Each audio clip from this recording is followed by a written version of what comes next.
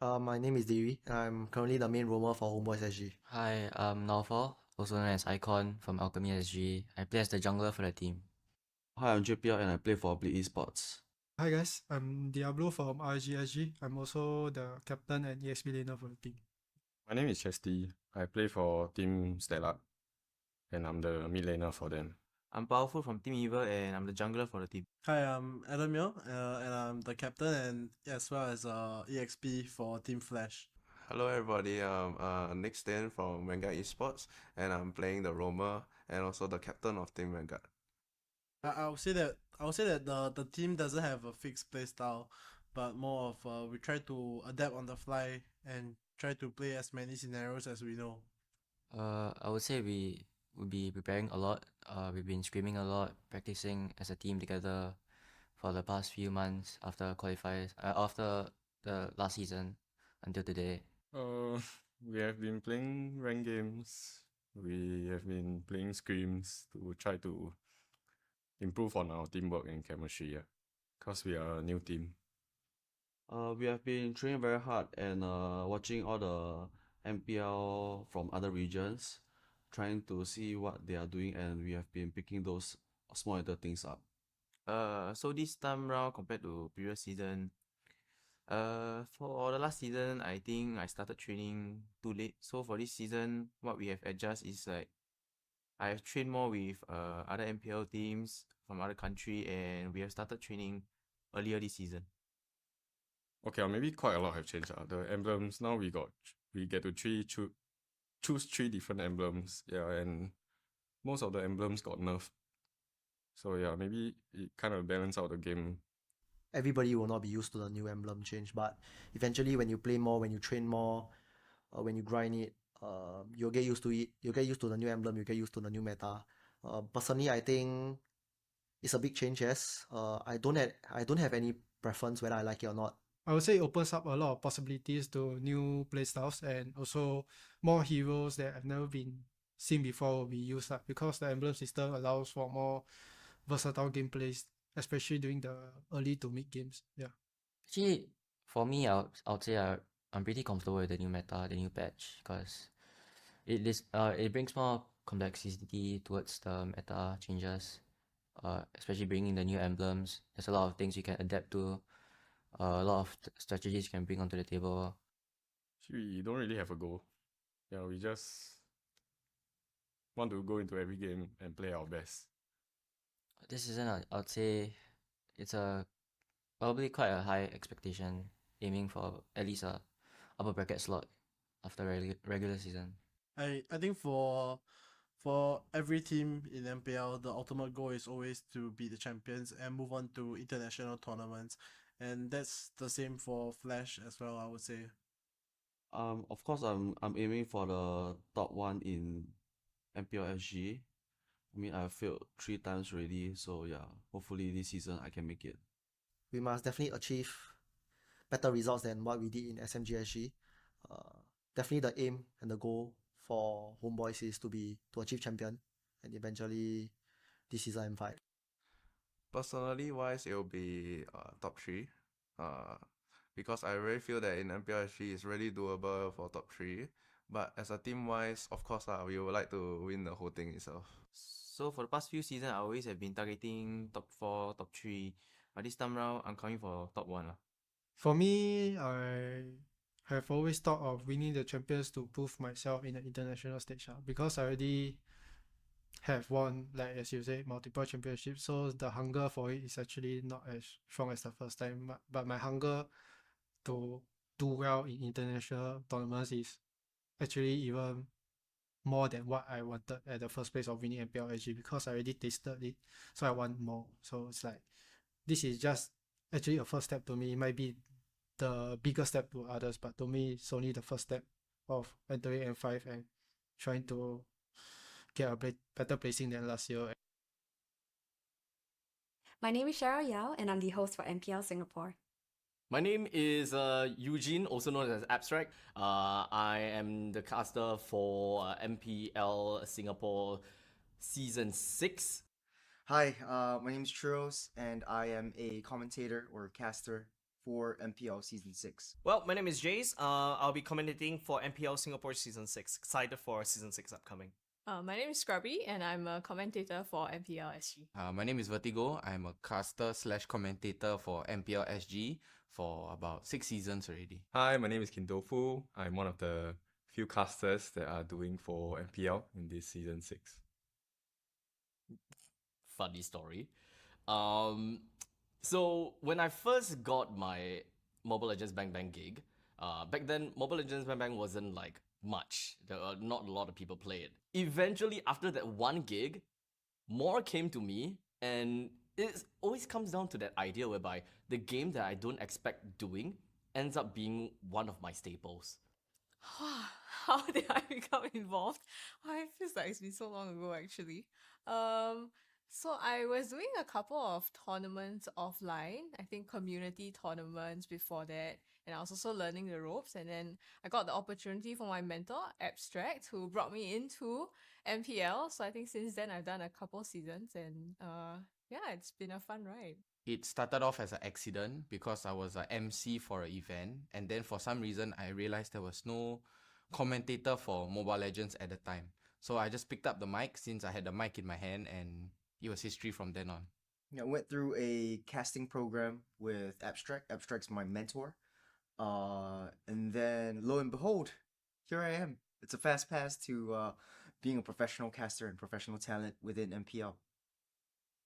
The most memorable one I ever had was Season 4 Slate versus RSGSG. It was a very tough match between both of these two teams. You know, there's only one slot left because of the change. So there's a lot of tension, especially back then, back then I was like a Slate EVOS Bleed supporter, right? And that's also one of the I think they're at a prime. It was really exciting. We went all best of 7, screaming out our lungs. It's really fun. And at Tampines Hub as well, we get to hear the crowd cheering and roaring for both these two sides as well. That's one of my favorite moments of casting in MPL Singapore. I think the exciting moment is when you feel the electricity in the air. I highly, highly recommend any viewers who are watching us online to come on down and join us at the physical venues whenever, we share them on social media.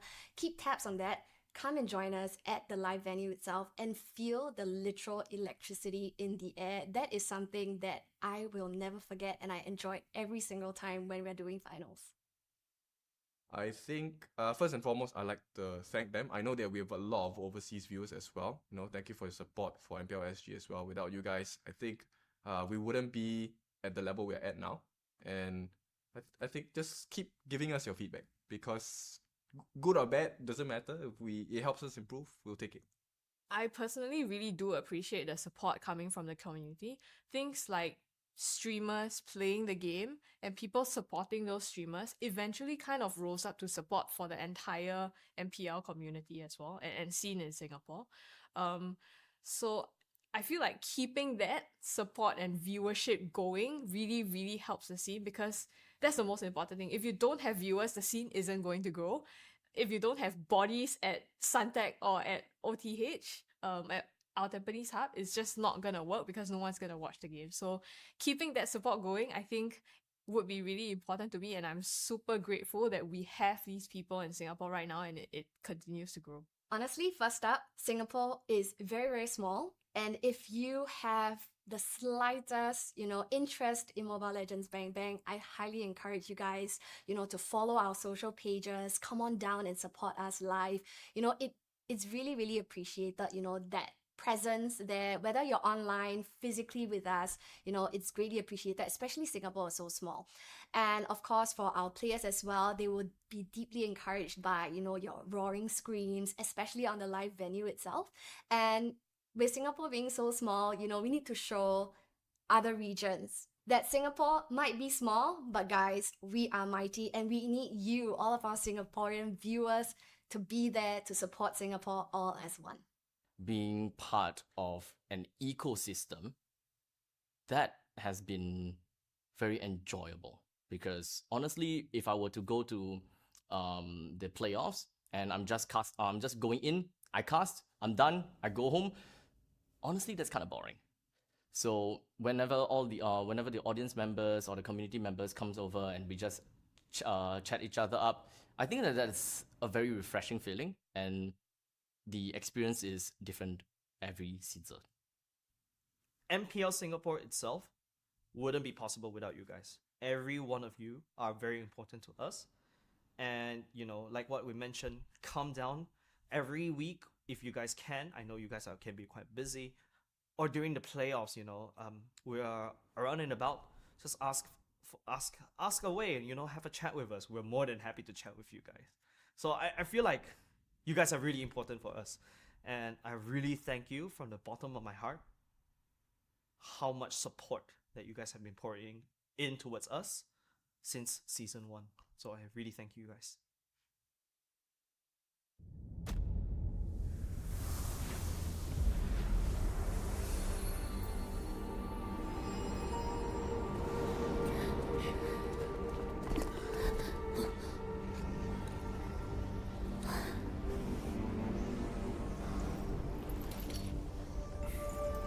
Don't do it! The gateway will devour everything!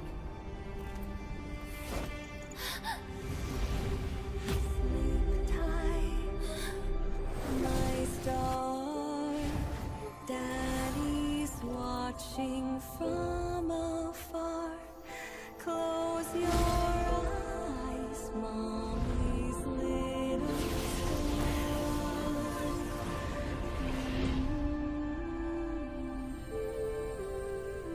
When I learned that our reality was on the brink of annihilation, the multiverse, implanted with fragments of my soul, became the last hope. Any universe is within my reach. Yet, my home still seems but a faded dream. You can't save them. All life will perish before the calamity.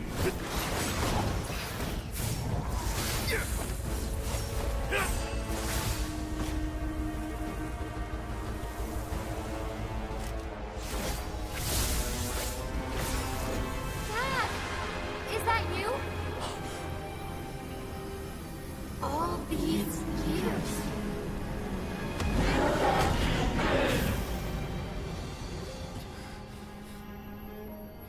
I'm sorry, my little star. I will protect you.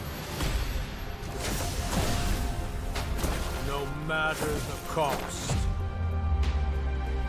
Even the cosmos can't stop me!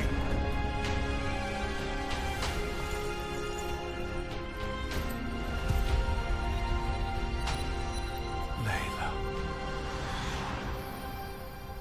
My baby girl.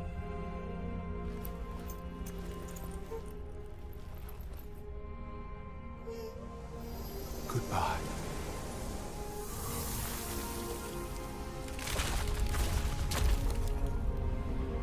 The calamity ends with me. Into oblivion.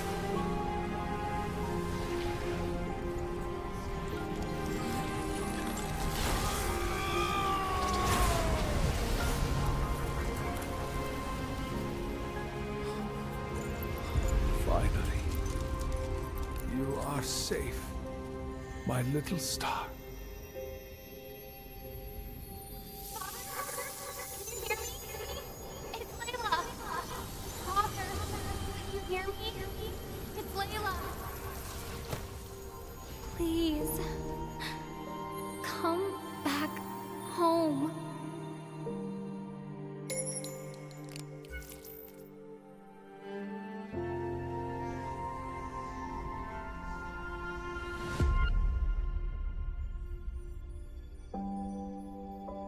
My journey is taking me home.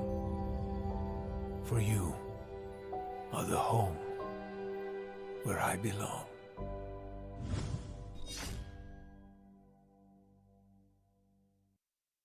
In this age of technology, martial arts has evolved too. I won't rest until I crush the Trinity Syndicate!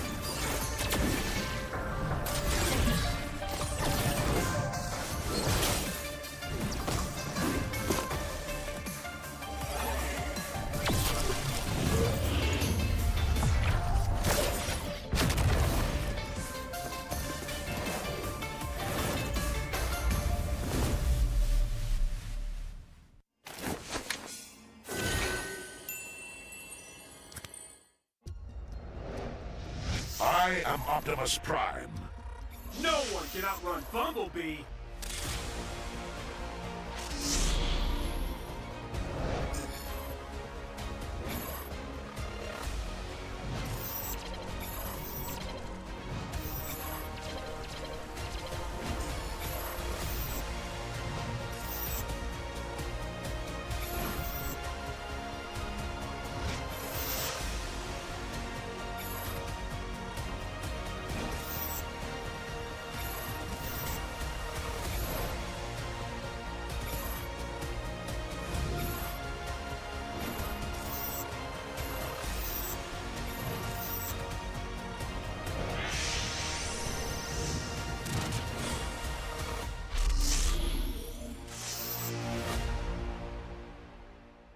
Osim. A crispier chicken McCrispy? So much crispier. Bite into an even crispier crunch with the improved Chicken McCrispy. Now, wouldn't that be nice?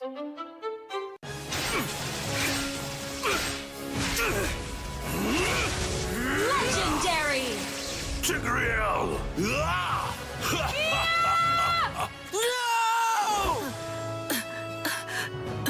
Tigreal, you are our only hope. We're not going to lose. Not today!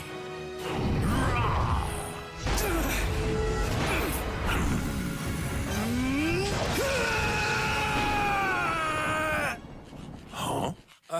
What's going on with my hand? Ooh, why is it so itchy? Yee! Dandruff! Yo, your hand's for gaming, not for scratching. You call yourself a pro? You have dandruff.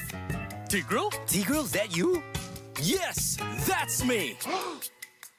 Do you want to win a match? Defeat Dandruff and Itch with Head and Shoulders. Move on to Head and Shoulders. Up to 100% protection. Dandruff and Itch. Wiped out.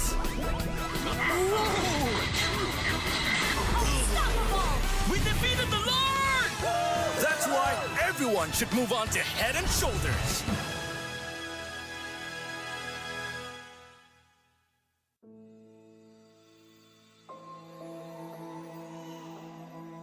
It's all right, my little star. Look, Daddy's over there.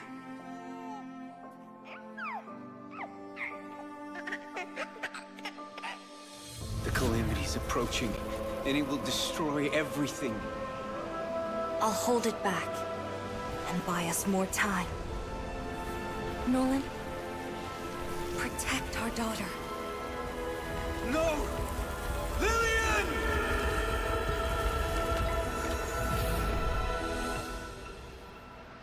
In 16 years, the calamity will return. I've already wandered countless universes,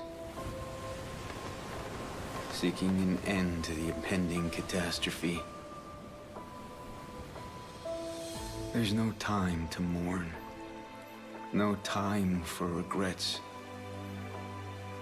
I must fulfill my last promise before I can even hope to see my daughter again. But what chance do I have against the boundless might of the cosmos?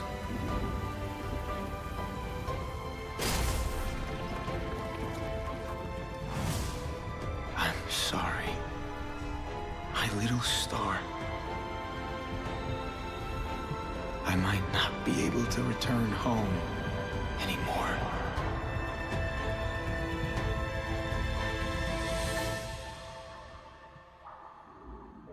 I promise I will take her to see the star lanterns. I promise I'll teach our child how to wield this power. I promise I will sacrifice everything to protect her. I promise I will sacrifice everything to protect our daughter.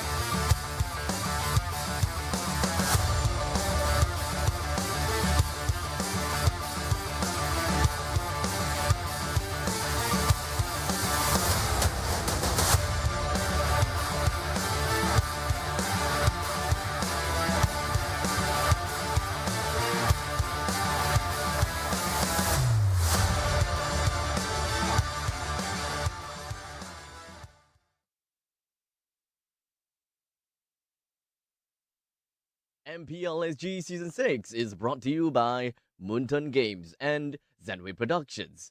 Presenting partner, McDonald's. The road to glory has never been tastier with McDonald's. Catch all of the MPL SG Season 6 action and complete the experience with a crispier crunch of the new and improved Chicken McCrispy with McDelivery. Official partner, Head & Shoulders. Level up your game and wipe out dandruff and itch with the new Head & Shoulders MLBB Anti-Dandruff Shampoos, now available in all supermarkets and online stores. Partner in esports, OSIM. Level up your performance with OSIM's patented V-hand massage technology and ergonomic features designed with the player's comfort in mind.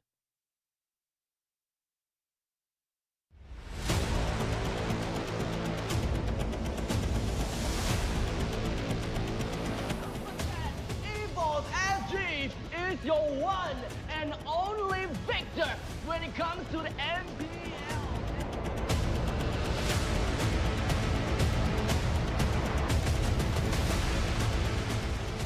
Gentlemen, RSG, they reign supreme in Season 4.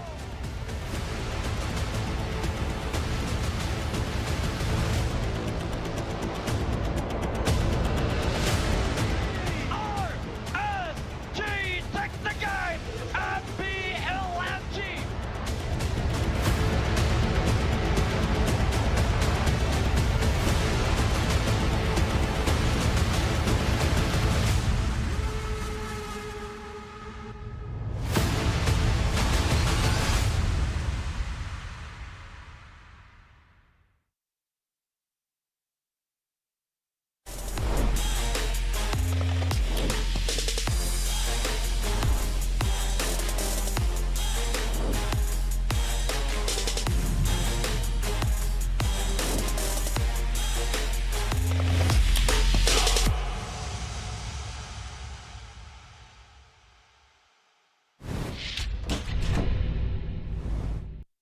Previously, right here at MPL SG Season 6, we have seen in the regular season the top 8 teams right here in Singapore duke it out over the past 4 weeks, and the seedings have been locked in. Now, the sun has set over at the land of dawn, and a new dawn awaits us right here as we head on over to the playoffs. What an exciting day today, and we're so very excited to be here, none other than Suntec City itself. Ooh boy, it is so refreshing. So with that being said, my name is Cheryl, and thank you so much for tuning in, especially those of you guys online. Now remember, you can also head on down and join us right here at Suntec City as well. Now we're very excited today as well because we see the top 8 teams duke it out, and of course this is the time where we're gonna see some faces go, as it is the playoff season.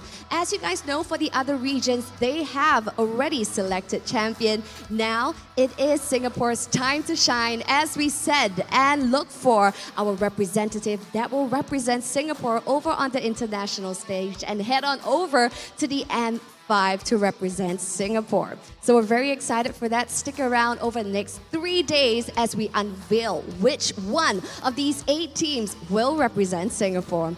So without further ado, let's take a look at today's match schedule. So here, as you see on your respective screens, kicking off the show, we have the lower bracket battle. We see Team Evil first up, going head-to-head against Alchemy, and this will be starting off at 10 a.m. Thereafter, followed by Vanguard, duking it out with Stellark, and this will be happening at 12:30 p.m. Then it will be match 3 and 4, which will be the upper bracket battles, where we see Team Flash crossing swords with Bleed Esports happening at 3 p.m. And closing off the show today, we see our 3 times defending champion RSG duking it out with Homeboys later on at 5:30 p.m. Wow, what an exciting day that you guys are in line for. Now, we're very so excited here at MPL SG Season 6 playoffs, and it wouldn't have been possible without all of our wonderful sponsors. MPL SG Season 6 is powered by Moonton and Zenway Productions. Our presenting partner, McDonald's, I'm loving it. Our official partner, Head and Shoulders. And our partners in esports, OSIN, and the beautiful Suntec City Mall. So without further ado, friends, let's kickstart by meeting the wonderful faces of our players right here for match 1. So, without further ado, let's meet Team Evil.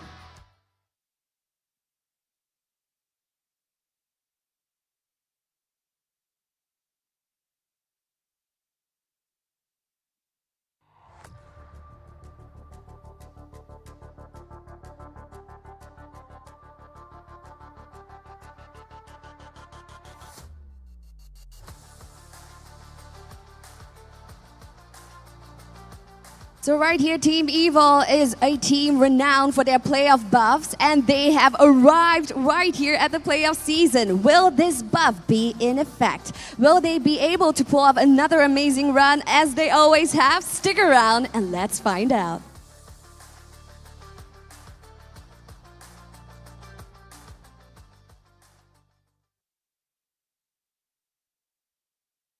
Now, going head up against Team Evil, presenting to you, ladies and gentlemen, Alchemy SG.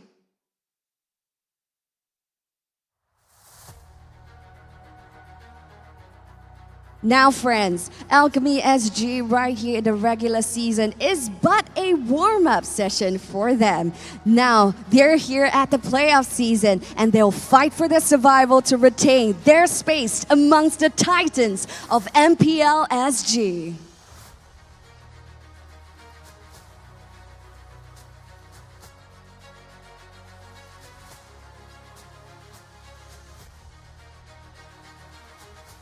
Now the boys are saying the hellos before heading over to the land of Dawn.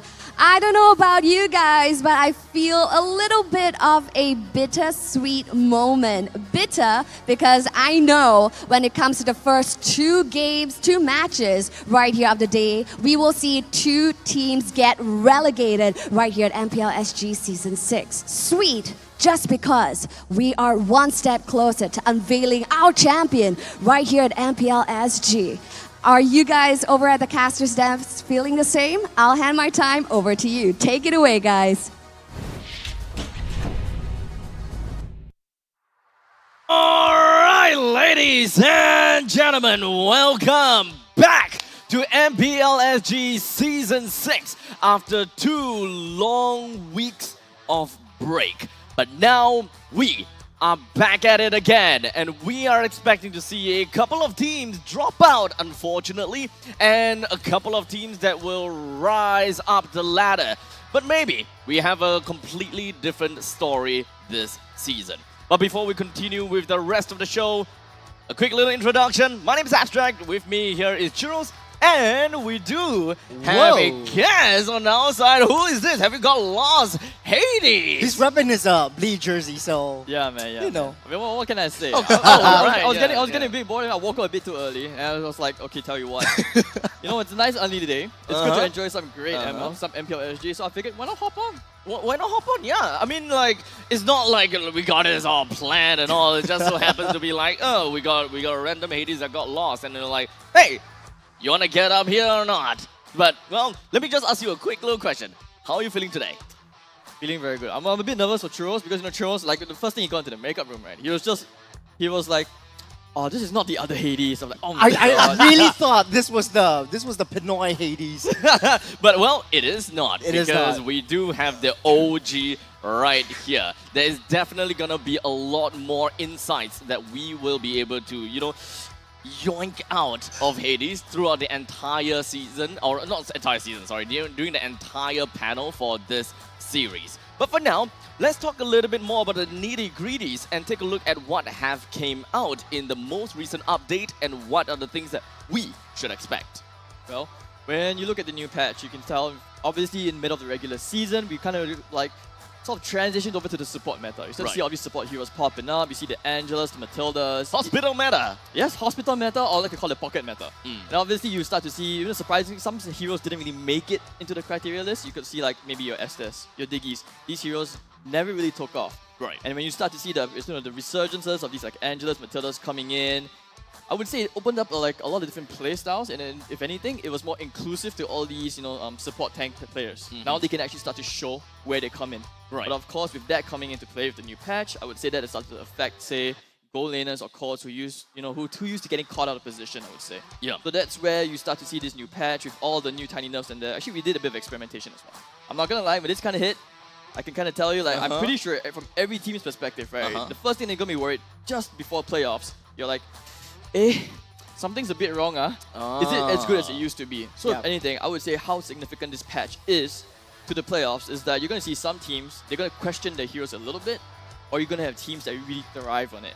Right. Okay, so at least when we are talking about like the hospital meta, the kind of stuff, we have Mathilda that actually came up on top with a lot of people realizing, you know what, Mathilda is sick. Mathilda has a lot of damage, which makes sense now because with the most recent patch, we have got Mathilda being tuned down quite a bit when it comes down to the wisp damage during the circling eagle. Now, of course, the main question here is if whether Mathilda is still, considered Definitely. as a main, still one of the few important bans. Yeah, it's definitely on the priority list. I mean, the support heroes, they have a little bit of nerf, but they're definitely in right now, especially since, the jungle retribution has been nerfed a little bit or adjusted to bring in more assassins. But of course, we have to look into a lot of the player lineups for the side of Evil. We have Coconut, Jace's in the mid lane, Twist, one of the best up-and-coming EXP laners in the entire MPL Season 6. Powerful, of course, we know is the mainstays in EVO.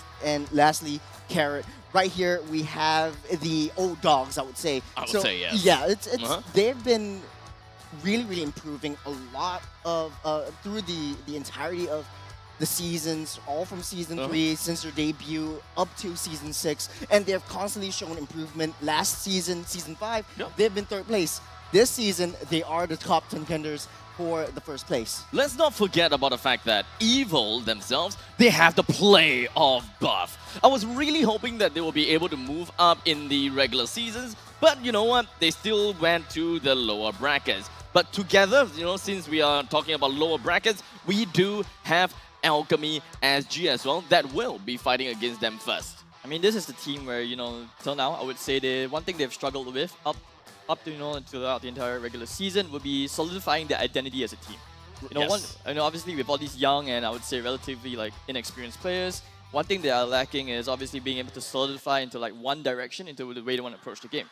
So often when you see against like Alchemy, for example, like when they played against us, so basically like this was a team that you could tell they were split in their direction. They really couldn't agree on how they wanted to close out games. But despite that, I would say there's a lot of snippets of hope. And of course, like for example, Icon in particular, I was quite impressed with him. I was also impressed with Puski. I feel like these are players where they have a lot of potential moving into the future. If anything, for me, I actually feel like this season has a lot to do with the future for next year especially. It's not just M5, it's actually for the future to see which players will be going over to the big teams. Yeah. So that is something we all need to be looking forward to. Yeah, so do remember that Alchemy stayed in their roster for quite some time already, and they have never changed their roster a lot. So I think that Evil has got quite some work cut out for them. So what exactly are the ways and the keys to their victory in this series? Well, off the top of my head, a lot of the teams, they respect Evil just because they have this thing called the magic of team fights. We're going to bring that up again. The evil magic. The evil magic. I see Powerful carrying the magic notebook anyway, so they've got their work cut out for them. The book, exactly. But with that being said, they have to protect Coconut at all costs. It's a protect comp after all. A clash comp is basically getting your marksman up to farm and getting him to deal that damage, especially in the late games, especially in the objective fights like the Lords, like the Turtles. Carrot also has that soft support picks to help Evil's playstyle, but don't forget, he has the versatility to go back into that tank metas and that setup roam positions if he needs to. That works around the team's composition, especially when they have a lot of aggressive aggressive nature in the early game. Powerful's form will have to be on point, and this doesn't even have to be a key point right here. He gotta have to be him. He's just gotta have to be him, and he has shown his significance and his value over in the regular season. Now, how about on the side of Alchemy? I mean, Evil has got what? The playoff, they have their playoff buff, they have the evil magic, so much things going on for them. But what about Alchemy? Well, Alchemy, like I mentioned, this is a team where they have a lot of different ideas, but not able to, not really able to settle on one per se and not able to close out games. So when you talk about, say, for example, picking unorthodox heroes, I honestly think it really doesn't matter too much about the heroes, especially, it's game 1 of the day. What you want to do is get that, that nice mental advantage. You want to get that momentum going into game 2 in the best of 3. So obviously, the ideal situation would be to just be able to play together. Remember the foundation of going to the playoffs. That would be key here. Because like I mentioned, some of the losses which you saw from Alchemy was because they were often caught trying to achieve too much. So if anything, I would always say that it's better for them to dial back, just kind of chill, focus on actually closing the game out as a team. And I would say I would actually feel they have a really good chance of giving Evil a huge run for their money. You'd be surprised. Because don't forget it, like you mentioned, Alchemy's playoff form came in the regular season, right? But that's because one thing they didn't do in previous seasons was they boot camped before the regular season. But are they able to surpass and climb higher limits for these playoffs? That is the key question here for Evil. I mean, we gotta have to remember that Alchemy, when it comes down to being mechanically skilled, I gotta have to say they do have that. However, it's more of their team dynamics as well as their identity that is really lacking. They're gonna have to, as Hades said, they're gonna have to focus on one thing. They're gonna have to look in more of a linear path in order to really understand what they want to do. But for now, let's take a look at the head-to-head. Is there anything that we should, keep our eye out for? Is there anything that kind of seems out of the ordinary? I think these are kind of the stats that are really brought up. Evil being the top seed, they've won a lot of their games, especially, being doubted one of the Titan Slayers. They are slowly but surely being Titans themselves, and Alchemy really has to watch out for Evil's understanding of macro mechanics and understanding their way that they play around the map in order to secure objectives to leading up to their victory. So a lot of the objective rates are favoring over to the side of Evil, but first objective rate though, this is something that is really interesting. It's favoring the side of Alchemy though. I mean, if anything, this is where this kind of confirms what I was saying earlier on. Because, when we talk about Alchemy, they're always kind of split up, trying to achieve too much. That's why I would say they have the higher first objective rate, which means more emphasis on the side towers. But you look at Evil, why do they have the higher damage? Why do they have the higher KDA? It's because this is a very team fight-oriented team. This is common knowledge throughout all the seasons that Evil has played. No matter what roster whatever player they've brought in, they have so much emphasis on team fight. And that's why they're able to give even, the top, like RSG, give them a really huge scare in the team fights, because these guys, they have that chemistry. Yes, they are very scary after all. They have the magic, but maybe there's a little bit more seeded into that than just the magic.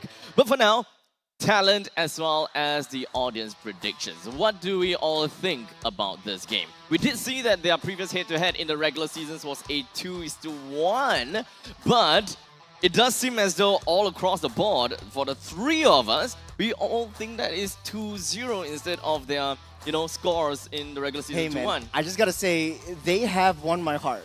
Since season 3, they have been constantly improving, and 2 weeks, honestly, from the regular season until the playoffs is a lot of time for them to really hone their skill and improve their synergy and all of that. But this time around, I think Evil has got it in the bag. I would say that is the Evil magic for you, huh? Actually, personally for me, I'm actually low-key hoping that they make it all the way to the lowest bracket, even upsetting teams. Ideally, best case scenario, if we make it to the upper bracket, I hope they actually smash some of these lower bracket teams, because I do want to see some new blood.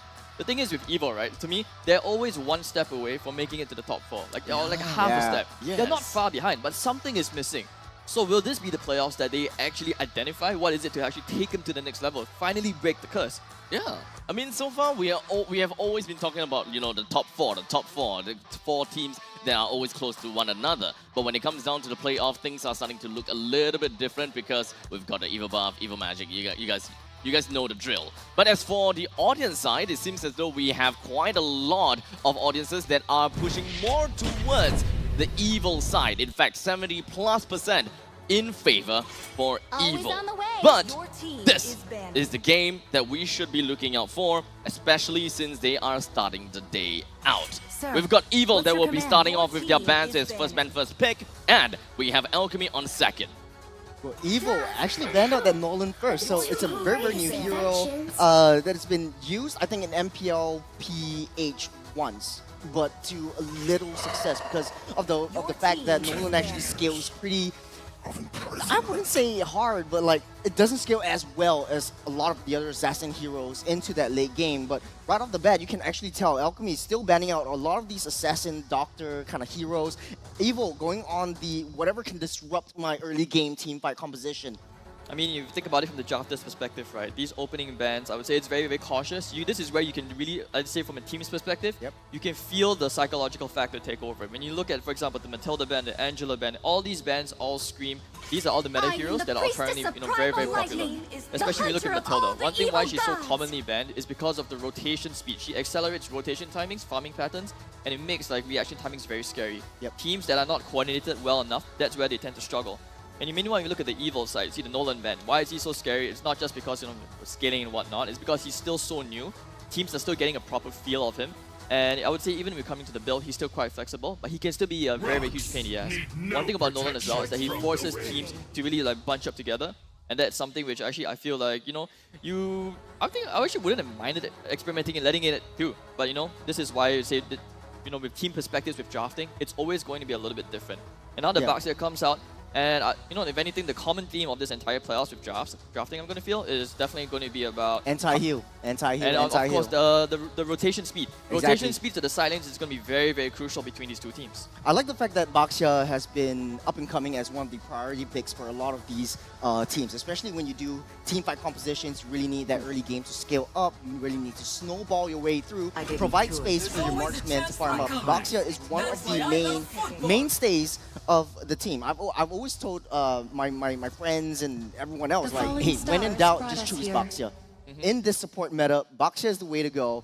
You have the fastest clearing speed of all the tank junglers right from the get-go. Alchemy, on the other hand, they are reacting with the Valentina and the Bruno pick. So a little bit more on the defensive side, but they want to pick up the Bruno right from that get-go. What do you think about that, Hades? To be honest, I have a little bit of doubt straight off the bat because you have so many marksmen in the pool, right? You notice the Irrital was like right open, all these other marksmen still wide open in the pool, but you went straight with the Bruno, which kind of implies that they do have a plan in mind potentially. I would say this also, for a couple of the Valentina, very, very safe.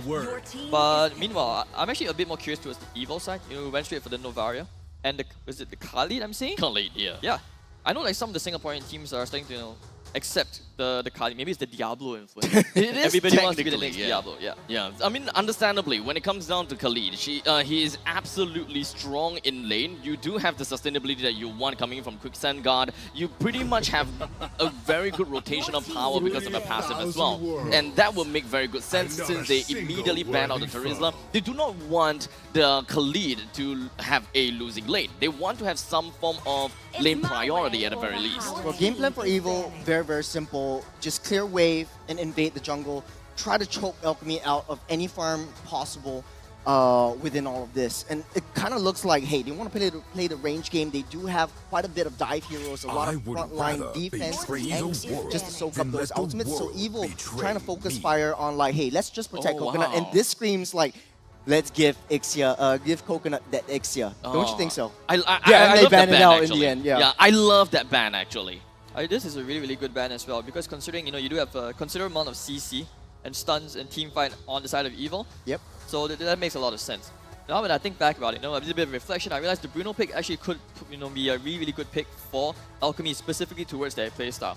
Because like if you take those like the side objectives, the side tower is really, really fast. You open up the map. If you play the map really, really well, I would say if you're lucky and if Evil are not coordinated, especially with backing off from turtle objectives, this is a huge opening for Alchemy to actually capitalize on these kind of things.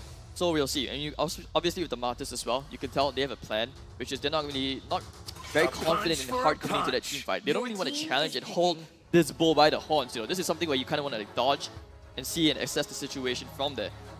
Taking on the Yuzhong, taking on the Paquito, I would say that's a bit of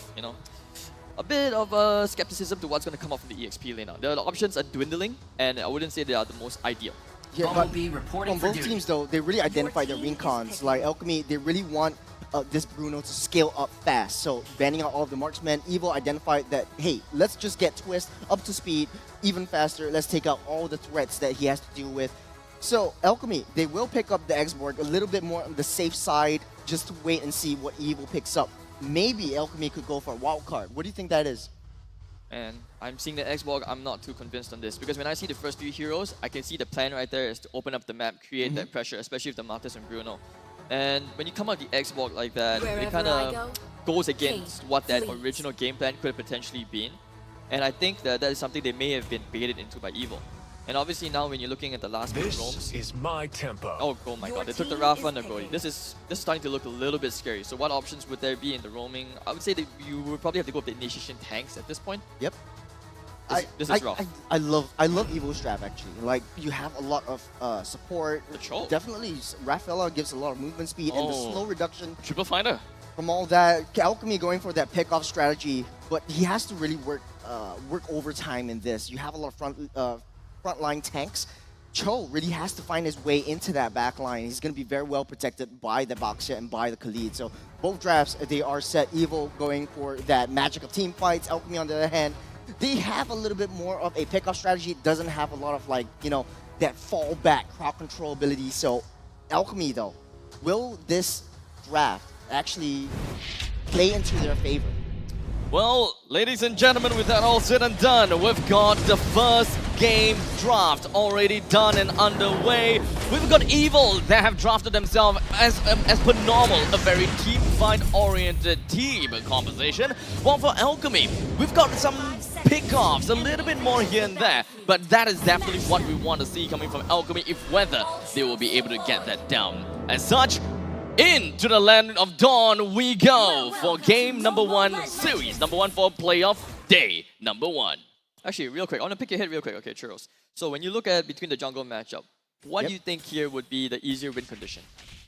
I think Baxia would definitely live in Alchemy's jungle. I think that would be one of the better win conditions. So rotate over, take his buffs, and then just immediately start that invade. You have a little bit more sustain coming in from the Wrath, so that would be a lot better for Powerful to just sit in their jungle. But it does look like Alchemy wants to go for their aggressiveness this time around. Because originally, I would say if you look at it as a normal 1-to-1 matchup, it could be like maybe 50-50, and then it becomes like down to the team, right? And now you add a Rafa into the equation, it really does feel like, at least going into the draft for game 1, I would say Evo, you would feel a little bit confident. And we know without the risk of sounding a bit too biased here, I would say it also allows for, that bait where Alchemy would potentially overcommit. But now you know enough about Evil, now back to the Alchemy team fight-wise, the way you will take these objectives per se, playing around them would be so crucial. And obviously about trying to, I would say it would be a little bit tricky as well to catch the backline per se. I'm actually kind of surprised you don't see a couple of purifiers here and there. And meanwhile, we do see that, bit of a skirmish over here at the bottom. Nice trades going out just before the turtle. But hey, Alchemy's coming in. Doesn't seem like we'll be expecting much of a kill from the side of Evil, but Alchemy, understandably, is going to be the one that has kind of overextended a little bit too early. Since we are 10 seconds into the turtle fight, we've got Xbox as well as Martis already not that healthy. This is really interesting to me because I think that Evil's draft really enables them to be a little bit more aggressive, but they're just waiting for Alchemy to come into their faces and then they react from there. And it does work very well for Evil because Powerful was level 4 way ahead of Icon. But now, the turtle fight ensues, Powerful all alone. Do note that Donnie is still at level 3. Carrot will take a few ticks more, tick away to getting a level 4. Most of the roams are not particularly ready just yet, but Icon is just waiting for the perfect time together with Powerful, but Icon immediately will be able to seize the turtle for themselves. And this is kind of like go in, take it, and get themselves right out of that kind of situation. So both teams, very passive. Very, very nice pressure though. You can see it actually right there. They hard committed to the poke.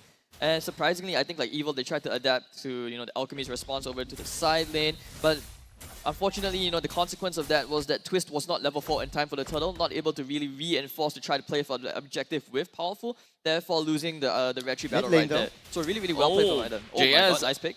Almost going down there by the hands of Donnie. They did manage to get a pretty good pick-off, but unfortunately, with a quick little escape from the side of Novara, it's going to be A-okay.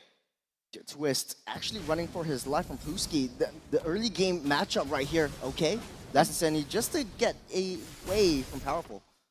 Well, for now, it's just going to be looking at the fact that, Alchemy, they do have a very good idea what they want to do. But this is a problem for Evil, right? Because Alchemy, they do have quite a bit of heroes that can actually hold the Lord pretty effectively. While for the side of Evil, not necessarily. They do have, yes, they do have the Rafaela, you've got quite a bit of sustainability, but in the end of the day, Evil focuses a lot more about lane domination as well as river domination, not necessarily holding down to the Lord. So if anything, when it comes down to holding down the Lord or the turtle, neutral objective, that is going to be a problem. But speaking of problem, this Donnie is going to be the one to find the first problem for themselves. Coconut is unfortunately going to fall prey to the hands of Alchemy just for now. That is going to be a two-way battle as Icon gets himself a double kill, while Alchemy, their side, had lost Pacifist and Donnie. A little bit of a messy fight over there. You can tell that, you know, Alchemy, this fight actually went through, let's say, 3 different transitions. Alchemy were over there trying to pressure the goal in. You know, this is what you want to do. You want to play towards your Bruno strengths. You want to open the tower, take the plating as fast as you can, and Evil were ready. And then Alchemy, they were thinking about retreating, trying to get into a better position, lost the first pick, but then when you know, it kind of like evolved into that 1-for-1 trade. But Icon coming out on top of that. So for now, things are still relatively even. This will all come down right now to the second turtle, I feel. Well, you know, will Evil be able to like sort of redeem themselves here? Because Alchemy, they're playing, they have priority over this turtle. And there Carrot finds himself gonna be the first victim to the hands of Alchemy. And to make matters worse, that is gonna be the turtle that will be taken by the hands of Alchemy as well. Powerful as well as Twist. They really wanted to chase down on the Donnie, but unfortunately, 2-0 situation where they can actually get a little bit more value out of it. Now, this is where you see the breakdown in terms of the draft coming in from Evil. You need someone to open up the map, but Twist and Powerful still has to farm up. They have to hit their power spikes. Taking a look at itemizations, it does look like Twist has got his Blade of the Heptases, so he does have a little bit more damage, but he is still suffering in a lane-to-lane matchup with this export, slowly chunking down bits and bits of his health. He's unable to rotate as fast as he should be when you pick Khalid in the first phase of the draft. And the bottom half of the map is where I would say the heat signatures are going to be. But now, just as I say that, I kind of jinxed it a little bit. You can tell Icon is trying to get a bit of info. You know, the Rafa, Carrot is doing a great job at just covering the Brody. Look at his positioning all the way behind the tower. There's a lot of patience involved, but wait, Icon. Wow, Icon, what are you doing? Just going in proxy in between of the second and the third. But Icon is not going to be stopping at anything, but unfortunately, I guess that anything may actually just be powerful after all, as now 4-person have proved themselves useful against Icon. But this is what I mean there. They have to bring 4-person to really deal with Icon. It's a very deep proxy by Icon, and at the end of the day, Alchemy won the better trade. They took down that they took down the turret. They got 2 turtles, and they're looking for more. This is a very, very brand new Alchemy. They know their objectives. They know their win conditions, and they are looking for these objectives. Danny almost missing out Twist. That's not good. Burning the flicker like that, and you can tell, you see Alchemy, this is where the Bruno snowball, they're trying to make it happen. And they're trying to like sort of assert their dominance around the map. You see how they play the bottom side? Really, really hardcore. Danny trying for the kick. Oh, that is going to be a combination coming from both sides. That is, of course, with the Desert Raging Sandstorm, allowing them to pick up 1. But that actually might not be the end just yet. Yes, we do not have the ultimate coming from Donnie, but at least we do have the turtle coming from the side of Alchemy. They have that priority, so they would want to hold on to that for a little while longer. Remember what I say, Evil do not have anyone that can really hold down the turtle at all. They can really just jump in and go in for the steal from the side of Powerful. But the question is 50-50. if whether they can do it or not, which unfortunately is not going to be the case, as Icon takes himself the turtle for himself. Pooski just going to be running right in with the last insanity, pushing Coconut as well as JS away, allowing the rest of the members from the side of Alchemy to actually focus down on the Twist as well as Powerful. But Jet, he did what he needed to with the Raging Sandstorm plus Flicker, allowing them to get a final kill down onto Twist that ends it all off. There was so good layering coming in from Alchemy. That turtle fight, you see Icon just getting that turtle retribution, and then the rest of Alchemy comes in straight for that backup. There was nothing that Evil could do. They still need a little bit more time. It's still a little bit early in the game, so Raph needs that time to just farm up, get that healing potential, and Evil needs to follow up quick. And this is where I would say the experience around the turtle objectives are really, really crucial. You know, you can kind of tell there was like a little bit of a pause, especially after the retry battle was lost. And, you know, really, really huge props to Jet. That Valentina Kali double stun really coming out, saving, and actually redeeming the fight. Otherwise, that could have potentially gone really, really bad for Alchemy. But, Evil over there, I wasn't really too sure, like what the comments were like. I really would have liked to check that out eventually. Like, Coconut, you could see the, Xbox trying to, kind of zone him out. And it was very awkward at first. And I was very surprised that Alchemy didn't try to capitalize on that, especially with the turtle buffs.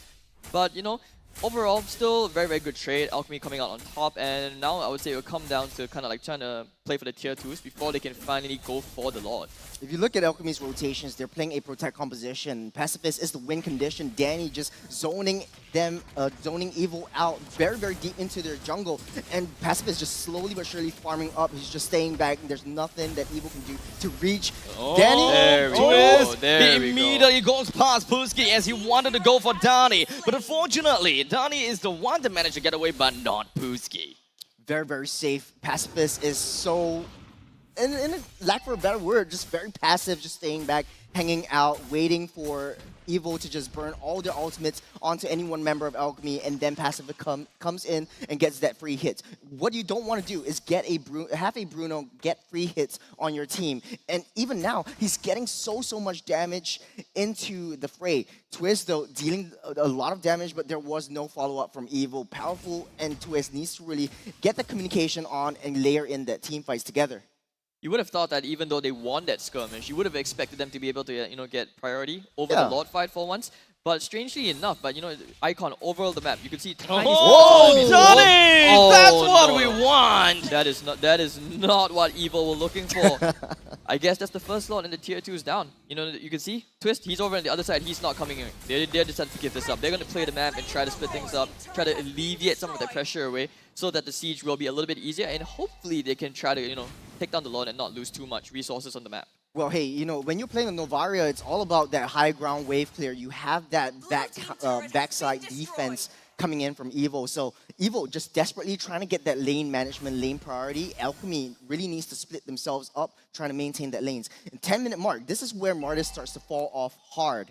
Now, the snowball went well for Alchemy, but Danny looking for a quick pick. Oh, not again! On to Carrot, the second time in a row to be the first person to be taken down. Coconut at least did manage to avenge for his fellow friend by bringing Donnie down. So both of the Romans are now dead. So how is this gonna be like for both sides? Oh, this is definitely not good. Actually from the draft, I was kind of like contemplating, like, why would Carrot not want to go for like Purify this game? A couple of Purifiers would make things really, really difficult. I actually assumed that this would be a very tough Cho game. But Danny coming out with these very, very sacrificial picks, which, this is where, this is like I said, the experience. It all comes down to the experience at the end of the day. And this is starting to show. But, back to the previous skirmish before the Lord, as I was saying, you can see like, when Evo chose to take that fight back then, and then you can see the Icon, he was on the other side of the map, and this comes down to what I was referring to, saying that they're trying to achieve too much. So now Alchemy, they would need to try to choke out Evil, maybe steal a couple of green camps here and there, play the waves nicely as they set up for the second Lord. Hopefully, this time the siege will be a bit more successful. Yeah, hey, Hades, you said in the Keys to Victory that Alchemy really struggles in the late game, really struggles in closing a game out. Now, in this late game defense, Evil really thrives on all of this reactionary kind of engages, reactionary kind of skirmishes. They do have a lot of high ground right now. Alchemy, what is their play here? Well, like I mentioned, it will be the second Lord, and then from there, they're going to have power creeps, they're going to have the enhanced Lord, and then maybe they can try and get the inhibs. That's all they need to do. Just make sure you don't get caught out of position, number one, and obviously don't mess up your team fights. It's that simple. But as simple as it sounds, the execution, the comms, these are all the things where in a team environment in the playoffs, they are all very crucial.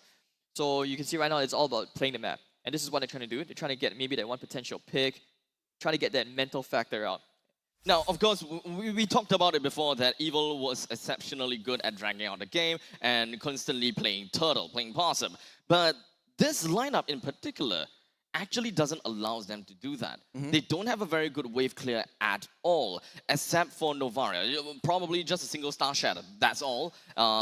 And that's literally pretty much all. The main other thing that we can look at is probably gonna be the Desert Tornado coming in from the side of Khalid, Khalid. But you're also gonna have to be really careful about your situation as well as your positioning to really find out if whether you are capable of holding your lane all by yourself.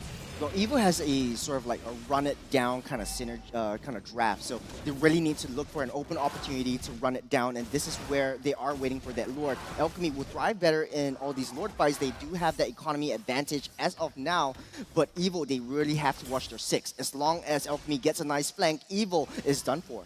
And doesn't seem like anyone's gonna be in, okay, at least Pacific's just gonna be playing around the pixel brush, but it doesn't seem like his location is going to be hidden for a long time after all. And the rest of Evil, they're still playing possum. They're still going to be hiding around the place and waiting for the perfect opportunity to really just jump right in and spring into action. The longer that Alchemy takes to take this Lord, the harder it would be. After all, we do have JS, the sharpshooter, when it comes down to the Star Shatter. Time and time again, he has been nailing these shots. So now as we see the Lord, they have a very, very good Lord pool. They have priority over the map. They have the advantage for now in terms of utilizing the terrain. In Alchemy, they're slowly trying to choke them out. You can see that Evil, they're running out of places to hide. And this is one of the downsides of playing from behind as a Rafa. And now, they're refusing to touch the Lord. You can see, they really want to play. They're trying to bait Evil out. And this all comes down to who has the bigger bollocks, I would say, for lack of a better word. Because honestly, in these kind of moments, you either commit for the 50-50 or do you just try to find for that pick somehow. Like, what can you do?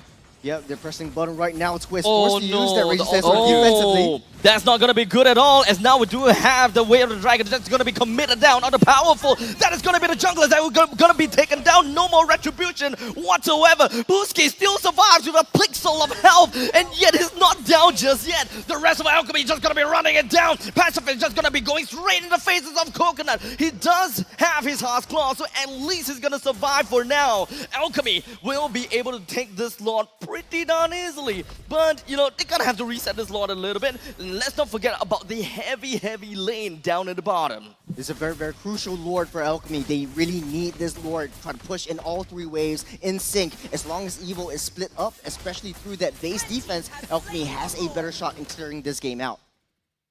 Well, let's see how that siege is gonna go. The Lord's gonna spawn soon. They have all the resources on the map to quickly farm and just take their time, chill. And you can tell right now, Evil, I mentioned about nerfs. They are definitely starting to feel it. And you see, even just going to the red buff, they have to open up the map slowly. And this is a process earlier. I felt they should have started earlier, especially previously before that Lord fight. They were a little bit too slow, waiting for the last 3 seconds to open up. And that takes time. But, that hesitation, you never know. This is why when it comes down to these enhanced Lord fights specifically, these even like 5 seconds, it may seem like a, blink of an eye. But those 5 seconds will be the most important seconds, especially at trying to regain your map control over those objectives. And now as the Lord is pushing in, all 3 waves are coming in. I would say, Evil, you're going to deal with some gaps in the base very, very soon.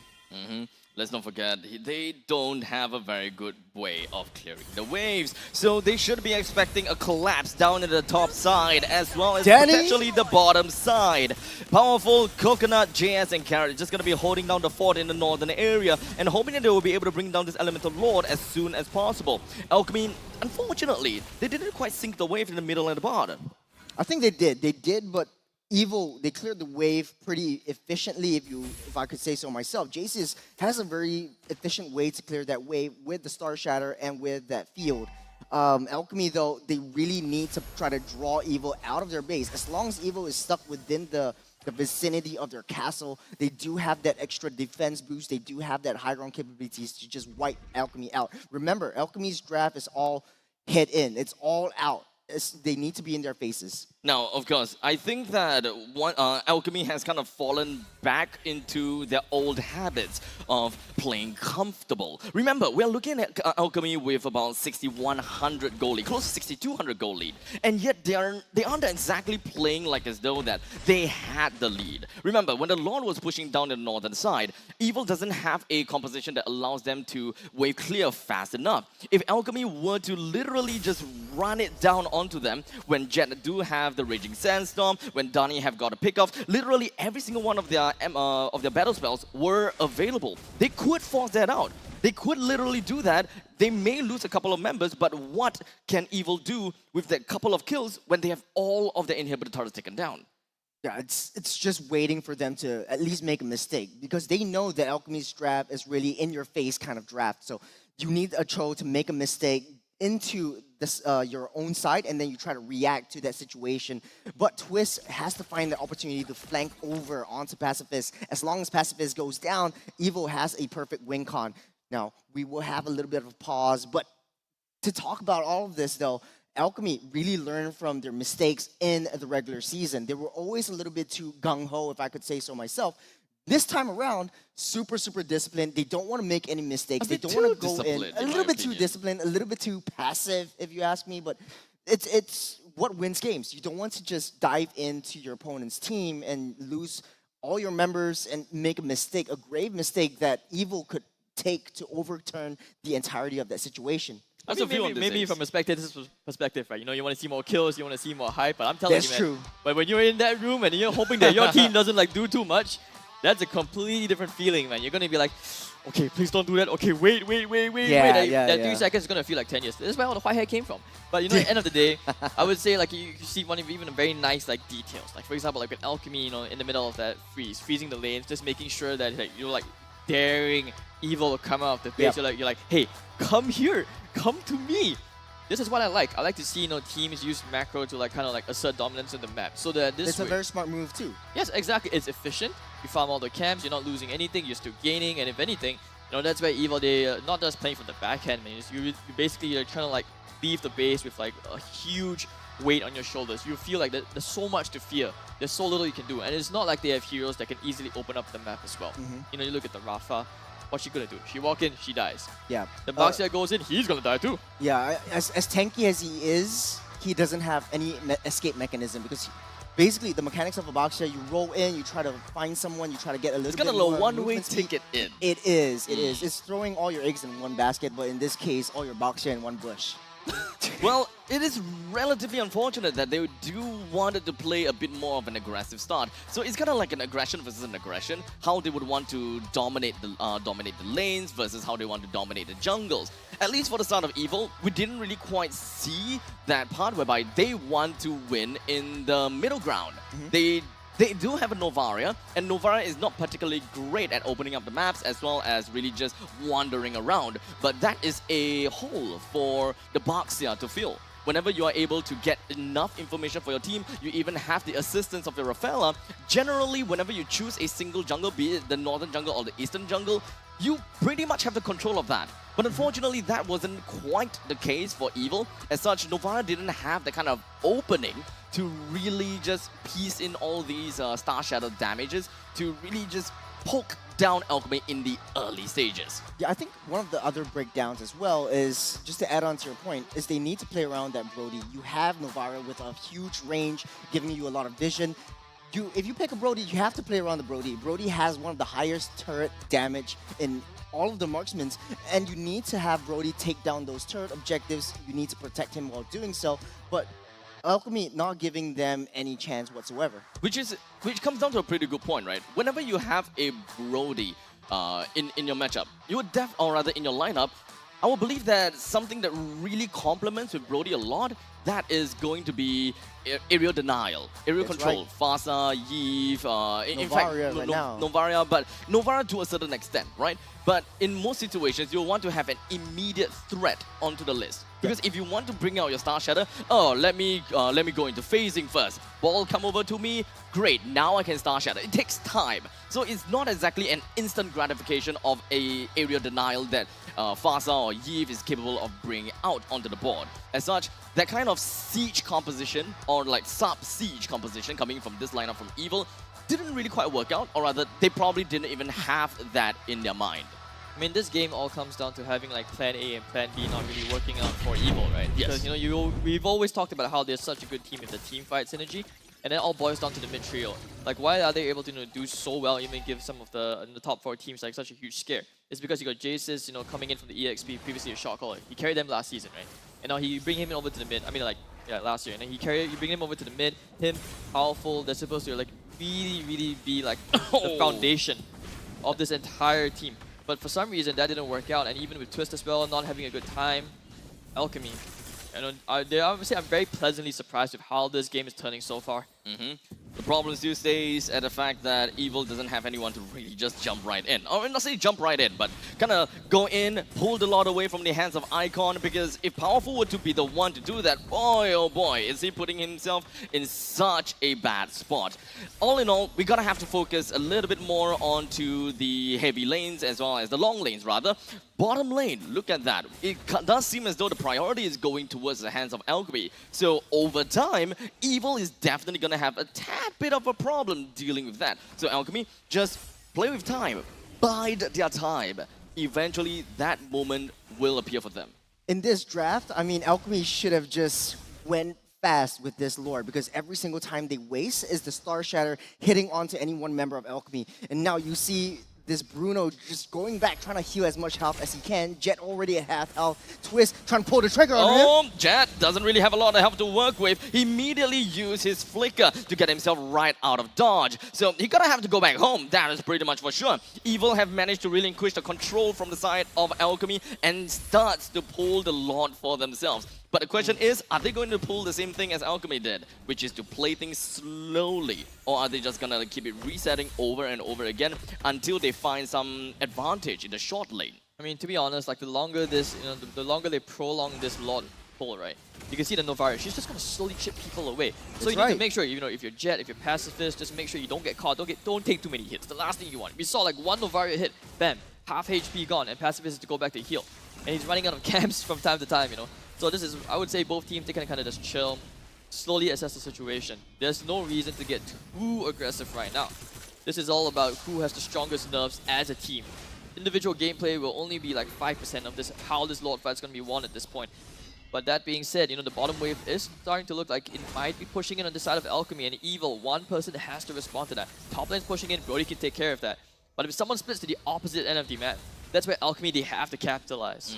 Yeah, and I think the Twist is the one that can actually do that. I mean, remember, whenever he does have his passive, he actually can actually move pretty fast. But it does seem like we do have Alchemy that's just going to pull the trigger right on top of Powerful, but Twist is just going to be jumping over to the back lines. Pacifist immediately flickers himself right out of dodge, and he's going to be A-OK at least for now. JS nails the Star Shadow on top of Jet, but Jet is just going to be going over aggressive right on top of Evil +1.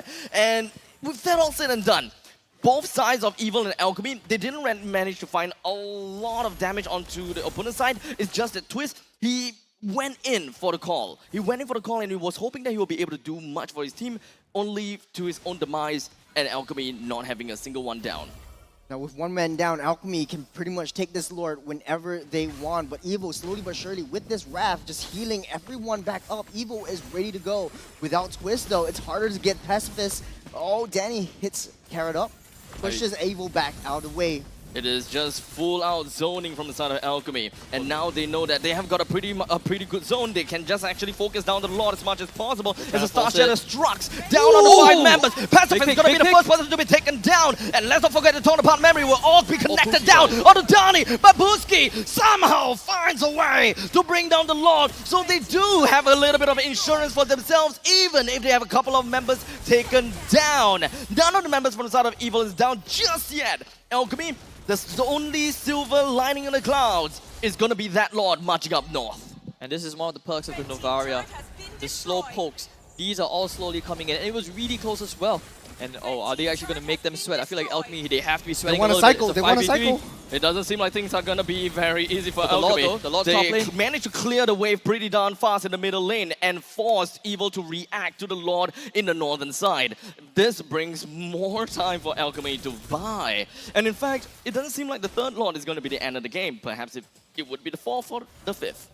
This is huge for Evil. Now with the first and second tier turret in the mid lane gone, Evil can take control of that map. The economy diminishes to around 3,000 gold lead. Alchemy still on top, but they have to be very patient. They have to pull Evil out. They know that they can't fight Evil in the Lord objective. They need to pull Evil out and find a way to get that flank onto Coconut. Once Coconut's out of the picture, Alchemy could very well cycle them through. They have to also protect Pacifist. With Pacifist gone, that's it. Evil, they're going to cycle through.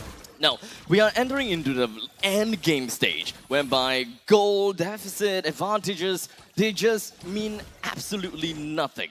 So now it's all about team identity. It's all about team composition. And by this stage of the game, Hades, who do you think have got the advantage? I would say evil, because right now you have that mental factor. You know, I'm pretty sure to Alchemy, that Lord specifically was meant to be their game-winning Lord. And when, you know, so many attempts, they've already gone and banged the hits like, what, twice now. And they have failed both times. These hits are all starting to come in. And this is what it comes down to, having that team identity and mental strength. The experience comes in, and that's where you were like, okay, we lost the Lord fight, we can still keep going.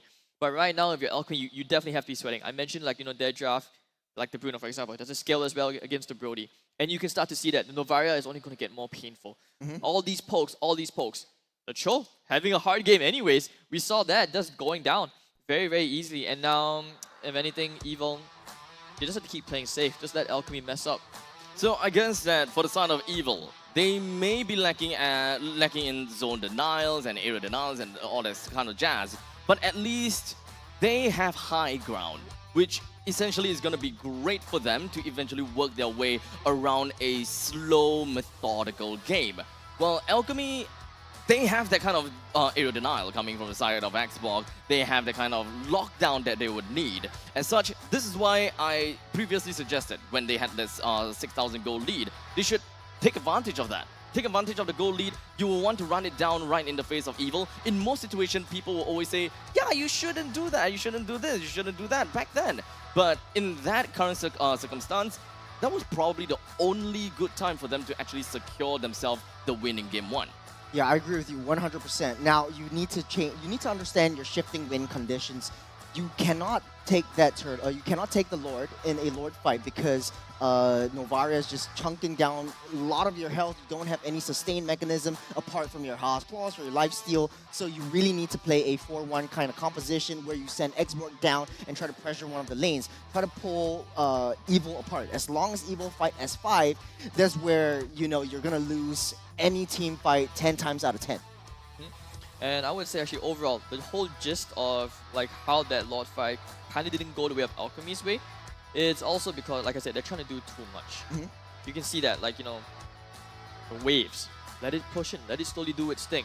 And you're kind of not falling back to the basics. And I would say this also comes down to the point of lack of identity to a little extent, purely because, you know, that discussion where you often have, talking about one shot caller compared to having multiple players who are able to shot call. So this is where I would say, like, especially in ML, it's starting to evolve to that point where having one shot caller actually is the weakest thing a team can have. Because once that voice goes quiet, what happens? You know, I would say this is specifically towards like Pacifist, because he's the in-game leader, I would assume. You know, he's the Bruno. He's the one calling for the objectives. He's calling, say, come to this side lanes. This is why you saw the rotation go to gold lane. Flip the map. I want to play for the Lord. Go to the other side of the map. But now, what happens when you don't know what to do? The whole team struggles. And you can see, like, the Evil, they have a very clear game plan. They game plan every single time, no matter what. Twist, go straight for the Bruno. It doesn't matter. Like, your life doesn't matter. Just kill him. Get him out of the equation. And just like that, very easily settled. But once again, easier said than done. Execution and obviously having that mental factor to reset and, like, just, like, open up. What else can we do? How else can we play the map and cause Evil to, like, split up? These are the options which I feel like Alchemy, they have not really afforded themselves at the moment. So these are things where this game, I would say, can still go anyways. It's about who's going to make the biggest mistake. Yeah, I mean, speaking about mental state, like, take a look at the players. They're just, I don't know, is he trying to fall asleep? Oh, he is falling asleep, Carrot. Now, this is a very, very high stakes game. Whoever loses this basically takes the MRT home. I don't think they know. I think if anything, they're like, you know, Singapore's public transportation is really good. Okay, I can see him on the train back. Maybe. But, you know, hey, they're having a good time still. That's Pooski, right? Yeah, that is Pooski. Yeah, he's smiling, all smiles. It's a very different Pooski from the regular season. I'm still waiting for that one moment where a player just stares into the camera, because we have that in Philippines, we have that in Malaysia. But okay, so at least the pattern is that they all come from RSG. Yep. So maybe we will have Diablo eventually stare into the camera very seductively. But you know what? We'll leave this for later. We'll let Jace kind of like, you know, think about that in a bit later. But I want to actually focus a little bit more onto Alchemy versus Evil and kind of really understand what went wrong for Alchemy? Why are they unable to end the game? Because looking at their game plan and looking at their heroes, Martis is a snowballing hero. You're the one to let him go for the dunks as much as possible time and time and time again, which he did. And I think that he did a pretty good job. But there's this other thing that I see, that they have an X-Ball and a Cho. And with these two heroes in one single composition, doesn't that mean that this is a rather difficult and highly mechanical team composition and win condition to fulfill? I mean, this is why I pointed it back to the draft. I mentioned that, the X-Ball. This is nothing against the players specifically. In fact, I think that Pruski has been pulling out these tiny individual players that are going under the radar, and they have been so impactful. For example, like with the Lord Steel with his ultimate, right? And this is why I wasn't a fan of it, because when it comes to sieging, what's the game plan there? If the Bruno doesn't have a good game, what's your backup plan? If Bruno's not going to be the one hitting the tower, who's going to be the one to throw their life in? Maybe, say, Danny, maybe he could have thrown his life a little bit more. Or it could also boil down to the fact that, what you guys were mentioning earlier on, saying that these guys are not playing like they're winning, they're playing afraid.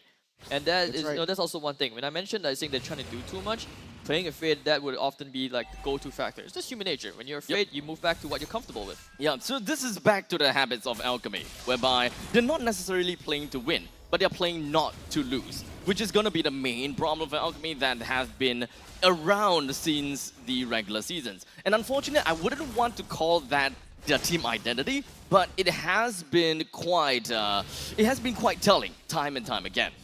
The thing is, Alchemy, they lack range. Every single one of the members have to be very, very in your face when they face up against Evil, which is their downfall, especially in the late game. We talked about Martis being a snowball hero. In the late game, he falls off hard. There's nothing much that Martis can do because Evil basically has all that defensive items. Martis can't reach the backline as effectively as he used to in the early game. But Danny is trying his best to get that Novaria. He's trying his best to just dive into that backline. But Evil's not making it easy. Oh, that's unfortunate. Alchemy's timing was then when Twist had to deal with the wave. They were trying to look for the position, but really well done to Evil to kind of just back off. Not give them the fight that they want. Yep, that's gonna be the middle lane, and of course, Twist finding himself in a really bad spot. Big pick. To the point that Alchemy have managed to find a pick down the Twist. As such, now, I can be pretty sure that Pacifist is gonna be completely unhinged because no one, absolutely no one, will be able to reach him from this point onwards. As such, Danny is going to make a quick little flick on down onto Powerful. He may have lost his immortality, but the rest of the members from the side of Alchemy may very well run it down. Husky just gonna be putting himself right in the face of Coconut as well as Carrot. He may have gone down the second time, but don't worry, he's a cat with 4 lives. Eventually, he's gonna come back up again and again. Alchemy, they're gonna have to really watch out for these Star Shatters though. That's so unfortunate. Jace, I swear he's not having much luck with trying to burst people down the poke.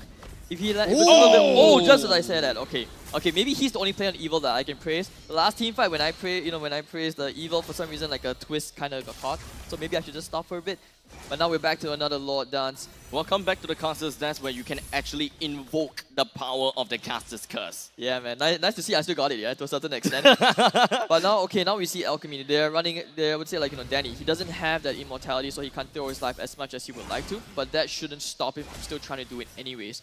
And Jace, he really needs to land those Star Shatters like you mentioned, because otherwise, he's just giving Alchemy a bit too much confidence. The more he misses, the more they're gonna be like, hey, he's not gonna land it anyways. It's just gonna keep going on time and time again. And unfortunately, Icon can only tank the Lord and these Star Shatters for so much. He's not a hero that can really get a lot of healing, other than the Guardian Helmet. But Powerful will be the one to take the Lord for themselves. While throughout it all, Twist is gonna be finding himself taken down. We do have the Winter Truncheon that's gonna be popped from the side of Icon, but Powerful will eventually be able to bring that down for themselves. Evil has finally gotten themselves the very first Lord of this game, and that will be putting themselves down to a tie, but close to the tie. Bottom lane. We also gonna be left with Pooski. We're gonna be moving on forward for Powerful as well, JS, to really find the final few shots. But remember this. Pooski, he does have got himself the Twilight Armor. He will be able to resist the Star Shadow whenever JS is just going to be hitting right on top of that. These 2 ballistas will be dealt with by Pooski very, very easily. But how about the Lord? Oh man, doesn't look good for Alchemy right here. It's just one X-Borg against the world. Evo, 2 lanes, just pushing in. Puski draws the Lord towards him. Minions all spawning up. Puski still staying alive. He gotta buy time. He He's gotta gonna buy buy as much time as possible. But let's be honest here, 20 seconds is a little bit too long of a time for him to even pull anything right out of the bag. Even if you pull a bunny out of the hat, there's no way the Alchemy can even try to find something against this Lord. The patience paid off for Evo. They secure game 1. I mean, not surprising, right? This is what I mentioned. Alchemy, they always have the right ideas, but they're not able to execute it fully. This was another clear example again of how they're not able to close out games. So this is something where, you know, whoever is coaching them or whoever is the mind who has that third-person perspective, that person has to basically reset the team now and be able to like kind of figure out why are they not able to close out the games. You know, are they able to overcome that psychological factor? Maybe like stop playing like you're losing, stop playing, you know, not to lose kind of thing. Or you see, like, I would say, like, you know, for example, was it the Xbox? Someone tried to adapt. They tried to like sort of split the map, play the map a little bit better, but they were a little bit too late to adapt to that.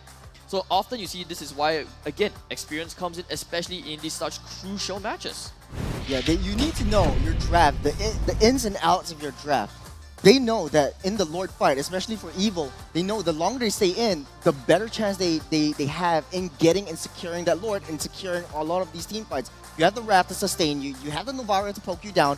And for the side of Alchemy though, the longer they take, they have a lot of like really high bursty damage, especially from the Bruno, from the Martis. You can take down that Lord fast. You want to make sure that you try to chunk down on that Lord, no matter where it is, you get Danny to zone them out. And they wasted a lot of time, especially when they took Twist down. They could have cycled the rest of Evo, but I don't know what they were thinking. They were just holding back. They were just playing a little bit too passive. They were playing a little bit too scared. They don't want to make a move that they might regret. But ultimately, at the end of the day, this game will be regretted for life. Yes, this is a game that will potentially haunt Alchemy to a certain extent, right?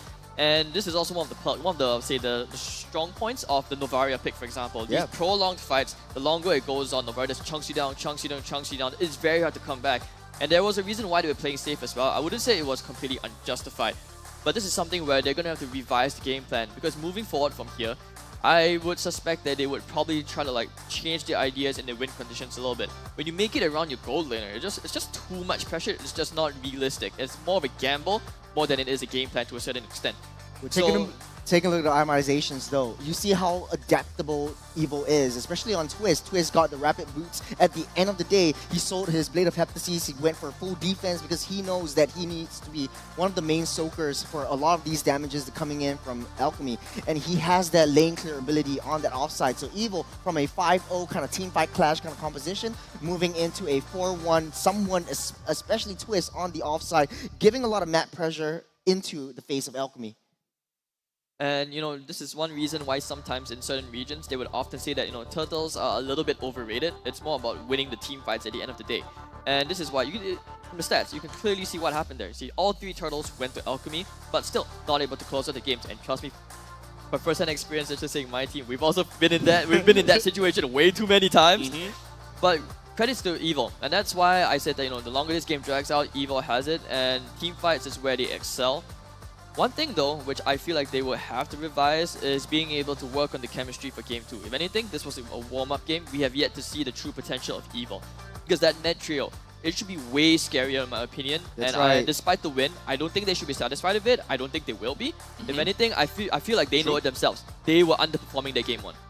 They definitely understand that was a game that they are technically supposed to lose. But somehow a miracle did just pop up for them. This is very interesting to me. I noticed this in the game, but like I didn't think it was true. It was Quantum Charge on that Valentina, giving him a little bit more movement speed for a lane to lane, which worked out pretty well in the early game, but in the late game, this kind of build actually falls off hard. You can't do much. You can't run away from the Novaria, because in the late game, usually as a position 4, you don't really need to farm up as much. Yep, that's the thing though. Because this is an early game draft. It is. Then they have a Martis, they are looking for dunks. They're looking at a Bruno, which has been picked up in literally the first pick. So they already have the idea that they want early game rotations. They want to melt down the middle lane and immediately be goal lane oriented. So their ideas and their mindset is early game, let's go, let's run it down using a Bruno, let's run it down using the Martis. It's an either-or situation. But I think that they just kind of got, what's the word? Tunnel vision into playing so much onto the neutral objective that they pulled the game a little bit way too long. So, now we look about what they're going to do. We basically try to predict what are these teams trying to do for the next game. We already talked about Evil. It's basically improving on the mid-trio synergy. For Alchemy, what would it be? Do you want to try with your, whatever strat you have in mind? Or do you feel like whatever strat you had, was good enough, just that you guys didn't execute it to its fullest potential at closing out the game? So these are options available to Alchemy, and this is where we'll have to see. But overall, one thing I would say I would be very, very impressed with particularly was Icon stepping up this game. The way he was playing the map, he's very sneaky, going behind, creating a bit of space. But the downside, remember when he dived at the top lane, he was caught in the tier 3? Yep. I would say that was, okay, yes, it was space. I don't think that's necessary though. Exactly. Deep proxy, So this is what I mean about, yes, he's a talented player, but he needs to know the limits on what are good trades and creating space in a way that's beneficial for him without affecting his own game. Yep. Because to a certain degree, it felt like he was more of a position 3 more than actually like a jungler, the way he was playing. There's a lot of quote-unquote space that he's creating, right? Because let's be honest, whenever you go down, or rather, whenever you just find yourself in a very off position, you can always just take it back and say, I created space. You can always say that. That's why I'm an EXP laner. That is an overused phrase, I'm just saying. Because it's like, when you have a roam who goes all I'm someone creating space. 0 and 7. Guys, I am creating space. For who? For the enemy team? That's a ton of resources going the enemy way. And to be honest, like, this game, this is still a best of 3. This series is not over yet. Alchemy have shown that they have the potential to, dominate Evil, and they just need to be able to close out these finer details. Right now, it's all about the tiny details. And this game, this victory, I gotta have to say, it probably goes to the hands of Novaria in my mind. JS. I would say that JS is the one that, okay, never mind, it's powerful. I mean, I man. take it back. I mean, it's definitely powerful. I knew that all along. When in doubt, pick Box. Yeah, it's so obvious. I mean, like, we're talking about Baxia, man. I mean, we're talking about position 2 with the Retribution. What can JS do at this point in time? I'm just saying he did something that is not easy for Baxia in that final fight. Remember when, Yeah. Twist, he tried to aim for the back line by himself and it didn't work out? They adapted to the team fight. And this is something I really respect about, the way this mid-trio works. Powerful, he stepped up. He's like, tell you what, I'm going to take away priority, my focus from the Lord to actually dive with my teammates. So this is all about, what, we're going to go ham, let's go ham together. This is something which in these crucial moments, it can be such a huge make or break. And in this case, they broke the glass and that's what won them the game. Okay. So it's all about, like, kind of the changing of the roles to a Yes, certain there has, extent. there has to be flexibility because when someone is Adaptation. down, other people have to compensate. And in this case, he really compensated really well. And I think he's one of the biggest reasons why they were able to turn things around. Right. Because most of the time, whenever we're looking at the game, we're just kind of thinking, you know what? Twist has went down. Why isn't Alchemy playing like as though that they have the man advantage? So at least, in your eyes, is because of Powerful. Yes. Powerful is 2 men in 1. I mean, you can see they are so disciplined. The way they were playing, it's really very disciplined. Like, even though, yes, someone got caught and, Alchemy, it looked like they had the Lord advantage, but you can see the idea was there. The combos were there, but they are just like maybe like, 1 or 2 seconds behind. And these are all things where usually you need someone to like point it out to them. Because there's only so much you can do that you can reflect on the game when you are in the game. The thing I like most about Powerful is he plays very, very selflessly. Like, look at a lot of these fights. Powerful throws himself just to protect Coconut, just to protect Jaces, just to protect Carrot from any harm whatsoever. And this was one of the most crucial retributions, or not this one, I think the one later. But Powerful was MVP because he made the most crucial retribution in the entirety of the game. The last retribution at the last Lord that solidified their victory. Look at that, see, Powerful going all the way ham. He's not afraid. Kills one off, goes back to help his team. And this is where this is like, you can see the whole team, the direction of the fight, moving from the objective, the Lord fight pit area, moving all the way to the blue buff. That takes discipline, that takes chemistry. Some younger teams, they tend to struggle with that, and this is where Alchemy, you can see. You can imagine the comps was kind of split. Like, what do? Do you help your backline? Do you keep moving? Do you keep pressing forward? What do you do? So this is, it really boils down to the Experiencer and Evil. I would say that this is why we talked about it just now. They are not going to be too satisfied that they won this game the way that they did. Correct. Again, it's a warm-up game for them. It's still the first game. There's still 2 more games to go. They need to be hungry for more. Yeah, they gotta have to be. So what's the other best way to, you know, kind of fill that gap, huh? Aside from winning the game. I mean, let's be honest here. McDonald's have got you covered, huh? Because let's be honest here, the road to glory has never been tastier with McDonald's. Especially, we have their brand new and improved chicken McCrispy. So all you gotta, you can pretty much catch all of the MPL SG Season 8 action while munching and crunching down onto that juicy, succulent chicken thigh, or be it drumstick, whichever that you like. But I gotta have to say, if you are a man or woman of culture, it will be the drum or the thigh that you would absolutely love. But well, as we move on down from that, we have thousands of in-game diamonds up for grabs for you and your squad. So you don't have to, you know, smash your opponents that much. If you can't smash them, you can just smash your hunger with McDonald's. So don't worry about that. But of course, if you're not really, you know, up to speed when it comes down to hunger, at least, maybe you are, I don't know, hungry for diamonds. It's still within the same realm of hunger, huh? Yeah, but most importantly, spread it to your friends. Good things must share. Exactly. Because what you can do is you can purchase the weekly diamond pass and you will be able to enjoy up to 455% diamond rebate. Imagine this. You have a pocket here. You put 10 cents in here. And tomorrow it becomes 20 cents. And then after some time, it became $4.55. How would you feel about that? That's free money to me, and that is exactly what this diamond rebate actually is to a certain extent. Okay, don't quote me on that. But all you gotta do is you can claim 100 diamonds every day from the day of your purchase, and just 120 by logging in for the next 6 days. So just keep on doing that over and over again. But of course, this doesn't really fully commit you into a, oh, I gotta log into the game every day kind of thing. Like, you can, but you don't have to. Because we've got Layla. Layla's saving box will automatically save these diamonds for you. And we've got item rewards that are worth 280 diamonds or somewhat like that, waiting for you as well. And this offer is just way too good to miss. So you gotta have to unlock the pass and enjoy the benefits right now, right here.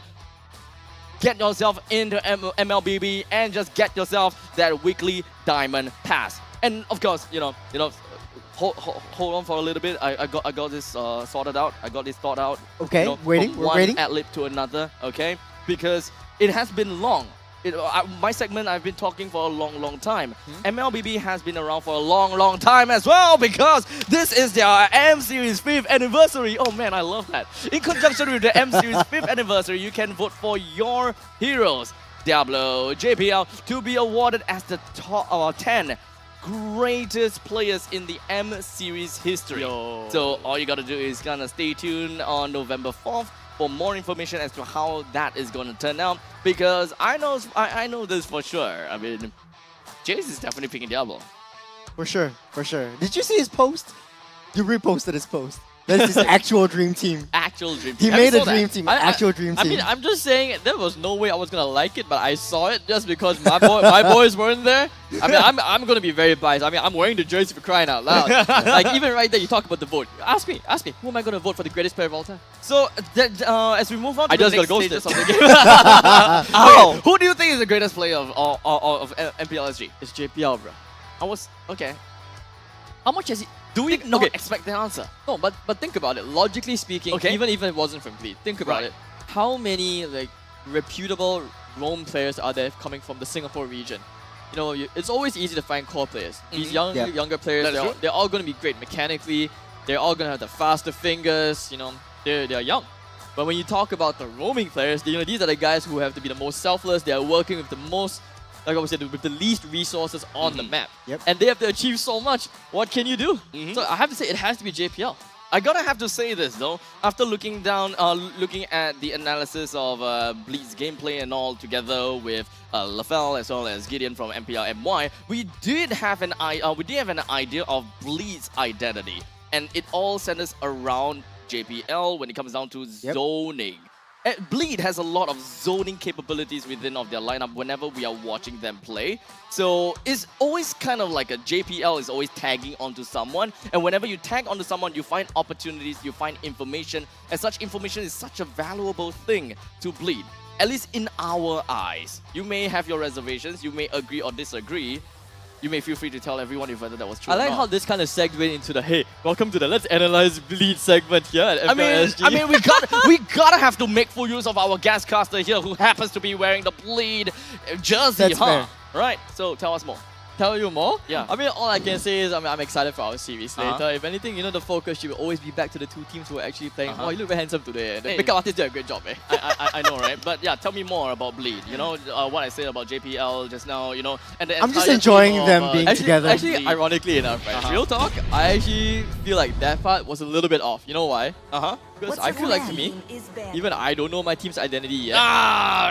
Really? Okay, there's a bit of struggle because you gotta imagine, like, Okay. I would say it's our first season Uh-huh. where we're bringing in imports, right? Yes, And not to yes, mention yes. you've got such reputable players from the Philippines like Kel and Sagit. Yep. So it's like,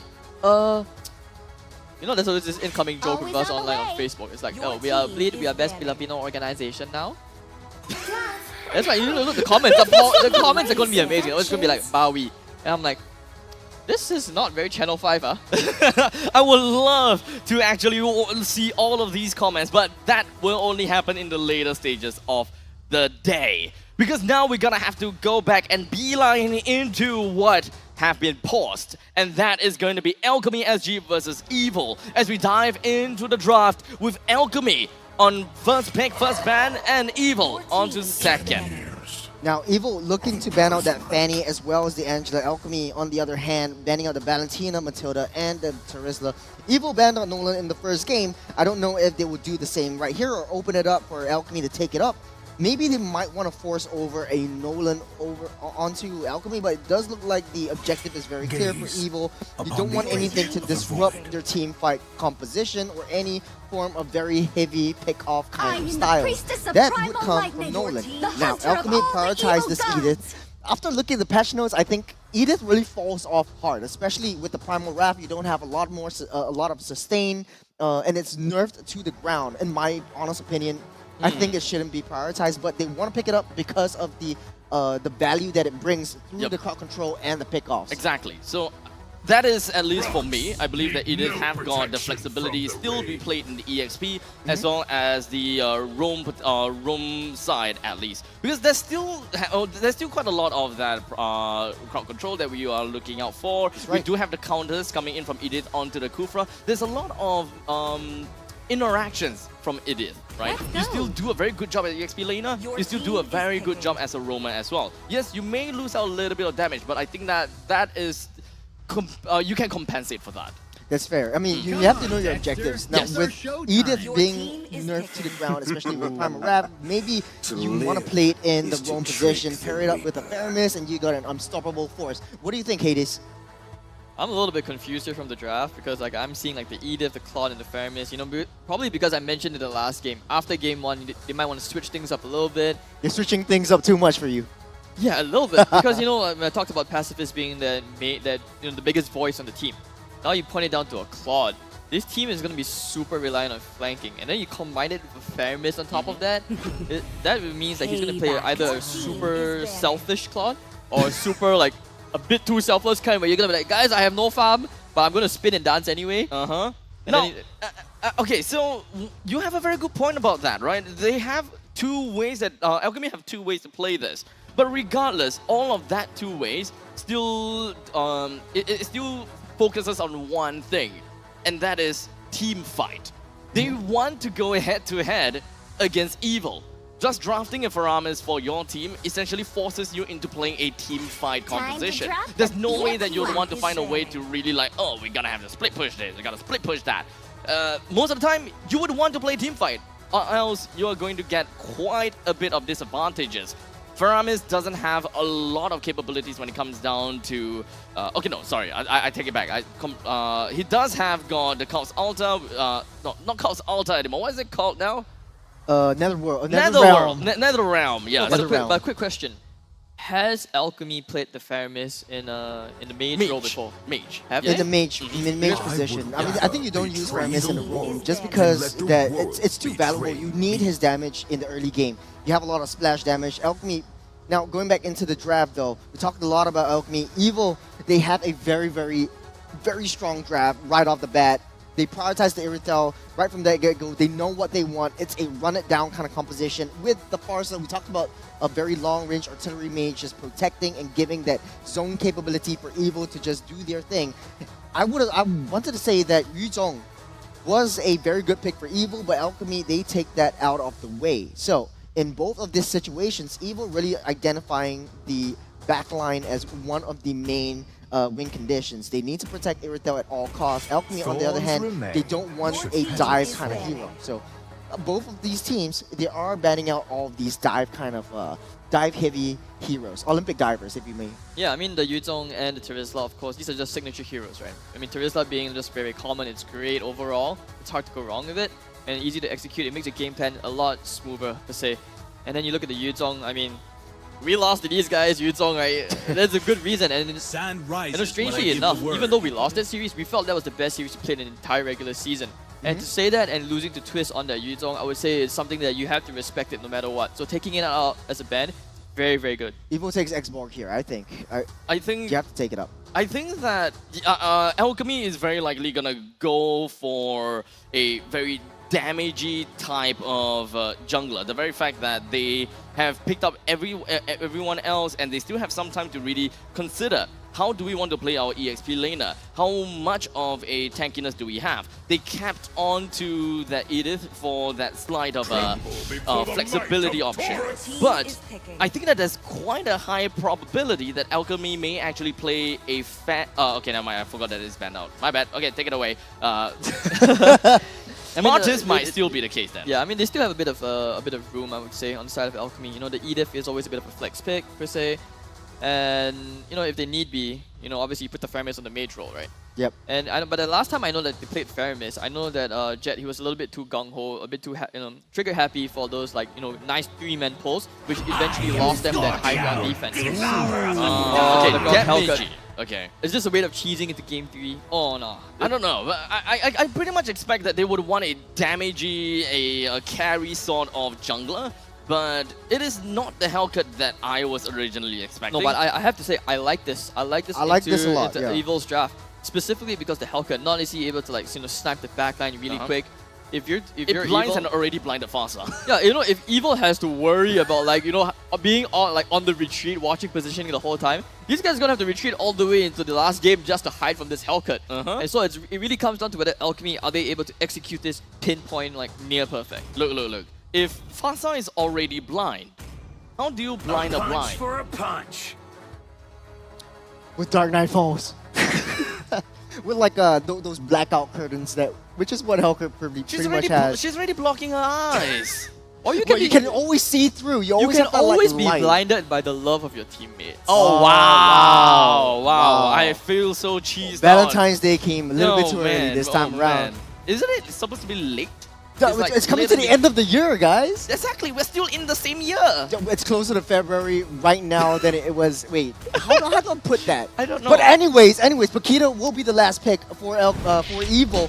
They have their idea of how to play this as a team fight and a flank kind of composition up against a pure team fight and pick off kind of composition with the side of Alchemy. With the Hellcat knowing his win condition and taking down Jace's as well as Coconut in the game. Game number 2, both teams are set. I'm not We are jumping surprised. in. Paquito is like, you know, it's always been a signature hero of Evil per se. When you think of Evil, most of the times you tend to think of Paquito. It could be like the powerful Paquito. But obviously with the meta changes and everything, that's kind of shifted to the EXP side. And okay, now let's talk about, for example, who has the advantage over the turtle fights, right? We look at both sides. Evil, as usual, they're going to have this huge team fight potential. But with the Hellcat and the Grok in here to actually mess around with the Farsa, I feel like Evil's team fight, it's actually very even this time. It's actually either 50-50 or it's actually going to be like they are the 40 and the 60 going to Alchemy. What do you think, Churros? Man, I think if Alchemy executes their draft very, very well and Icon knows his target, which is basically Jace's in the early game, and in the late game, he just needs to take down Coconut. Alchemy has a higher chance to win. But that being said, they really need to snowball because Hellcurt, again, is a very, very snowball-heavy kind of hero. Evo takes the first Lethal Wanderer, giving them an EXP boost in the early game. They also went for level 2. Evo does have the higher rotation speed. Alchemy just needs to play towards that late game. One good thing about Evil's draft though against Alchemy is that, if Alchemy you get a little bit too cocky, if you overextend into specific areas of the map, this is where the Minotaur heal can actually be really annoying. Oh, the Flicker already burned before the turtle. This is huge. It looks like Alchemy, they're really good at doing this. They've been burning spells perfectly most of the time. Now, of course, down in the bottom side, we have got Powerful as well as Twist. They're just going to be putting themselves... Oh, okay. Flicker burn. Burning Quite out a a lot of flicker. flickers. Yeah, a lot of these battle spells are already expended from both sides. At least from Alchemy, Husky has already used his one. For Evil side, Kara has already been used his one. I would say that both are pretty equal when it comes down to the intensity and how important that flicker is for the upcoming fight. Now, the Waves is pushing in. Evil just slowly buying time. He needs Jace's up to be level 4 as well as Jet in order to have that first team fight. Now, it's a 1v1 situation. Minotaur and Grok coming in for that backline support. Still don't have level 4 though. Dark Knight Falls. It doesn't seem like the rest of the members on the side of Evil was that capable was of doing sneaky. much at this point in time. But at least the Dark Knight Falls allowed Alchemy to take themselves the turtle, plus take a +1 or +2 on top of Evil. With Powerful and Carrot down, Alchemy would definitely want to steamroll with this, but it doesn't seem like Evil is pretty much done just yet, as we got Twist immediately jumping right in with a quick little flicker plus all the combos. JS even used his ultimate. If you're Evil, you definitely have to be prepared for these kind of scenarios way more. If anything, like, before, once the turtle pull was starting, I was actually thinking, if you're Icon, Hellcut is not usually the guy who's going to be pulling the turtle away, because you want to be going to the backline. But in this case, the other alternative is that he's just going to call, let it be dark, go Batman on them. And that's what he did. If anything, I feel like they will be doing this consistently. So now it's all, balls in Evil's court. How are they going to adapt to the situation, knowing that this is the game plan that Alchemy has in mind? If you're the far side, it's not going to be a good time. But that could also potentially be because they had the slower level 4s. That's right. I mean, Alchemy, they played that very, very well. They were risking it a lot by having Icon use that Dark Knight Falls and securing that turtle for the rest of the team to get that level 4 and then go in for that fight. Powerful was ahead in terms of level, but with that one turtle fight, Icon is ahead. Just waiting for that right time. He's waiting for the right target. Twist will be the next one. Oh, doesn't seem like Twist will be able to get himself... Oh, never mind. He did manage to get himself right out of the dodge. But for the rest of Evil, Powerful, he joined into the fray in the center just to make sure that he will be able to help Twist out. And this Edith is having such a good game. But hopefully the impact will be able to translate over to the more crucial objectives, which would be the Lord fights. And I think, yeah, he's really pushing the wave. He's going to cut it in. He's going to have priority. Alchemy should be able to start regaining the map control towards the left side of the map. Powerful, I don't like just babysitting, trying to make sure they can defend the tower, making sure that Twist doesn't get caught. But I would assume they would start moving the, start getting over to the hauling ass right now. They have to. They cannot afford to, not go to the turtle fights. Even if you lose the turtle, you need to be able to get these pickoffs. But who can they pick off? That is actually the key question here. I think Evo is playing it very well in maintaining that tempo, and Twist is just moving in and out of the map. He's joining in a lot of these team fights, but Alchemy, they have other plans. They want to open up the map as fast as they can, but Carrot, though, Carrot, it does seem, I believe that Evil is pretty much going all in right now. Unfortunately, Donnie and Jet is going to be the only 2 person that will be soaring into the skies. JS comes in from the back. He's just going to be wingsing himself right out of there, and unfortunately does not quite have the feathered airstrike just yet. So the rest of Alchemy, they're just going to be running it down. Carrot doesn't seem like he will be able to live to see it another day as Pusky brings him down just so easily. It's a 1-for-1 trade so far, but Alchemy and Evil, they also have one turtle each. This is where experience comes into play. Evil looks like they were just focusing fire onto Danny, wants to take him out, but Powerful, in the midst of all of that, he focused on 2 things. He was just basically taking down that Lord and taking down Danny at the same time, but Coconut taking a lot of damage from Icon. He is forced to retreat, but here comes Carrot just babysitting on that top side. The idea is there, and this is why, the battle spell's so crucial. Can you imagine if they had those purifiers in the last game? We could have potentially seen a very different game. But meanwhile, back in this game, Looks like there's a lot of pressure top. They really want to be able to snipe off the Irithel, Mm-hmm. but not giving them what they want. Powerful, being that strong shield between him and the gold laner. Oh my god! Dani with a great wild charge on top of Powerful. He did manage to buy a little bit more time for the side of Basati. Jet, but even when it comes down to the nether realm, Oh, he would no. want to make sure that he Oh, will be able he to whiffed. stay alive. But Twist, he pounces right underneath the turret in the top lane, and thus he's gonna go. Okay, What? at least he managed to bring Jet down. That is not exactly a bad score at all. It is a pause 4 for a pause 2, so I'll take it any day. It's like a suicide bomber. He knows he's going down. He's taking Jet along with him for the ride. Now, Evil, they are coming back up. They're just getting trades after trades after trades and still defending themselves. There's not too much economy far behind from Alchemy, but Alchemy, they have been in this position before. In game number 1, they have been ahead, but they need to extend that lead as fast as they can. They need to be able to maintain this momentum. Oh, onwards, but unfortunately the Earth Shadow just does not touch anyone just yet. Powerful comes in from behind and managed to scout out where Jet is. But the main thing is Alchemy came here for what they wanted, and that is going to be the first tier defense turret. They got it, and now they're going to go back to playing on the neutral game. Back Spells are over down to the though. neutral objective. The spells are down. This is not looking good. This is actually a very negative twist right now coming out from the side of Evil. Alchemy, they're just asserting the dominance. For Ultimate still up. Yep, stolen. Icon takes the turtle for himself. Carrot is still going to be in the midst of everything. Pacifist? I don't think that he will be able to do quite much at this point in time. But Carrot flickers himself right out of there. As such, he's going to be not staying alive, unfortunately. Evil just looking for trades. As much as Alchemy got that turtle, Evil also opened up that bottom side tier 1. So Evil still in the game as of now. Alchemy a little bit far ahead. They have a little bit more damage. They are building defensive items just to psych themselves up for that Irithel and the Paquito, which is all over the map. Twist is just doing so much in this game. No, I'm liking the decisiveness here coming out from Coconut because, you know, once the spells were down, that was really a 50-50. No, even the Bucks here didn't have the ultimate. Very, very hard. If anything, they were just trying their luck, trying to get that turtle. And immediately he was straight at the bottom. He opened up the map. So technically not the biggest loss. This game is still relatively even. But this just means that Alchemy's timing is here. I don't believe that is too much that we would expect from a side of Twist just yet. I mean, Icon is currently at level 12, and I believe that when it comes down to itemizations, it's pretty A-okay.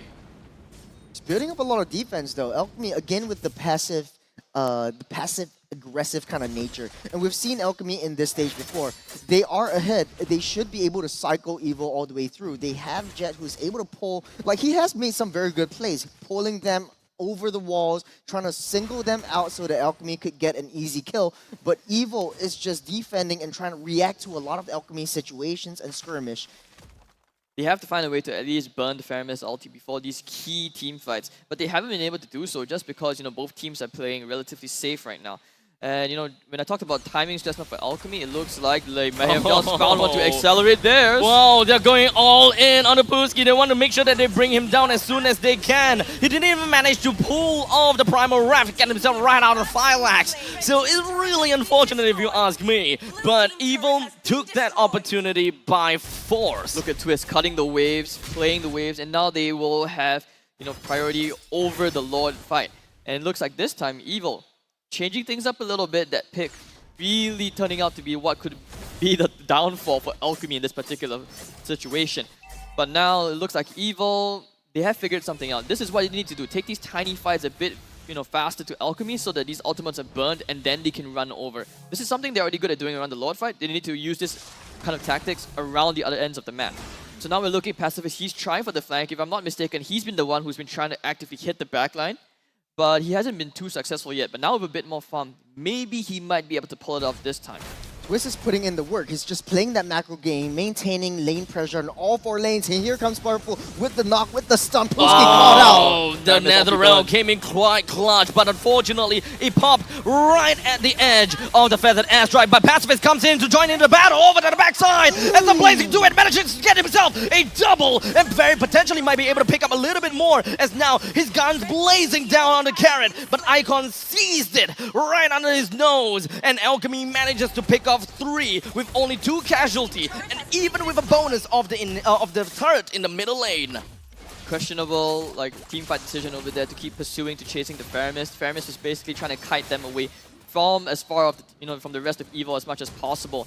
And just as that is happening, actually, Icon, what's happening here? This is not what I'm expecting, as Twist as well as Powerful. They're making a statement here that even if they do have the numbers disadvantage, they will still run it down onto Icon and Pacifist to regain control of the river. It's a slow burn whenever you play with that box. Yeah, it's slow down.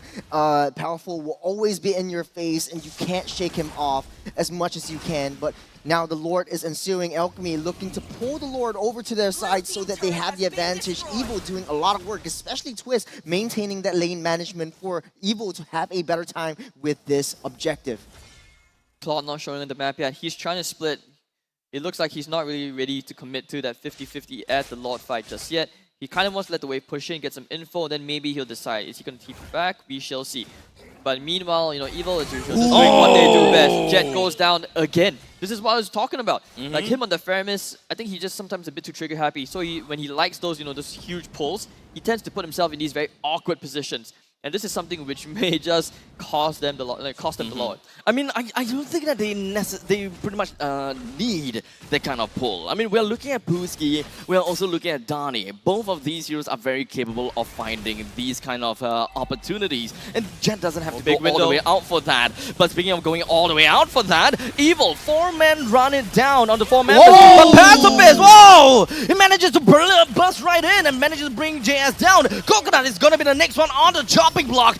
But now Carrot is just going to be facing his Hammer's Wrath on top of Pacifist. But a quick, nice little knock-up to make sure the Pacifist will be able to stay alive. He swapped places with Dexter. And now he finds himself in the middle lane, out of sight and out of mind from the side of Evil. And they cannot manage to really bring this Claude down. Sneaky, sneaky.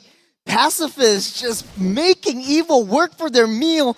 Evil just slowly but surely trying to chase down any one loose member of Alchemy. But Alchemy, they have better plans. They want to go for that Lord. They need this Lord. It's been 5 minutes since the Lord's been sitting there. Nothing has been touched yet. Very, very nice selfless play coming out from the teammates of Alchemy. Help covering Pacifist. Protect the President. That's what the whole mission was right there. Especially Protect the President. Especially after the dive. Protect President Pacifist. That's the whole theme of Alchemy's gameplay right now. So that, Claude's able to dive the backlines and make it out in time. Of course, having a bit of jumps here and there helps a little bit. But now Evil, how are they able to redeem themselves? Just to see, splitting up the map. Claude, this is what he does best. This is the Pacifist's new gameplay. Instead of just trying to snowball off taking towers, he's like, I'm going to pressure your tower a little bit, and then we'll see from there how the Lord fights go.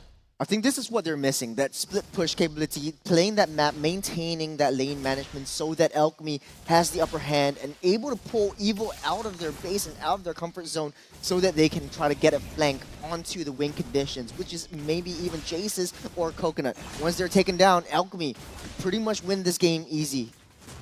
Actually, only now when I'm looking at the lineup of Alchemist, looking at Pacifist, yeah, Claude does have mobility. Claude can actually farm and push out the long lanes. Oh, they're pulling the trigger. He can definitely just go right in and not give a damn in the world to do really what the rest is thinking of. But Pooski is jumping all the way to the back lines, all alone. Wow, they got Pacifist 3. This Phalanx, he's just going to be working all the way through, and he managed to zone 3 members away, pushing Powerful as well as Twist to work on their meals all alone. But here's the catch, though. Despite all that Pooski did, Pacifist still went down. Pooski himself is dead too. As such, Alchemy have got 3 members left to seize this Lord. And Evil, all 5. Well, it was kind of missed a little bit from the observer cam, but really well done from Powerful and Twist. Once again, diving that backline synergy, and this is something which I feel Alchemy neglected as they were reviewing their game plan from Game 1 as they transitioned to Game 2. And this is something which it looks like they haven't found the answer to yet. Oh, the Feathered Airstrike didn't really quite find much value. Okay, never mind. That is a massive value. As it managed to zone everyone away from the Lord to finally take the first Lord in the game by 15 minutes. Well, this was very well played by Evil. And they know, remember in the first game, they took their time with that Lord. They had a lot of patience. As long as they stay in, as long as they have some form of heal, some form of sustain, Evil will end up winning the team fights right off the bat. Now, Danny just not making any sort of movements right here. The Lord taking down the tier 2 turret. Jace is getting a lot of zone potential. Oh, Puski did manage to find an onwards catch down on the powerful and even find himself Oh, he out of got the Evo. firelight. They will want to focus down on the powerful as much as possible. They even managed to bring the Lord down. That wasn't even much of a damage control from the side of Alchemy. In fact, that is an amazing damage control. The bottom lane second tier defense turret is still up and running, and that is definitely not what you want from the side of Evil. The skill Very has tipped ambitious. over the side of Evil now.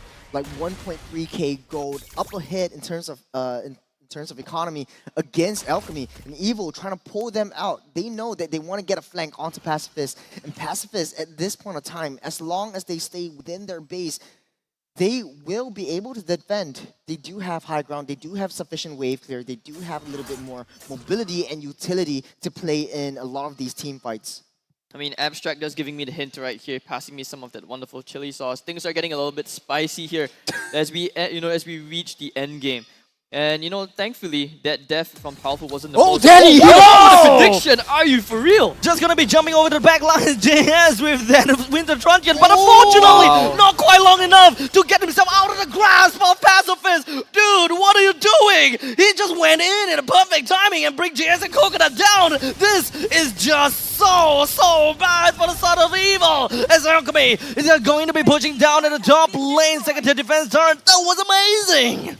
Oh, what a catch. What a play by Danny, taking down 2 members, Jaces and Coconut.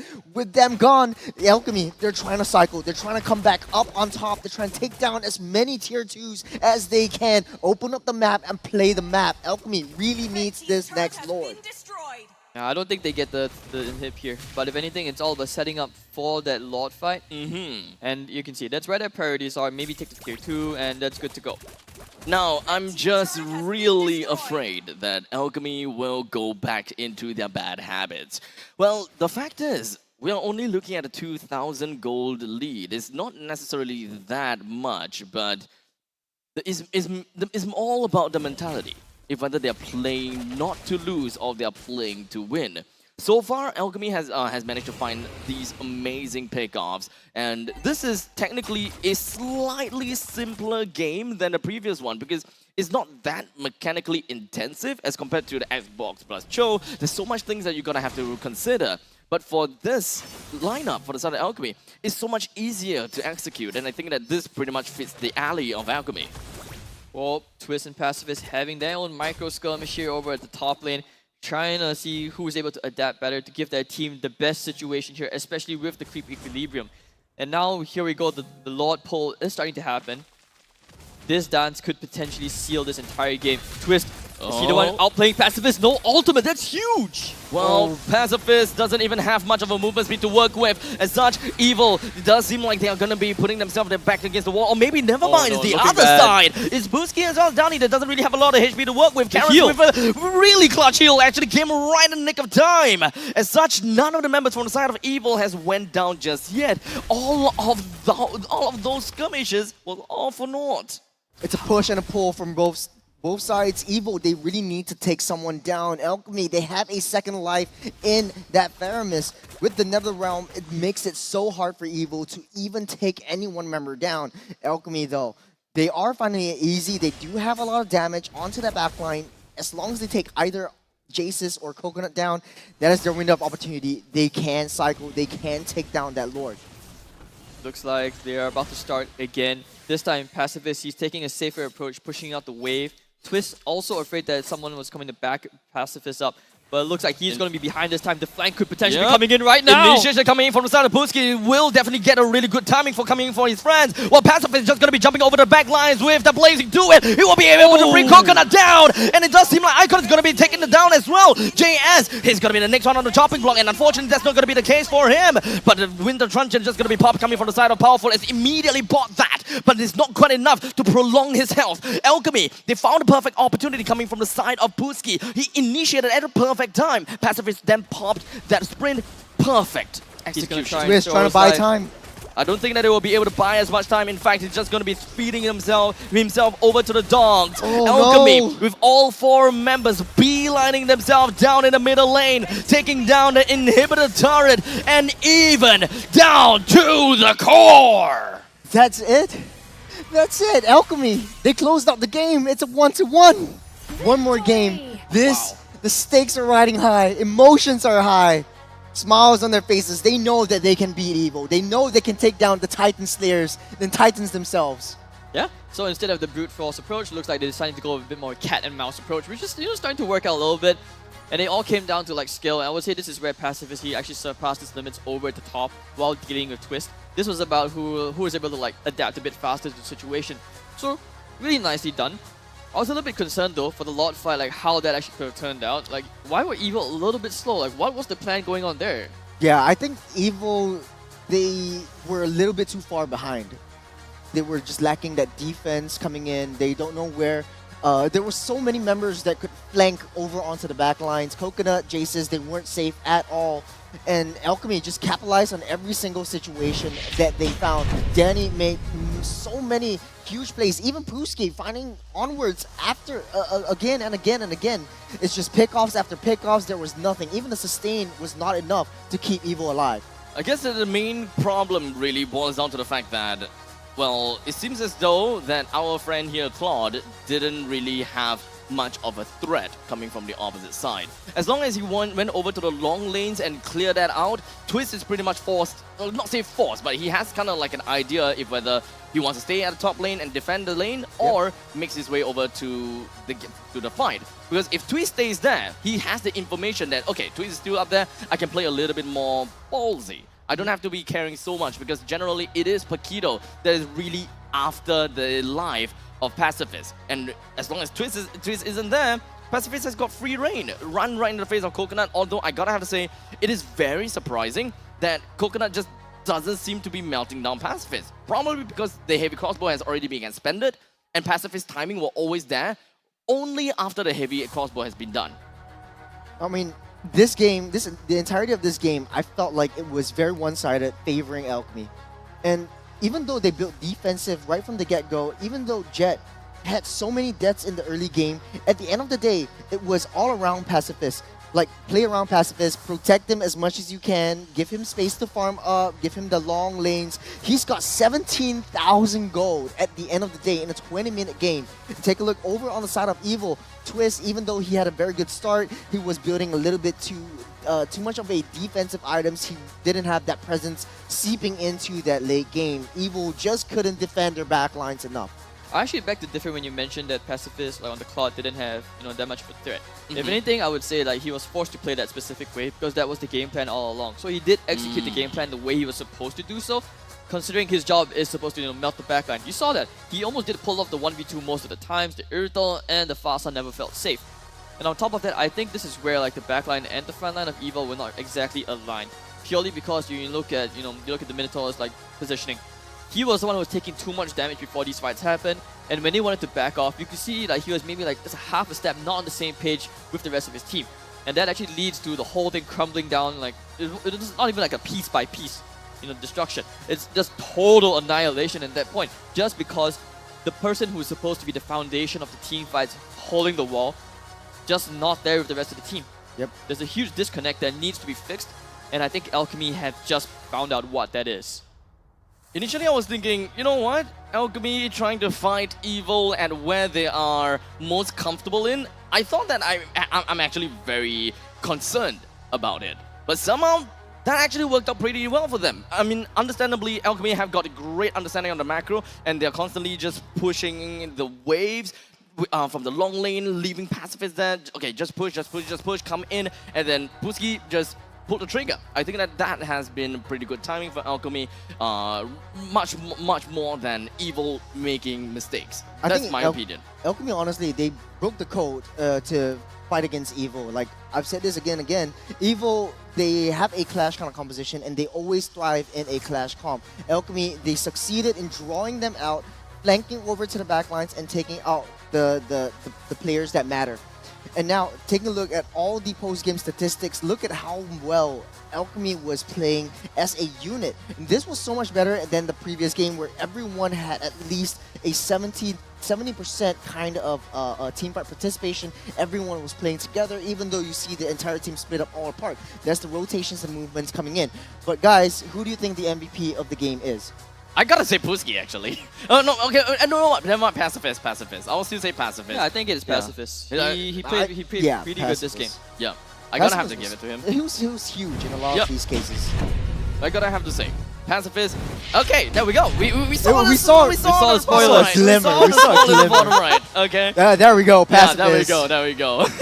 Yeah, I gotta say though, he has a very good emblem build though. Like all of these just built towards like Common, farming common.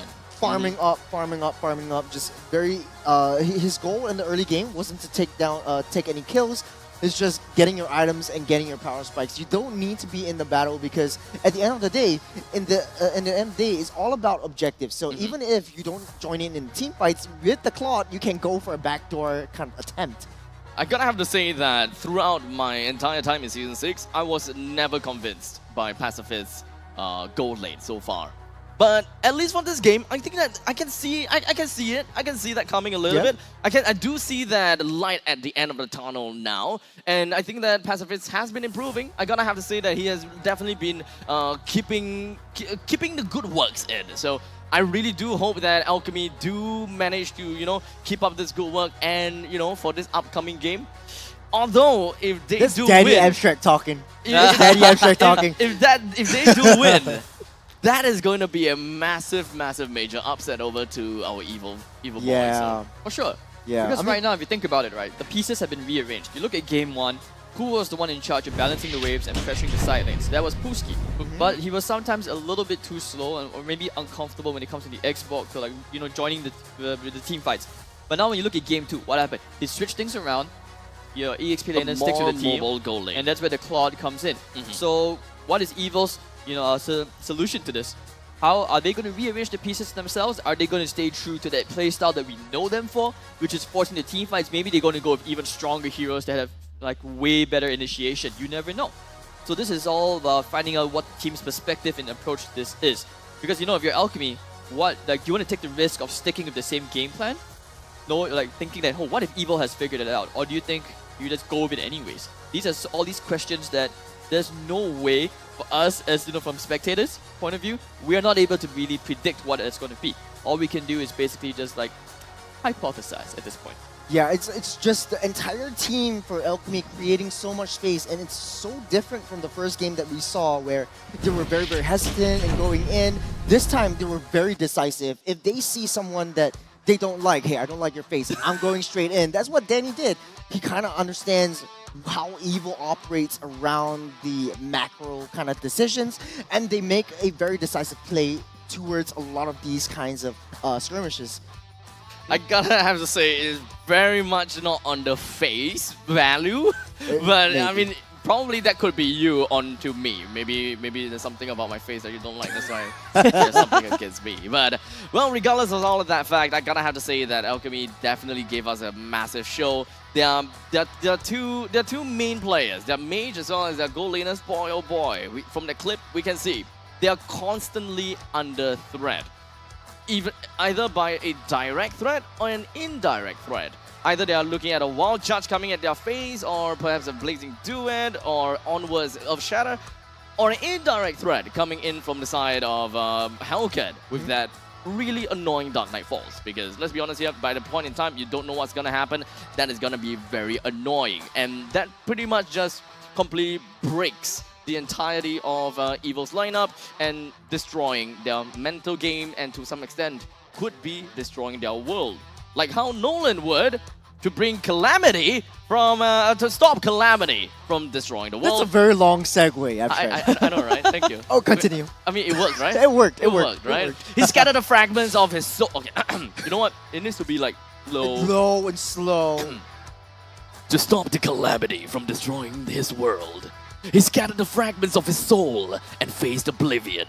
All the suffering he endured was for the protection and love for his daughter. The ultimate sacrifice for his shining star. New Assassin Nolan available now, and also for MPL SG, we can expect to see Nolan coming into play in the competitive scene as he marks up rift and holes and black holes or wherever it is all around the battlefield. And speaking of the battlefield, I can pretty much expect that not only in MPL SG we're looking at this battlefield, in the coming few months or weeks, we are going to be setting up yet another battlefield in Malaysia right after they have finished their MPL MY, because the M5 wildcard is striking up. Do note that the M5 wildcard will be a free entry in KL, Malaysia. And you can, and we pretty much have a kickstart for the pre-registration on the 4th of November. The location, though, will be announced very soon. So if you guys would like to find out more and be updated,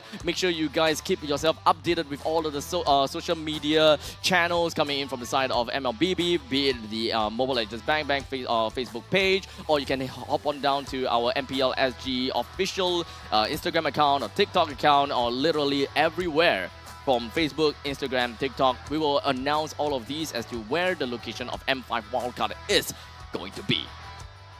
That is a mouthful. Yeah. That is a huge mouthful, I'm not gonna lie. Yeah. But hey, I gotta do what I gotta do. And I gotta say everything before I lose out my breath, because I know for a matter of fact that we are going out for a break after this. So, you know, I gotta have to make my oxygen's worth from a higher elevated angle here. Okay, okay. Well, hopefully we see... God gave me these pair of nostrils for a reason. You know I can't do that. Yeah, because these are huge, dude. I have huge nostrils. Have you not known that? Yeah, so I can... Essentially, if we are in a small little cube, like in a McDonald's cube, I pretty much take all your oxygen away. You guys are not gonna outlive me.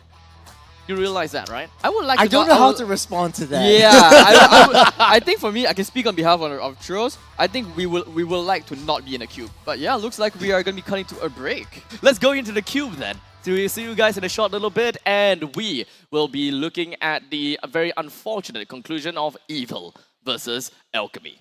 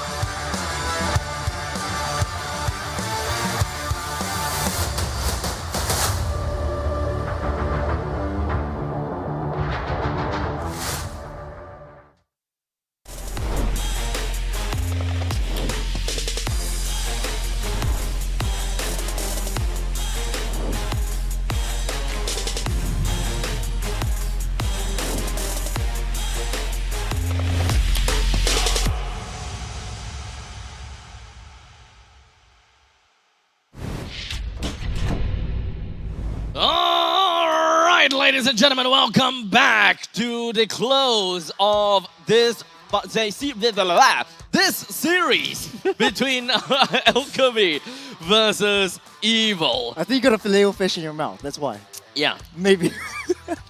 I just finished it in like, what, 5 minutes? Probably less than that. Man is dedicated to it. He wasn't even breathing. I was talking to him and it was like nothing came out. I swear there was no like gap for Yeah, like, I guess air. that's why they call it fast food. Yeah. You get it fast, you down it fast. But taking it to a bit of an unhealthy level. A little bit. A little bit, yeah. Yeah, But yeah. hey, We're lucky the desk is actually covering his stomach. Yes, exactly. It's actually Otherwise, growing. it's quite like. What are you guys talking about? I have like literally no stomach. No, wait.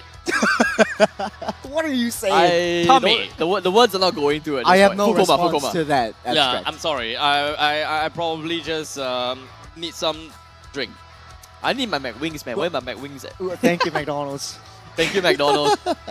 Fun fact. McWings are underrated as hell. Yeah. Do you know fun fact? I used to can't eat spicy at all. Uh-huh. To the point that whenever I eat McWings, I actually find that spicy.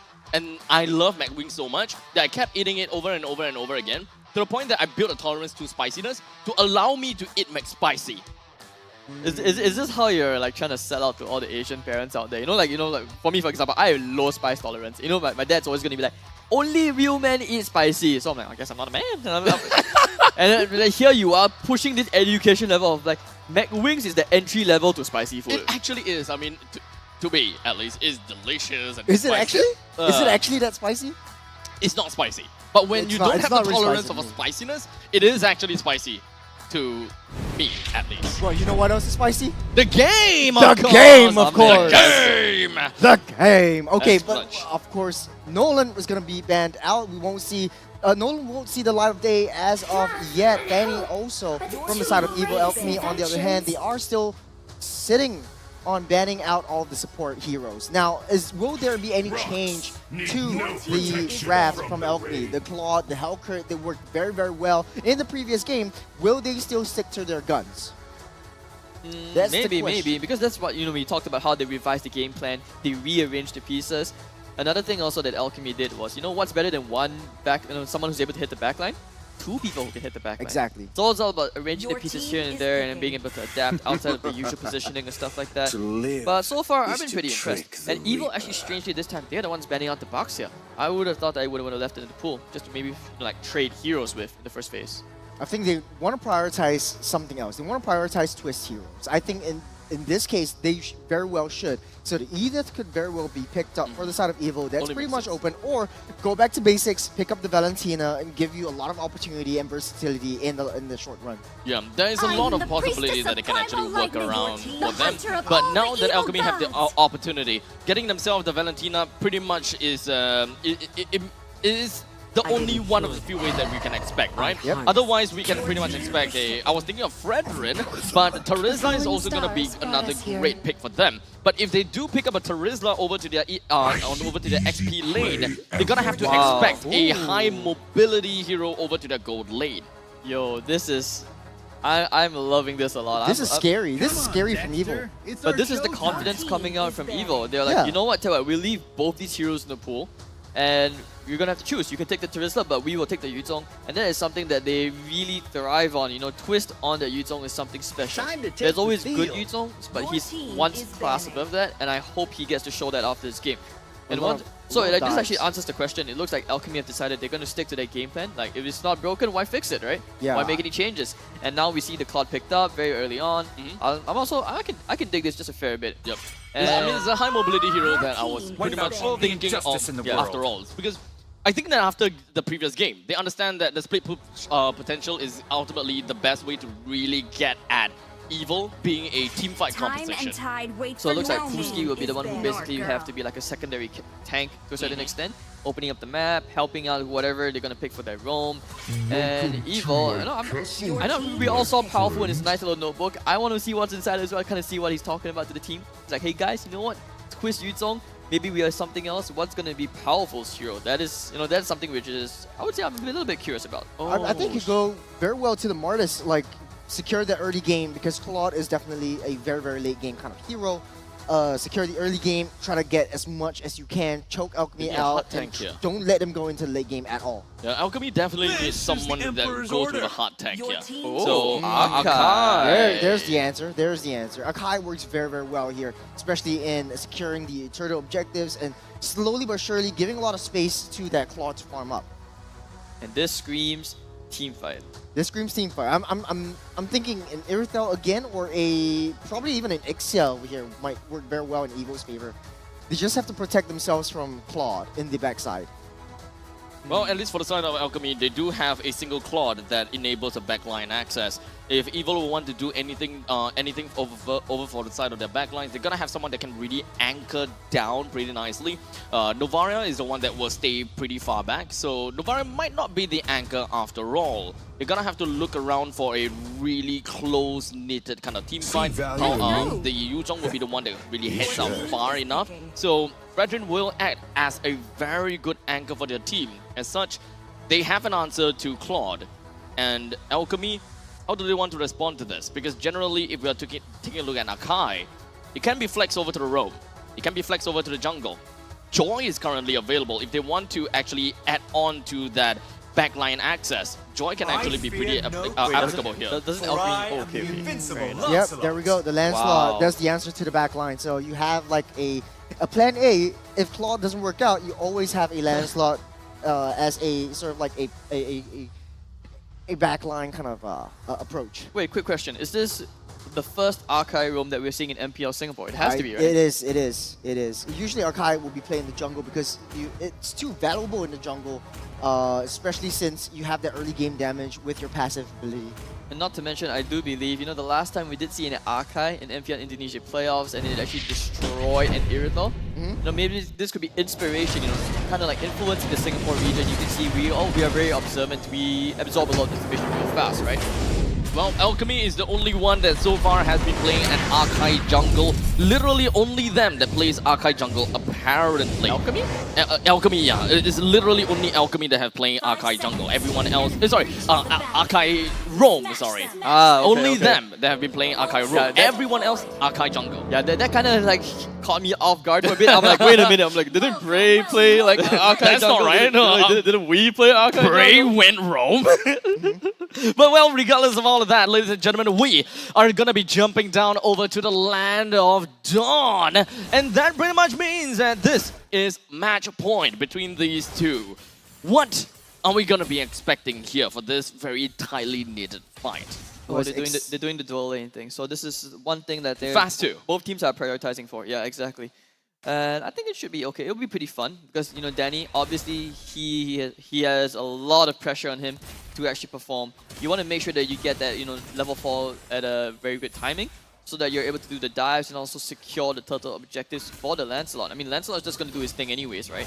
But you want to make sure that as an Akai, you actually capitalize on that timing, especially with the spin. Well, as excited as I am for this game, it is definitely going to be a bittersweet one because the loser is going home. They won't see day 2 or day 3 at all. It's going to be relegated from the league. But as of now, both teams, I'm expecting a little bit more on the passive side. They don't want to throw too much on the table. They might wait for the first turtle to spawn up. Let's take a look at emblemization to see how they work. Does look like Evil trying to go for a little bit more early game rotations. They are copying and mirroring Alchemy's key win condition in the early game. As of now, I saw like Carrot, he burned the flicker, so he won't have that flicker for the first turtle spawning up in 10 seconds. Yes, but it actually looks like both teams are mirroring each other. You can see that Valentina heading over. They want to get to fast level 4 on both sides. Archive 4 also being prioritized into the Edith. Should be okay. Very even out. I'm very excited for this first turtle. As they're just gonna be slowly working their way over to everyone getting a level 4. That is going to be what they're looking out for. As Powerful as well as Twist immediately leaps onto their prey and brings Jet down. As such, we're not gonna be expecting any INU for this upcoming fight. The rest of Evil, they're still gonna be putting as much of their focus and emphasis down onto one single member. With Dani, with not a lot of help to work with, that is gonna be Dani taken down. Icon, he don't have any vision at all. Oh, he's trying for it. Yeah, he's trying to go for it. He thought that maybe the my God! What was that?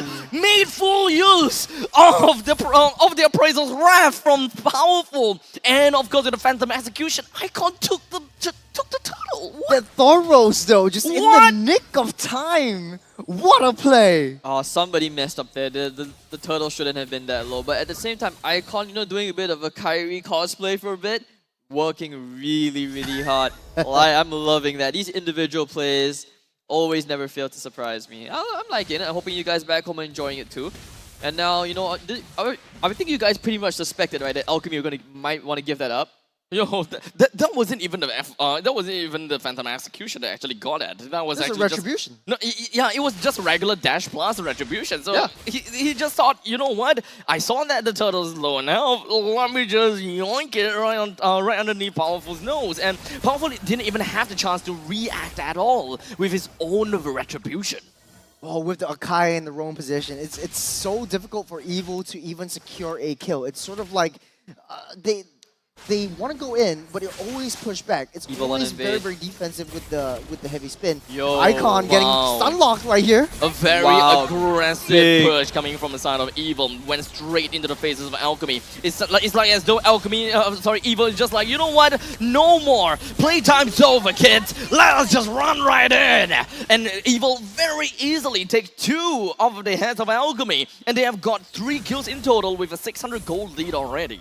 I mean, yeah, sure, Icon, you get the turtle, but Evil respond with, you know what, then we'll take your jungle, we'll take your life. And this is what they're expecting. I'm pretty sure you're feeling pretty confident right now. And this is also another clear example why you ban out Twist to Yuzong. Yeah, actually, it's very smart of Chip to actually take that Primal Wrath. It scales very hard into magic damage, so using the Primal Wrath into your own advantage deals a lot of damage, tries to push Evil back out of the way. But as much as Alchemy has a lot of these flashy plays, Evil are still up ahead. They have 3 kills to their name. They're looking for more. This is the second turtle of the game. As now, the turtle slowly gonna get pulled right out. Playing a little bit of turtle dance, I gotta have to say. Both Alchemy and Evil, both sides, they have very suitable candidates for holding the neutral objective. So I guess that could be a very big chance that we're just going to be dancing around for a very long time. So our focus and our emphasis is very likely going to be onto the side lanes. How effective are each side clearing waves? It does seem as though Terizla is a tad bit faster than Twist. But let's remember this. Twist is playing as a Yuzong after all. He does have the Black Dragon form. what? They can eventually get in. I have no idea how, but that was a very anticlimactic neutral objective take. Yeah, Icon just secured it with the retribution. The heavy spin just pushed Powerful out of the way, giving them a lot of space, a lot of time. Now, taking a little itemizations, it does look like the War Axe is built by Lancelot, by Icon. So, hold on a second. All the way to the back lines. We do have the Earth Shatter Plus, the onwards combination. Carrot immediately launching himself right out of the Fireaxe. But unfortunately, that is going to give Pacifist a single kill. Alchemy fights back, getting themselves 1. We do have a little bit of fight back from Alchemy coming in the middle lane as Icon takes the turret in the middle. It actually looks like Evil looking a little bit, stubborn in the way like they want to approach the game. But this is because they have absolute faith in their game plan. Like we saw, Twist, he went straight to the bottom lane and they didn't want to fight. The rest of the team clearly wanted to back off. But I think Powerful just, trying to push the boundaries a little bit to just keep Alchemy on their toes. But even back to the turtle fight, right? The reason why it was so anticlimactic is because Yuzong was still on the way, Evil were not ready for the fight, and I think they were expecting the turtle pull to last a little bit longer. But Alchemy, recognizing that the Yuzong was not in, immediately tried to rush it. It was a gamble, but it paid off at the end of the day.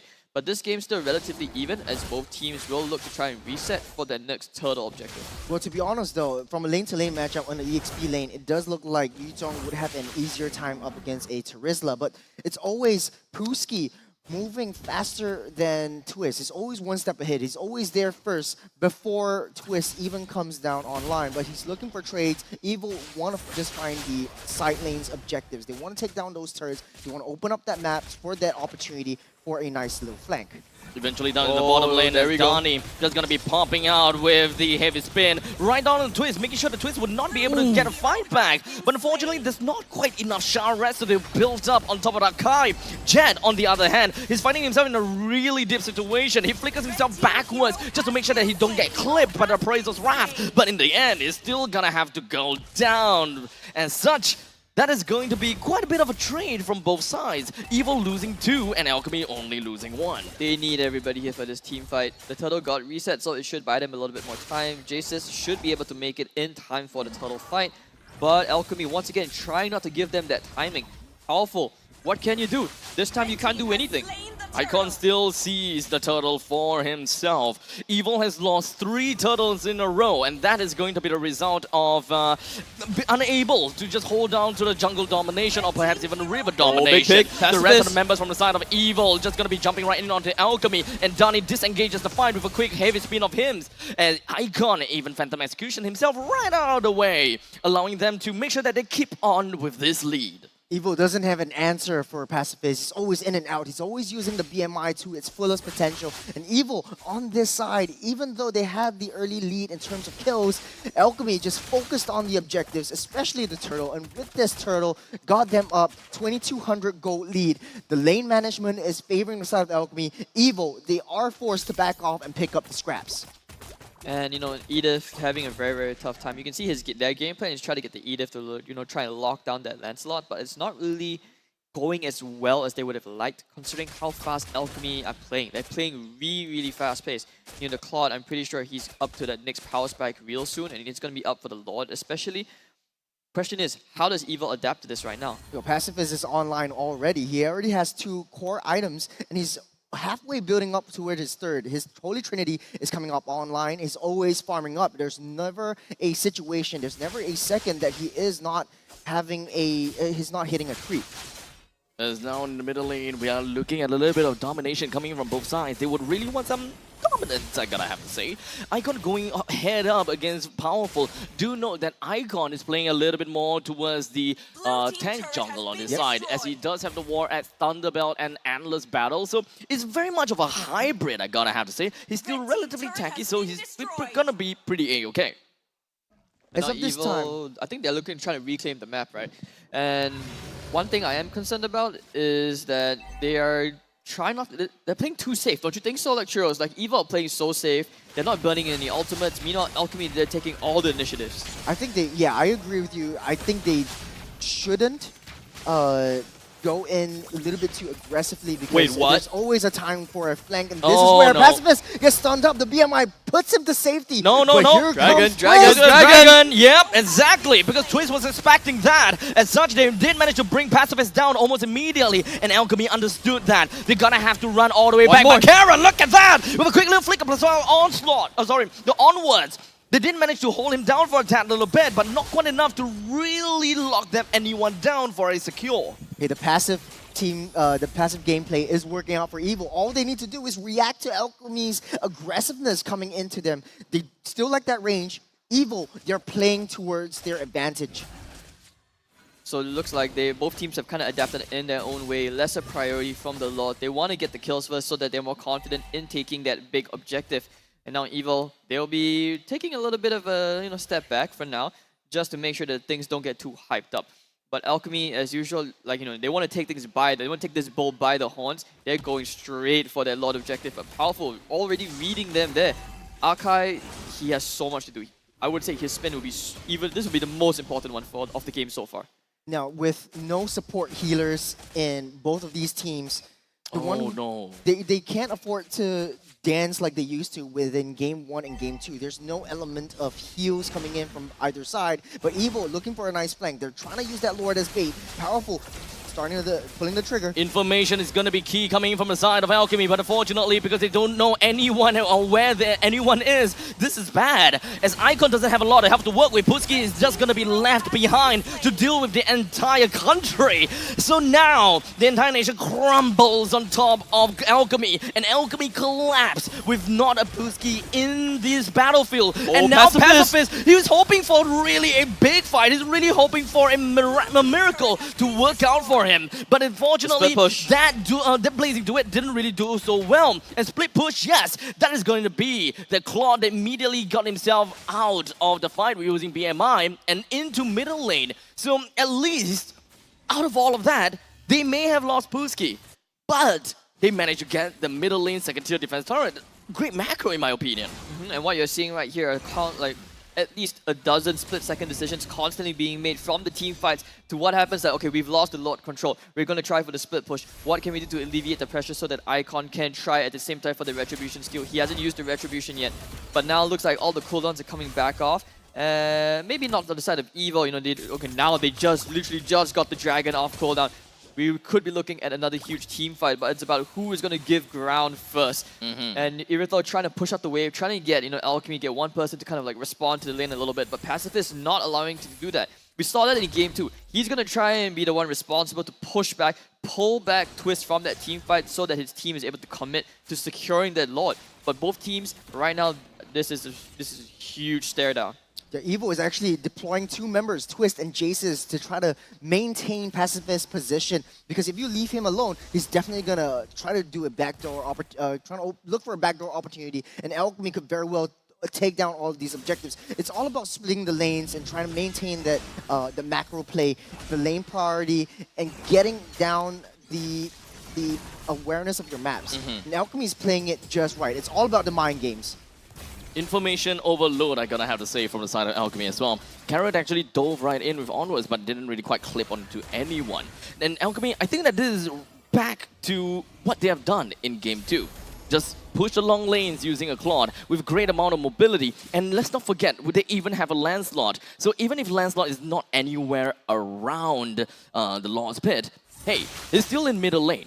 He can still clear the way fast enough and get into the fight fast enough, because we're talking about Lancelot after all. We do have Dani that can actually hold on to the Lord, hold on to the neutral objective pretty well. Puski himself can do the same thing as well. But for now, it is going to be a quick little taunt, but unfortunately that's not going to do anything. Oh, the Twist spin. flies around the heads of Alchemy, but unfortunately that's not going to be clipping on anyone. As such, he's not going to be using his Petrify just yet. A lot of their battle spells are still left intact, except for the side of the top lane. Claude is still going to be beating down onto this turret as much as he can, and even unleashed over to the Blazing Duet. What was that? He's a madman! He just went in, he knew what was at stakes, and he knew whether he can even win that or not. As such, Alchemy, they understood they understood the game plan now. With no JS around, there is Another no time he's more doing it again. of that. Dude, Pacifist is completely unhinged. Someone gotta have to deal with him.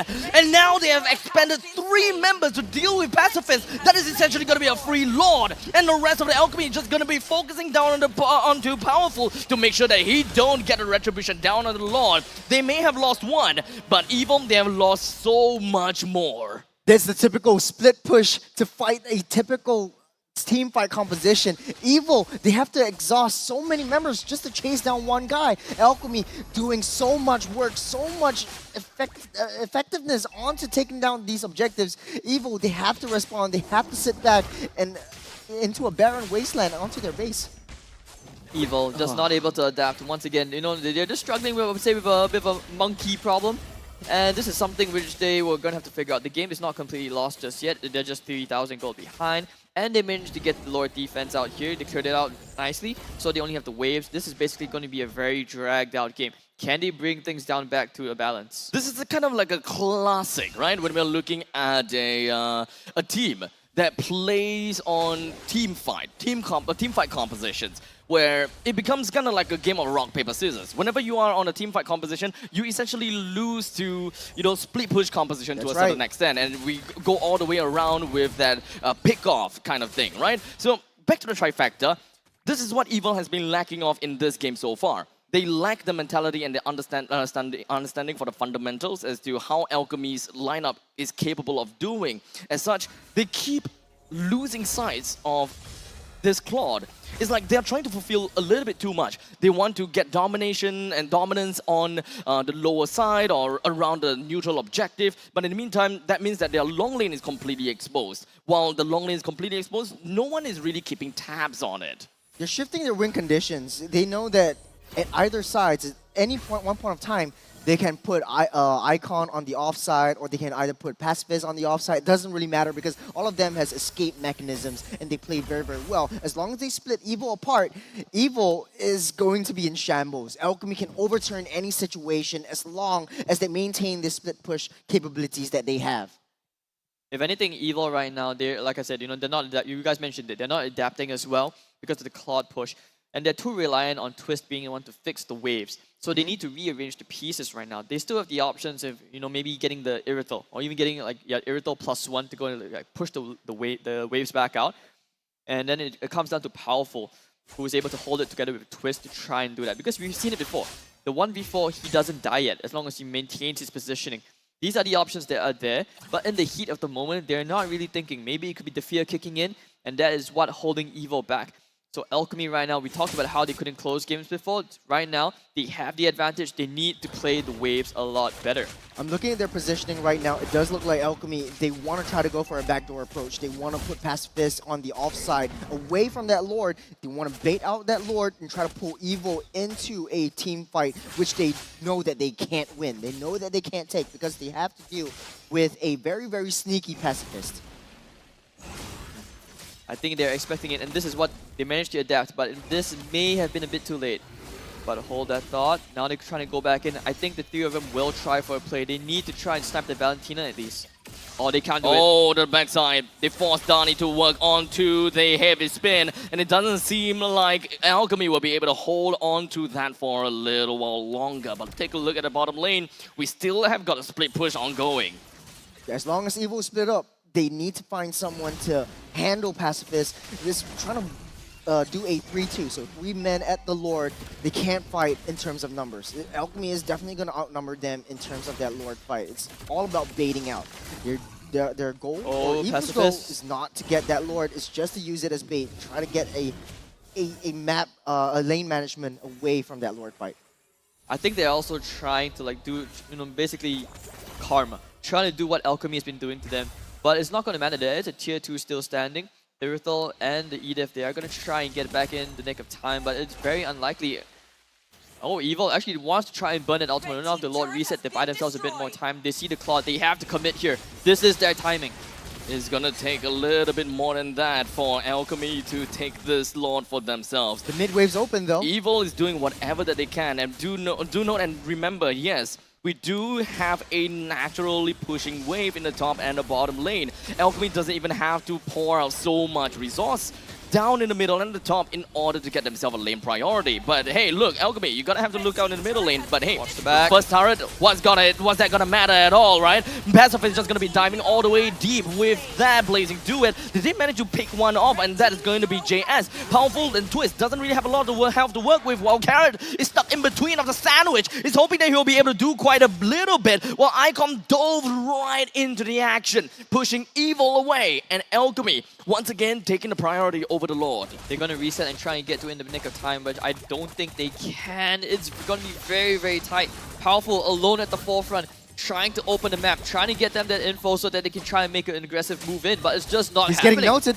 This is gonna be tough. I mean, he's gonna have to really... Oh my god! Came in right in the nick of time! And now, without Booski, without Pacifist, Alchemy now have got a lot of work cut for themselves. The Lord is just gonna be hammering away with his trident. It's just gonna be holding himself down for a little while longer. But now Icon is gonna be taken down. The onwards connects, and now Dani pushing the heavy spin. He was hoping they would be able to buy a little bit more time, but that's not gonna work. Coconut, the heavy crossbows, literally everything is just gonna be running right down and over to the side of Alchemy. And Evil, they have managed to hold it on down for a little while longer, as now the Lord stands tall for the next defeat. Can they do it? They have the minions. They could just go straight down mid. They have the potential to do it, but can they close it out? They can cycle. They can very much cycle. They don't have that wave. Someone needs to tank.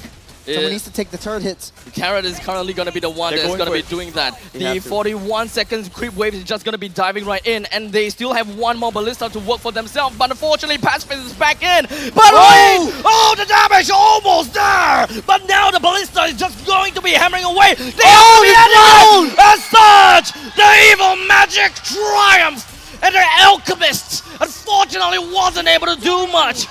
Completely unparalleled. I mean, what can I say? Evil, they adapted in the nick of time. It was a little bit slow, but they adapted in the nick of time. And this is what I mean. Alchemy are just not able to close out these crucial parts of the game despite having the advantage. So, I mean, what can you say? Disappointing as hell. I mean, if you imagine from Pacifist's point of view, he played a near-perfect game all the way, got them that map pressure, got the objectives, but by the time he came to the most crucial point, he didn't press his sprint in the nick of time, died once, and that was more than enough. And this is what it comes down to at these very, very, just intense moments of the game. It all comes down to that one thing. An unfortunate journey, an unfortunate end to an incredulous journey from Alchemy SG. You can look at their faces. Disappointment, sadness, their journey ends here. Again, for 2 seasons in a row, relegated out of the MPL League. Well, it is very, very unfortunate, I gotta have to say. Alchemy went through it all, even though their regular season stats wasn't all that good. But everyone gotta have to agree that Alchemy, they played their hearts out here. They did their absolute best. They hella did. They hella did, and let's be honest here, at one point in time, in fact, in many points in time, throughout almost the entirety of Game 3, we thought that Alchemy is gonna walk away with this game and dispel the evil magic. It looked so one-sided. It looked so one-sided from the get-go. It looked like any one point of time, a backdoor could happen at any moment, at any second. But at the end of the day, the magic of team fight still stands strong for Evil. Indeed, it all boils down to who can adapt the fastest in these tiny things. And I mean, credits to Alchemy, they did it before, from relegation, they came back into the league. I'm pretty sure they can do it again. And like I mentioned from the very beginning, even from in the pre-game, this is all a transition period. It's all about looking to the future. I mean, you never know. I wouldn't be surprised if some of these players got picked up as some of the top 4 teams next season. Because honestly, when Icon, we talked about his high mechanics, even with that was it the turtle steel? Yep. Very, very good stuff. Pusky as well. These are players that show that they do have a bright future ahead of them. I wouldn't take it as like a heads down, let it process, let the negativity and the emo-ness process. But at the end of the day, this is a very, very hard lesson that needed to be learned here. Yeah. Now, of course, the question is, what is going to be what is Alchemy gonna be like in the next season, as they have unfortunately been knocked out of the tournament at 7th-8th place. That means that they would have to fight their way back into MPL SG for Season 7. But, let's take a quick little recap and take a look at what really went down in game number 3 between these two. Itemizations, anything out of the ordinary here, Churros? Well, something I want to point out is Coconut actually had a perfect game this time around. I thought the goat lane was favoring Pacifist so much more. He was having so much presence. He was pulling Evil out of their comfort zone and trying to handle him out of in the off lane. But Coconut was untouched the entirety of this game, and he really, really showed up at the end of the day. That solidified their victory. And this was something that it was so crucial for Evil, playing around Coconut and doing a protect composition, and make sure he's safe and make sure he shows up. And this time around, he really did. I mean, right? Also, one thing to point out, I mean, maybe not so much towards the itemization, it will always come down to the objective stats. Do you realize the games that Evil win, they never get a single turtle? Oh yeah. They have never gotten a single neutral objective. But game 2, you see the game that they lost, they managed to take a turtle. So that's the strategy. Just don't take turtle, guys. Just don't take turtle. Yeah, just don't take turtle. It's so simple. If you want to win game, don't take turtle. Yes. I mean, quoted by Hades. Okay. Hey, no. Don't twist my words out of context. Maybe there's a secret to bleed. Yeah. Oh. No. Just giving up the turtle. He's just giving up his secrets right here. Thank you, Hades, for being on the desk with us. Yeah. Oh wow, we appreciate you so much. This is why I'm not on the desk anymore. maybe. No, but okay. To elaborate a little bit more on the context of the turtle fight objectives part, I would say that Evil, they really put less emphasis on we die need to secure the turtle. It's not everything. As compared to Alchemy, they put so much emphasis on that objective, they forgot to play around the objective, and that's actually the reason why I would say that it's costing them the opportunities to close out games in a much neater fashion. But end of the day, this is something that they will have to work on. And of course, lesson number 2, we talked about this on the draft. Don't let Twist get you Yitong. Don't do it. Just don't do it. Yeah. Your backline is gonna be in a lot of pressure, especially when a Black Dragon is flying into your face. Icon got no kills. Yeah, he has 0-2-0. So his main job is just securing Yeah. these objectives, Yeah, which is fine, which That is is fair. that's his main job. I mean, the main job really is just about objective, which I think it's very hard for any one of us to say that we are disappointed. Well, to be fair, to quote Cheryl Yao, it's basically like the Great Singapore Sale. They came in, took all the objectives, and they left. Exactly. Yeah. That is exactly what Icon did. But now, I just want to say, right? Is the Yuzhong that big of an impact to award him the MVP? I would say this time around it's Coconut, though. Yes? Yeah. You think so? 100%. Do you not see this is guy? tough for me, man. How many Archive ultimates do you see wasted? Do you see the Terizla ultimate burned in between the tier 1 and tier 2? They were like all set up for Turtle. They had the map control, but Coconut. Let's be honest here. 405, Yeah. 69% kill participation, and Nice. 755 GPM. I'll say that yes, they are definitely on par, right? Yep. But Coconut being the pause one, I think makes sense, right? A little bit. Throwing over. He had a much better Irito game this time for sure. This And- time, Yeah, yes. this time for Yeah. sure. It was one of his better games. And true enough, no better time than these kind of elimination games to come up with a nice star performance. And okay, I would say to a certain extent, yeah, he does deserve the MVP. Yeah, to be honest though, I do agree it was a team effort for the side of Evo though. Twist did such a good job trying to draw all these ultimates to himself and try and get out of the fray. You see Novaria just pulling Jace's just dishing out so much damage, chunking down health after health after health. And this was just Evo just protecting and sticking to their guns, sticking to the keys to their victory, protect Coconut and just let him shine in the late game. Although I gotta have to say, since we are talking about the keys to victory, I think that we gotta have to add one more line for Evil, because after watching these 3 games, I think that we gotta have to say that we weren't exactly very impressed with what Evil has shown us in this series, because we know how much they are capable of, what they are capable of, and those small little mistakes that eventually just became bigger things, yeah, that is the main problem. They're gonna have to really work on these side lane controls and not to just tunnel vision onto a single objective, such as the neutral objective as such. So I hope that Evo will be able to will be able to show us a better game in their next game. But for now, maybe we'll be able to find a little bit more during the mic check. So let's just roll the clip. Hey, we need to fight. Bot going in. Hey, the Xbox also no emo. Hey, let's fight. Jump rush.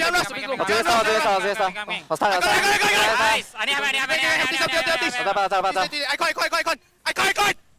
The I think Bruno. Oh, I got it. Hey, go. Hey, our bot winning. Don't let him go back. Nice. Nice time. Just continue. Careful the pin. Hey, careful. I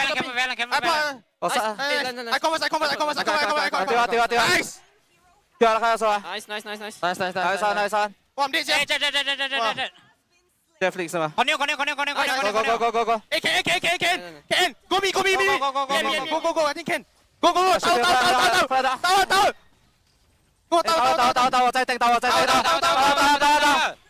Nice.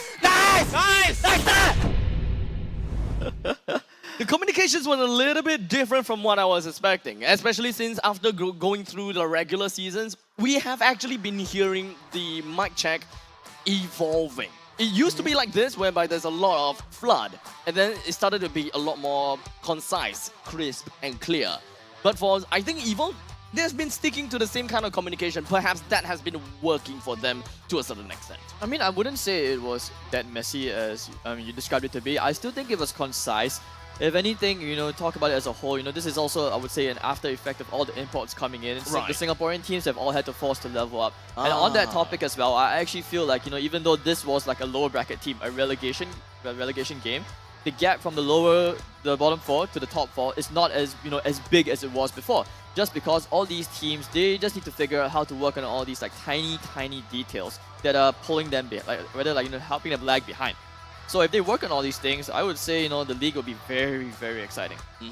So With that all said and done, ladies and gentlemen, it is very unfortunate that we're gonna have to see Alchemy bow out from the tournament in Season 6. Hopefully we'll be able to see them in Season 7. But for now, we're gonna be passing over the host, Cheryl Yao, for the rest of this segment. Thanks, guys. I don't know about you, but I was literally sitting on the edge of my seats. I don't know what's gonna go. Powerful, what are you doing? That was, wow, I can't. Playoff season, first match, and this is the heart attack you put us through. Now, what we have seen earlier, and this is the first time you say Coconut getting MVP for 4 seasons. Yeah. Coconut, can you hear me or not? First time. 4 seasons, MVP, first game during the first match right here for the playoff season. Congratulations, and what a beautiful win. Actually, I don't even know if I should say beautiful win. Do you think you guys got lucky? I think we perform damn shit. I think my member are still sleeping. So do you think this is a really rude awakening for you guys to really say real, wake up that idea of yours? Yeah, I think this is a good wake up for us lah. Because I think what happened today is also because yesterday we overtrained. Then we stay up until quite late. Then today we have to wake up early. Then just now when we came here, most of my members told me that they are all tired lah. Okay, honestly, this is esports, and this is why I always say our players are athletes in their own right, because when it comes to rest, it is absolutely integral, and right now they're so tired because they've been training like crazy. But I really hope for you guys to get good rest for the upcoming days as well, because lower bracket grind, you guys know, you guys are the lower bracket like dark horses. The grind is real. And next question is, I don't know what happened. Pacifist popped off like crazy today, and was he a threat to you guys? Because it was evident. And what did you guys do about him? I think I will just say today my team, the brain is not working. Normally we will have ideas on how to counter, like etc. stuff like that. But today we are no macro, right? Okay, but I mean, to be honest, you are a team captain. It's pretty easy to say that, oh, you know, my team is not performing. So what are you gonna do as a team captain, in-game leader, to recalibrate your team to come on stronger, or as you say, ×2 back tomorrow for day 2? I think I will give them more rest lah. I think yesterday maybe it's my fault for asking them train until so late lah. Yeah. Right, so for the past 2 weeks, it has been a long break, and I'm sure that there are a lot of lessons learned from the regular season. And seeing today, right, you are a team placed 5th in overall standings against a team that placed 8th in overall standings with 2 points, yeah? They only got 2 wins, and it was so close today, I was sweating. What are you guys going to do moving forward? It's not easy. I would say they did well today. I'm quite impressed with about their preparation lah. And we still got a lot of pocket picks we haven't pulled out. So look forward to the next few games. Right, so who you guys are facing off tomorrow is still unknown, but who do you think of the 2 competitors that you might be facing later? I think we will be facing either Homeboys or RSG, but I think that RSG will win lah, because they are the champion for 3 seasons already, and then also like Sela is on the team now lah. Yeah, Sela. So here say he's actually Powerful's greatest of all time, and if he's gonna face off RSG, or rather the team's gonna face off RSG, it's gonna be a tough one. So you're anticipating the face of Homeboys in the lower brackets. Yeah. Interesting. Okay, I shan't hold your time up. Go back, get some rest, and we'll see you tomorrow at day 2. Okay, thank you. Thank you so much, Powerful. Wow. You know, when it comes to Evil, they have like the craziest fan base. Yeah, so the next game will be happening at 1:30 p.m. and I sincerely hope next time I'll get to interview Evil's fan base. They are absolutely crazy and the energy is just simply wicked. Now, today it is very bittersweet, as I've mentioned. We see Team Evil, on one hand, advancing further right here into the playoff season, whereas on the other hand, we see Alchemy SG getting relegated right here for MPL SG Season 6. So that is really a tough feeling to feel, a very mixed feeling, as I'm mentioning it right here on the stage itself. But, you know, a playoff is a playoff and life goes on. Next up, we're going to be seeing another lower bracket grind where we see the likes of Vanguard Esports go head-to-head against Stellark. One more team is going to get relegated. Which one will continue on with that chance of getting championship right here at MPL SG Season 6 between these two? Stick around and we'll see you at 1:30 p.m.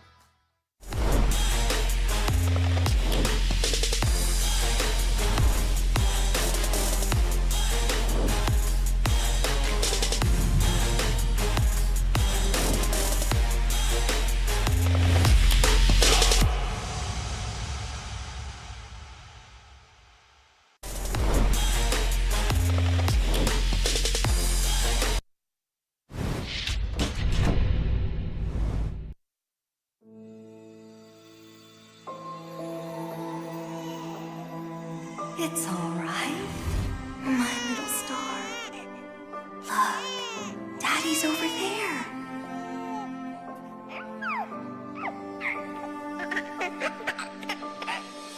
The calamity's approaching, and it will destroy everything. I'll hold it back and buy us more time.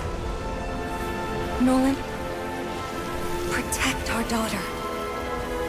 No! Lillian!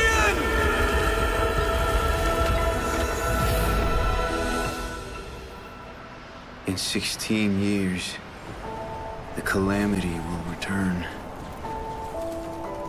I've already wandered countless universes, seeking an end to the impending catastrophe. There's no time to mourn, no time for regrets. I must fulfill my last promise before I can even hope to see my daughter again. But what chance do I have against the boundless might of the cosmos?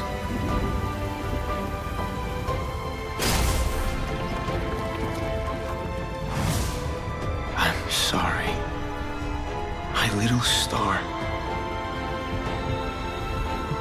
I might not be able to return home anymore.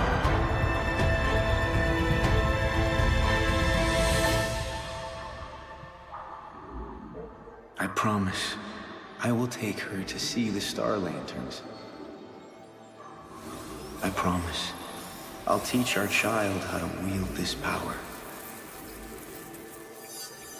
I promise I will sacrifice everything to protect her. I promise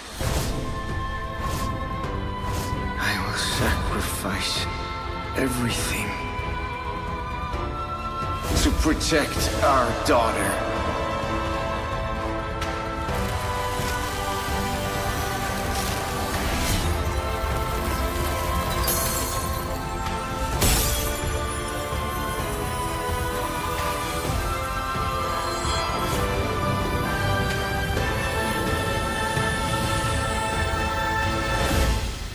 In every fragment of my soul, the calamity's end shall be witnessed.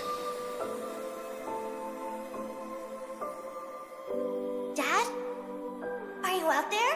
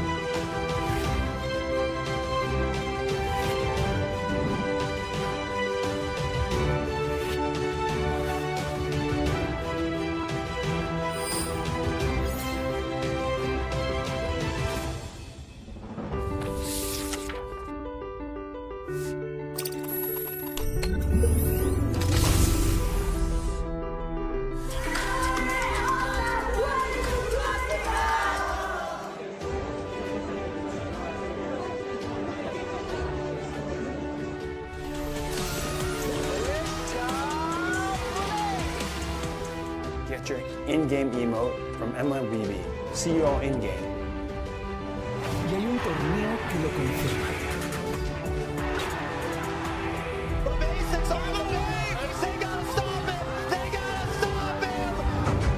Blacklist kadrosu Incendios'a karşı oynuyor olacak. Bu heyecanı şu anda yaşıyorlar. Blacklist ciddi ekiplerden.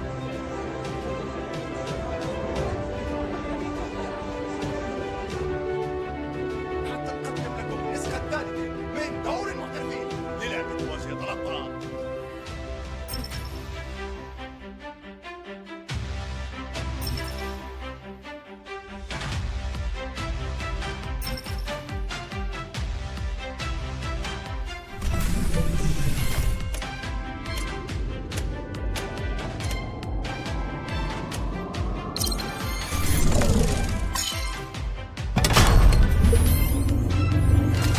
Ulang tahun buat Mobile Legends Bang Bang ke-7.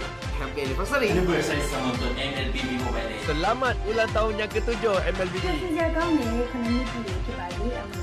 Sétimo aniversario Feliz séptimo aniversario, Mobile Legends Bang Bang. Feliz sétimo aniversário, Mobile Legends Bang Bang.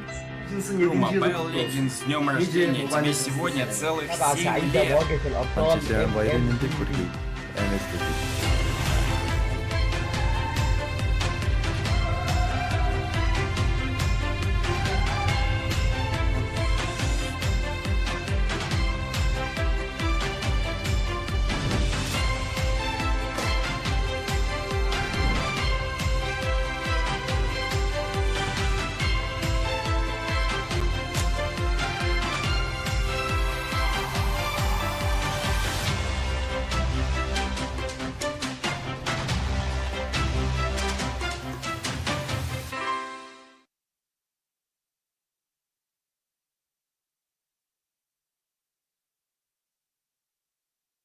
My name is Dewi. I'm currently the main roamer for Homeboys SG. Hi, I'm Naufal, also known as Icon from Alchemy SG. I play as the jungler for the team. Hi, I'm JPL and I play for Bleed Esports. Hi guys, I'm Diablo from RGSG. I'm also the captain and EXP laner for the team.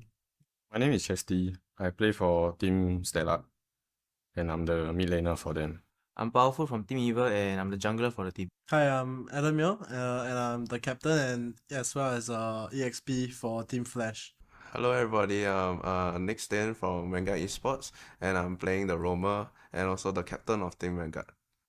I would say that the team doesn't have a fixed play style, but more of we try to adapt on the fly and try to play as many scenarios as we know.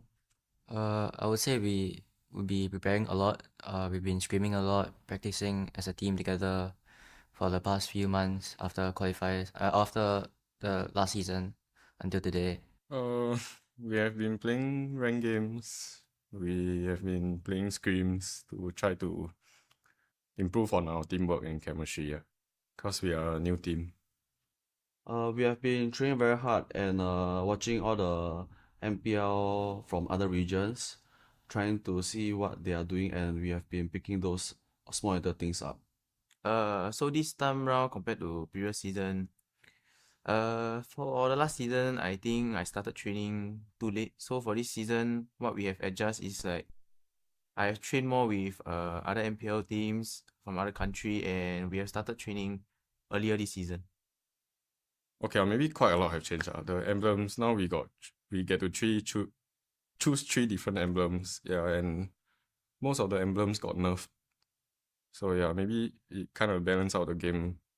Everybody will not be used to the new emblem change, but eventually when you play more, when you train more, when you grind it, you'll get used to it. You'll get used to the new emblem, you get used to the new meta. Personally, I think it's a big change, yes. I don't have any preference whether I like it or not. I would say it opens up a lot of possibilities to new playstyles and also more heroes that have never been seen before will be used up because the emblem system allows for more versatile gameplays, especially during the early to mid games. Yeah. Actually, for me, I would say I'm pretty comfortable with the new meta, the new patch, because it brings more complexity towards the meta changes, especially bringing the new emblems. There's a lot of things you can adapt to, a lot of strategies you can bring onto the table. We don't really have a goal. Yeah, we just... want to go into every game and play our best. This season, I'd say it's probably quite a high expectation, aiming for at least a upper bracket slot after regular season. I think for every team in MPL, the ultimate goal is always to be the champions and move on to international tournaments, and that's the same for Flash as well, I would say. Of course, I'm aiming for the top one in MPL SG. I mean, I've failed 3 times already, so yeah, hopefully this season I can make it. We must definitely achieve better results than what we did in SMGSG. Definitely the aim and the goal for Homeboys is to achieve champion and eventually this season M5. Personally wise, it will be top 3. Because I really feel that in MPL SG it's really doable for top 3. But as a team wise, of course, we would like to win the whole thing itself. So for the past few seasons, I always have been targeting top 4, top 3. But this time round, I'm coming for top 1.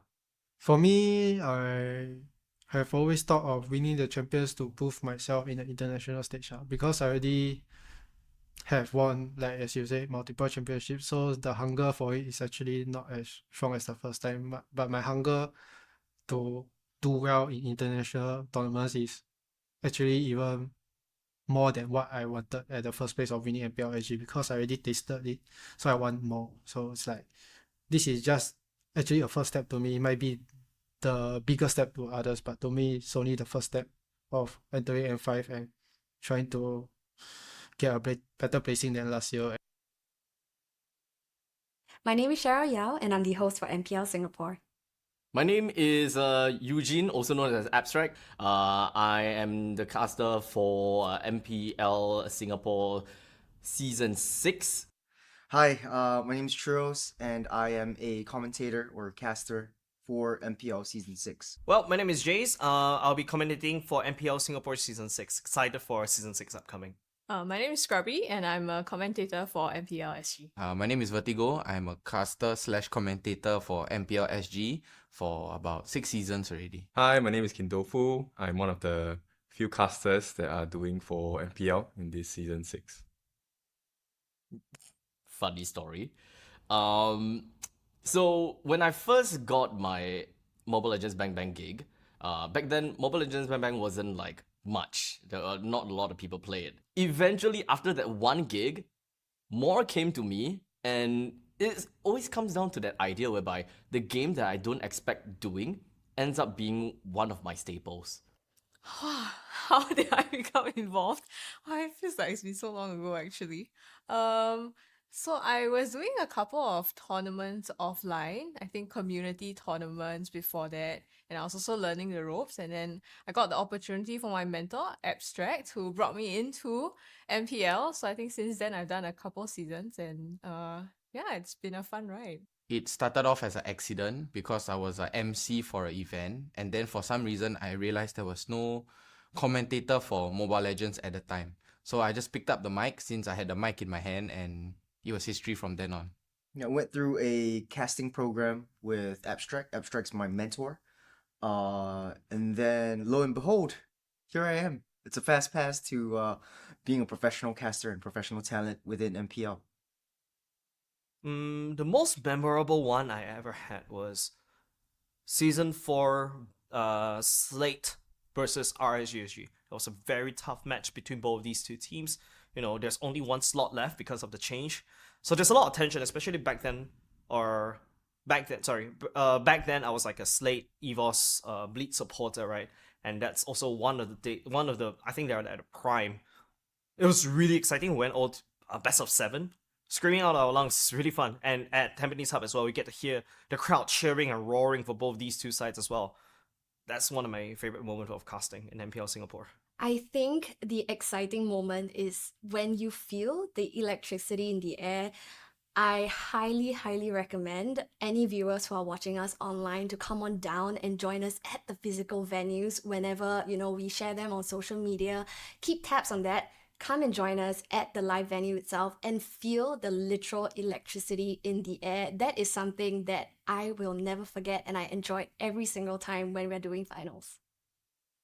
I think first and foremost, I'd like to thank them. I know that we have a lot of overseas viewers as well. Thank you for your support for MPL SG as well. Without you guys, I think we wouldn't be at the level we're at now. And I think just keep giving us your feedback, because good or bad doesn't matter. If it helps us improve, we'll take it. I personally really do appreciate the support coming from the community. Things like streamers playing the game and people supporting those streamers eventually kind of rose up to support for the entire MPL community as well, and scene in Singapore. So I feel like keeping that support and viewership going really, really helps the scene, because that's the most important thing. If you don't have viewers, the scene isn't going to grow. If you don't have bodies at Suntec or at OTH, at our Tampines hub, it's just not gonna work because no one's gonna watch the game. So keeping that support going, I think, would be really important to me, and I'm super grateful that we have these people in Singapore right now, and it continues to grow. Honestly, first up, Singapore is very, very small. And if you have the slightest, interest in Mobile Legends Bang Bang, I highly encourage you guys, to follow our social pages, come on down and support us live. It's really, really appreciated, that presence there, whether you're online, physically with us, it's greatly appreciated, especially Singapore is so small. And of course, for our players as well, they would be deeply encouraged by, your roaring screams, especially on the live venue itself. And with Singapore being so small, we need to show other regions that Singapore might be small, but guys, we are mighty, and we need you, all of our Singaporean viewers, to be there to support Singapore all as one. Being part of an ecosystem, that has been very enjoyable, because honestly, if I were to go to the playoffs and I'm just going in, I cast, I'm done, I go home, honestly, that's kind of boring. So whenever the audience members or the community members comes over and we just chat each other up, I think that's a very refreshing feeling, and the experience is different every season. MPL Singapore itself wouldn't be possible without you guys. Every one of you are very important to us. And, like what we mentioned, come down every week if you guys can. I know you guys can be quite busy. Or during the playoffs, we are around and about. Just ask away and, have a chat with us. We're more than happy to chat with you guys. So I feel like you guys are really important for us. And I really thank you from the bottom of my heart how much support that you guys have been pouring in towards us since season 1. So I really thank you guys.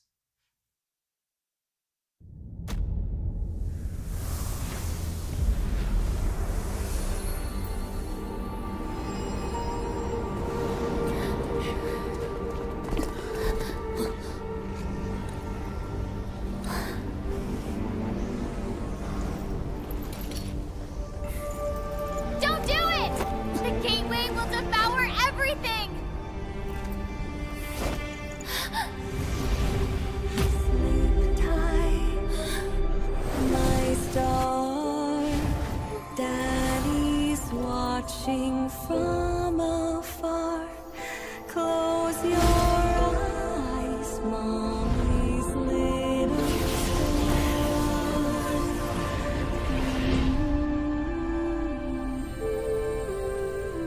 When I learned that our reality was on the brink of annihilation, the multiverse, implanted with fragments of my soul, became the last hope. Any universe is within my reach. Yet, my home still seems but a faded dream. You can't save them. All life will perish before the calamity.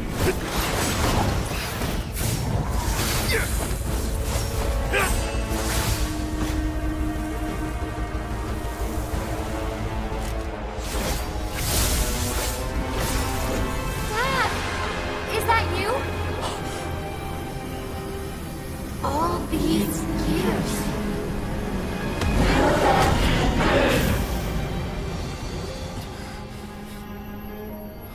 I'm sorry, my little star. I will protect you. No matter the cost. Even the cosmos can't stop me!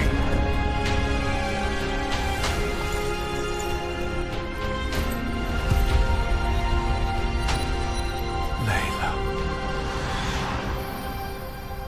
My baby girl.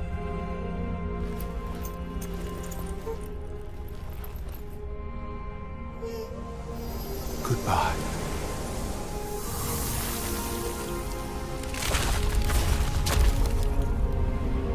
The calamity ends with me. Into oblivion.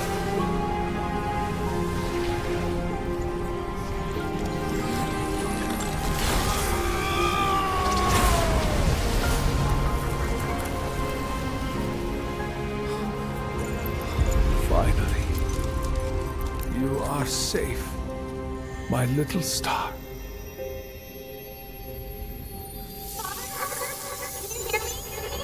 It's Layla! Father, can you hear me? It's Layla! Please, come back home.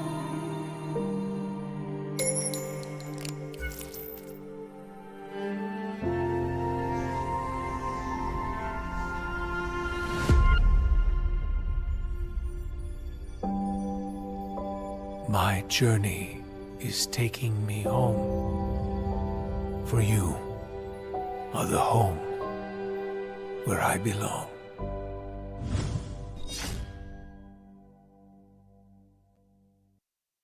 In this age of technology, martial arts has evolved too. I won't rest until I crush the Trinity Syndicate!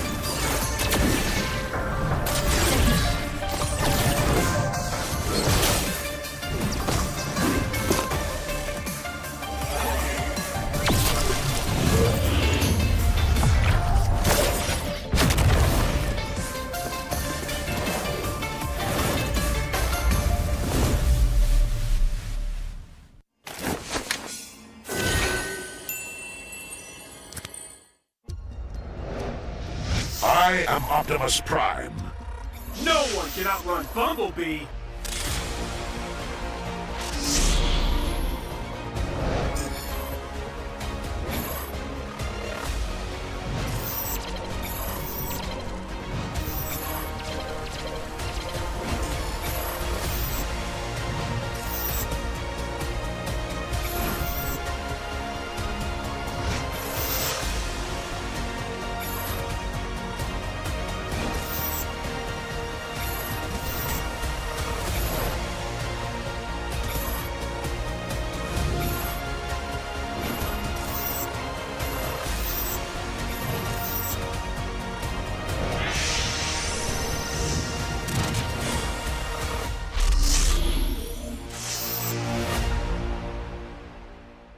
OSIM.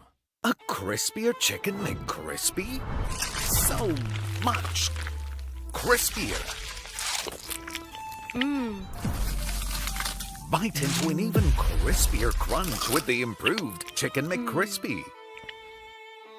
Now, wouldn't that be nice?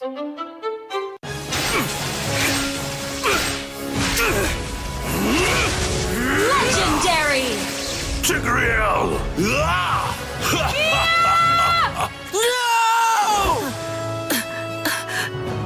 Tigreal, you are our only hope. We're not going to lose. Not today!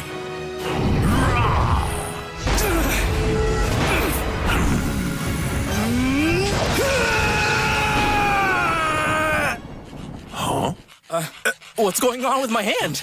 Ooh, why is it so itchy? Yee! Dandruff! Yo, your hand's for gaming, not for scratching. You call yourself a pro? You have dandruff! Tigreal? Tigreal, is that you? Yes, that's me! Do you want to win a match? Defeat Dandruff and Itch with Head and Shoulders! Move on to Head and Shoulders! Up to 100% protection! Dandruff and Itch! Wiped out.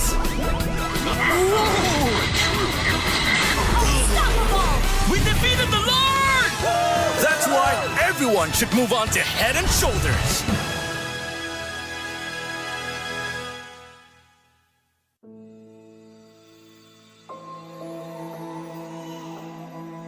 It's all right, my little star. Look, Daddy's over there.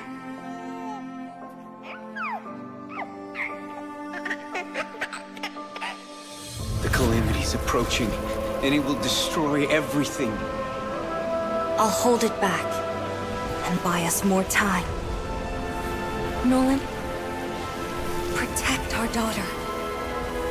No! Lillian!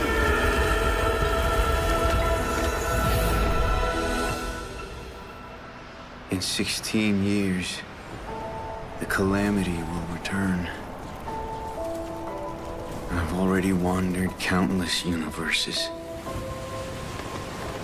seeking an end to the impending catastrophe. There's no time to mourn, no time for regrets. I must fulfill my last promise before I can even hope to see my daughter again. But what chance do I have against the boundless might of the cosmos?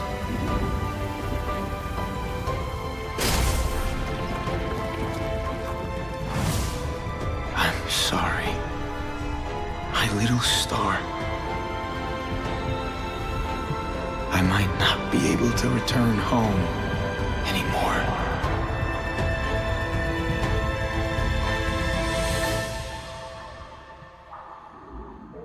I promise I will take her to see the star lanterns.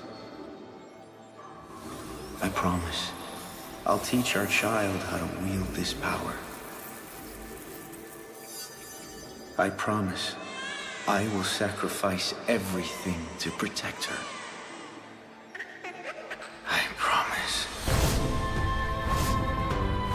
I will sacrifice everything to protect our daughter.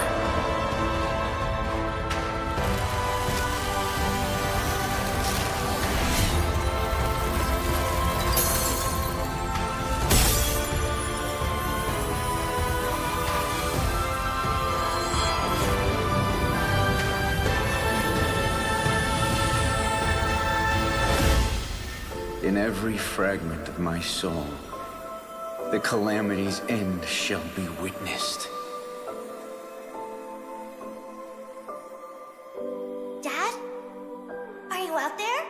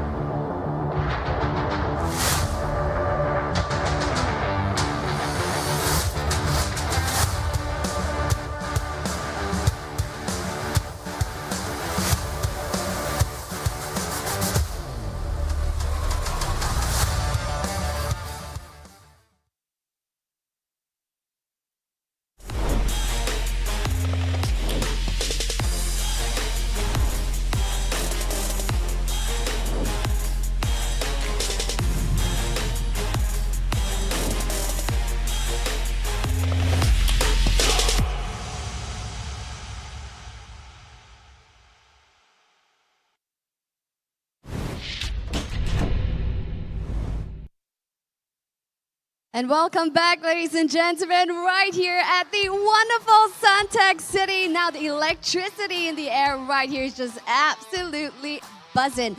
Now earlier on, I was sitting on the edge of my seat. Never am I to expect right here from match one itself to be so close. We see a 2-1 right here, the match earlier for Evil as well as Alchemy. And very unfortunately, we had to say goodbye to Alchemy SG, and unfortunately, they are relegated right here at MPL SG. With that being said, right here we're still in the lower bracket grind, and this next match that's gonna come up real soon, unfortunately, we're also going to see one team get relegated here. Now we see the likes of Vanguard Esports going up against Stellark SG. So where would you cast your lucky guess coin, guys? I don't know where this one will go, but definitely one team will be saying goodbye to, and another will be making forth in their journey here in the playoff season to carry on that dream to become a champion right here for MPL SG Season 6 and head on over to the M5. So, without further ado, let's meet the wonderful faces right here for this team matchup. First, presenting to you, Vanguard Esports.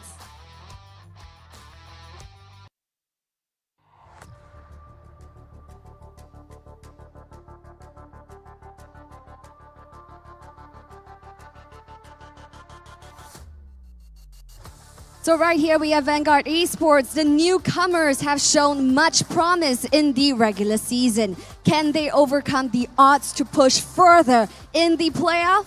Let's stick around and let's find out.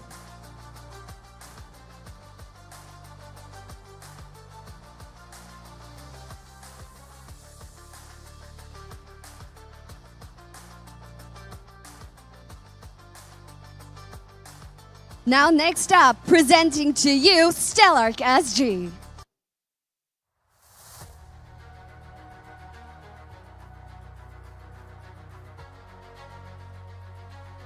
Now Stellark SG, after a huge roster change from the previous season, they have a lot of weight on the veterans to guide the new blood through. Who will emerge victorious right here at this match? Ladies and gentlemen, let's stick around and find out which one of these two teams will carry on for their journey right here at the playoff season, and which team will unfortunately walk away with their dreams dashed. Let's find out after match 2. Teams are now giving their respective fist bumps, friendly hellos before they head on over to their battle stations.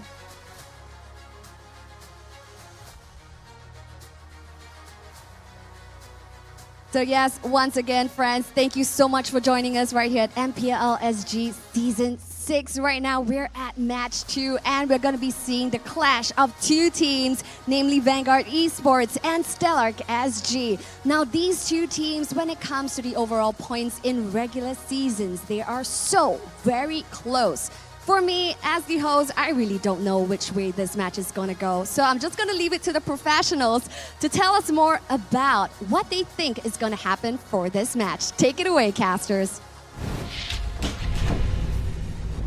All right, ladies and gentlemen, welcome back to the second match of today. Playoff day number 1. My name's Abstract. With me here is Churros as well as Hades, the guest caster of today, which will be joining us as the analyst. And the three of us is going to be your caster for this match. A quick little roundup as to what has happened so far. It was, well, Evil versus Alchemy. I'm going to have to say that Evil, I had a quick chat with them. Apparently that they trained way too hard last night, and thus they got fatigued. Maybe still waking up. It's still in the early morning. It's the first game of the season, but well, props to them. Evil going into the second round. I mean, that was a nice way to get yourselves, more awake right in the morning. Considering you're playing at 10 a.m. but your check-in time is 8:30. I mean, who knew gamers had to wake up early to go to work? Yes, it does happen, ladies and gentlemen. Who knew that you're gonna have to quote-unquote work? Yeah. I mean, at the same time, it was really nice that Alchemy made them sweat a little bit. We saw signs of life, and it was a really close series. It really could have gone either ways. And I'm pretty sure Evil, now after winning the way they did, it's that's a monkey off your back. Alright, so let's move on to taking a look at the second match of today. Let us introduce Vanguard Esports. Now, this team is dubbed the underdogs of the lower bracket. So it's a lot of unknowns to be seen.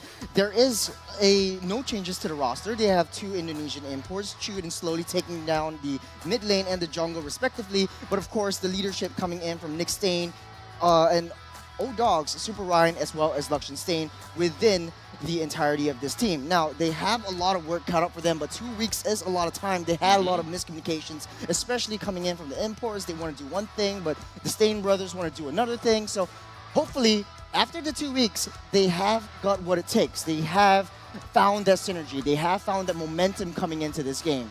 Now, we had the Stain brothers in this side, but do we have the Ski brothers here? Unfortunately, not anymore. Kirby's coming in. I mean, yeah, so that is going to be the change that we're seeing halfway through the season, but who else do we have here in Stellar SG? I mean, this was surprisingly a really nice addition, right? Kirby, formerly from Revival before the disbandment, and of course, you know, this guy was always known as the support tank player. They're really, really annoying, like Estes guys, for example. And of course, you know, you have a lot of young blood, Blade, Howski coming in.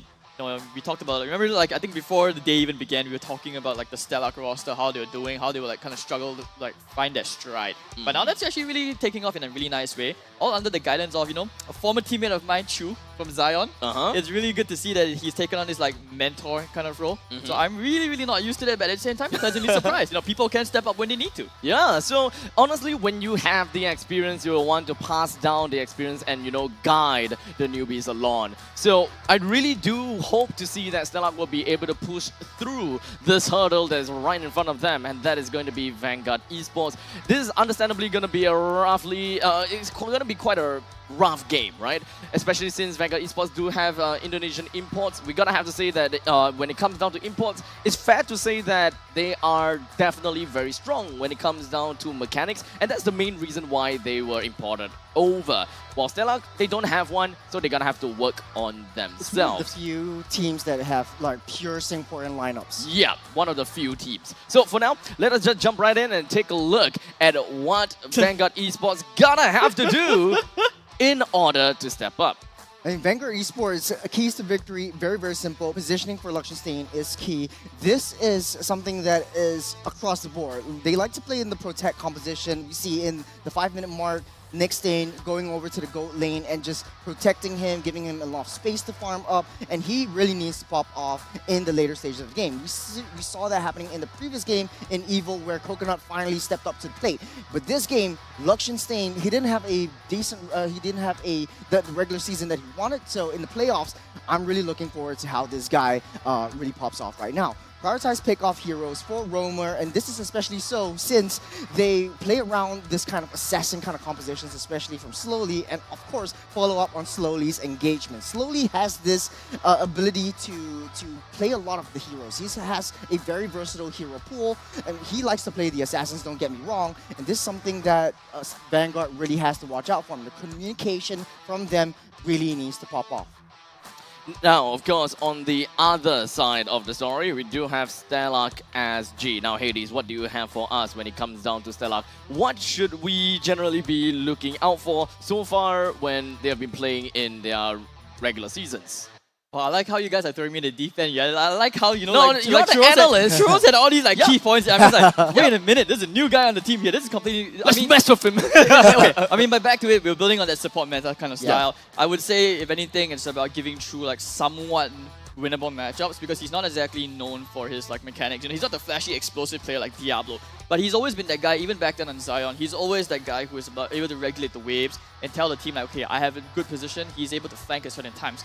Just that, you know, maybe his team is not able to match him there. So for Stellac, I would say it's also about having a little bit more confidence, playing like they actually can win. Because the impression that I get when we played against Stellac was that, you know, these guys are not very confident in themselves, probably because they, you know, they're such a young team. And when you're playing against like these super experienced players, you know, you're just like, what do you do? What do you do? And then that's when all these tiny things start to add up. So like he says, prioritize true and chesty heroes. To be honest, I would say yes, these are necessities because these guys are basically the primary and secondary shot callers of Stellac.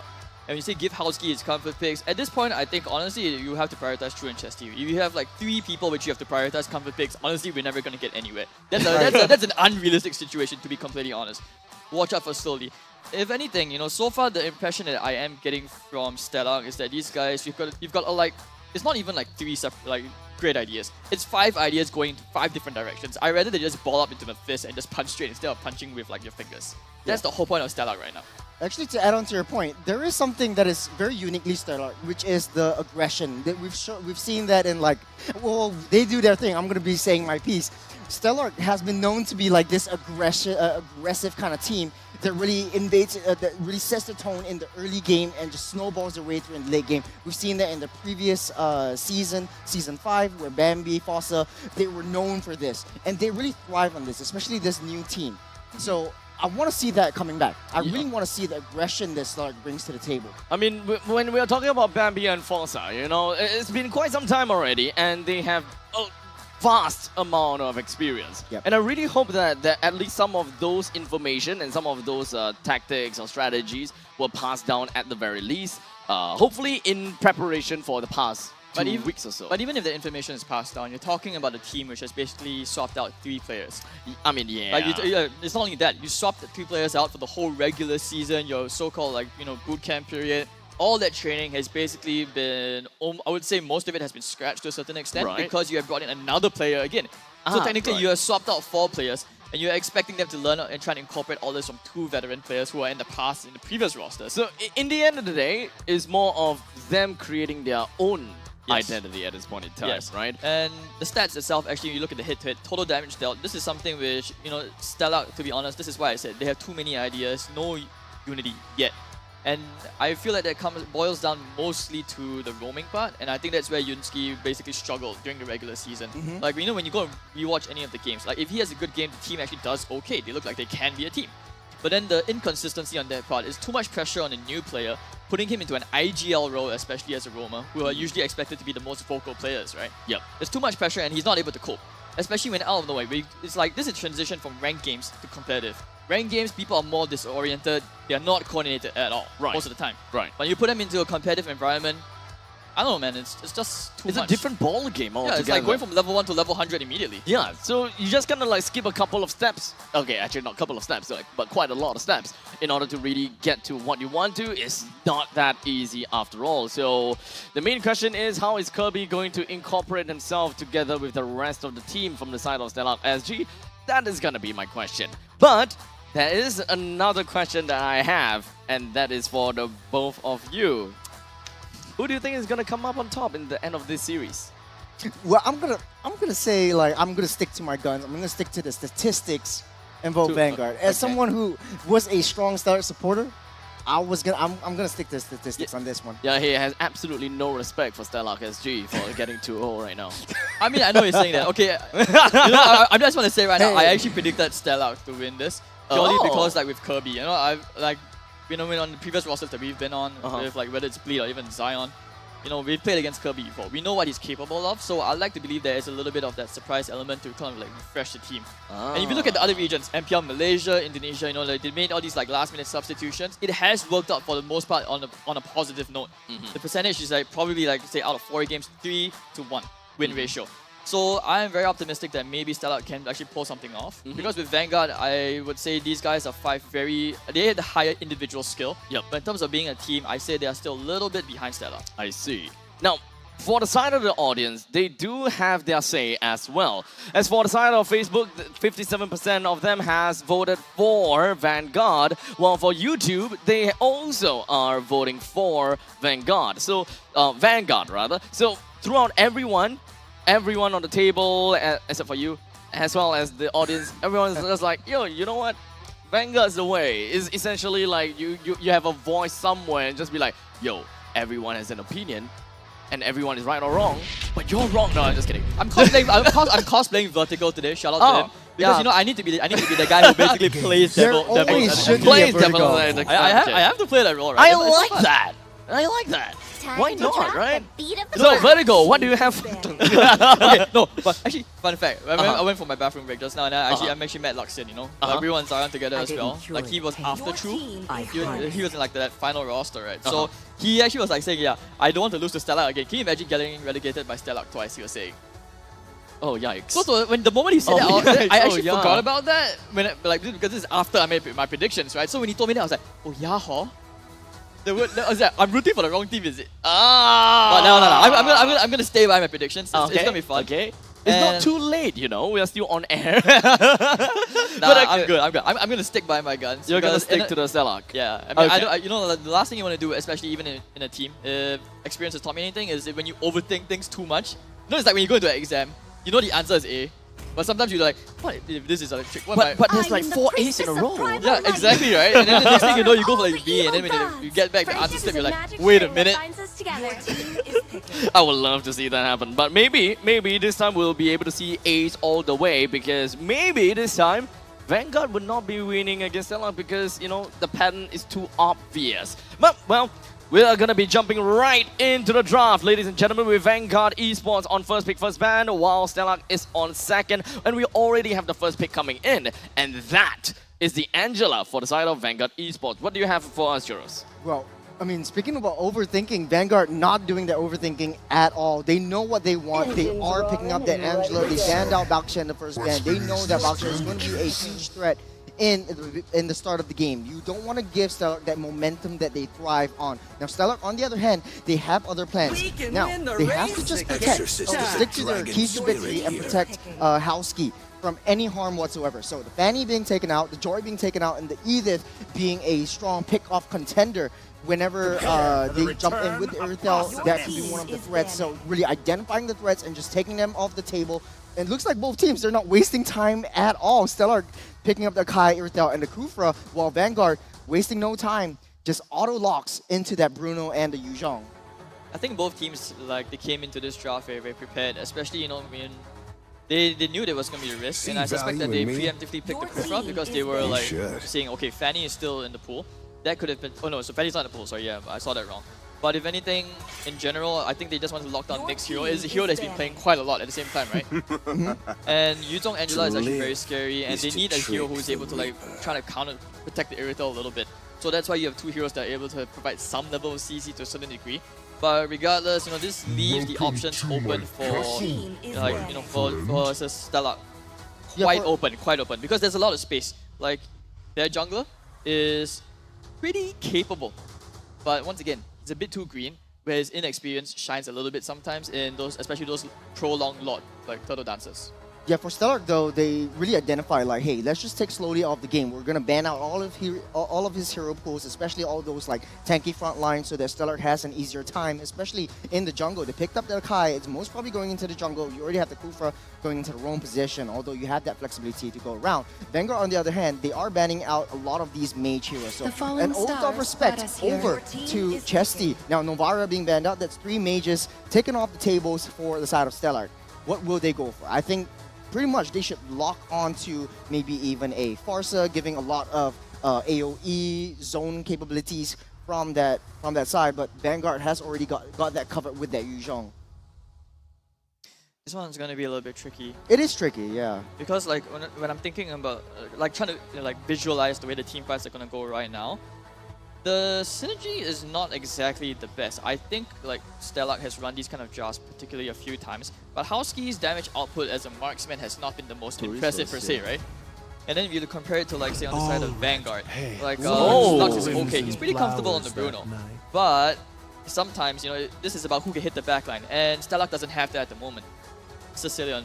Is this when like they want to play like those drawn out kind of games, it feels like? Yeah, very late game insurance heavy for the side of Stellark. I think they're just leaving that last pick open, especially when it goes into the EXP lane, because you want Chu to have an easier time. Remember, we talked about setting the tempo, creating that momentum, creating the space for Stellark that they so desperately need for Howski to slowly show up and farm up his items, hitting his power spikes. But Vanguard, on the other hand, they could very well go for the Hayabusa. I mean, we've seen slowly with a very, very nutty Hayabusa. His only main goal is to take down Chesty and Howski. It will be the Mortis in this time. Well, this is fun. This is going to be a very, very fun like Angela game, I would say. A lot of options available for sure. Conquest? Questionable about the Minotaur though. Not so sure about that. Minotaur definitely is sort of like a counter or a reaction to that Kufra pick. Kufra jumps in, Minotaur immune CC goes for your ultimate. immediately you get that knock up, and you know that whenever Kufra jumps in, the rest of the team will follow up very, very quickly. So Minotaur is just a reaction to that. I mean, right now it's also about who can hit their timings earlier, right? That's like, right. you know, for example, if you look at Sicilian pick, and Irrital to a certain extent, if you lose the laning phase all the way up to the first and second turtle, you're basically playing on the back foot. That's two heroes who are conflicting for farm. You're not able to build up the stacks, get the gold to get those items like which you always need on Sicilian. So that's where, like, you know, Stellark, you have to be very, very prepared. You know, are you going to get that very, very nice comfortable like early to mid game, or are you going to be forced to play on the back foot where some people will basically have to become sacrificial lambs all the time? And you know that the RKA is only able to secure so much of its own with those like you know, with the spin into the turtle objectives. Yeah, X-Borg will be the last pick for Stellark to solidify the entirety of their draft the set. There's Actually a a theme, very, very good draft, good pick. But there's a theme, which is like greed is good. Greed is good. Greed is good. Yeah. That's right. Just play towards that late game. It's a lot of late game capabilities from Stellark. Vanguard, on the other hand, they thrive on that early game momentum. I think they really need that Martis to snowball all the way through. Grab the set. And such, ladies and gentlemen, we're gonna be getting ourselves right down over to the Land of Dawn once again for the second match of the day. We have Vanguard Esports that has slugged themselves throughout the entirety of the regular seasons, going through players after players, while Stellark themselves have changed up the Ski Brothers, and how are they gonna come up on top of all of that? And we are gonna be witnessing it here right now. So I think we can do like a very quick comparison between the two drafts, favoring it like who has the slightly better early game lead. I would definitely favor Vanguard's draft a little bit more. Like, you know, the analyst Riston, he's now also doing, he's like a drafter for them. I think he's able to see the bigger picture a little bit better. Because I think previously, you know, when Nick, he's trying to be this captain, he's trying to, you know, lead the team and all that, but being a captain is never as easy as it is. A lot of the younger players, they tend to have this misconception that leading is just like, oh, I tell people what to do, easy game. Yep. There's so many like external factors outside the game for that. So I think Wisdom brings that kind of like underappreciated value that we don't really see from a spectator's point of view. But moving into it, I think as well, like right now Vanguard, if they play, you know, nicely to the Angela Yuzong, it's it's much easier to execute. Their win conditions are easier to attain as compared to the Stellark side for sure. Right, now the thing that I want to just build up upon is that Angela Yuzhong, Angela Martis, Angela Bruno, so at any one point of time, there's always shifting win conditions. Vanguard has the ability to adapt to that situations. But on the side of Stellark, though, they are very fixed on what they want to do. Scale up towards the late game, get Cecilia on his stacks, and then slowly chunk them down and have Irithel clear them out like the janitor. I think that one of the problems that I'm looking out for, because whenever I'm looking at the draft, I'm just looking at what are the problems and how they should be getting themselves out of that kind of situation. The main thing now I'm looking out for is Stellark, is the very fact that they don't necessarily have anyone that can really hold down the fort in the early stages of the game. Yep. And let's not forget that Angela played as a mid laner here, although relegated to a position 4. She is still a hero that has got great potential of getting first blood. In fact, a lot of kill potential just from a single Angela. Granted, not a fast wave clear kind of hero, but you still gonna have to admit that because of Angela's utility, there's so much survivability that a Martis could get. And for the side of Vanguard, your number one priority is to allow the Martis to go on to unlimited dunks. As long as you can keep the Martis alive, as long as you can keep Martis in the face of the enemies. To be honest, there is not much that Stellark could do except for endless amount of CCs, which unfortunately is counted by the Mortal Coil. I like that double support pick though. I must add, the Minotaur and the Angela gives a lot of healing capability, so they can just go in, clash, and they can keep going, cycle their enemies through. They are getting back into the game. So something that I am looking out for is that early level 2 lead, especially from that Angela. You really need that fast 2. Get Angela up to that power spike, and then you can rotate together. Go for those easy pickoffs, especially since you have slowly on the Martis. Very interesting to see that. Actually, I was expecting, yes, Stellark to do a fast 2 as well, since Kirby playing as the Kufra do have the concussive blast, but for some reason Sicilian is actually in middle as well, so they're not doing the fast 2. So I don't see I don't see much of a reason for Kirby to actually pick up the concussive blast. Probably would have one to go for a little bit more utility over that if Chesty wants to stay in lane to constantly clear wave over and over again. Yeah, I think the breakdown from Sicilian is that in the early game, you don't really have a lot of rotations, but Liechtenstein really keeping Hauski at bay right here. Even with the Irithel Bruno kind of matchup, it's pretty evenly matched because of the range game. But Stellark, they are being a little bit more passive. Looks like Vanguard picking up the Wilderness Blessing, picking up extra movement speed. They want to go for early game invades, early game skirmishes. Stellark, they literally have not much of an answer for an invasive species coming in from the side of Slowly. This Martis is definitely going to be having a lot of fun. And in fact, even for the side of the Romans, Nick Stain, once he gets to level 4, Minoan's Fury is not going to be that afraid of the heavy spin as well. And let's not forget, now the heavy spin is used, the turtle is coming out in 5 seconds. Actually looks like Vanguard, they're gonna should be getting a relatively easier turtle here. Considering now they don't have the Archive spin. You know, Nick, he's trying to get to that level 4 and maybe it'll help them out a little bit. You know, maybe kind of like secure that turtle. But right now, we have a bit of a turtle dance. Stellark dancing around a little bit. Chu doesn't have the level 4, so he will not have that ultimate, but maybe he will in a couple of seconds. Like turn form? There we go. Kirby immediately jumping right on top of the side of Nick Stain, but it doesn't seem like Slowly is going to be putting himself into the fight. He's going to be focusing onto the turtle first and successfully doing so. In the meantime, Blade goes down, but Slowly focuses onto the neutral objective. Very respectable. And Slowly, maybe, hopefully, once he gets the lead, then he'll go on a dunking season. Oh, they're trying to reset the blue, but it's taking so long to do this. Oh no, he brought it back in. I don't think that they will be able to drag this out any longer. But hey, look, they did manage to. Akai actually did manage to steal the purple buff away from the hands of Vanguard. Or rather, take it back. You know, rightfully theirs. I mean, it is what it is. They just have to make do for now. Trying to like stem the bleeding, especially after the first turtle. They are significantly behind for 3 minutes and about actually more than 1.5k. It's only going to keep on like growing as that happens. Oh, he misses the knock. I don't think that that's going to be that big of a deal though, because Stellark should still be able to bring Nick Stain down. Okay, never mind. Yep, that means that Tyrant's range was actually super important to actually land. Unfortunate, but hey, it's not the end of the world. Hey, nothing ventured, nothing gained, right? Like, Vanguard is doing everything right in this game. They're taking full control of the early game, and they really need to find really easy pickoffs, especially so right now.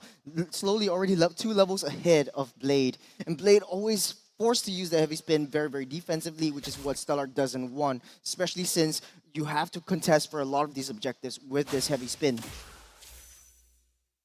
Nothing special coming out from the items really for now. But hey, first item has on the Irithel. I think a lot more emphasis on trying to sustain in lane against the Bruno specifically. Well, that's, I think, pretty typical of like Irithel builds or Bruno builds right now, because you want to get that early damage. You don't really need your boots because you're not rotating well enough. 4 seconds until a turtle spawns up. It does look like Vanguard starting the zone. Yeah, but one thing to take note of is the fact that Liechtenstein has got the Heart's Claws. He also has boots as well, but we'll hold that thought for a little bit as Chu finds himself under attack and forced to work with the Last Insanity. With no more Firaga armor left, he will not be able to peel much for his team. Oh, they caught out Nick Stain. I don't think that Liechtenstein is going to go down that easily. After all, Chud is available at any time. Literally. He do have like map-wide coverage. He's gonna be there anytime you need him. But hey, Kirby, that's gonna be a great Tyrant's Revenge. But unfortunately, that's gonna be putting him in the chopping block first. As Liechtenstein finds himself the first kill, make that a second, and very potentially the third one if they manages to lock Blade down. But with the heavy spin, he gets himself out of the way. That was so well placed by Vanguard. Just a very, very reactionary matter right here. But the Decimate takes Chesty out of the game for a little while. What is happening? Like you had the tier 1 like position.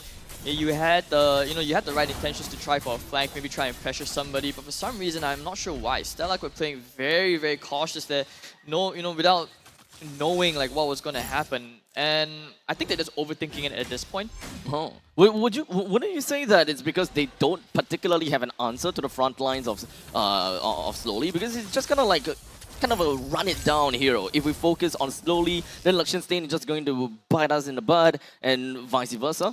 There's the goal. There's the objective. I don't know. It just feels like TVH, like they're not really playing too aggressive as they could be playing. And I think like Blade in particular right now, he's not having the best of games. And you know, he is one of their primary win conditions to at least making sure that they're able to stall the game out until the Sicilian comes online, right? But we're not seeing any of that. You know, you don't stall the game by playing more passive unless like the whole team is committed to it, like, you know, actually giving up the turtle and then just going straight for tower pushes and stuff like that. But at the moment it's like half the team wants to do something, the other half they're just not on the same page overall.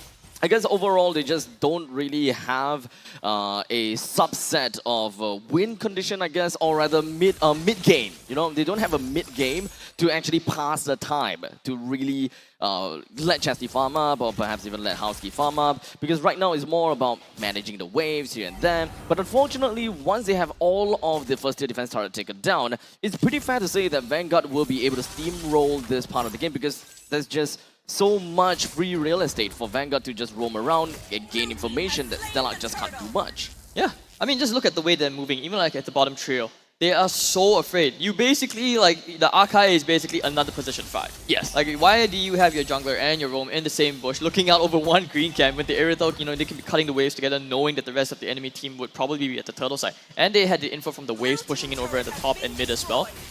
So you know, you could have made these assumptions from there, but I'm not sure. Maybe it's just the nerves getting to them. Yeah, Stellar Nick! completely no much of an answer. Big The rest of the initiation. members from the side, Stellar just going to be diving over to the back line. Super Ryan is unstoppable as he goes on to the back. The Shah Rescue stacks up and brings Arkai down. Then there's 4 members from the side of Stellar taken down, and Howski took that opportunity to push all the way down to the bottom lane, at least managing to get the first tier defense turret in the bottom. That was a very, very smart fight from Vanguard. Minion and Fury just pushing up Stellar, and they found 4 members.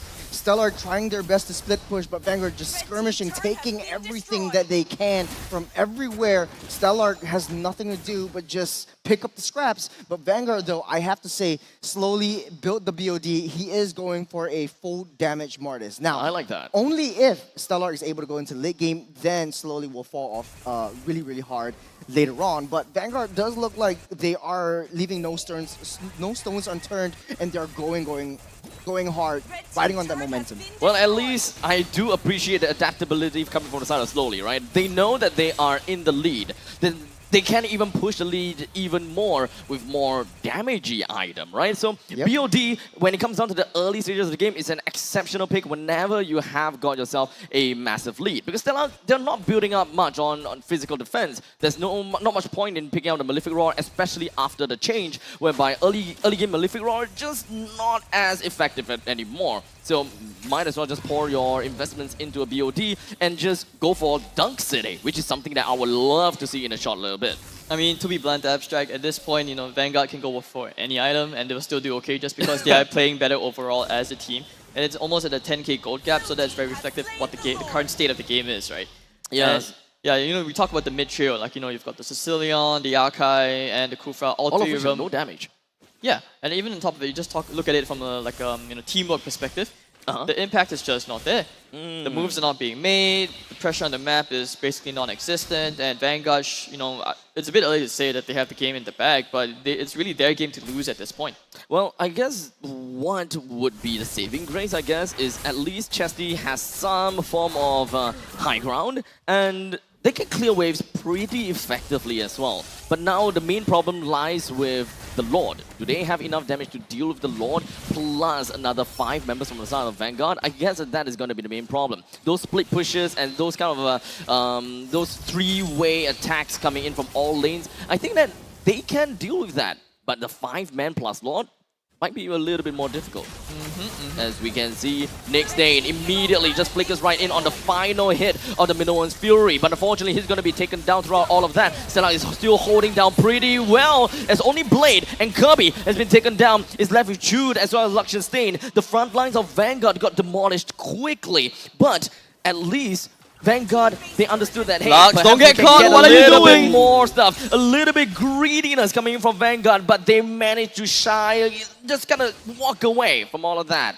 Alright, Abstract, you have the loudest voice here. I need you to shout what was like the win condition for for Vanguard later. Luxion, don't get caught. Yeah, okay, so now? now? Yeah. Now? Yeah, shout it, go. Luxionstein, don't get caught! Exactly, man. You can see the poor Angela, like Chud is probably like shouting to his teammates like, bro, a bit close, don't. Too close for comfort.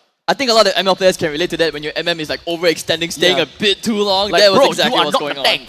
Exactly. Well, for Vanguard, Talking though, about you, Ryan. Yeah, Then- for Vanguard though, like Luxenstein, even though he gets caught, he is healed up by like 2 support heroes. So the beauty in this draft is like Luxenstein can just free roam, he can free hit from the back, and no one can touch him because he's got the Haas Claws, he's got an Angela on his back, he's got the Minotaur as well. So it's gonna be a little bit harder to take him down. You really need to stun lock him. And Stellark is throwing all their eggs into one basket. Kufra needs to jump in, needs to make a right play, and Blade really needs to follow up with a nice heavy spin. And as we speak right now, the Black Dragon form comes in along with an Angela tagging along for a free ride. Vanguard is just going to be focusing down on the Blade, but unfortunately not a lot of damage is actually going to be chunking down on the side of Stellark. Chu has already used the last Insanity. He still have got Immortality though, as he survives with just a sliver of health. Hey, Silver Lining, Stellark has a lot of high ground capabilities they can defend, especially from this next Lord that is coming up. Does not look like Stellark wants to bite the bait and go into the jungle, let Vanguard have a good time trying to find a flank onto their back line. Stellark will hunker down in their base, they'll wait for Vanguard's approach, and that is the only way that Stellark would be able to win this team fight. The Lord currently lower than 50% HP. Unfortunately, Kirby did not manage to land the Tyrant's Revenge. The rest of Stellark, they're just going to be stuck in this small little choke point. Vanguard, they're not exactly taking this opportunity just yet. They're still going to be resetting the Lord and waiting for yet another opportunity to launch an attack.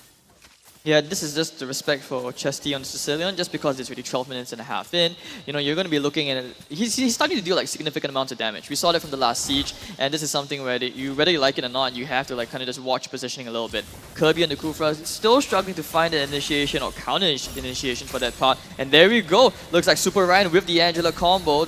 Thinking about it, they want to go back in. As much as zoning is possible, they wasn't able to just zone everyone from the side of Stellark away, but at least they did manage to get themselves the Lord. As now Nick Stain trying to go for the Minotaur's Fury, but unfortunately wasn't able to do quite much at this point in time. As now he's going to be the first one to be taken down, slowly, immediately weaked himself right out of the battle. As Vanguard already knew that they came here for what they wanted, and that is the Lord. I could have sworn that Stellark, they had an opportunity to keep pressing forward, but the moment they saw that the Angela Yuzong combo was coming in, basically just cut that formation into half, and the backline was very, very far separated from the front line, which left them to completely vulnerable to the entirety of Vanguard. And now we're going to see this Lord as Vanguard try to close this game 1 out. Is it even possible for them to bring this inhibitor turret down? Apparently they can. It's a little bit difficult for them to bring it down, unfortunately. Waves are crashing in soon. I mean, Kirby's the king of it. Remember back on Revival, these guys were always the king of comebacks. Oh, Usually, that's true. like the game is not over till the throne is down. Yes. It's not over until it is over. Especially, especially when one inhib is down, you can feel like the team starts to level up. Maybe this is the thing for Stellark. You need to let the last inhib go down so that they fully power up, like Bankai. So the first one is Shikai, Bankai, and then what's the last one? I actually don't know. Any people there about to help us out? Thank you very much. Maybe something completely different right now. But Kirby is going to be charging up the Tyrant's Revenge, but didn't release it just yet. Well, I think Stellark, this is where they shine, right? Like Stellark just buying a lot of time. They have a very, very critical defense. They can't wait for the next Lord to come back up. The longer they wait, the stronger Chesty becomes. And they can just ride on Chesty's success, Chesty's damage in order to get a one-to-one kill. Vanguard lacks range. So a lot of their heroes, they need to get in your face, in Stellark's face, in order to deal that damage that they so desperately need in order to take them down. But Stellark is able to defend. They have that high ground. They can push them back if Vanguard makes a mistake. I mean, have they made a mistake so far though? Not really, if you think about it. I mean, yeah, they took the fights in very, very awkward situations, but at that point they were just confident because they're so far ahead, right? Yeah. The thing is, Super Ryan always uses his ultimate, gets into the back line, but doesn't want to commit onto Howski or Chesty, even though he is directly on top of them. He does have the Petrify still, so he's just holding that down. They want to try to post out down because they want to go for a team fight that they know that they can win. They know that they can cycle them through. Now, my main question is that Vanguard, they used to have a 10,000 gold lead and then a 9,000 gold lead. Now we're stuck at 7,000 gold lead. Hades, do you think that Vanguard is just not playing based on their advantages? Or do you think that they are just, oh, what? No, It's a waste of flicker right there. Okay, well, Just back trying to the for it. question, right? No, but I genuinely think that they have to respect the Sicilian because the They gotta stacks are respect the stacks are coming up, and the last thing you know when you're going for these like very deep dives behind the tier 3 towers in the enemy base, you know, the Sicilian will just catch you out of position. Next thing you know, you've lost like maybe like a third of your HP, and the Right. rest of the team just follows up. Don't forget that they still have the Archai as well, which can keep you inside the base. It's not as easy to go out. Right. So definitely, there's quite a lot of heroes that we're gonna have to respect in the end of the day. But Tyrant's Revenge, Tyrant's Rage connecting down to Super Ryan and will be helped on by Jude. And now the Black Dragon form is also gonna be executed. Super Ryan is pretty much back to full health. But look at that! Great Tyrant's Revenge, but he do not have a rage to follow up. As such, look at Snowly. He's just gonna be running himself all the way back to behind. He wants to focus down on Jesty, but Blade comes in right in the nick of time with a heavy spin to ensure that the Decimate would not connect. It's a 3v3 situation. Vanguard, they're still going for it. They can cycle them. The waves are pushing in. Luxenstein focuses on the throne. Oh, look at the damage. You're gonna have to respect the bat tag. Oh! And this is why you respect the Sicilian. And like we said, you know, respect, this is all according to Kirby's plan. This is the revival, like textbook play that's like, it's okay guys, 2 hit down, we just level up ×2. Hey man, it's like an arcade. $1, 3 tries, right? Vanguard can go at it again. They still have the upper hand in terms of economy. They can still draw Stellark out again. That was a very good catch though by Nick Stain onto Howski. Without the Wind of Nature, without Howski online, it is very easy for Vanguard to contest for this Lord. Yes, especially and now since slowly making his way over to the Lord still. Oh, this is not gonna be good, as it doesn't seem like Slowly Oh, is gonna be coming close in. enough. But now the Lord, 100. Oh, Blade Big. still takes the Lord away from the hands of Vanguard. None of the members from Vanguard were ready for the fight, anyways. Yes, but now you start to see the difference. This is what I was talking about, that earlier on, for like the first 12 minutes of the game, Stellark were not playing the game. But now you can start to see, like, as the Sicilian is more confident, he's probably making more calls, which is what Chesty is supposed to be doing in the first place. You can start to see a significant difference in the way that they're moving around the map. There is actually like a direction. You know what they're playing for, they know what their win conditions are. This is because this is their timing now. Yep. And you know about Luxian, like, don't get caught. I mean, how can you not get caught? You walk in, Chesty just aims a spell to the backline, ignoring the front line, and next thing you know, bam, you've lost like 70% of your HP. That's kind of like the...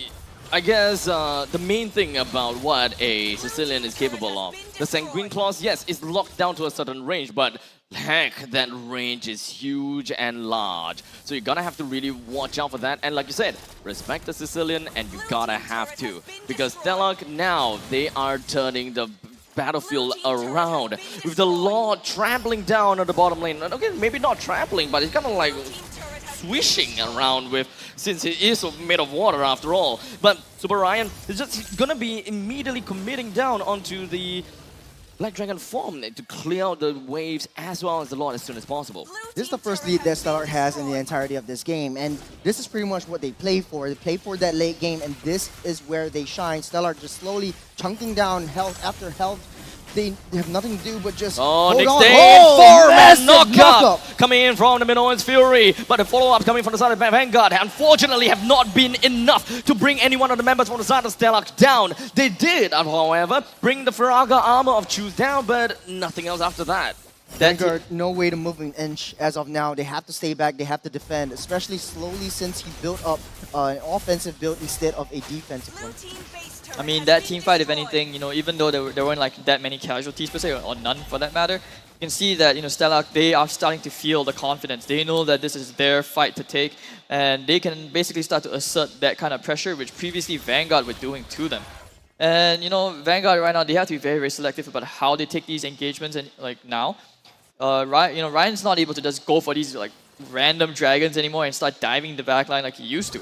Because I think previously they were trying really hard to kill Chesty, but his positioning was like so far back, it was just almost impossible for the team to like basically follow up. And now we have ourselves a dead even game, or actually for that matter, Stellark now have the advantage by like almost close to 1,000 gold, as both teams now prime themselves for what could potentially be the game deciding Lord. I don't think that Vanguard is necessarily out of the game just yet.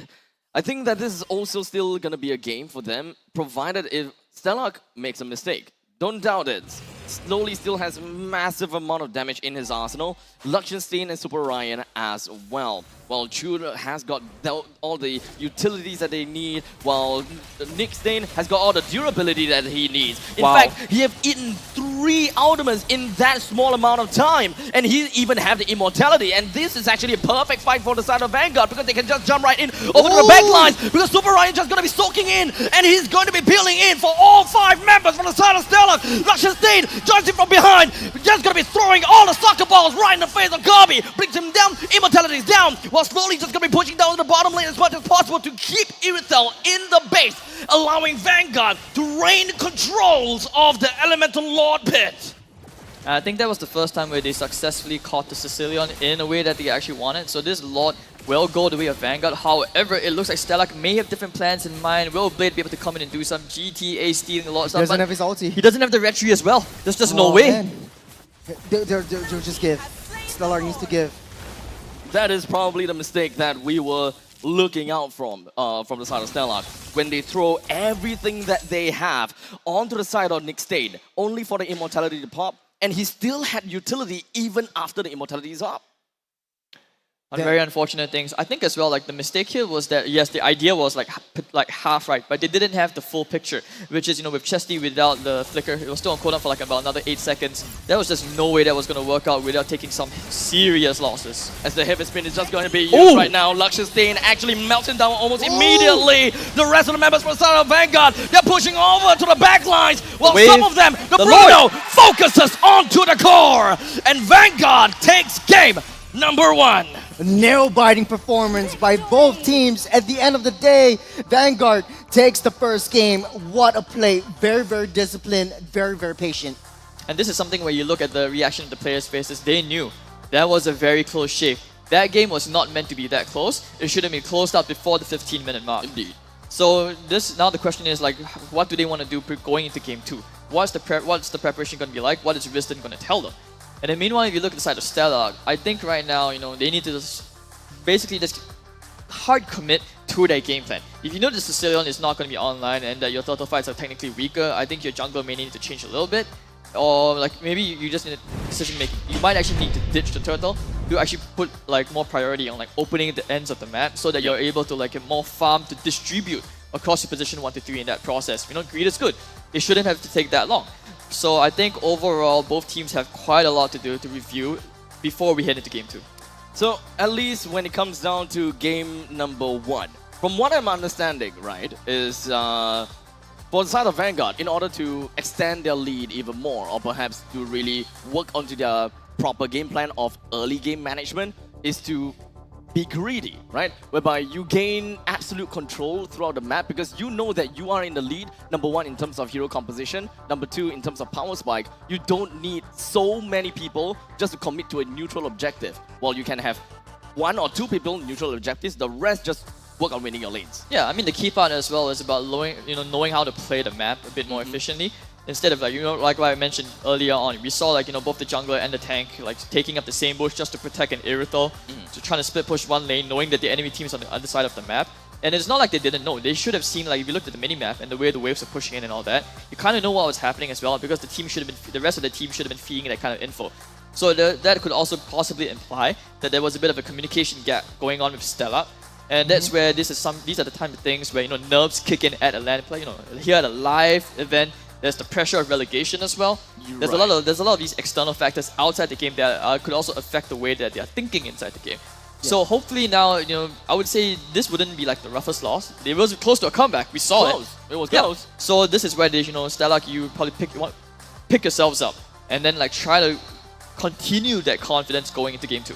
Now, of course, with game 1 concluded with a time of 22 minutes and 17 seconds, a quick little rundown on the items. Churros, anything out of the ordinary? Actually, atomizations are on point. If you look at Super Ryan, he bought the Oracle because he knows that he's the primary engager for the side of Vanguard. It gives him additional shield, additional heal from Chud, using the hard guard on himself. So that is one. Slowly, he got 2 offensive items, and then he slowly but surely built up the rest of his defensive items. So that is still a semi-tank build, but he rode on his early game momentum, which is where Vanguard was really found success, especially through the aggression, trying to get Stellar, keeping Stellar at bay, trying to get them, pull them out, and try to find flanks onto easy targets. Stellar, on the other hand, a little bit more greedy, a little bit more, they take the bait a little bit too soon. Right. So they always go out whenever Vanguard wants them to go out, and that is where Vanguard, they try to find the right opportunity and right flanks over to take them out. Oh, I would say that Stellax has been kind of like an all-in composition for this one. So whenever they all-in on the wrong guy, it just doesn't work out. So when it comes down to emblems, Hades, anything out of the ordinary for you, or do you prefer, one thing over the other? Not really. I think everything is just pretty standardized at this point. One thing, however, like I would like to point out would be more towards like the statistics in particular. Oh, okay. Because if you look at the tower difference, right? I would say like Stellax shouldn't have gotten that many towers, to be completely honest. Yep. Because like when you look at it also, like you see Vanguard, they clearly have the advantage when it comes to like turtle, Almost throughout the lords. entire game as well. Like most of the objectives, they have the advantage, right? Yes. But why were they not able to keep those? It's not because of the emblems, but it's more of like the positioning and the way they're playing the map macro. These are the important factors that will win you the games more importantly. And these are the things as well which will basically set you up to be a stronger team overall. But that is not easy to achieve, because that means all 5 players basically need to be able to understand their roles and who's going to be doing what. Like, I actually think like, with the Angela Yuzong, they should have been in like a little bit more flexibility with the final siege, and I think that would have made the game a lot shorter as well. Right. Now, speaking of about their own specific roles, let us just jump right in and dive onto the stats, whereby we have Rich Guy onto Houski the carry, most amount of damage down from the side of Luxionstein. So technically, throughout the board, we have the members of Vanguard, but Houski has been getting a good amount of farm onto his end to score a total of 719 gold per minute. So it's technically relatively fair to say that Luxionstein actually didn't farm that much. Yeah, it's more of Stellar trying to funnel Houski. You need that late game insurance, and that is in the form of the Irithel or the Sicilian. Sicilian just needs to get that farm up, the stacks up. And Vanguard, on the other hand, though, I have to say their early game rotations are extremely on point. They know that Chesty is not going to have that early game rotation, so they don't have to really bother about Chesty that much. They just need to secure these objectives and then open up the maps through Luxionstein. At the end of the day, though, who do you guys think the MVP is? I want to say it was probably the Angela, to be honest. It's either the Angela or the Minotaur because of the heals. I think Chu, yeah. I think the healing was like a very, very significant factor in this particular meta, which is why you can see even though Stella did do a significant more amount of damage, it didn't really work out per se. Because the healing helps like keep the team like online for longer periods of time. They don't really have to go back per se. They can hang around the map a lot more. So actually Ryan gets the MVP with that Yuzong. I think I can understand to a certain extent, right? Because Yuzong, whenever you're in the Black Dragon form, and whenever you have an Angela on top of you as well, you are basically quote-unquote untouchable, especially since you are in the lead. It's kind of nonsensical for the losing end to continue beating down onto a flying Kaido in your head, and I don't think that you would want to deal with that at all. You would want to run away, and that is a very effective zoning tool that Vanguard has on their hands. No, but that's actually why I said like the Angela should probably have been the MVP. Because if you think about it, for example, the Siege, if the Yuzong comes in more like to buy time without the Angela, you open up like a kind of like a bait. So that Stella are probably going to be thinking, oh, we can go now. But then if you saved it for say like the Martyrs, the Bruno, you keep your sieging capabilities online a lot longer. So these are the kind of options that I say Vanguard didn't really like explore per se. Yeah, but they know their game plan, they know their objectives. And at the end of the day, though, look at Chud. He had a perfect game, 1-0-12. But this was some of the fights. This was how well they rotated. And then for the side of Stellar, though, they came in, they queued up for the eminent doom. Imminent. Okay, never mind. Eminem doom. It's okay, guys. Imminent. Is that an in before imminent? I think so. Oh no. I think there guys, should be. guys, just remember, the Lulu is the Solulu, okay guys? Just remember Lulu that. is the what is that? That's like a new Gen Z thing, if I'm not wrong. Is that like a new Costa, phrase? you're supposed to be younger than me, bro. It's okay. It's okay. Move on. I don't You keep are up with young trends. at heart. I like to think. Oh, you're so kind. Thank you so much. You are very. Okay. Later, I give you McNuggets.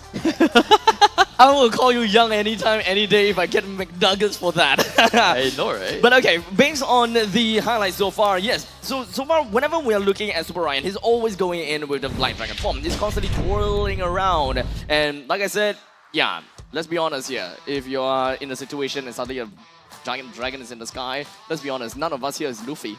I think I will take a picture first, and then I'll run away. The Lulu is not the Sululu.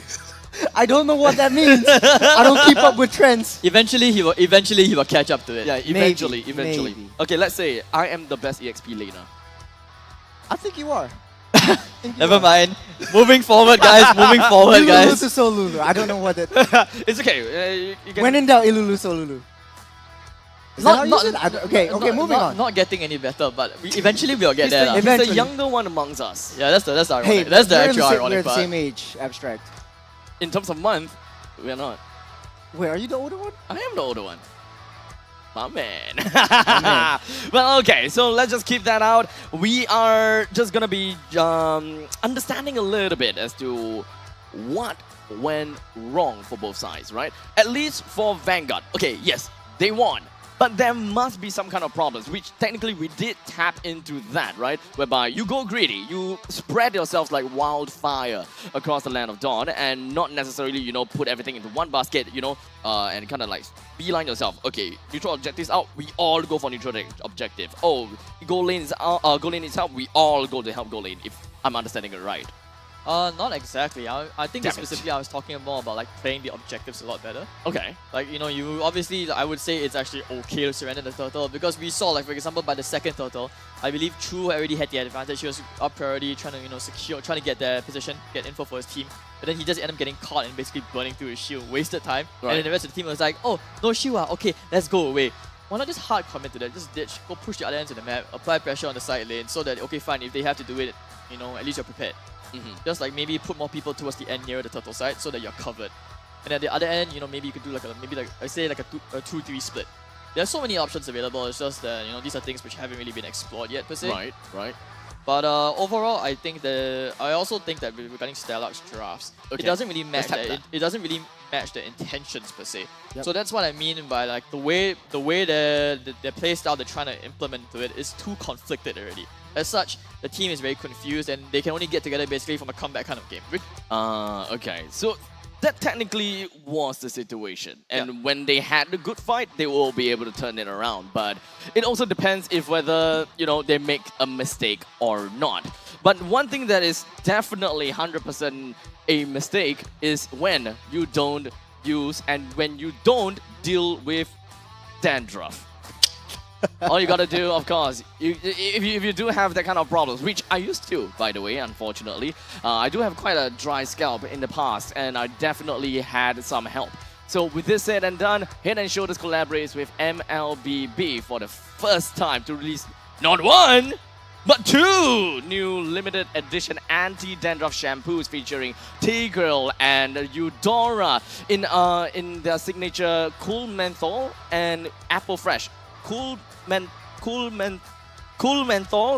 Apple Fresh. Yes. There we go. Yeah, respectively, right? So you can, of course, level up your game and wipe out the dandruff and itch with the new Head & Shoulders MLBB Anti-Dandruff Shampoo. This way you can, you know, eliminate all your enemies. Yeah, which is, of course, available in all FairPrice, Unity, Watsons, Cold Storage, Giant Stores, island-wide, as well as online on Redma, Shopee, Lazada, and honestly, you can also stand a chance to win in-game items like coins, skins, exclusive Head & Shoulders, MLBB merchandise with every purchase. So honestly, this is the point in time whereby you gotta have to, you know, grab one of these and just pass it over to someone that you think that, you know, they probably need it. Don't forget the bonus as well. Oh, and the bonus for yourself lah. No, PT session with churros. Maybe not. The PT session is for me. Okay? It's all about silky smooth hair Yeah. and lots of amazing skins. Every single week, there's new skins coming up for MLBB. You can give me like PT, but maybe Diablo can give me EXPT. What? EXP. Okay, Is that how I just got Olulu to that. Solulu or something like that? No. Is it the right time? It's kind of the same, yeah. Is it the right time? Oh yeah, you almost got it. I got it. I got it. Eventually, I'm getting it. No, what I mean is I would need help from Diablo to help me improve in my EXP lane because obviously in conjunction with the M Series 5th anniversary, you can vote for your heroes. Diablo, JPL to be awarded as the 10 greatest players in M series history. If I'm more of a role player, yeah, I'm definitely gonna be grabbing JPL. I mean, I have Hades here, so I can like grab JPL very easily. I mean, like, just a quick sell out for JPL. Yeah, make sure vote JPL, okay, guys? Vote for JPL. You want to flash that out? Flash that. Vote for JPL. No! Of course, stay tuned on November 4th for more information on how you can be part of this and how you can vote for your Singaporean heroes here in the M Series 5th anniversary. Vote Vote I gotta say, and Diablo don't care about other regions, just vote for our side one, okay? Okay? Can. Okay. Actually, I gotta say, moving I'm on. voting for Diablo though. Can't He we has vote nice hair. both? Can't we vote both? Is your name Wait, Jace? so am I growing a tummy? Oh my god. Blast! Blast! Awkward! Okay, let me get out of here! Okay, lucky he's not here. He's not here yet, so we're good. We're good for now. We're good for now. How bold of you to think that. Oh, wait, he's. Oh, yeah, he's not here. He's not here. It's okay, so we can continue this for one more until he comes back. Yeah, but I think maybe he might be watching us. Is he? He's We'll probably figure it out one way or another. Maybe. He's at work today. Yes. And then suddenly on like social media, it's like, what are you guys doing? We're just bad mouthing him. He will know when he knows. Nah, don't worry about it. Don't worry about it. Don't worry about it. But let's worry about the draft. Going Yes, in. we shall. Let's take a look as we do have Stellark that is going to be on first pick, first ban, while we have Vanguard Esports on second.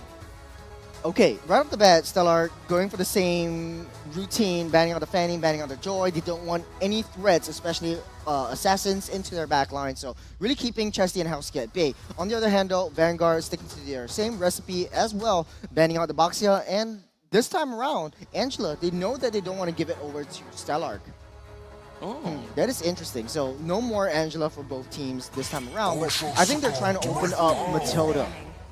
So if Vanguard doesn't ban out the Matilda, so it's a trade. Matilda or Nolan this time around? I mean, the Edith is still currently available. I mean, Nolan, we haven't quite seen the debut of Nolan just yet. In the previous game, at least, we saw that Vanguard did prioritize onto the Valentina and the Nolan. So at this point, it's kind of like throwing a lot of things at Stellark. You gotta choose one out of the many heroes that's currently available. You choose one, we'll choose the other two. So at least for Stellark, they picked up the Edith. So for the side of Valentina, for the side of Vanguard, they can definitely pick up a Valentina for themselves. Valentina or a Matilda, you have the two mid lane duos, a lot of mobility, a lot of utility in and out of team fights. You have a lot of burst. That sounds like a good deal. Very nice Happy Meal. Happy Meal. Yeah, I don't know if like Matilda Exorcist should of the still Dragon considered as a Spirit prior here. pick as of now. Okay, I think it's still okay because, like, you know, at the end of the day, like I mentioned, it's all about who's able to pull off the rotations a little bit faster That's than the other. And but it looks like they want to go back into their comfort zone, which will be the Valen and the Yuzong. Kind of similar to, like, you know, you think about it, Evil's approach, which is, you know, if you get the chance to actually pick up that Yuzong, you just take it, right? No hesitation.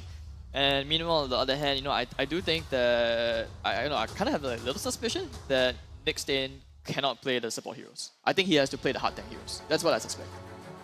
And who knows, maybe Stellark might be picking up on that suspicion as well, because if we can kind of like get that vibe, they probably do, and it's even stronger as you're on the stage. So okay, so Edith. I mean, that's just a comfort flex pick overall, but Rafaela would be a very good pick for Stellark though. You have like an all-in like, ballistic missile going in, but they are going for that split push comp. We saw that in the first game between Evo and Alchemy. The Claude will be picked up by Stellark. Oh, guys, are we actually looking at a repeat of match 1?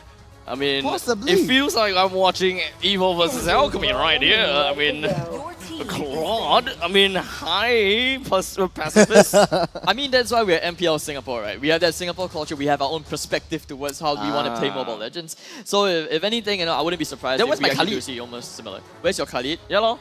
Sorry, that was just Diablo. That's like on a different No. planet. We have been seeing Khalid quite a lot, so...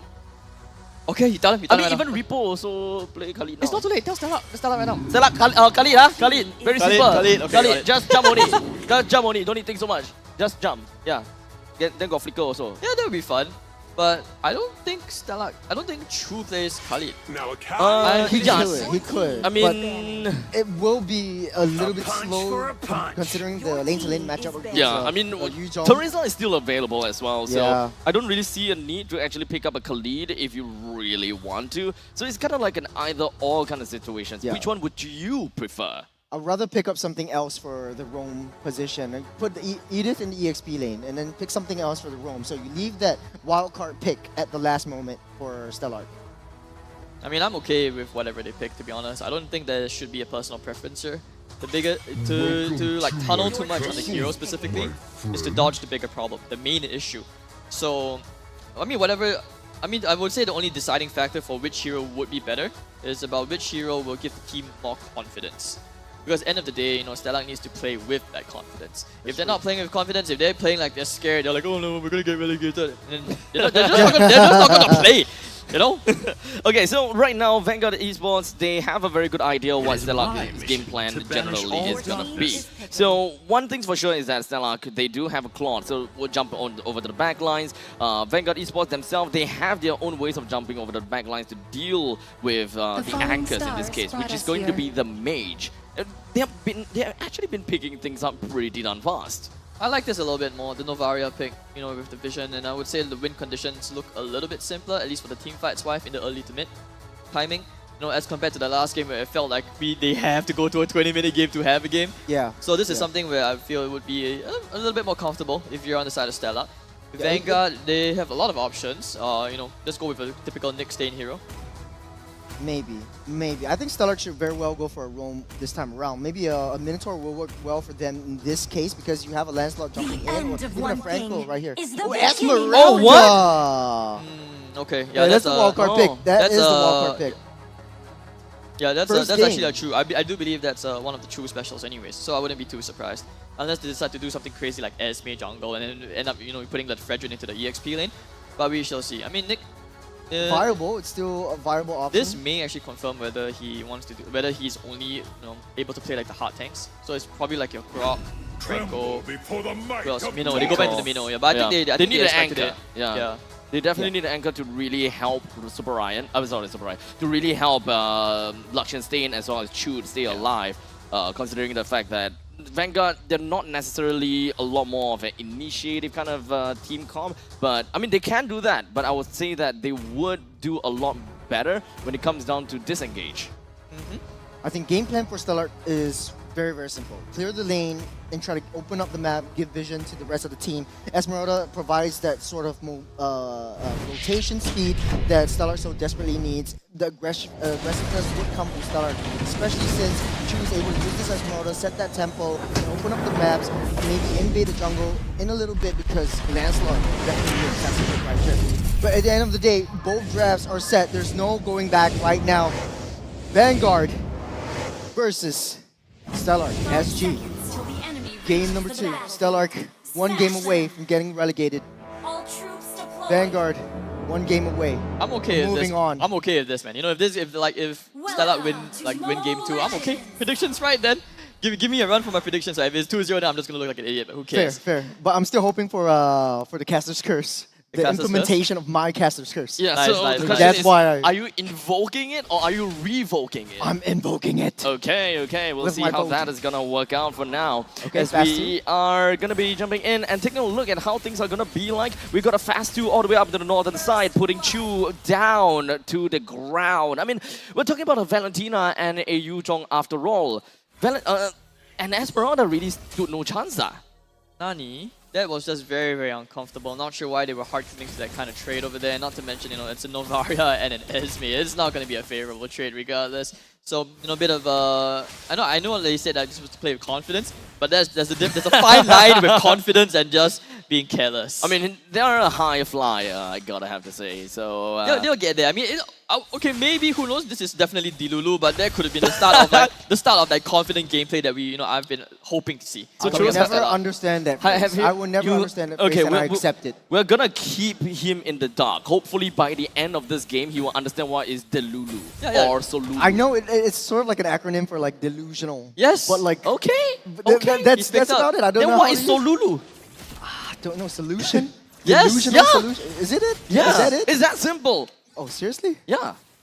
Fair. That's the solution. But the solution for Stellar, though, they like long extended team fights. They need to hit their power spikes fast. Chu needs to sustain himself through, get all these shields that he can absorb, and then Stellar would eventually win in these long extended team fights. Wow, this is a very, very huge commitment to try and like stall and get the wave shoved out immediately so that Chu gets their level 4.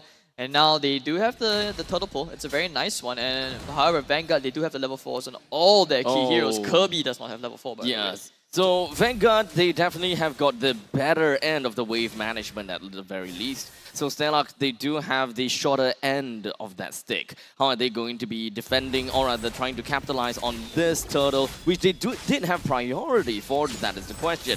Now, Chu, though he has quite a lot of shields, he still cannot just randomly just run into the face of Super Ryan with no respect at all. And that was his sprint burned as well. Yes. So, you know, it's not the biggest like spell, but it can be pretty impactful from time to time. Kirby. He's just going to be going straight in Wow. onwards, and the Earthshatter did Big manage to CC. land. The Appraisal's Wrath actually did manage to clip Chewed, while Chew jumps over to the back lines and brings him down effectively. And almost there to actually bring Slowly down. So Vanguard now being put with their back against the wall, they're going to have to find something, an answer to what Chu is doing, because he seems to be just rolling around and is doing a lot. Even Kirby finds a nice little hit, and even when it comes down to Star Shatter.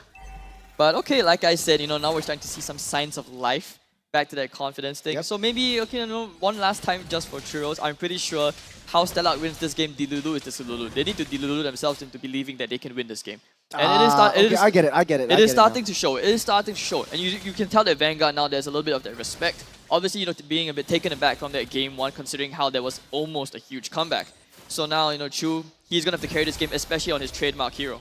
Oh man, what is this? Chu can just very casually walk in the face of Slowly and literally bring down so much of his health. That is definitely something that I think that even Slowly wasn't prepared for. I don't think that any one of these players were actually prepared to play against an Esmeralda, and I think that may actually be the best bet that Stellar has. It's actually still a very viable pick. You sustain yourself a lot. You can go in and out. You have additional movement speed, and with the Brave Smite equipped, you can sustain through your team fights a lot longer as well. So all Stellar needs to do is get this long, drawn-out team fights. I think Esmeralda could very well build up on the Starlium side, get a little bit more lifesteal or hybrid lifesteal in this matter, and just go ham from that backsides. Meanwhile, Ryan and Chu, you know, both sides, both EXP laners basically trying to get those wave cuts so that they can see who is able to like join the team fight, make it into a 5v4 with that, you know, hopefully like a 5-second advantage. But so far, it's kind of still at this like stand even between both teams, and it looks like we'll only be seeing team fights closer maybe towards like the second turtle, maybe like in 25 to 30 seconds in. And, you know, so far I would say it's been pretty evened out. Like, you know, Lux, he does have the advantage against Husky. It is a very, very nice matchup. But, you know, Lux, we've seen before, he tends to get caught. And this is one game where he has to worry about Chu, since, you know, Chu likes to target the backline, which we saw in the last turtle fight.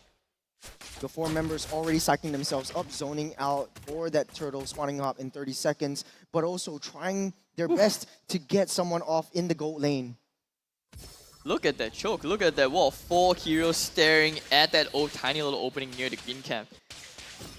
But now, this could actually potentially lead Vanguard up to getting flanked if they don't box them, like spread themselves out into a nice formation to help them get that, you know, secure that map control around the area. Why is Richong down on the bottom side and Lancelot doing the lane proxy? He wants to be missing closer. out a lot of his farm. No, but he wants to be closer. The whole point is sacrificing the farm so that you get to the 5-man first. Then probably do a lane swap with the Airtel. So it actually looks like they may be overthinking it just a little bit too much. You can see like Stella, they're just like playing their game. And so far it looks like they might get into this very, very drawn out 5v5 prolonged approach. Like we're starting to see the turtle get reset over and over. I think the Vanguard has actually been essentially taking away a lot of their own resources just to put more numbers on the map. And I think that could get detrimental over time. The Yuzhong is still quite reliant on items, and I still think that he really needs a couple of stuff because he does have the Fury Hammer, yes. He does have to play the Greaves, yes, but not anywhere close to getting himself the Dominance Eyes. If we just look at things, right now Super Ryan is only at 3,000 gold and in fact close to the lowest, in fact the 4th lowest farmed player, aside from the tank himself, which is going to be Nick Stain. But for now, we're just going to be jumping right into this fight. As we do have Vanguard, they're just going to be jumping themselves right on top of Stellark, and both of them completely stand still. Not a single player has went down just yet, but Nick Stain joins into the fray with a quick little smash. Was hoping that he'll be able to save Super Ryan, but unfortunately Super Ryan returns back to the fight. At least the Furious Dive gets him away, but Chasty gets nice! Little snipe down onto Super Ryan. On the top side, though, it's a little bit of 1-to-1 skirmish, but both teams look like they are trying to go for these objective trades. They need to find a turret. 7 minutes into the game, none of the turrets are touched as of yet. Howski taking a lot of damage. Stain, the retaliation. Oh, wait! Wow, Howski winning that's got to be such a huge mental factor, especially after that turtle skirmish. And Stellark, they will look to try and capitalize and try and put some pressure over in the top lane. The Edith also looking to join. If Vanguard's not careful, they could get outflanked here. I definitely don't think that Howski was actually looking to get a kill, but I think that he realized, hey, look, I can actually deal decent damage onto him. But speaking of decent damage, look at all the damage that's going to be piling up on top of Nick Stain. They did manage to bring him down right before the final smash of the Minoan's Fury. He even made them burn the flicker. Stellark, they are absolutely on a roll, and they managed to capitalize some of these small, tiny little mistakes. Or rather, I wouldn't even call it mistakes, but they just managed to capitalize some of these gaps that Vanguard are leaving open. Stellark finally showing signs of life. Howski, BMI getting out of the fray. This is how you use a Claude, just being so annoying, so difficult to deal with. Vanguard has no solution, has no way to lock him down. It's actually kind of difficult to deal with Chu unless you have a lot more people to come in for it. Oh, he's healing back up. Yep, the Petrify was even used and for a sprint. So it's kind of like a 1-for-1 trade, I gotta have to say. Sprint, it takes a little bit longer to cool down. So we gotta have to take note of the battle spells that has been used thus far. Stellark, we are only left with two spells, and for the side of Vanguard, actually the same, 2. I mean, you can start to see the significant difference, right? Like when there's no Angela in the equation, like Ryan on the Yuzong is just very lackluster at the moment. He's playing this very like a selfless role. Per se, he's trying to join all these team fights which are just not happening, and in the long run, all these tiny windows of farm going the way of Stellark will accumulate into a very significant lead. And this is why you see that 2,000 gold gap at the moment. It's this kind of like, I would say like over-resourcing, which is causing them to be in this kind of position.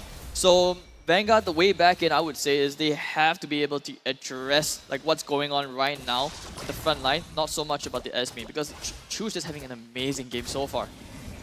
There's a lot of space bought from that bottom side too. Lanes pushing in, wave management says to me that Stellark is going to have an easy Lord in this time around.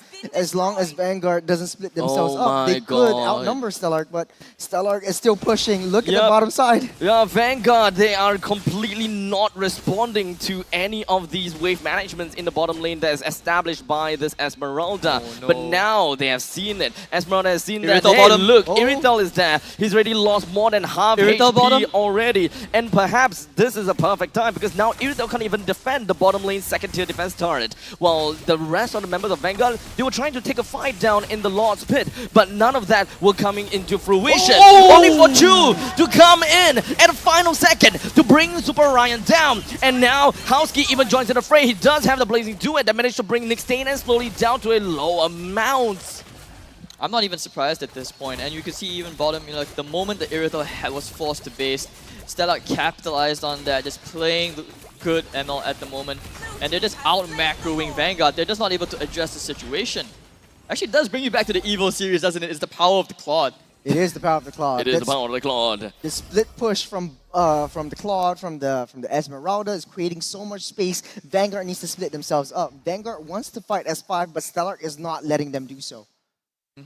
So unless this is basically a Stellark's game to lose right now, and I would say they will need to like figure out a way to be able to peel those tier 2s and eventually to the high ground. They need to start planning for the high ground now, basically. Because now with this Lord, this is not something which you will win the game with, but this is something which will help you get a bigger advantage for sure. Look at Chu. He's going to go ham again. He's been so integral. If he doesn't get an MVP this game, I have nothing to say.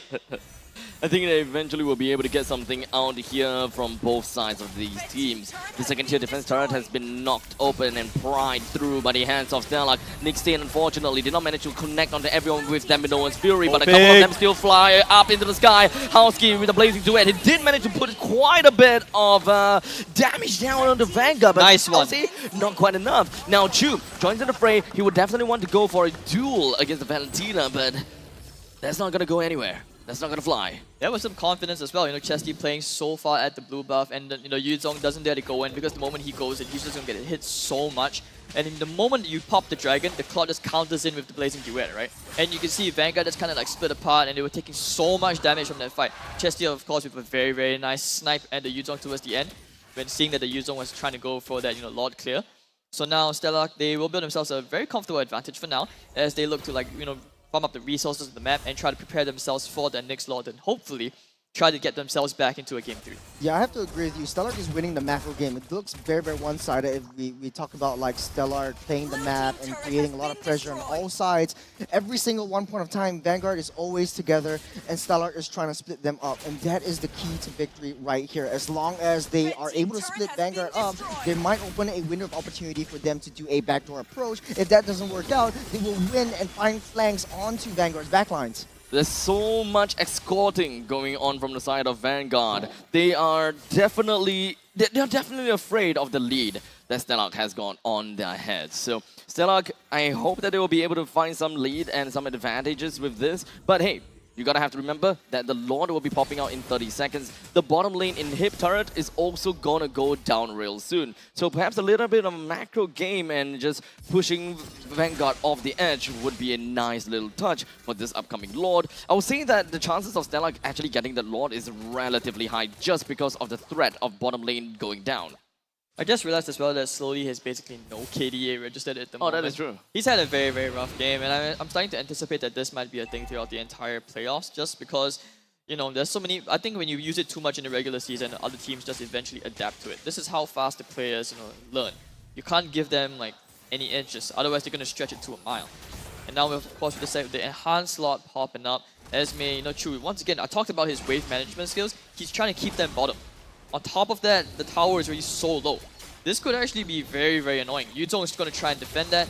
This is an opening for the Lord. Yep, you are technically forced to react for the bottom lane, and whenever Stellar gets the information that someone is clearing in the bottom lane, you gotta have to do something about it. But I really like that. The Super Ryan knew about the timing, that once it's 14-11, you can pretty much leave the lane already as he comes back in with the Black Dragon form. Luscious Stain brings Chu down. This may actually be the fight for the side of Vanguard, as now we've got Super Ryan just gonna be hovering around from the side of Blade as well as Howski. He pushes Howski away, and that himself alone manages to push 3% down south. Even though he went down, I gotta have to say, Super Ryan's presence was so important there in order for them to ensure that the Lord goes to their hands. Crucial lore from Vanguard. This will put them up on top. At least try to close up the economy gap from Stellark. And Vanguard taking full control of this game right now. They need to look at taking down all these tier 1, tier 2s. Open up that map. Don't give Howski any time. Don't give Chu any opportunity to push their waves.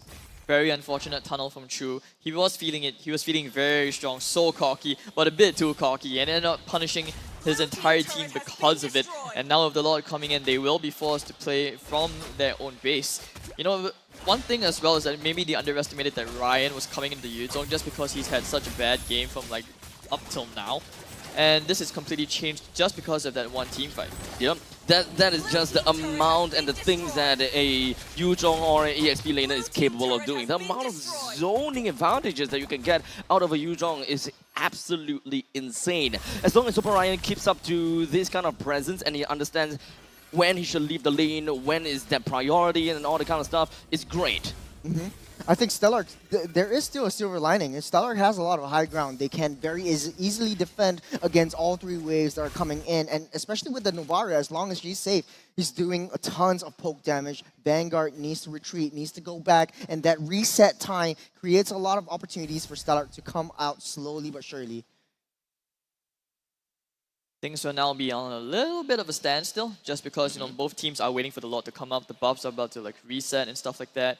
And this is where both teams, you don't want to be, this is just because it's quiet, right? It doesn't mean they're doing nothing. This is basically the part where they need to be discussing like how are we going to adapt the game plan accordingly.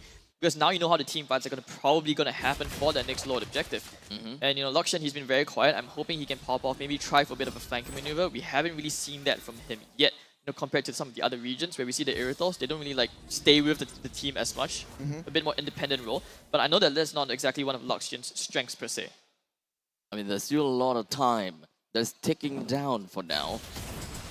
Even though we can expect that Vanguard, most of their members are actually capable of split pushing. But you gotta have to really consider that the opponent side, they have a Claude too. They have a high mobility marksman. Maybe, at this point in time, you may have to think, when is the perfect time to actually bring a Claude away from a team fight? When does a Claude actually have to run away? And when is the best opportunity to actually snag a fight when Claude is away? Well, contrary to popular belief, I think Claude doesn't even have to enter the team fight. Stellar could very well try to buy a lot of time, try to lure Vanguard over to the Lord, but on the bottom side, though, Chu in a spot of bother, facing up against 2, still gets away safely. Just maintaining wave management time and time again. Stellar, the Howski on the Claude could very well open up a backdoor opportunity if Vanguard is not too careful. I mean, to touch on a little bit more. Oh no! Chud, he managed to find Chu. Oh my God, again. And this time, Vanguard, they managed to find an opportunity to eventually land on top of Chu, with Super Ryan committing down onto that Petrify. With Chu currently unavailable for this upcoming fight, Vanguard definitely have got quite a bit of advantage with one frontliner already dead from inside of Stellar. How much opportunity and how much space does Howski even have? He immediately PMI'd himself right out of there. Super Ryan is going to be looking for a situation, trying to look for the people that he going to have to run out for. But unfortunately, wasn't able to clip on the chesty. But never mind that, because Vanguard has already won the frontline battles by bringing Blade as well as Kirby down. As such, this is going to be the line, and then as Vanguard beelines themselves down to the bottom side, they immediately got themselves right out of there, as they are definitely not looking forward to extending an unnecessary fight. Vanguard was looking to cycle Stellar all the way into their base, but they were disciplined. They knew Chu was coming back up. They knew that they could lose that team fight as if Chu was able to land a very nice Starfall onto at least 3 members of Vanguard. Looks like an easy Lord taken down by Vanguard, looking to sync up all the waves. Stellar trying to push, trying to maintain that lane priority, trying to maintain that lane dominance that they have. Dude, Hal is so desperate right now, for he knows that he wants to get that really, really good spray. He knows how important it is right now that he is the one who needs to put this team on his back and carry them across the finish line. Because right now, I don't think they were mentally prepared for this. You can start to feel like the fear creeping in again. And I can feel it all the way from the stage. The back's against the wall. It's all or nothing at this point. Vanguard, they are the ones who will be going with the siege with the enhanced Lord pushing in the bottom lane. Yeah, I mean, I can feel the stress, the pressure. Stellar just moments away. This is a very, very crucial game. Vanguard charging in. I would suppose that the wave clear capabilities from the side of Stellark is not necessarily very amazing as well. Let's not forget that it is super creeps, mega creeps that will be marching down together with the Elemental Lord that wields his trident. But for now, we do have Howski unfortunately knocked up while he was still in the midst of his blazing duet. That's not gonna fly. That's not gonna work. As now Blake Kirby as well as Junior all gonna be taken down with a Lord just gonna be swinging a trident. And thus, that is going to be Stellark SG that unfortunately wasn't able to hold a candle against Vanguard, who holds their shield up high as the Vanguard of MPL SG. An arduous journey, an incredulous task. Vanguard moves on to the next stage. Oh my Waves God. goodbye to Stellark as they unfortunately are relegated from the league. He actually got up, he went over to them and he was like, bye. Oh my God. That was the Nick Stain special. I mean, that is kind of like that's definitely something that I want to see. This is why the offline event is what is juicy. You gotta have to get up and gotta get some flair out. I mean, understandably, it was a 2-0 series. I think Vanguard Esports, they deserve this. Nick Stain can do whatever that he wants, man. They really did. They really did. I mean, it was unfortunate. Stellac, they did pick themselves up in time for game 2, but They not all did. the way. They couldn't carry that form across the entire game. It was just mistakes after mistakes after mistakes. started to crumble. Vanguard just took control of it. They saw a gap. They saw an opportunity. They took it. It was stun locks all the way through, and they finally finished that out. It was just untouchable for the side of Vanguard. This was such a incredible game, but unfortunately, Stellark, as much of an effort that they put in, as much of the amount of stress and anxiety that they have, their journey for 2 seasons of MPL ends here. They need to claw their way back up through the MPL qualifiers. I mean, to be honest, this game was the perfect representation, if anything, or a good example of don't put your eggs in one basket. You can tell that Stellark were over-reliant on Chu to try and open up the map, be that huge distraction, which he was for a while. But one person can't be doing that the entire game, unless he's having an amazing double S tier game. And this is where at that time when he's creating that kind of space, it's up to the rest of Stellark, the rest of the members, to be coming up with solutions as well. Like what happens if they adapt? In this case, Vanguard adapted, Stellark did not. I will say that I would believe that Vanguard may actually has triumphed over Stellark in the drafting phase itself. I'm pretty sure that Chu really wanted the Uranus, because when the Uranus was if the Uranus to be actually picked up, I think that it will create such a massive impact on Vanguard to the point that they wouldn't even know what to do. Yep. Esmeralda doesn't really just scrape the surface of what a Uranus is capable of doing when it comes down to peeling and creating space. I mean, understandably, Esmeralda still deals quite a bit of damage regardless. I mean, I don't think it would have mattered too much whether he got the Uranus or whatever hero who would have thought got it would. I thought it would have helped to a certain extent, but once all the items came in, for example. Then that one is kind of like team fight and kind of stuff. You got the DHS, you got the Malefic and all that. Yeah. You saw how fast True just melted. On top of that, you got the 2 Dom Ices as well. There's only so much you can do. Even having a Uranus, it wouldn't change the situation as much. Maybe it would have bought them a little bit more time. Like maybe instead of 12 minutes of efficiency, it would have been like maybe 14, 15 minutes of amazing tanky time. But then the rest of it, like I said, it comes down to the rest of the team. Enough time.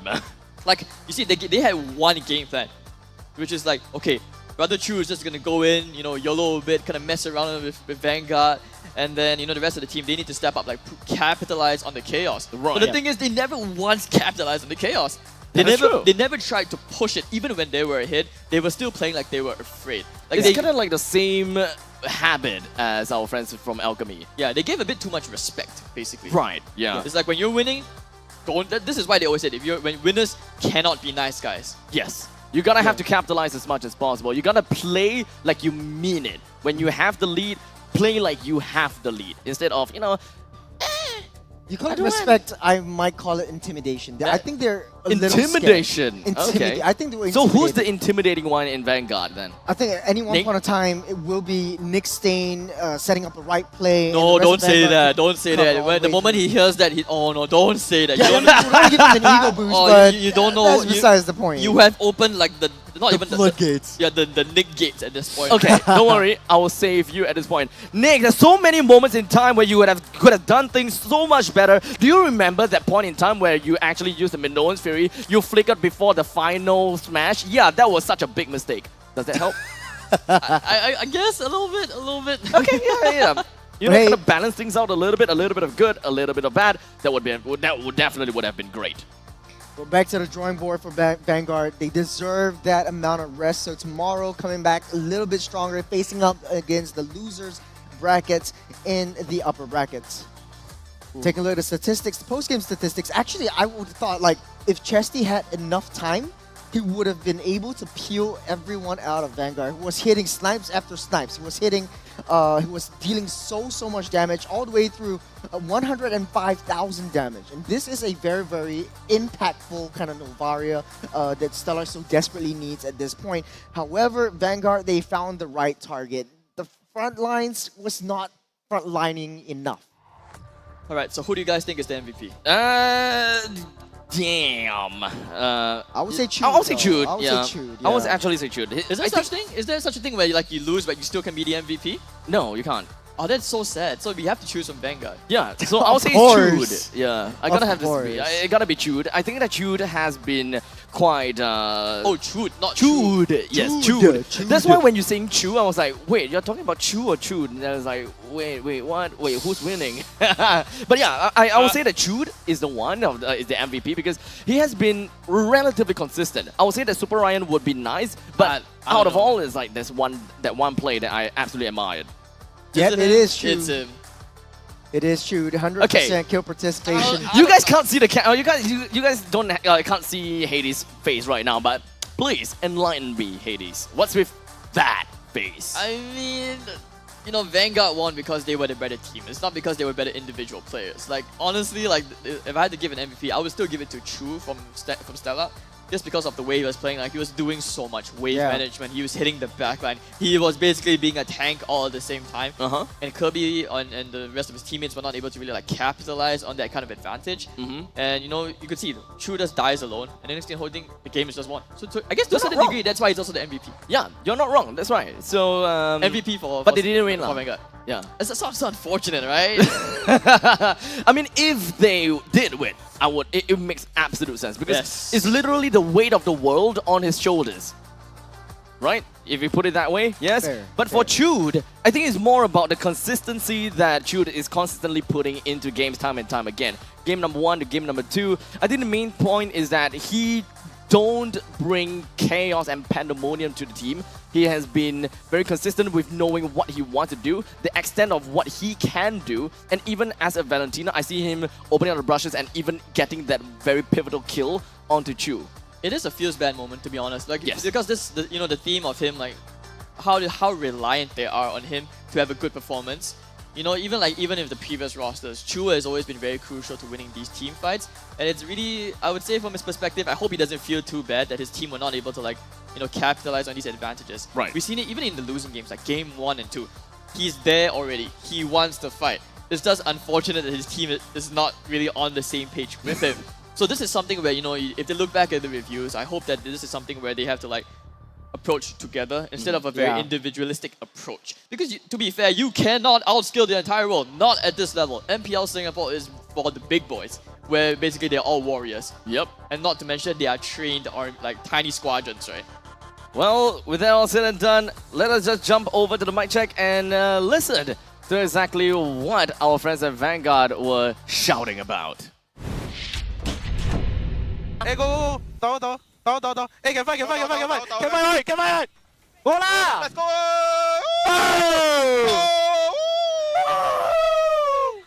Come on. Hey, order. 第一家不下我等位 ，easy one. Nice. Hey, watch me. Let's go. Hey, 背水。Can base. Nice. Can we one first? Go. Hey, Fredin.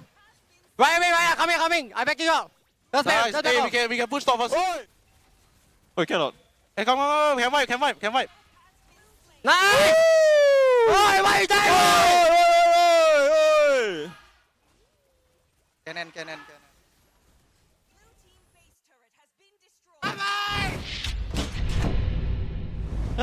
Woo!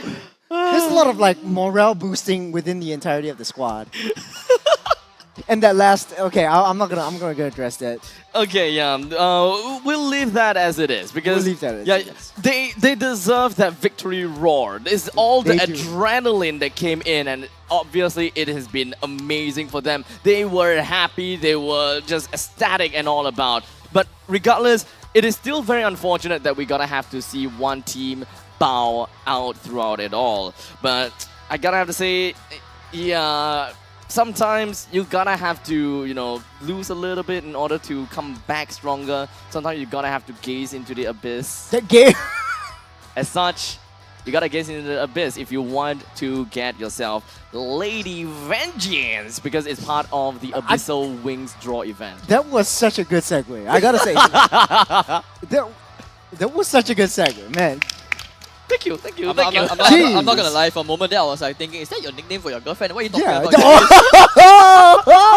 how? Oh, sorry, not girlfriend, wife. Wife now. Okay. Also, wait, how long has it been? So like 6 months since? Since what? Since the day you proposed? Oh, that was like since MPL SG season 5. Well, congratulations. Thank you. Well, finally. I will say congratulations. feminine. I will say congratulations as well to every single one of you guys when you actually did manage to pull the Selena Lady Vengeance kit, because it is at 29% off in exchange shop, but you can log in the game and get 50% off for your first one draw every single day. So you are getting like a lot of diamonds off. As long as you come in for every single day, you get 50% off for every time you draw. So you gotta have to log in every day, unlike the Layla one, because Layla, calls on the crystal box and diamond box to make sure that you don't miss a single day. But this one is a little bit more punishing to a certain extent. You gotta have to log in every day. But there's one thing that is not punishing though, is M5 wildcard, because it is free entry in Kuala Lumpur, Malaysia. All you gotta do is just go there. It's that simple. Just go there. M5 wildcard is completely free of entry. But of course, when it comes down to location, we'll let you guys know very, very soon. The pre-registration will kickstart on the 4th of November. So if anything, you guys would have to take a look at all of our social media pages on Facebook, Instagram, TikTok. We will post out all of the information that we need there, or rather you need there. So MPL Singapore when it comes down to TikTok, mpl.sg.official when it comes down to the Instagram page. We'll post a lot more there. That is a mouthful. That is a mouthful. And you guys know, whenever I start rambling a lot, that means that we get to go off for a short little break. In fact, probably a long break, because we have our host Cheryl that will be coming in very, very soon for the winners interview. But before we even go off, I'd like to give a huge thank you over to Hades for joining us on the panel, for waking up super early just to join us on the desk. He definitely woke up early. We didn't plan this at all. He just woke up early and just decided to hijack the table. Hey, your team is playing up next. Any last words for you, Hades? Any last words? Yeah. I'm hopeful that we get a good series off. Don't forget to support Bleed as well. Thank you very much. Thank you. Yes. Support, yes, Singapore Pride. Just like Superman. Actual Singapore Pride. Yeah, Yes, make sure you support that. Thank you very much. Yeah, so we're gonna be moving on and segue over to the interview. Cheryl, the stage is yours. Thank you so much, guys. And right now here, I have analyst Richard right beside me. First up, congratulations Thank you. on the team win. And you guys have successfully relegated Stellark SG. Now, I do have some questions for you. Now, first up is, how do you feel about this win? Is this something that's expected for you guys? I think we expected it quite a bit, but they did put up a challenge against us, so kudos to them as well. For sure. And of course, they're very, very supportive. And of course, what else do I have? Oh, in game one, what, at least you're the analyst, right? So educate me. In terms of the draft for Stellark, it seems that they're more geared towards late game. Yes, and I think we didn't really execute that well, and I think we can improve on that further. Right, and it was like a ticking time bomb because you guys were absolutely snowballing. We are looking at a 9K plus goal lead for extended duration of time. So what do you to drag on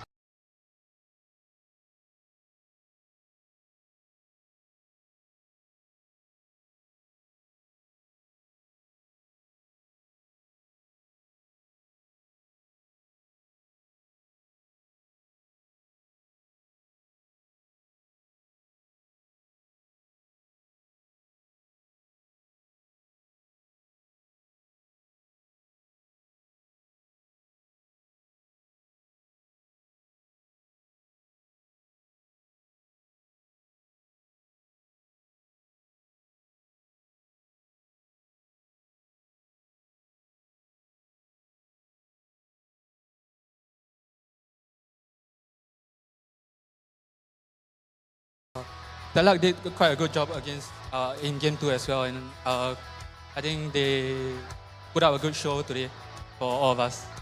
Right. So it's very exciting because, as we progress into the playoff season, the opponents are just going to get scarier as we speak. And what is on the table is risk getting outed, especially in the playoff season. There are no second chances, unlike the regular season itself. So next up, you could be potentially facing two opponents It could be either Team Flash or Bleed Esports. Who do you think you might be facing in the lower brackets? I think it'll be Bleed because Nick said he wants to face Bleed again. He wants to face Bleed to show them that he shouldn't be on the bench. Oh, but I mean, you can face Bleed in the upper brackets also, or you must face them in the lower brackets. We don't know whether they can last that long. Oh, the shade is real. So perhaps the next one that you're anticipating will be Bleed Esports. Yes, and we hope to put out a good fight against them. Okay, so I guess the teams are here right now. Please deny them of that joy of seeing you guys next. So yes, thank you so much for joining us, Mr. And we wish you all the best in this journey in the playoffs.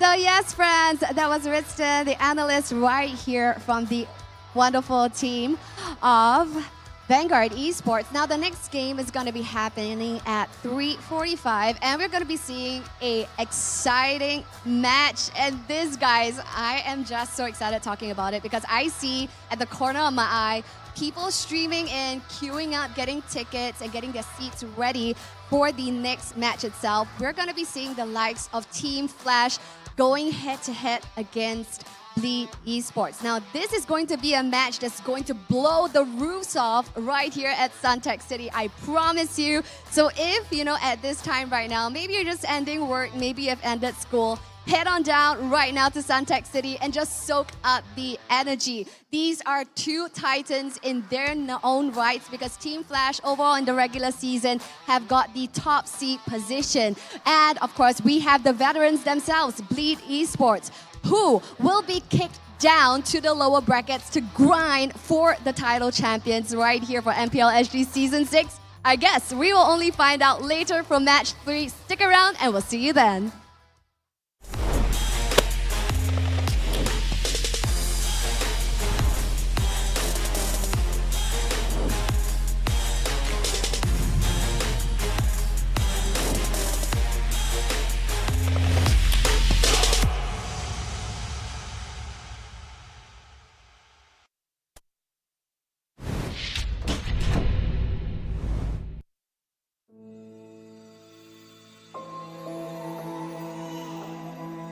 It's all right, my little star.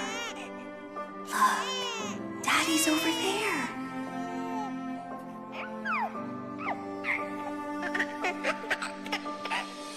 The calamity's approaching, and it will destroy everything. I'll hold it back and buy us more time. Nolan, protect our daughter. No! Lillian!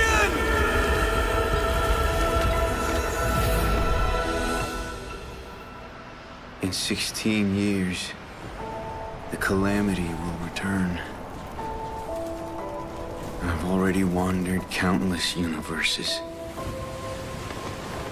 seeking an end to the impending catastrophe. There's no time to mourn. No time for regrets.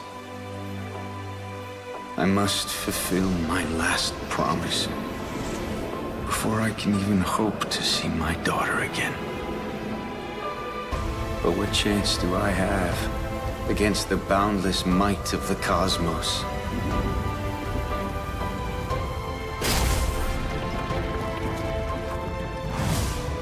I'm sorry, my little star.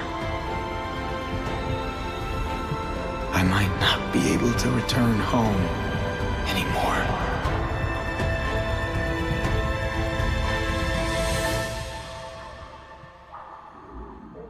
I promise I will take her to see the star lanterns. I promise I'll teach our child how to wield this power. I promise I will sacrifice everything to protect her.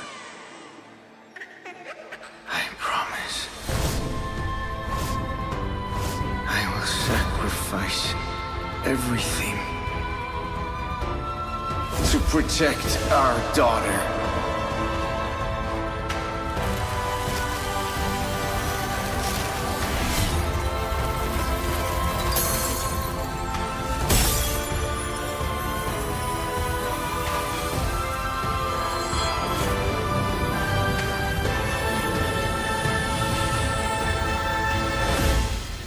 in every fragment of my soul.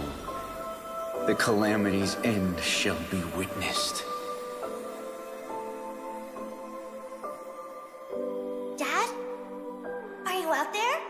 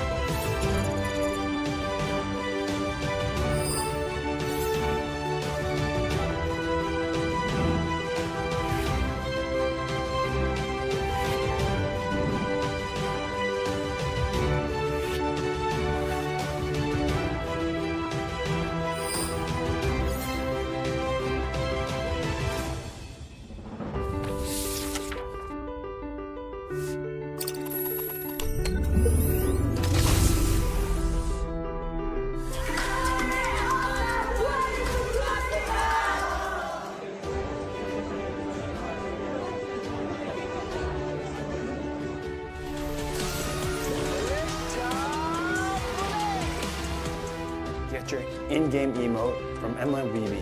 See you all in-game. Y hay un torneo que lo confirma.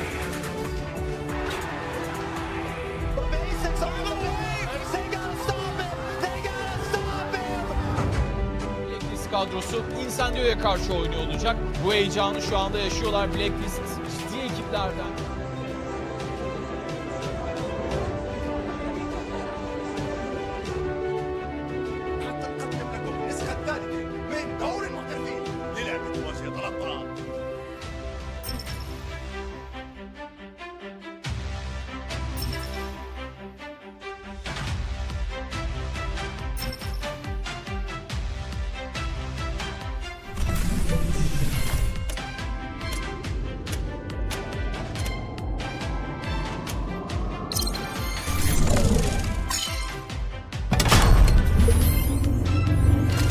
Ulang tahun buat Mobile Legends Bang Bang ke-7 Happy Anniversary. MLBB Mobile Legends. Selamat ulang tahun yang ke-7 MLBB. Sétimo aniversario Feliz sétimo aniversario Mobile Legends Bang Bang. Feliz sétimo aniversário Mobile Legends Bang Bang. Mobile Legends, с днем рождения. Тебе сегодня целых 7 лет.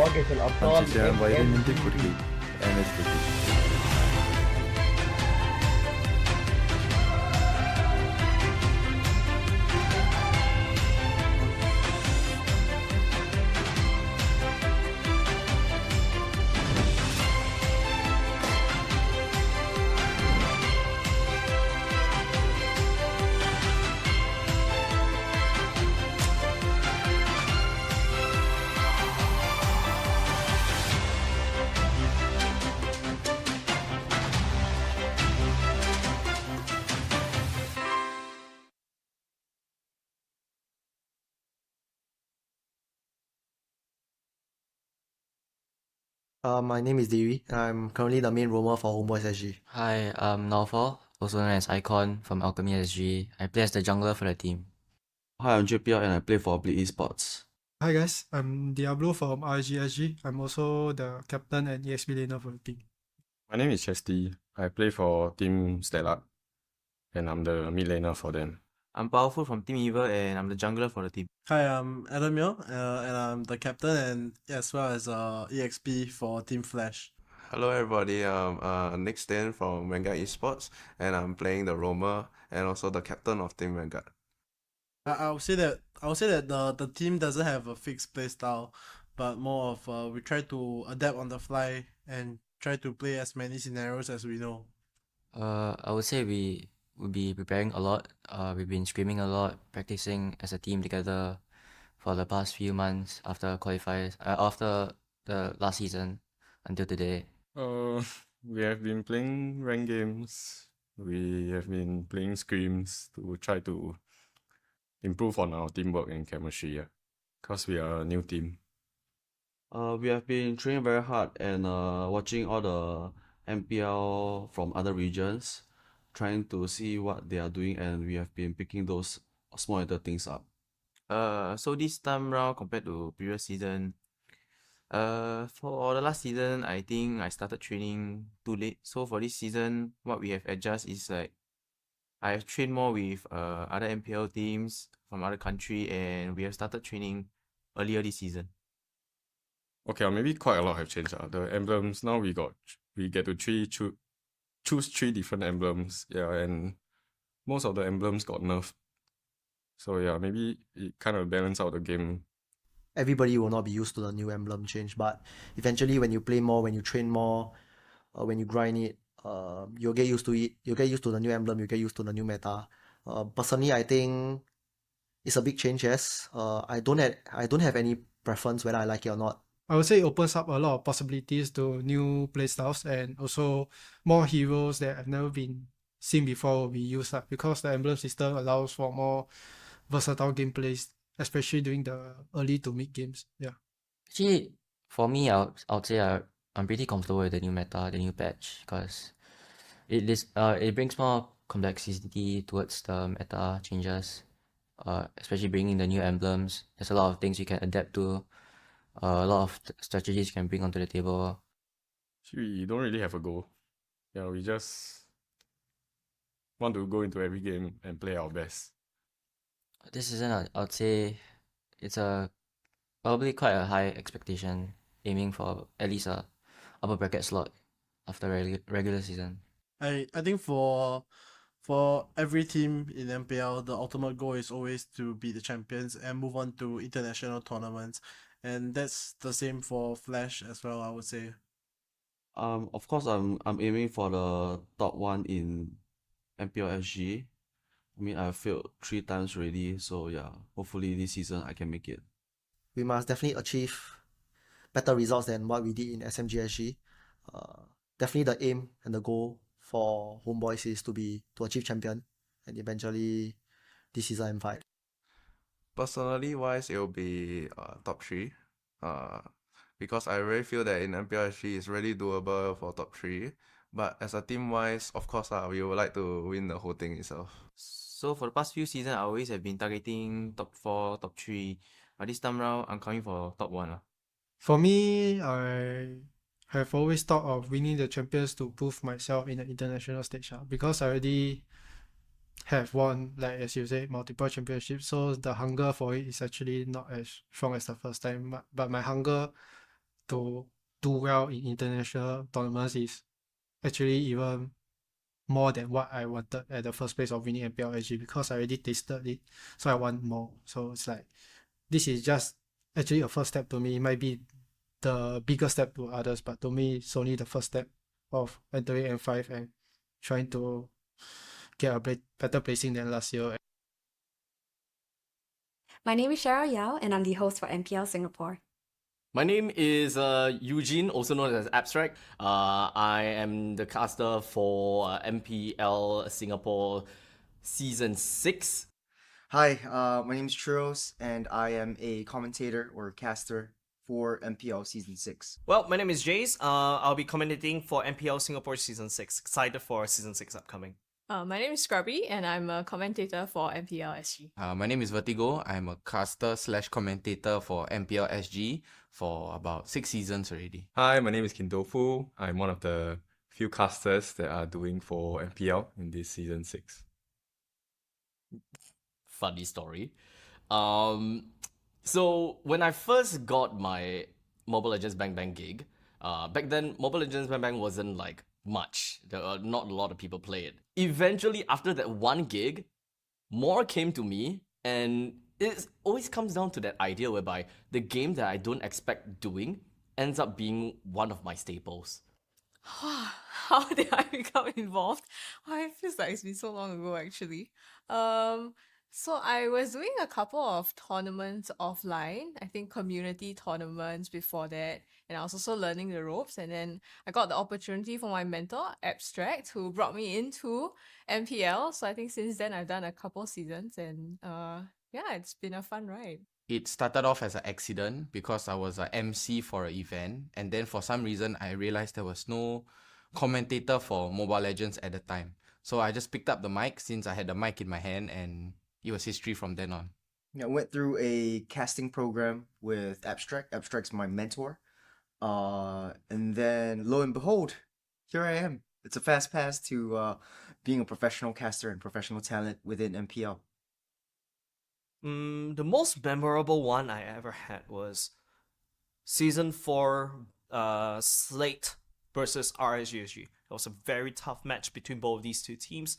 You know, there's only one slot left because of the change. So there's a lot of tension, especially back then, back then I was like a Slate EVOS Bleed supporter, right? And that's also one of the I think they're at a prime. It was really exciting. We went all best of 7. Screaming out our lungs is really fun. And at Tampines Hub as well, we get to hear the crowd cheering and roaring for both these two sides as well. That's one of my favorite moments of casting in MPL Singapore. I think the exciting moment is when you feel the electricity in the air. I highly, highly recommend any viewers who are watching us online to come on down and join us at the physical venues whenever, we share them on social media. Keep tabs on that. Come and join us at the live venue itself and feel the literal electricity in the air. That is something that I will never forget, and I enjoy every single time when we're doing finals. I think, first and foremost, I'd like to thank them. I know that we have a lot of overseas viewers as well. Thank you for your support for MPL SG as well. Without you guys, I think we wouldn't be at the level we're at now. And I think just keep giving us your feedback, because good or bad, doesn't matter. If it helps us improve, we'll take it. I personally really do appreciate the support coming from the community. Things like streamers playing the game and people supporting those streamers eventually kind of rose up to support for the entire MPL community as well, and scene in Singapore. So I feel like keeping that support and viewership going really, really helps the scene, because that's the most important thing. If you don't have viewers, the scene isn't going to grow. If you don't have bodies at Suntec or at OTH, at our Tampines Hub, it's just not gonna work because no one's gonna watch the game. So keeping that support going, I think, would be really important to me, and I'm super grateful that we have these people in Singapore right now, and it continues to grow. Honestly, first up, Singapore is very, very small. And if you have the slightest, interest in Mobile Legends Bang Bang, I highly encourage you guys, to follow our social pages, come on down and support us live. It's really, really appreciated, that presence there, whether you're online, physically with us, it's greatly appreciated, especially Singapore is so small. And of course, for our players as well, they would be deeply encouraged by, your roaring screams, especially on the live venue itself. And with Singapore being so small, we need to show other regions that Singapore might be small, but guys, we are mighty, and we need you, all of our Singaporean viewers, to be there to support Singapore all as one. Being part of an ecosystem, that has been very enjoyable, because honestly, if I were to go to the playoffs and I'm just going in, I cast, I'm done, I go home, honestly, that's kind of boring. So whenever the audience members or the community members comes over and we just chat each other up, I think that's a very refreshing feeling, and the experience is different every season. MPL Singapore itself wouldn't be possible without you guys. Every one of you are very important to us. And, like what we mentioned, come down every week if you guys can. I know you guys can be quite busy. Or during the playoffs, we are around and about. Just ask away and, have a chat with us. We're more than happy to chat with you guys. So I feel like you guys are really important for us. And I really thank you from the bottom of my heart how much support that you guys have been pouring in towards us since season 1. So I really thank you guys.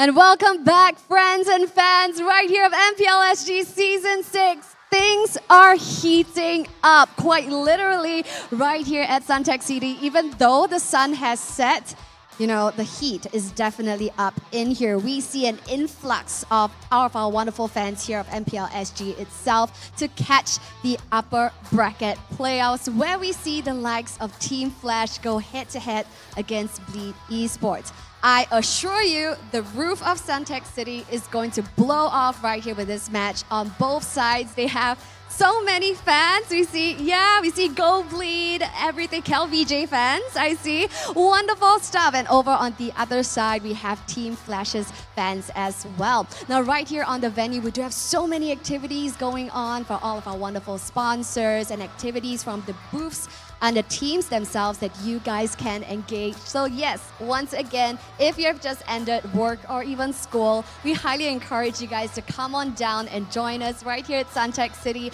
because there's so many engaging activities. Meet your favorite teams and members, and of course, soak up the energy right here at Suntec City itself. Now, this match is leaving me breathless, really, because this is going to be a high-octane game that we're gonna be seeing. Team Flash, first of all, now they are a team that is put together from all different teams. That's why I personally call them Frankenstein Flash. And right now, during the season itself, they have proved themselves worthy, getting the top seed spot in the overall standings. Whereas on the other hand, we see Bleed Esports, veterans in their own rights. And right now, with the addition of KelVJ as well as Sagitnu, they are definitely turning up the heat over at the Land of Dawn. So what will happen later on, ladies and gentlemen? I don't know, but I sure am excited to find out, because stakes are high, fam. We're gonna expect the loser for this game itself to drop down to the lower brackets to grind, and that is definitely a marathon, not a sprint, and definitely not a position that any of the teams are going for. That's why it is still imperative that they hold on to that upper bracket spot.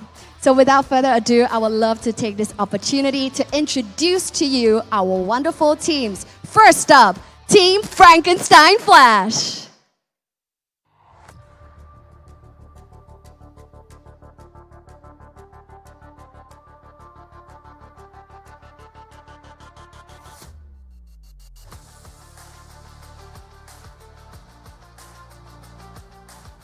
So yes, friends, right here for Team Flash, heavy expectations are looming as they're deemed to be the favorites of the season. Will they be able to overcome the first big challenge, the first big hurdle in front of them? Ladies and gentlemen, Team Flash.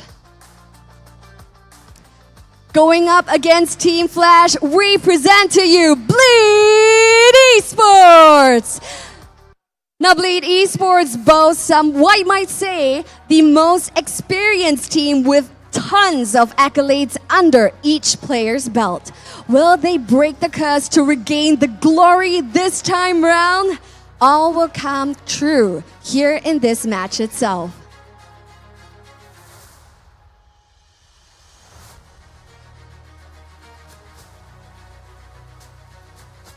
So right now, teams on either side are giving their fist bumps, saying their friendly hellos. What happened? No friendly fist bumps anymore? All right, so it's still smiles all around. Right now, brothers in arms. But as they head on over to the Land of Dawn, all hell is going to break loose. It's already breaking loose on screen itself. I think they want to play for the opposite team. I don't know. In Singapore, we're so tight as a community that they're all friends, so it doesn't hurt to play for one another. But yes, they're now at their respective battle stations. And friends, all hell will break loose right here for this game. So we're gonna hand our time over to the casters. Take it away, friends. Welcome back, ladies and gentlemen, akong amas, aunties and uncles here to Suntec City. We are at MPL SG season number 6 and we are at the playoff day number 1. And we saw an insane first match, we saw an insane second match, but this time we are in match number 3. good morning, and good afternoon. Sorry, I still in morning days.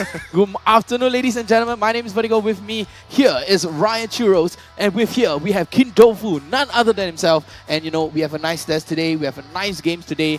Great, amazing audience, left, right, up, and down. This is going to be a very tough game to cast because, like, every time Vertigo is on here, I always feel like, oh man, what's he gonna say? Concentrate. What's he gonna say? What's he gonna say? What's he gonna say this time?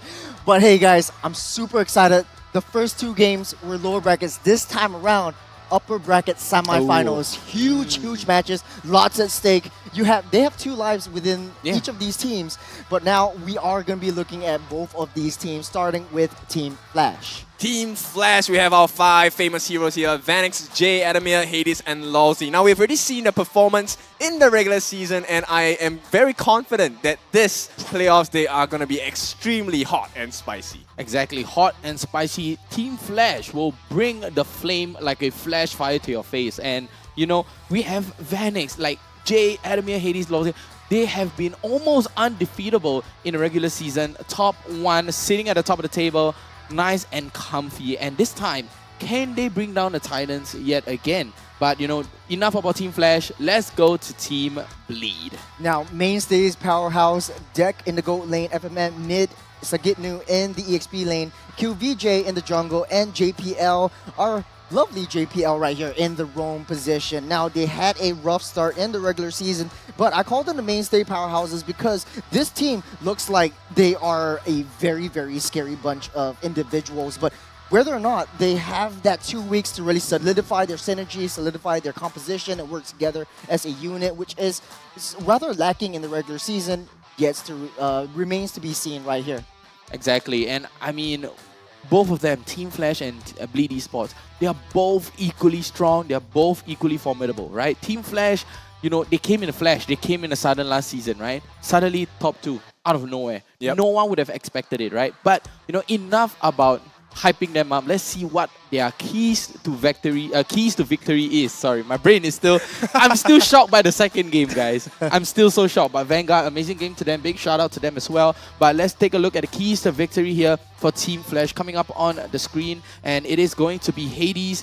That, you know, Hades needs to buy time for Vanix to get his farm. And we all know Vanix is a title, not a player. You know, he has attained this title, right? He has made this title for himself. And, you know, not to forget to pick heroes to give Adamir more confidence. So we've seen Adamir, you know, going in, jumping into the fray, you know, giving a little bit of iffy timing here and there, but they all made it work, right? And, of course, to exploit Deck's MM position. That's right. So when Vanix gets his power spike, his real-life power spike, right, Deck is going to be in a very vulnerable position, right? Now, I have to just give it to Deck. He has improved a lot. And, you know, a roll swap is not so simple, right? Yeah. But he has performed so well. So right now, Flash, as long as they can spoil Deck's game, I think Flash should have it in the bag. Yeah, I do agree with you 100%. I mean, putting Vanix up against Deck is not an easy feat, especially for Deck. But speaking of Deck, let's look at Bleed Esports keys to victory. Now, first is watch out for KZP's unorthodox draft. This is something that Potato definitely needs to watch out for. And I think based on research, based on how they want to play the game, they have a resurgence of heroes that have never been picked before. You have stuff like the Gord coming in, the Galir coming in. This is something that Potato really has to watch out for in the draft. But out macroing Flash's aggressive playstyle. Now, with this international kind of experience comes a bit more confidence, especially within the macro plays. And JPL creates that space and opportunity for QVJ to really get his farm, get his power spikes in order for his team to really pop off. And lastly, pick utility jungle heroes for QVJ. I'm not sure if I agree with this. I feel like QVJ can pretty much play whatever he wants based on the team draft or composition, especially since, you know, assassin heroes are a much better pick to deny Vanix of really showing up and popping off in the late game. Okay, so you're saying that he needs to spoil the game for the goal laner, right? Yeah. So he needs to take a Layla in EXP. Layla in EXP? Oh, I mean, jokes. KZP will take his fire and throw at you. Hey, you know, there's a reason why Layla is the Starlight skin for this month. Oh, that is maybe. That's like Moonton's just like a hint to all of us. Layla is back in the meta, maybe? Well, she has insane range, quite a bit of damage as well, but, you know. it remains to be seen. But of course, with that being said, I think there are some numbers we need to consider. Now, I think based on the performance of both teams so far, they should have pretty good stats as well, right? So I think let's consider Team Flashers first. They have had a very successful regular season, right? The stats will be popping up in a little bit, so let me just continue on this. Team Flash, I think they have the chance and the strength to be the champions of this season's MPL. Yep, and take a look at the team head-to-head right now. You know, let's ignore the heroes ban and pick as for right now, but let's take a look at the first tower rate, 65% to 61%. So Flash, they're very macro heavy, right? But take a look at Bleed. First objective rate with 61%. Yes, they're trying very hard. Yes, they're doing very well in terms of KDA and as well as total damage dealt, but Bleed, they lack in macro a lot, right? They have that lacking for them. In my honest opinion, though, Flash and Bleed, Titans versus Titans, is sort of like a battle of the Filipino import jungle. So Hades versus QVJ, whether or not they are able to sustain and obtain the first objective is very, very crucial for the team's success, especially to create space for both of their marksmen on either sides to really get the power spikes and get that farm going, both of which have very, very similar playstyles as well. Yep, so I think the main question here for both teams is, do they want to take note of this statistics or not, right? So does Team Flash focus more on getting the towers, getting the macro game in play, or do they want to contest more towards those turtles and lords, the neutral objectives, right? Because based on the stats itself, both teams are very focused on different things. But the outcome is always mostly favorable to Flash, who has won most of their games, if not all, in the regular season as well. Ooh, I mean, taking a look at the old game as well, right? Their previous game, their previous matchup as well. You know, Vanix on the Bruno, Vanix on the carry as well as the Bruno again. I think Flash want to prioritize this Bruno as much as possible, right? Right? Yeah. Even with the new patch, the new buff and the nerf as well, I feel that, you know, they do stand a chance with this Bruno. I mean, the carry didn't really work out for Flash, right? So KZP is kind of rethinking the carry again. What went wrong? You know, what are the different little holes? But, you know, let's take a look at the talent prediction that is going to be coming up on your screen right now. What have we predicted? Yours. Oh, what? Oh, you interested in mine? Because it's like the Vertigo effect. Vertigo always chooses the team that will lose. So. Oh wow. Okay. Yeah. So today, Kin will be playing me, and I'll be playing Kin. You know, I'm on the Bleed train here. I mean, I still give them the 2-1, right? It's gonna be an insane 2-1 for sure towards Bleed, in my opinion. But that's purely my opinion. Okay, so this is our prediction. We have the audience prediction later on. So maybe just to put it into context, why do you guys choose Bleed? Why do I choose Bleed? I mean, 2 Filipinos over 1 Filipino, it's better, right? Just kidding. I'm joking. But, you know, I really like Bleed. They're very stable. They're very stable. But I do agree with you, though. They are very stable, and it does look like they have all the top players from each position going in.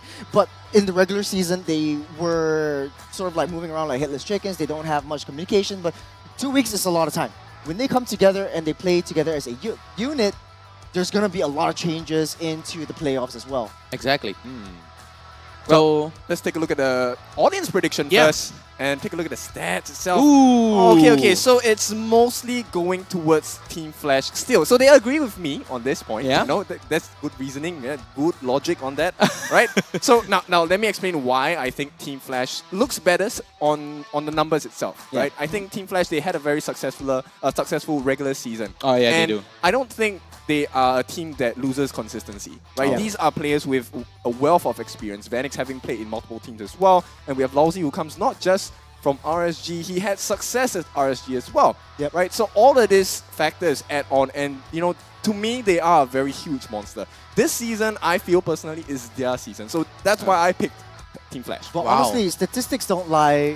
Flash was the first seed, Bleed was the last seed in the upper brackets, leading them up into this position right now. But at the end of the day, Bleed has a lot of experience going in since the start of season 1 as Evos, and then moved over into Slate, and then right now into Bleed Esports. They have quite a lot of changes. It kind of seems like they are a new kind of Bleed, but in this case, there is always one mainstay, which is JPL. With that wealth of experience, he's sort of like having like this Bleed daycare where he takes care of his he takes care of his kids. Daddy JPL. He takes care of his kids. And Daddy JPL is a really fitting title for him. Yeah, I mean, literally, right? Like, we've seen JPL from ages ago up till now. We've seen him from a young boy to a big boy, an even bigger boy right now, right? The Cho on this JPL is definitely going to be hot contested along with Lousy.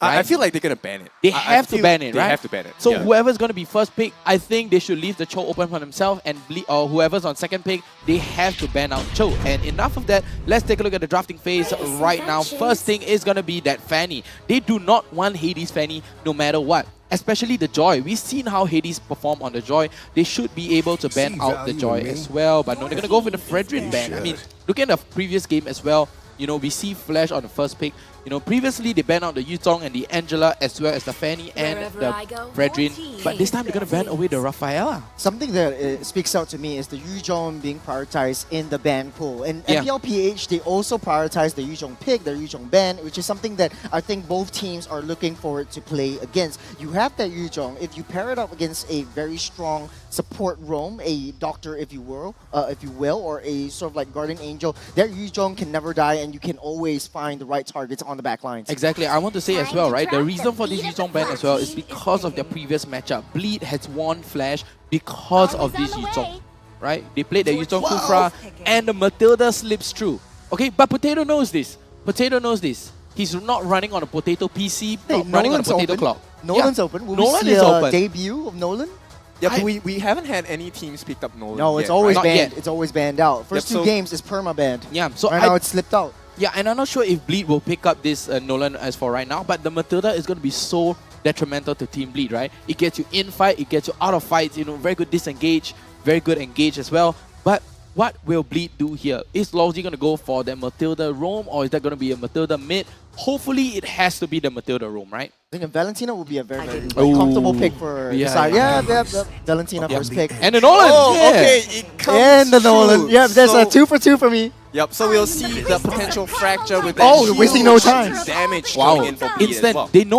They know what's going to happen. They're going to snap pick up this Lancelot as well as the Edith. So it might be a Edith roam and the Matilda mid, or it could be a Edith EXP and a Matilda roam. But, you know, the Valentina pick as well as the Nolan. It is very good for them to pick this up because of this Valentina. What can this Valentina do? What can IMU be stolen with?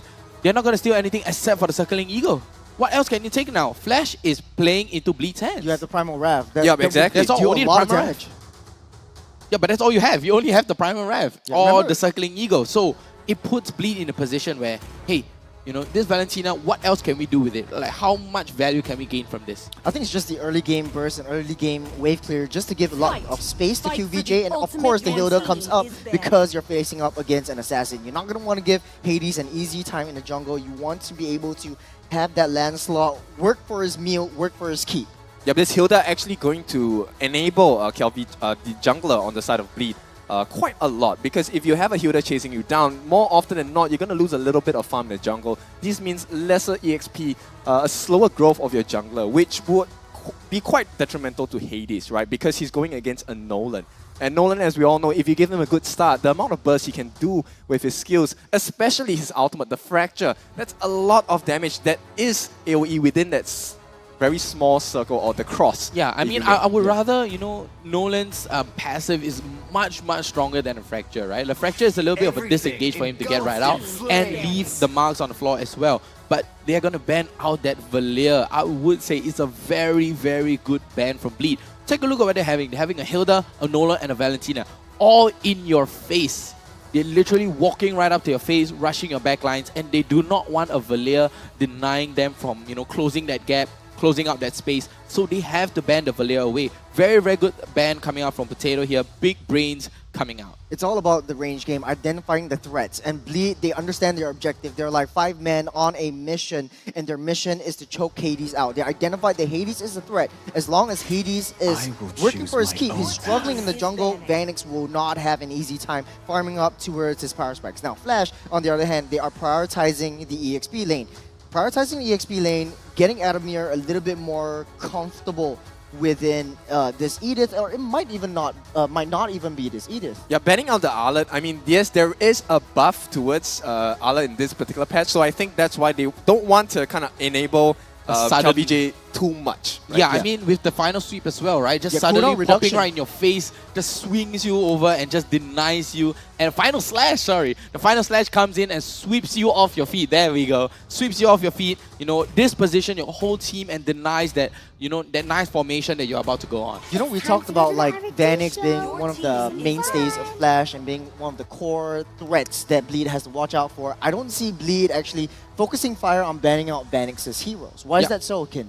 I'm not sure. I mean, they already have an answer, right? They have the Hilda running you down, Valentina as well as the Nolan to close that gap, right? They're not afraid of the Bruno. There are many different ways you can play this game, right? Yeah. So if the gold laner is not going to be focused, as we have already seen, at least in the first half of this draft, the focus is making life as easy as possible, right, for KLVJ, right? This jungler, once he gets that spike, it doesn't really matter if your gold laner has a good game or not, because if it's in the early to mid game, the farm is not yet up. And that's where KLVJ really can go ham. Yep, very, very good lockdown right there, right? Like taking out the Alet, taking out the Pakido. They are denying a Sagitnu here on the EXP. Oh, sorry, KLVJ on the EXP. And, you know, taking out that Pakido as well as the Alet, they did that in their third game. Yeah, they did that in the third game in their previous matchup. Few weeks ago, I would say. I see a trend over here. It's right? About taking out heroes that has the possibility to flank your backline if you're not careful enough. So Bleed will solidify their first, second phase draft with the Irithel. Flash would very well go for the Bruno. It worked out I well think they have to before. go for the Bruno. And then they have to find something that would target the Hilda or be a very defensive position for the Hilda. Yeah, I'm actually just very concerned about Bleed's lineup because the way that Team Flash is drafted, it is actually quite easy for them to protect their gold laner. You can see the draft by Bleed, right? They have this very divey composition. They can get to your backlines. But they are going to mitigate that from the side of Team Flash because there is the guiding wind. Oh, yeah, that's true. So at any point in time, they might actually allow Bleed to overcommit and be in a horrible position where they can catch out the backline members of Bleed and keep their own safe. Yep, and they're going to go with the Ixia instead. And I was just talking about this with the Terizla as well. The Ixia Matilda combo. Do you know the combo, Churros? Yeah. Guiding it's wind disgusting. into the full barrage. Yeah, so you open up the full barrage, pull out the guiding wind, and you have so much space covered. Didn't we with see the this penalty in zone? Onyx ID? Yeah, Onyx did. Onyx Onyx did ID, it, yeah. Keyboy and CW. That Exactly. was crazy. It's It was crazy. I love what Flash is picking up right now, but they do have one last slot for Bleed to solidify their lineup with the cherry on top. It's the EXP lane right here. You can very well go back into Khalid, early game pressure onto Lancelot, or I think Khalid would be one of the better choices over here. You the can set Terizla up in got the banned late out, game yeah? too. Yeah. I mean, the Terizla got banned out, but the Xbox is still open too. Oh. Yeah, I mean, the Xbox would Totally be... slipped my mind. Yeah, Xbox would rush into the backline and Bleed did play the... No, Flash played the Xbox, right, in the previous game. There we go. I am a beast. There we go. You are the beast. I am a beast. You are the beast. And now the draft is set. Both teams, they have their objectives. Flash, they want to protect Vanix, get Lord Vanix up to speed, let him get his power spikes, and slowly but surely try to protect Hades from the wrath that JPL will bring onto them. For Bleed, on the other hand, they want to choke out the jungle. Okay, I'm going to offer you guys one more chance. Do you want to change your prediction? I'm not changing. I'm sticking to my guts. I'm sticking to my guts too, right? The Faraga armor is going to do so much damage mitigation. But let's take a look at the crowd here on the right side of the stage and the left side of the stage. Everyone give your nice warm cheers to the team that you're going to be supporting. Either Team Flash Bleed or Team Bleed. And it looks like Team Bleed are looking a little more lively here. There's a nod in the crowd too. Yeah, they're waving to us as well. Hi to you guys, but enough about that. Let's go into game number 1 here, ladies and gentlemen, for Team Flash up against Bleed Esports Playoff Day number 1. I'm excited. I'm still going Bleed here, guys. I'm still going Bleed. Yeah, I mean, they are definitely looking to draw that first blood away from Flash because the way that Flash is going to be playing, they're going to snowball pretty hard, right? But of course, on the flip side, on the side of Bleed, they do have this option. Once the Hilda gets the slowdown onto the jungler, which is Hades, it could be a much better game for Bleed. Okay, Retribution popped by Hades. JPL just doing the Lord's work. Opening up, trying, just saving. Okay, doesn't have the sprint, has the Purify right there, so he will be able to get out safe just for now. But it does look like QVJ starting the engaged, aggression coming in from Bleed. That is what we talked about in the draft. Yep, and so this is the game plan, right? They want to focus on making the game extremely easy for the jungler. JPL, he's not going to be bothered. Wow. He's not bothered at all. I mean, that's the whole persona of JPL as well, right? He's just walking up into your jungle, you know, just giving vision to your team, giving information all the way to Bleed, and that's what are they going to do with this information? Can they capitalize on this? It is constant information feeding from JPL. JPL is a literal dictionary. Flash, though, I think they are a little bit more passive, which is part of their game plan. Just wait for Vanis to get up to speed, wait for Lancelot, wait for Hades to get up to speed, and then try to look for this easy pickoffs. You have a very, very easy access into the backlines. You have easy mobility out of skirmishes, but it does look like Nolan, QVJ on that top side, almost taking on Hades. Tiny Thorn Rose saves his life. Yep, wow. yeah, they committed a fracture as well. So right now, it's not looking too good for both teams because they've expended quite important skills with the turtle actually going to be spawning up in the next 4 to 5 seconds. And one of the things you will notice Blade is doing is they're putting so much focus on that EXP lane. They don't want to allow this Terizla to come and help in that turtle rush as well. Exactly, but if we take a look at here, KLVJ just going into the purple buff, trying to steal it away, and the lockdown is going to be beginning right here on the side of Bleed, but Jay, very well done here. Actually takes a Primal Wrath, so Flash has to be very careful about over-engaging here. Yeah, I do notice too, it is going to be Edith mid lane.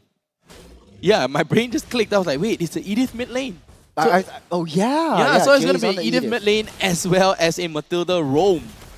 And the flip back onwards all the way down onto Sagit Nudo, but Ferraga armor is going to get broken all the way back. And take a look at JPL, constantly knocking down onto Lawsy, denying Lawsy of any information at all. And that is what JPL is doing well. Just hit level 4, QVJ at level 6. He might very well go for this turtle, but actually he has other plans. The turtle is just being used as bait. He just wants to lure Adamir out of his lane, try to get enough time for the bottom side just to clear up, get that farm, and get that gold advantage. So early game, very, very clear for Bleed. Jay? Yeah, that's the game plan. They want to make sure that Jay does not have as much health as possible, and this is going to make him a bit scared to really join that turtle dance itself. You can see Bleed is just buying time. They want to get that extra EXP. They want to make it so that Flash doesn't have the easiest time to start an engagement for this turtle. Yeah, I mean, they're all rushing for their level 4s right now, right? They want to secure on this turtle. Bleed wants to get their level 4 to secure the turtle in any skirmish that comes their way, as well as Flash. Flash, they want their level 4 as well. We got that information. Adamir just waiting for the right time. Penalty zone onto QVJ. Oh, he gets the retribution. Gets the retribution down as well, but all the way it's going to be a 2-man knockup, and Jay forced to use the primary ref all the way in the back, but last Insanity going to burst down onto Hades and Adamir. Is it going to be enough? Adamir goes down. That's going to be first blood all the way into KLVJ's hands as well. So the turtle with the first blood into Bleed hands. And this is where you're going to start seeing the game swing very heavily into Bleed's lineup here. This is the power spike that they're waiting for with the extra EXP and the shield as well. JPL is just going to chase them all day. Oh, JPL though, but he gets the onward, but he denies it with the Purify as well. Not even a sprint Hilda. This is a Purify Hilda. Earth Shatter onwards is not going to face JPL. Back to 50% HP just that instant. JPL on this Hilda is a annoying bug. And that's going to achieve a couple of things as well, right? Adding with the fact that Deck has the Purify as well, JPL is one of the things that he's going to try and achieve is to get them to waste all of these crowd control skills on him and use the Purify to get it out, which means that it will be a favorable team fight for Bleed if the engagement happens. Exactly, and the orange buff already stolen, circling Eagle down onto JPL, but look at how tanky this boy is! He's tanking everything up. Last Insanity comes in, Lawsy runs low, but down goes Jay, down goes Hades. It's going to be a 2-man take right here. A very, very different Bleed. They're revving up to high gear, increasing the intensity. QVJ living in Flash's jungle. Look at their own jungle, untouched. He's making his rounds, getting a lot of information, getting a lot of experience right from that get-go. This is how you use that Nolan. Incredible. So he's building that War Axe first. He wants to stay within that fight. So I think this might be a semi-tank Nolan. It might be a build. Yeah. Similar build to he's tank going, Lancelot. Yeah, exactly. He's going to go for that Sky Guardian helmet already, but the tier 1 top turret is going to go down, and I have to take a look at Deck's item as well, right? Already having the Husk Claw with the Steel Legs, but Vanix already securing the Corrosive Scythe, and probably going to go for DHS next. Turtle spawned up. Bleed, trying to get more information. So Gitnu knows that Adamir is not at the bottom lane. Adamir being spotted out by QVJ. but they're trying to zone him out. FMM is left all alone. Hades. Oh, Hades though runs a little low. KelVJ able to dash right out, and Adamir is going to be taking a little bit of a hit, but the last Insanity gets cancelled. Lawsy all the way back trying to catch out onto FMM, but take a look at this. Deck is going to be coming in with a heavy crossbow as well. Penalty zone comes in, but FMM is going to get his knock up all the way in. KelVJ runs away, but no, he's going to get taken down by Vanix. It's going to be a 1-for-2 here in favor of Bleed. Turtle still untouched. Yeah, but KelVJ is dead now for the next 16 seconds, so Bleed needs to buy a lot of time for the team to allow KelVJ to come back and get it started on the turtle once again. Vanix already at level 8. You can see he is hitting this power spike already. Sigitnu just got that Ice Queen 1. I'm just interested in the itemizations for the side of Flash. How far are they behind? Especially since JPL is constantly being that annoying mosquito that's difficult to slap, but Circling Eagle! Oh, Circling Eagle is going to get cancelled away by Lawsy. I mean, that's the beauty of Matilda, right? That Matilda grants you so much escape and disengage, but the onwards going to get flipped up by Jay, but no, he's going to get denied FMM with the nice micro play coming in from this Valentina as well. Oh, Bleed has to be very careful here. Right now, Vanix has the full barrage, and based on what kind of damage that he was able to resist from JPL, I think it's getting a little bit scarier because JPL isn't as strong and beefy as Team Bleed will like him to be. We're seeping into that late game. Bleed should be looking to get one person on the offside, trying to maintain lane pressures on all 3 lanes. Sagitnu just chunking down. Lots of help from Lawsy, forced to retreat right now. Yep, and Sagitnu on this X-Bolt is pretty strong, I have to say. But let's take a look at this. Hades onto the backline, trying to catch out onto the Lethal Wanderer. They do get their Lethal, but they're going to instantly get it out. They do not... They're trying to deny as much information from Flash as possible, right? They're trying to suffocate them. They're trying to block them out with the Fog of War as well. But Adamir takes a lot of damage, 50% HP here. But Hades to the rescue. They're going to be jumping in onto Hades though. But Hades is going to use the triangle, trying to go right in. But Jay gets pulled in. And the Onward comes in with the Earth Shatter as well. But they're going to... Sagitnu is going to be able to walk right out. And Lawsy with the Circling Eagle as well. But the last Insanity is going to cancel that out. What a play from Sagitnu, using the last Insanity to cancel out that Circling Eagle. Both teams, they push and they pull. They're just trying to receive information, and this is the time where the Matilda has a lot of sustained capabilities. I think the Flask of the Oasis is it has been built up. He has favor, so this Matilda is going to be very valuable within a lot of these team fights. But Bleed has been successful as well in trying to lure Flash out of a lot of these split pushes. Yep, they're doing everything correctly. At this point right now, they have close to a 4,000 goal lead. Not only that, they're playing the macro game so well. They've taken 3 turrets already as it stands now. So Flash a little bit lost because right now the map is extremely dark for them. Yep, I mean the map is pretty dark on the side of Flash right now, but let's take a look at the players go. Deck, KelVJ, all the way on the top of the net worth right there. Following closely behind is going to be Vanix at 5.7k, and as well as Hades. So they're a little bit behind, I would say. Bleed, they do have the 4k advantage in their favor as well. But take a look at the minimap.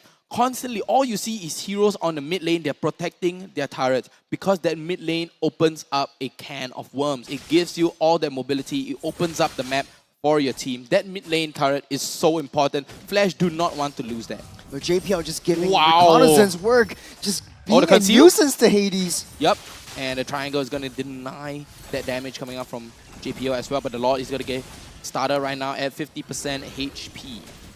Team Flash might be surprised by Deck. He already has that Berserker's Fury. If he gets in a position, Team Flash might get melted instantly. Yep, and taking away the Lethal Wanderer.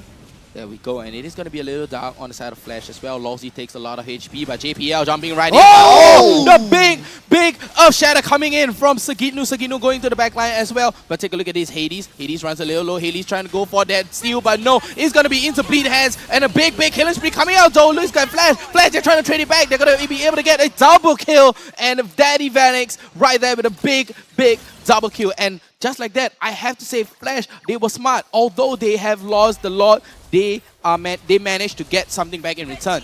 It's all about trades right here. Flash lost the Lord, but they tried as much as they can. Their goal is to just protect Lord Vanix. As long as he can deal that damage, Bleed will suffer.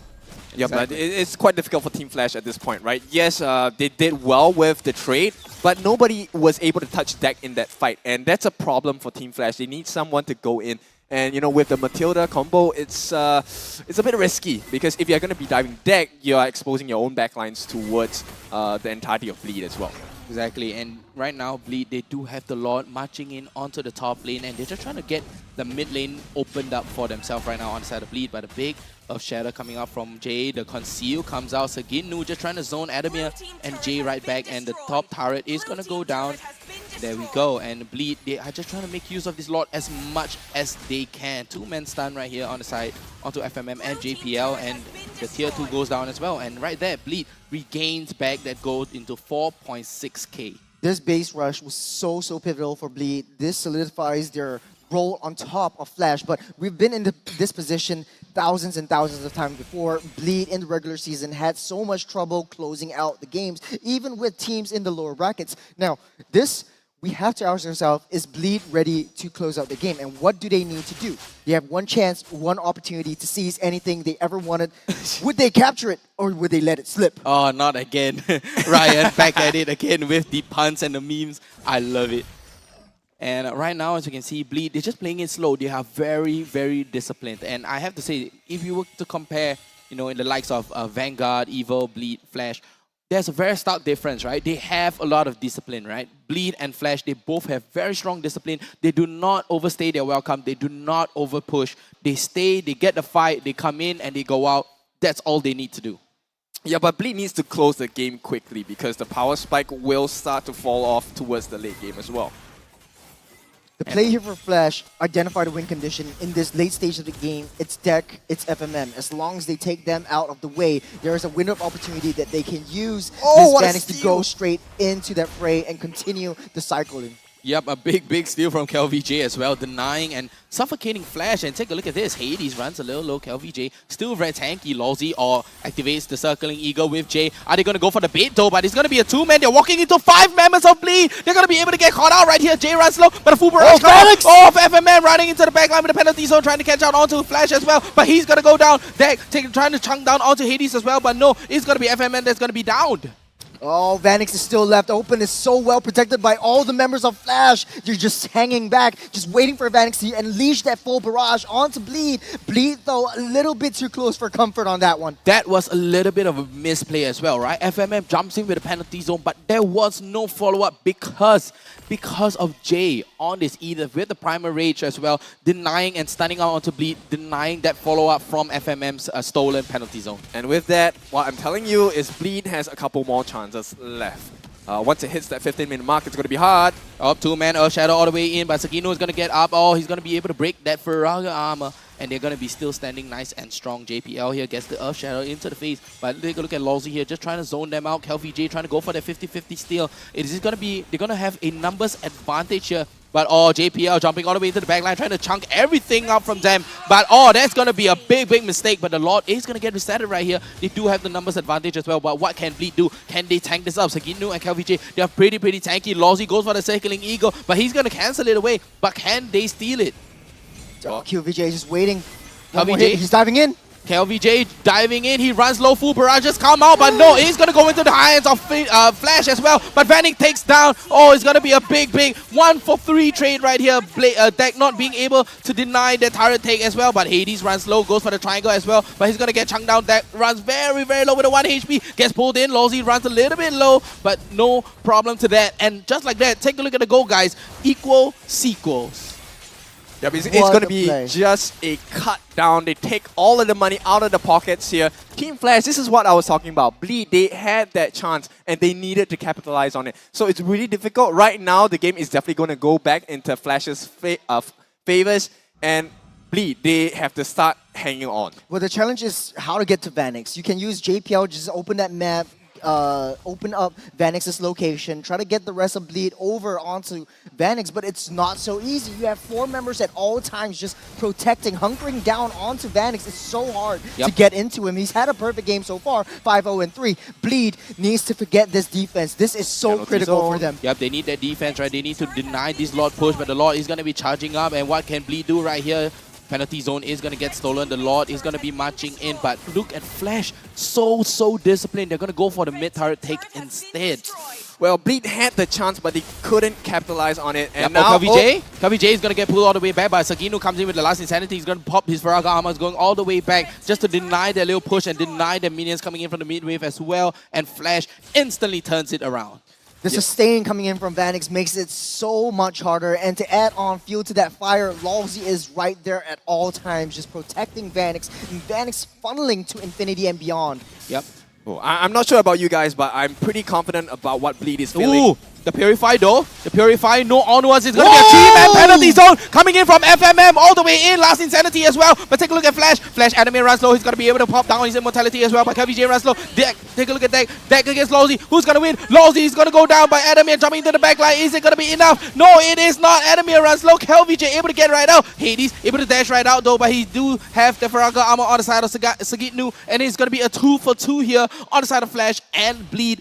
Intense games. Massive find by FMM, but Flash, they are overturning all these situations. They were speedy on that reaction. At the very least, Bleed actually found Vanix and shut him down just for a little bit, giving them a little bit of lease of life as of now. Yep, it's going to be a close to a 1,000 goal lead for the side of Flash, and this is what I'm talking about, right? As the late game comes, it's going to be Team Flash in favor. Now, the main thing is here, let's take a look at the Ixia, who's going to be played by Lord Vanix. Yeah. Lord Vanix already has most of his core items.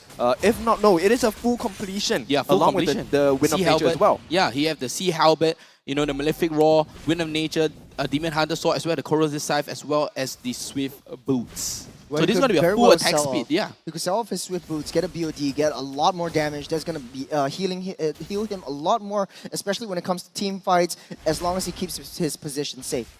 Yep, he only has one thing he needs to focus on, just landing the perfect Star Helix during the full barrage. And that will be it. That it will be the bane of Bleed's existence right there. Oh, what a play so far. Lord Dance ensuing QVJ, pulling the Lord over to the side. Adamir trying to give as much vision as possible. You got a penalty zone by FMM. That's the key game changer, right? I mean, using the IMU to take away the penalty zone as well, trying to deny that. But take a look at where JPL and Hades is. Are they actually going to give it up? No, I don't think they're going to give it up, though. They do have the Retribution, but Retribution goes down. He misses though, but no problem. He's going to be in a penalty zone, but the full barrage comes out as well. FMM, KVJ runs low, but Jay able to take down onto KVJ as well. But Deck, oh no, what are you doing? You're on the wrong side of the map, Deck. All the way, is he going to be able to get out? No, with a flicker as well. Lossie takes down onto Deck, but no, Deck goes down. Bleed, they're at a man disadvantage right now, but they do have the Lord marching down into the mid lane as well. A grave mistake by Deck. The positioning, KVJ running for his life, running for the hills. He gets sandwiched. Oh, he gets taken out. Vanix is out. But KVJ goes down as well into the bottom lane, but it's going to be a big recall right there. Then they're going to have the Lord marching into the mid lane right now, and it is going to be opened up by Bleed. Very well played there, and very disciplined play. They're not going to go for the end though. They do have a man disadvantage because of this KVJ's loss into the bottom lane, just trying to pull and give that space. Trying to give them the space though, but JPL jumping in, trying to catch down onto J though, but Primal Rage is going to get stolen away by FMM. The massive find, keeping Bleed still on the scoreboard. They're not out of the woods yet. Bleed needs to maintain this lead. They need to maintain it for 120 seconds. Try to push in all three waves. Get Flash to just disperse themselves. Try to get Flash a little bit more disoriented with the defense. Yep, with the Primal Rev being stolen away by FMM here, I don't think it's going to do much as compared to the penalty zone, right? The penalty zone is just such a impactful skill to use. Yeah, to add on to that, one of the things that makes Primal Wrath very dangerous is the ability to stand in front of your opponents and just go ham, right? Just let loose. But Bleed right now, they are struggling kind of trying to protect the backline. Deck, as you have seen in the previous fight, he was left alone. He was trying to kite the team, and it really cost them the entire fight. So Bleed, I don't think Primal Wrath was the play here, but we never know. Bleed, a very surprising team when it comes to team fights as well. Yep, we never know as well. Let's take a look at the damage dealt right here. Vanix with 85k already. And, closely following suit behind is going to be FMM with 63k. So take a look at Vanix's damage here. He is the title. He is the Lord. I mean, that fight, Deck wanted to go from that flank, but he was left all alone. There was no sustain. He timed his winner nature just right. He almost made it out alive, but Vanix was always there with Lawsy. You have additional sustain on top of your life steal just to get out of a lot of these flanks coming in from Bleed. So Flash, they really need to hunker down, try to protect Vanix and play around him this time around. GPL gets knocked up, won't commit onto any fights as of yet. 30 seconds until Lord spawns up. Bleed trying to maintain that wave priority. Yep, and right now, Flash and Bleed, they're neck and neck, right? And both, the mid lane has already been opened up on the side of Flash. Bleed top lane has already been opened up right now. And one fight, it's all it takes. Starlim Scythe though being bought out by Jay, so he is gonna have quite a lot of damage. Every single time he uses a skill, it's gonna cause him a lot of pain. So they need to be very wary for deck, because if this Edith, Mr. J, gets his hands on deck, you can be rest assured that deck is not gonna have a fun time at all. Yeah, I mean, deck is gonna get shredded down insanely fast as well, and there's no penalty zone being taken up by FMM right now. Lord Dance is gonna get started. Hades just flashing away, but Sakinu runs a little low. He gets the knockup though. Faraka armor is gonna get broken out. He's gonna be able to get the dash right out. FMM though trying to push a little bit down on the damage as well. Take a look at JPL. JPL just hunkering down the wave, just pushing and holding out onto the waves. But what can Bleed do? As you can see on the side of the bottom right, we do see the Flash, team holding team room as well. They're just watching on and cheering their team on from the sidelines as well. 50% HP is going to be onto the Lord as well. Lawsy pops in, circling Eagle, but he's going to get cancelled. FMM though, FMM is going to get caught out. It's going to be a very bad bet. All the way back in, but no, the Lord runs low. There we go, and it's gonna be into Hades' hands. Sakino runs low. He does have his Faraga armor. He does have the immortality though, but FMM is gonna go down. Vanix runs low, but Vanix is gonna be able to survive with the immortality still up and running. Adamir runs low. Immortality still available right here.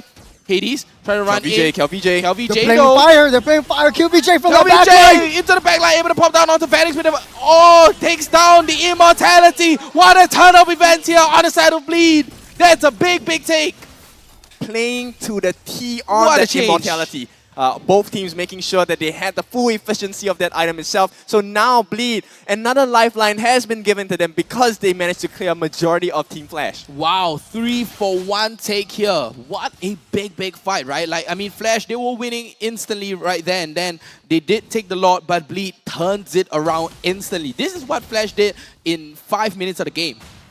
5 minutes of the game, this is what Flash did. Oh, massive play by Flash. They at the very least, they got that Lord. So it'll buy them some time for Vanix to come back online and try again.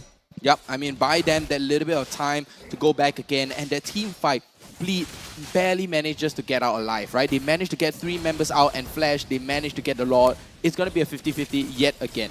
It was a wasted Lord though, I must say, because you take down that Lord, you didn't sync up the waves, you don't have your marksman at your possession just to push down all the 2 other waves. So tier 3 still standing up strong. This is still an 18-minute Lord. Yeah, so one of the things that is happening in this team fights is at every single team fight, Bleed manages to get their hands on Vanix.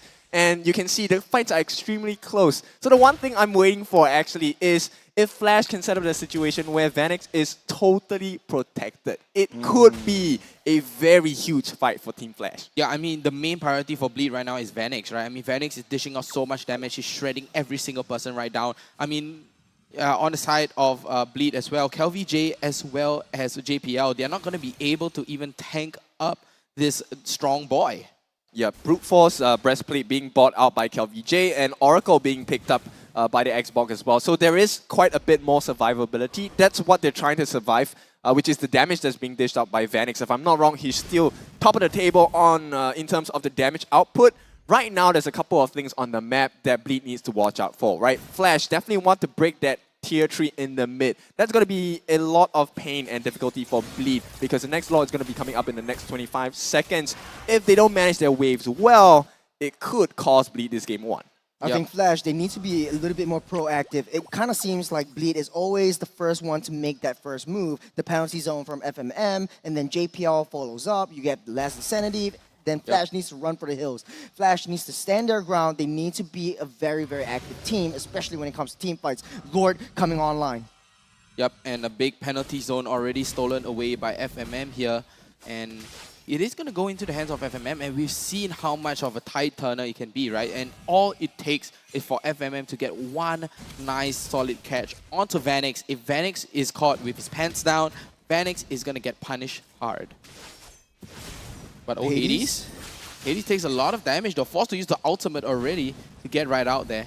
Well, one of the things that you'll notice is that they always try to burn out that Faraga armor. They always. So they can mitigate the damage by the last Insanity. So far, they haven't managed to do that yet on the side of Team Flash. So, Bleed, I think they have the advantage here. Yep, and Deck just picking up that immortality right there, and it's going to be a very, very good time. 50% HP is going to be the Lord, FMM, and Deck right here onto the back line. But take a look at Hades trying to jump all the way back. But Jay, with that Earth Shadow, what are they going to do? FMM, they do have the KLVJ all the way back in though, but Jay runs low, and it's going to be a monster kill coming out on the side of Hades as well. But where's the Lord going to go? It's still going to go into the hands of Hades. JPL runs low all the way into the back line, but the immortality from Jay is going to get popped. JPL runs low. He does have the immortality, but they're going to be able to jump down onto Adamir. It's going to be a 1-for-1 take. That's a 70 seconds on the death timer. Flash needs to make full use of this Lord.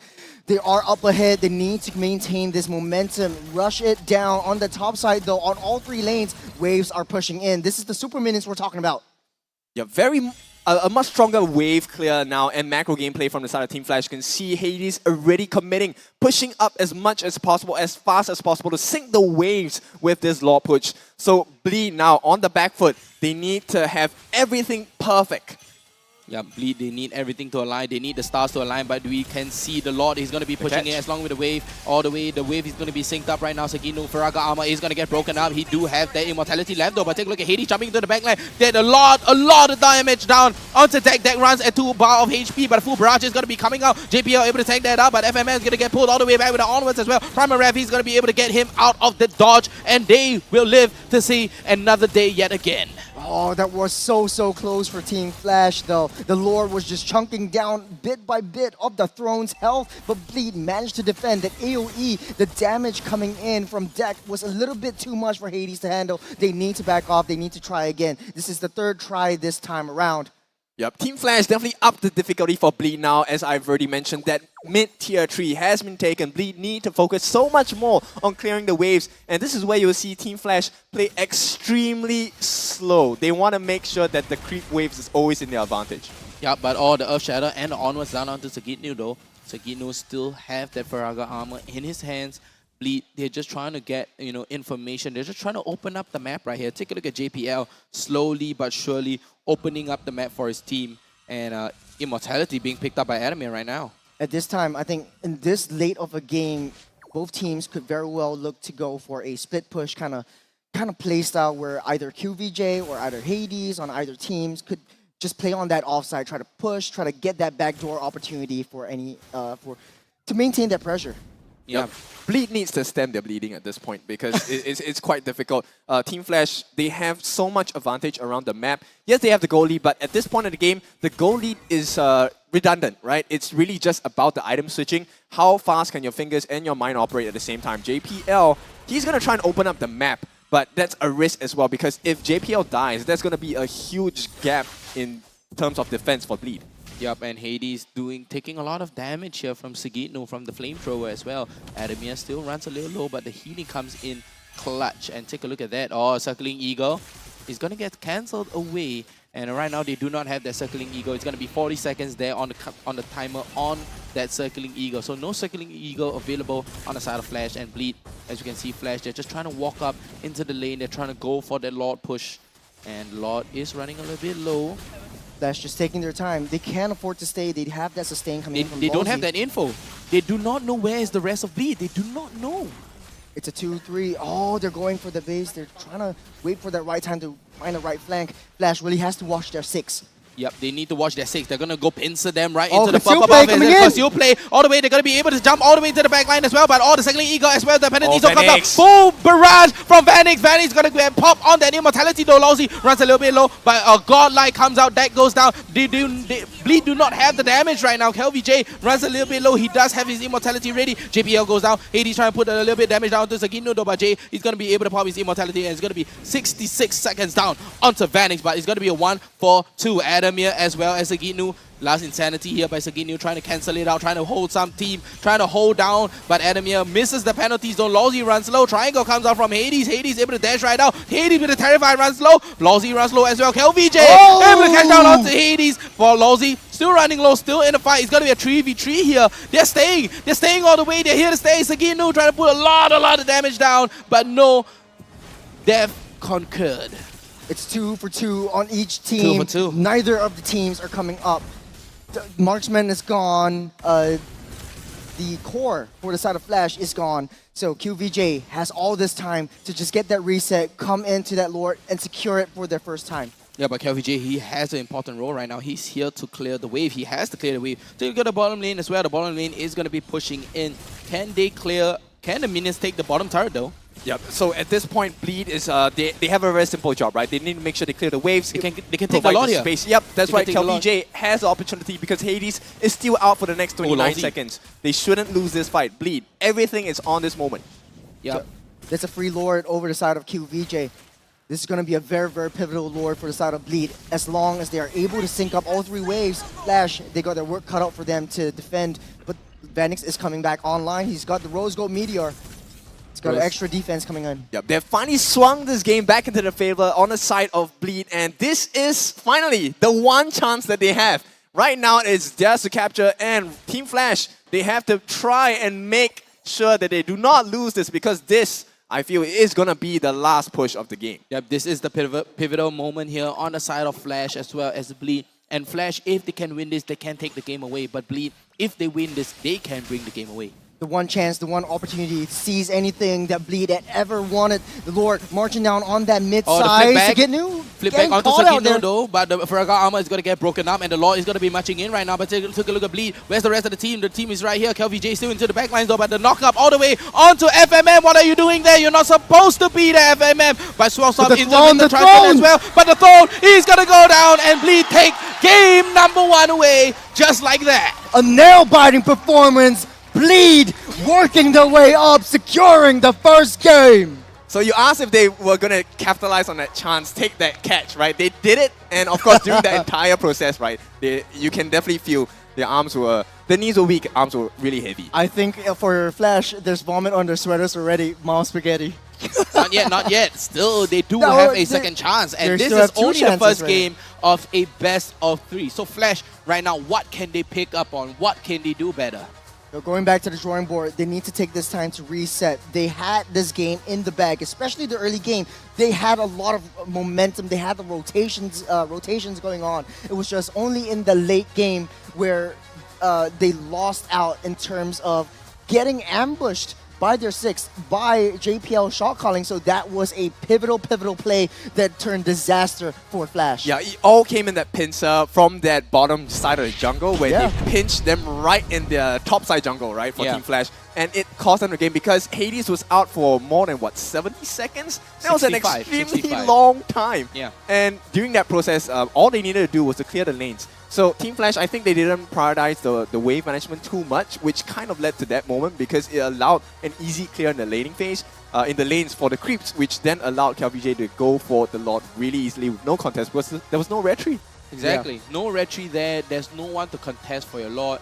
I mean, with the play, I have to say the draft, Flash had the idea in mind.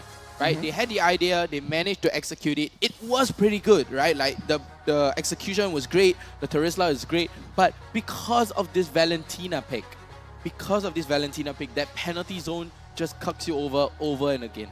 Yeah, so like we saw a couple moments of the game where FMM stole the Primal Wrath instead of the penalty zone, and it didn't really work out. And this adjustment, very quick adjustment by FMM to just focus on getting that Terisla ultimate, right, that penalty zone away from the EXP laner, really changed the game for them because there were a couple of moments where I think Vanix was on point. Vanix had the full barrage, he got the Star Helix as well. Oh, everything down. And it just came down to the moment where FMM spoiled the entire move for Team Flash with a penalty zone. Wow. Well, speaking of FMM, it's always a risk. It's always a gamble when you put Valentina and taking in the penalty zone because you're risking yourself. You're risking your body, throwing it down there for that setup. As long as you catch a person, you have to use your double dash to just get out in time, deal as much damage as you can, and then just wait for your cooldowns to reset and try all over again. But the fact of the matter is Flash was a little bit too reactive. They was waited for Bleed to make the first move, and Bleed literally made the first move. Yep, I'm really impressed with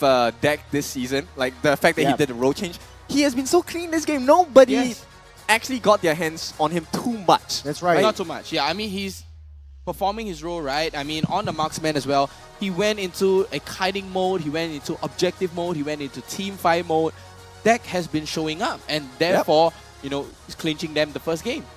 Yeah, I think it's all about like taking down the objectives, which is what Deck is trying to improve on, especially his positioning. If you notice, he's in the regular season, he's always the first to enter, but he tries his best, tries to find the right angle to make flank opportunities. Take a look at the itemizations. Kin, is there anything that speaks out to you? I think just the whole defensive measure by the entirety of Team Bleed, right? They kept selling away the immortalities to change it with defensive items, which really helped them out in the fight.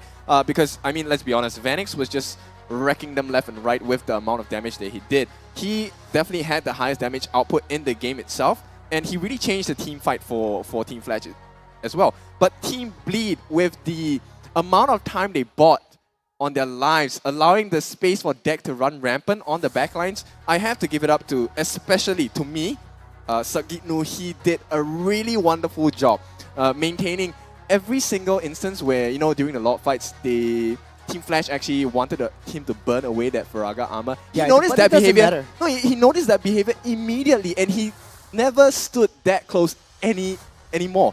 And that allowed him to really have very impactful last insanities on the entirety of Team Flash, where it was 3 members, 4 members, Vanix always included in this combination. So would you think it's a shot calling breakdown or communication breakdown from Flash? Because it kind of seems like Jay always targeted Sagitnu, always using the Onward, always using the Earth Shatter on Sagitnu, trying to burst that Faraga armor, but it doesn't really matter because he has a lot of life steal. So even if his Faraga armor goes down, it gets it back up. He's like a cat with 4 lives. Yeah, I think that the strength of Bleed at this point is they're kind of like a magician, right? They play the distraction game. So they want you to focus on Sagitnu, they want you to focus on Deck, and when Team Flash overcommits, suddenly the win condition changes. It becomes KVJ jumps in from the backlines with the fracture, and you know, suddenly Vanix is dead. Or it's Hades who's dead. I think usually they play on the visual cue as well, right? I mean, whenever the full barrage opens up, last insanity, fracture, running right in, penalty zone just to get in your face. That's why they banned out the Valia. Because if a Valia was there, it would have been a totally different story. But it's a very smart move by Bleed, just playing that map. At the end of the day, Bleed won out in the macro game. Just knowing where to go, where is the blind spots that Flash really needs to look out for, and they played it exceptionally well to secure this first victory. Yep, and if you take a look at the stats, it all stemmed from the early game, right? The first 2 turtles, we mentioned the fact that they wanted to focus on the EXP lane. They wanted to have a bad start for the jungler on the side of Team Flash, which was going to be Hades. And they achieved that. This late game power spike, this itemization, all went into Bleed's favor.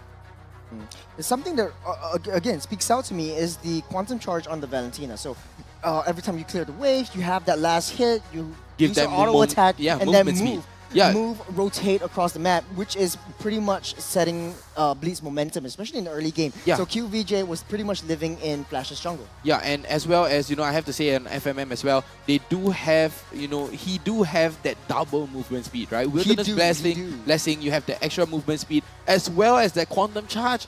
FMM is all over the map. Yep, and one more thing is that Purify by JPL. Yeah. That really allowed him to just So much. be in the face of Vanix the entire game. I mean, I can't stress this enough to you. If I were Vanix, I would be stressed out, man. I'm constantly having JPL in your face. Can you imagine waking up at the side of the bed and suddenly JPL's staring at you? I would want to see that. That'd be a dream come true. Yeah, to me that would be a dream come true. As a roamer, I want to wake up and see JPL first thing in the morning.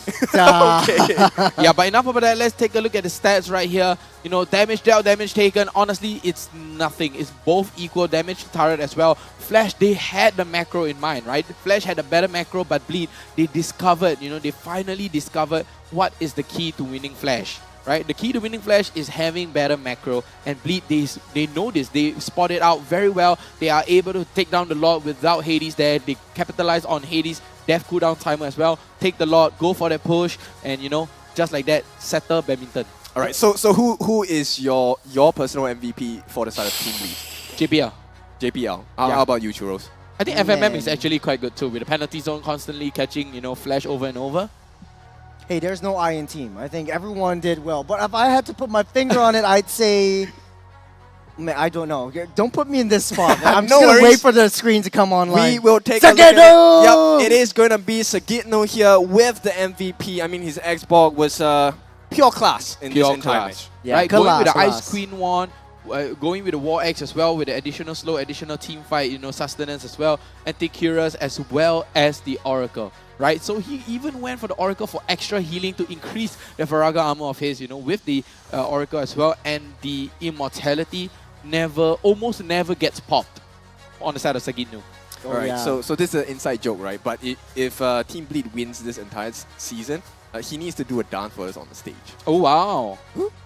What kind of dance? The TNC dance. I don't know. I'm not gonna show it here. I mean, you can give us a little bit of a demo, I seem to have forgotten how to do my lips. Sure. Very perfect timing for the very forgetfulness convenient. here. Very convenient, forgetfulness right? for Kin. Correct, but enough about that.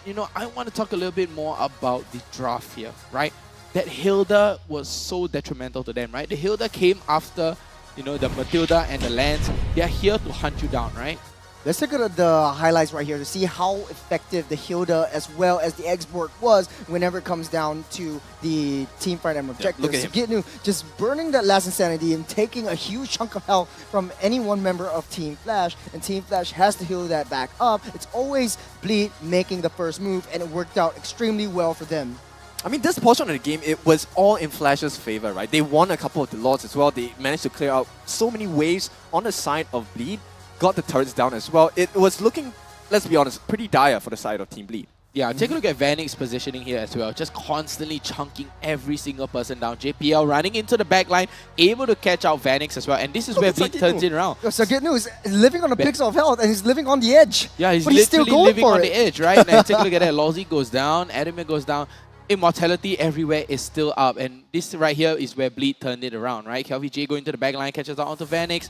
Hades trying to protect onto Adamir as well, but no, it's not going to be enough. Down goes Vanix. Yeah, and they're always wasting your resources on Vanix, and that is it's a very worth it trade. You waste all your cooldowns onto Vanix, and as long as you take him down, there's that window that FMM though. you can really it's a window of opportunity that you can really capitalize on to obtain the rest of your objectives.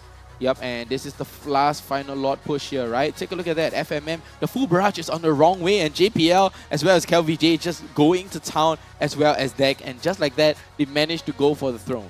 A crystal. They managed to go for the crystal and, finally close out their game, and Bleed finally understand the cracks of Flash. Better macro. I mean, I'm very happy that this is such an exciting game. So right now, right, as we transition into the second game of the series, what I really want to see is how does Team Flash recover from this, right? Because at the end of the day, we have been through multiple seasons. We know that champions are made on how well they can adjust, right? So being able to adjust to the different metas that team have shown you, right? The difficulties that they put in your face, how do you deal with that? How do you get the mental strength to recover and come back even stronger? Exactly. And speaking of adjust, what else can you adjust? It's not your mindset, it's not your draft, but it is the new OSIM Youth Throne 5 here. As you can see, we are sitting on, and take a look at Churros just taking a nice little nap here after a long, I'll let hard you day. do the segue, and then I'll take a break for now. Long, hard day here, for Churros. As you can see, we are here using the Bumblebee one, and all the way onto the stage, you can see on the right side, they are using the Optimus Prime one. That's the Optimus. I have to do it. You have to do it. Yeah, You have to do it. That's the Optimus Prime, right? So we all know that gaming can get intense sometimes. However, OSIM has got your back quite literally. So the Youth Throne 5 gaming massage chair is built to energize and reinvigorate. Oh, that's a very big word for me. Reinvigorate or revitalize. Like literally the spell revitalize, right? And give you that little bit of healing as well. Your mind to your body, and level up all the players' comfort in mind. So all you can do is just gaming comfort and style with the Youth Throne 5 Transformer Edition design. And remember, OSIM is here to support your well-being, even if no one else supports you in game. Just like Angela. Oh yeah, just like Angela, right? Heart guard. Heart guard, you see? This is my heart guard. This is my heart guard in real life. But hey, you know what else is interesting? Oh yeah, what else is interesting? That we finally see the debut of this new hero. Yes, Yes. Nolan. How well was that? I mean, the Nolan is so strong, right? We saw how he can, we used it in a competitive setting, where Nolan is supposed to be an assassin. Yes, he deals a lot of damage. But as a jungle myself, I thought like I was building him. I was using like the recommended builds. And then I thought like, okay, full damage. Full damage. But then this game really showed me like a whole new world. A whole new world, yeah, literally a whole new world. So to stop the calamity from destroying his world, he scattered the fragments of his soul and faced oblivion. And all the suffering he endured was for the protection and love for his daughter. So who is Nolan's daughter? It's definitely not us. Wait, who is? It's Cheryl. No. Yeah, but Nolan's daughter is going to be Layla, as you all know. So the ultimate sacrifice for his shining star, and the new assassin Nolan is out and available right now, as you can see on the bottom of the screen, and available in all patch notes right here and right now. Wait, are you serious? Layla is Yeah. She is in the lore. Have you not watched the video? Oh, called out. We will watch it if you guys watch the ads. So yeah, in conjunction with the M series that's coming up right now, the 5th anniversary, you can vote for your hero. So you can vote for Diablo or JPL, all these big names, as you can see here. For the M series, right, we've seen how Diablo perform in the M series, we've seen how JPL perform in the M series, right? They are scary, they make big impacts on the M World series as well. So you can vote them to be, the 10 greatest players in M series history. So stay tuned for November 4th of November for more information. So you can either vote Diablo or JPL. Which one do you want to vote? Do you want to vote Daddy JPL or Daddy Diablo? Both works for me. Both daddies. I have no response to that. Why do you not have any response to that? No comment. No. They both are such a pivotal, figure of the M series as well, coming from the Singapore region. We've seen how JPL uses his throw to the max. I see a lot of like clippers on clips. YouTube. Yeah. Clipping DJY. like JPL and Diablo. Remember the Diablo solo kill onto the Fanny? And, What Fanny? NFC. Badang is the counter to Fanny. Badang's the counter Fanny. And then you see JPL playing the Pope and Koopa just using Conceal and just... Remember that clip? Taz was the one. Evo's Taz was on the Fanny, and he was having the toughest time of his life when he went against, Diablo's Badang. It's so detrimental that they had to ban out the Badang and the Khalid instantly. Yep, exactly. So these are the core memories that have been formed, right? So I'm not sure about you, but at least for all of us behind the caster desk, we definitely feel that they are our heroes. So the difficulty is not about, hey, should I do this quiz? Can I vote for them? No, we definitely will vote. The tough challenge is who are we going to vote, because it feels like we are being disrespectful if we choose one over another. Maybe we can vote for two. You create like two accounts. 2 accounts just to vote for both. I'll create 10 accounts and vote 5 each. Maybe. And then you get like overinflation. Kaboom. Yeah, but enough about that. Let's take a look at the games right now. Game number 2, Bleed up against Flash. What can they do differently here on the side of Flash? Honestly, I think it's just an execution error here on the side of Flash. Yeah, I honestly think so too. Draft is great. Draft is great. Don't get me wrong. Draft is great. It's just execution errors, right? There are a little bit of misstep, mistiming here and there. And it was mayhem, right? It was pure mayhem. And because of this Ixia is a liability to you, right? Like, yes, don't get me wrong. Ixia is good with the full barrage. Vanix's positioning is amazing. But the moment you see that purple little cone on the ground, Last Insanity, penalty zone, fracture, everything jumping right just in, thrown right into your face. Yep, exactly. So I think maybe Team Flash needs a bit more damage. They need to have more than one win condition, right? So Ixia, Vanix, Lord Vanix was their proposed savior in that game. It didn't really work out because everything on Bleed was to go against Vanix anyway. Correct. So this second game of the series, I think maybe they can focus a bit more on having other win conditions, specifically being Hades. Hades, I think he didn't achieve his power spike on a personal level in reality. As a player during this first game, I think there was a lot of stress on him as well. And, having the difficulty of protecting Vanix as an entirety team, and also having to focus on, we need to get the lore, we need to manage the waves, we need to make sure that Vanix doesn't die, we need to try and get a kill on different members on the side of Team Bleed.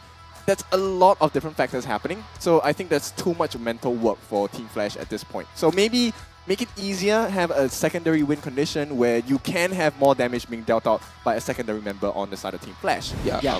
I mean, because of this lance, right, you are forced to go into a utility lance, right? I mean, we've seen lance going into, yes, we've seen lance going into the assassin build, but this time we're going to go into the lance tank build. But Bleed instantly bans out the Joy and the Fanny. They are trying to give Hades that lockdown, and Flash, the reason how Flash lost last time is because of this Yutong and Angela. I think in this this draft will be pretty much the same in both sides. Now, No, Bleed, but they ban the they can Valentina.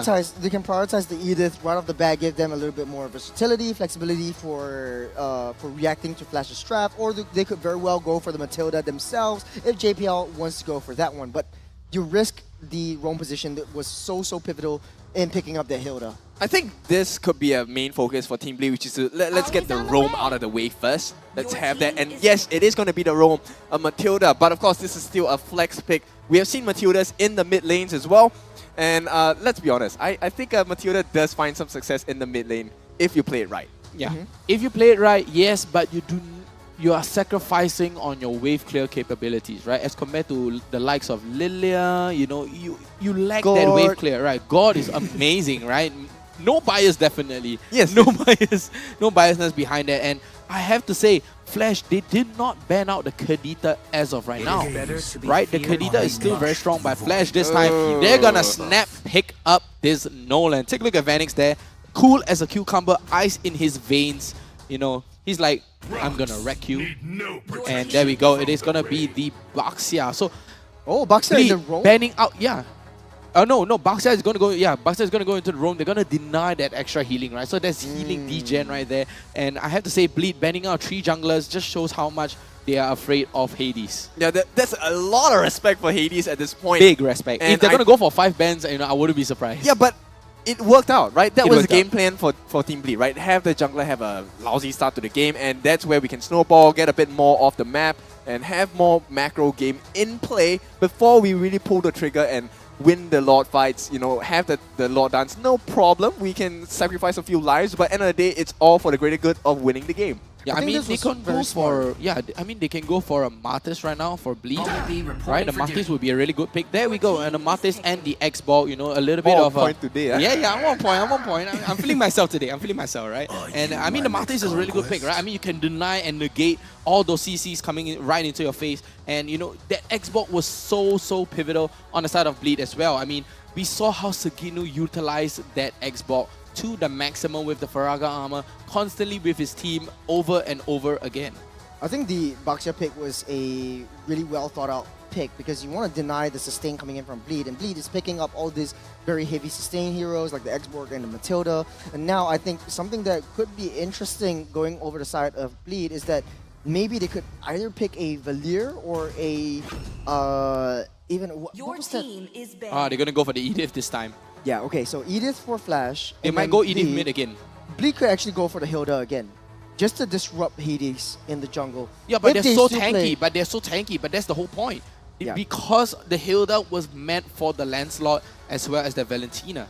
But Lancelot as well as the Ixia. But this time there's no, you know, they're not gonna leave. They're not gonna be picking up that Hilda because take a look at that, 3 tanky boys. Right, it's too soon to pick up that Hilda right now.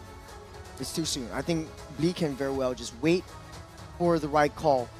It's Flash's turn to ban. I think something that should be taking out is maybe artillery falling mages. stars Yep. brought us Yeah, down. Novaria, the Farsa, the Lilia. So a lot of these high wave clear oriented heroes. Bleed, on the other hand, they're lacking out a marksman as well as. I think Flash want to leave the Irrita from himself, right? No, it's the first time that I'm seeing Baxia in the roam for a very long time. Usually you just play Baxia in the jungle because you want to utilize his fast wave clear ability. Now Baxia, if you guys don't know, is the fastest tank clear jungle and one of my personal favorite signature heroes. After all, Bleed could very well try to deny that out of Flash. Yep, and right now Flash, they are missing the artillery mage as well as the marksman. So the marksman, they might go for the Ixia yet again, or even go for the Bruno. I mean, it's a very nice There's comfort pick for nowhere for Vanix the as well. evil But they're going to to go for the hide. Rafaela band yet again on the side of Bleed. Man, I'm just thinking. So Bleed wants to lock down on these roam heavy heroes. Jay might very well go on the Edith again, but it's still a flex pick. Now, it's very, very unorthodox for both these teams, right? Flash could sit on the Farsa, then you have a little bit more sustained capabilities, or ban out maybe even a marksman, so deck doesn't have an easier time. I think they might consider on the side of Team Bleed who else can enable that team dive, right? Because with Sagino in the previous game, you see that with his Xbox, he always had the ability to go into the backlines scot-free, get out, no punishment at all from Team Flash, right? So Team Flash, they want to disallow that. They're going to ban out the Iritel, And leave themselves the Bruno. Yeah, which would be quite detrimental to the side of Team Bleed. So Team Bleed, I think they have to consider a little bit more, right, about who exactly do they want as their goal laner. There are still a couple of options. You do still have Carry who can technically shred the entire backline of Team Flash, or even the frontliners as well, and she could be saved by the Guiding Wind as an option. Yeah, I think, Ixia would be a very, very good choice. Oh, Yeah, banned out. Ixia's banned out here. Yeah, so Just they as do I not said want it. to. Yeah, they do not want to play front to back right here. So they could either pick up the Bruno or even the Claude, just to jump into the backlines of whatever Bleed might be picking up here. But on the side of Flash, they could go for the marksman last pick as well. Yeah, I think. Oh man, I don't know, because Edith could very well go into EXP or Rome, but it will be the Edith in the EXP. Rome? EXP. Okay, Edith, then Baxia EXP, Rome. Baxia Rome, and then Faramis Faramis mid. Okay, that's how they're gonna play. That's good. Wave clear as well. Decent wave clear with the Ghostbusters. Very And Clash Comp. Very Clash yeah, Comp I heavy. really like it. It's a very aggressive draft from Team Flash, right? Because they have the ability to catch out the members on Team Bleed. One of the things that they can achieve is to displace the movements on the side of Team Bleed, and that's going to be quite difficult to deal with. So right now on Team Bleed's thought process, they need to either go full commit into the dive competition, or have something that can save them from being pulled out by this Faramis. Yeah, we go. The Claw is Vertigo, gonna get- you're yeah. on a roll today. Yeah, thank you, man. Thank you. I'm thinking myself. The Claw and the... look, what Claude did I and say? Lilia. What did I say? Okay, Claude you say and it. We Lilia. got it. Fast wave clear, fast rotations. I think Bleed just wants to close this game out before 10 minutes. That is their goal. Just clear mid lane, rotate over to the sides, or even engage and sit into Flash's jungle, because Nolan still needs to farm up. He is still pretty weak in the early game. I mean, I have to just tell you guys, you have to buckle up your seatbelts, because this is a very back and forth composition by both teams. Both teams have the option to re-engage almost instantaneously and, give that perfect setup where the Edith can come with the onward with the Earth Shatter. I think they want to go for Irito or a Bruno right here, right? Irito's banned. I mean, they're going to go for the Bruno then. Bruno up against Claude? I don't know. Beatrix? Oh, yeah, Bruno. But Vertigo, What I say? you What I got say? it all on the dot. What I say? Listen to the coach. What I say? Coach Vertigo. Yeah, Coach Hey, Vertigo. Were you coaching Team Evil? Shh, no. It's, Conflict of interest, and as you can see on the screen right here, we have the side of Bleed, with a little bit inclusion of Evil as well. In the crowd, everyone, looking excited, everyone looking, like, oh, who's gonna win? Who's gonna win? Everyone looks excited and ready to go for game number 2 here, ladies and gentlemen. Look at all these excited faces. Tensions are high. Tensions Flags are are high. waving. You have Nana in the crowd too. Woo! Bleed Esports against Team Flash, 1-0 to Bleed Esports. Yep, they're looking to close out the series here. Team Bleed in the lead so far, and all they have to do, it's not too difficult. They just have to win one more game against Team Flash. Exactly, one game is all they need. And right now, honestly, I'm really siding on the side of Flash as well, just because of this Bruno pick. But I have to say, Bleed's Matilda pick is going to be so detrimental to them. Yep, in the individual lane matchups, I feel like it's gonna be quite tough for the Faramis, because there's really quite a lot of damage that Lilia can do. So FMM should have an easy time of getting the lane working in his favor. And right now, as we can see, they're both going to be starting onto the orange buff as well. And 80's already securing, and take a look at how fast he is. He's going to go and take the purple buff as well. And I have to say, Fast 2. They're going to go for the Fast 2, of course. If you guys do not know what the Fast 2 is, it's going to be the roam, and as well as the EXP in the EXP lane, as well as the, wait. Oh, yeah, sorry. My brain just blanked out. I was like, is it going to be a J mid? I was like, yeah, it is a J mid. And yes, we're going to be having Jay on the mid lane right here. And we can see. So if you guys key in this code, you may stand a chance to win a epic skin. And it's only limited to 50 winners. So 50 winners is a lot to give out an epic skin. One epic skin is like almost 700 to 800 diamonds. Yep. Yeah. But of course, with that being said, another team looking to win or another group of people looking to win would be Team Bleed. You can see they're placing a lot of emphasis on this EXP lane. Same formula. Let's get it working to make sure that the jungle is going to be difficult for Team Flash to achieve their marks. That's right. And as you can see right here, JPL onto and Matilda might be able to do... Wait. Baxia EXP? Yeah, he's the EXP. Yeah, so Baxia on the EXP and we have the Edith on the roam. So this is going to be very, very different game or slash lineup, I would say. And we know both Flash and Bleed, they both love to go for that level 4 fight, right? They always want to secure their 4. They always want that guarantee. You know, they always want to secure on JPL getting caught out. Yep, but the Fracture is still up and available right here. But nice little bond and catch there. They're coming up, and so Team Flash, they're ready to fight for this as well. Yep, all the way in by Adamir. Adamir is going to be able to take down onto the turtle as well. Very good catch there coming out from Team Flash. Yeah, what a shocker, man. Adamir played defensively. Okay, so it's the Baxia EXP lane has that roam capabilities. You have that rotation down into the jungle, so Bleed will be able to suffer a little bit in the early game. That is Flash's game plan right now. Just disrupt the jungle as much as you can. Yep, oh, JPL though. The onwards though, but JPL able to use the guiding wind to get right out and still able to push damage down onto Lolzy. Yep, and so this is what I'm talking about in the mid lane, right? Jay is not exactly going to have a very fun time, which means that early rotations will be available for Team Bleed. You know, unfortunate that it didn't work out for them for that first turtle itself, and it ended up going into the hands of Adamir out of all the different people available. Yeah, I mean, I have to point it out as well, right? I mean, I have to point out that Bleed, take a look at FMM and Tech yet again, going for the Purify. Wow. Last Insanity pop defensively just to get out of the way, but Flash showing a lot more dominance in this game than the previous one. Bleed still having that high octane rotation speed, especially so when Deck really needs to farm up slowly and spacing JPL? up with his Vanix, circling Eagle. Will not commit, I think. Yeah, Look at that damage by Vanix. Yeah, I mean, Vanix damage is just insane, right? Take a look at his lifesteal as well, right? Coming out from that Husk Claw. If I am not wrong, he is building up the Husk Claw right here and right now. Yeah, instantly already. Husk Claw and Warrior Boots, 3 minutes and 50 seconds in. It makes a circling Eagle more of a target practice for Vanix instead. Yeah, he's like, okay, let me try to aim, trying to go for it.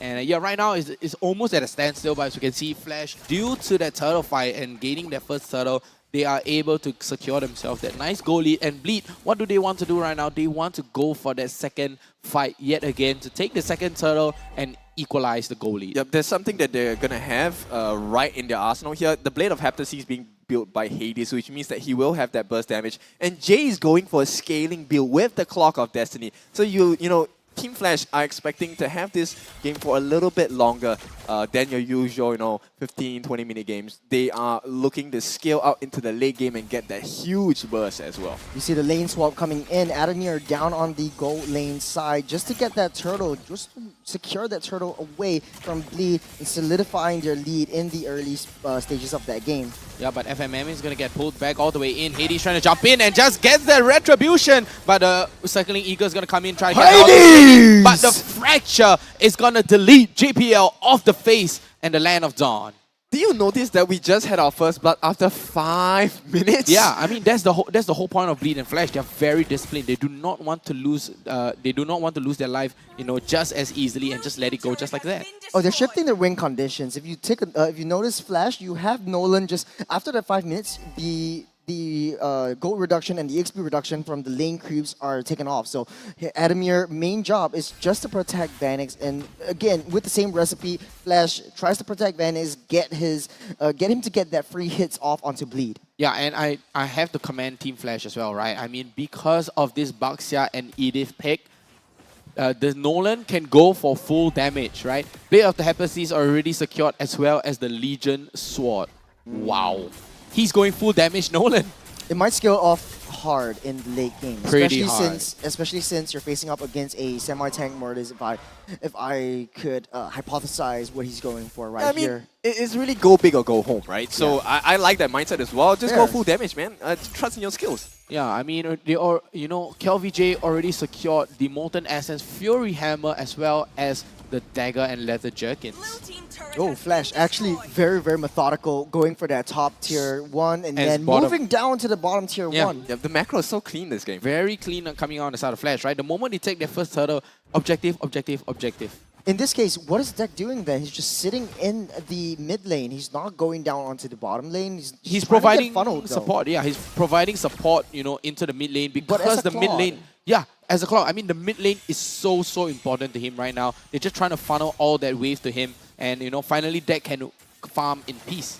Yep, and more importantly, it's about buying space and time for the team, right? Because you can't afford to give any more kills from the side of Bleed. This is one of the things they need to really watch out for. So Deck playing very safe. Not only that, achieving. Hang on. Oh, Adamir rolling Thunder over. Oh, Hades there we actually go. secures the turtle.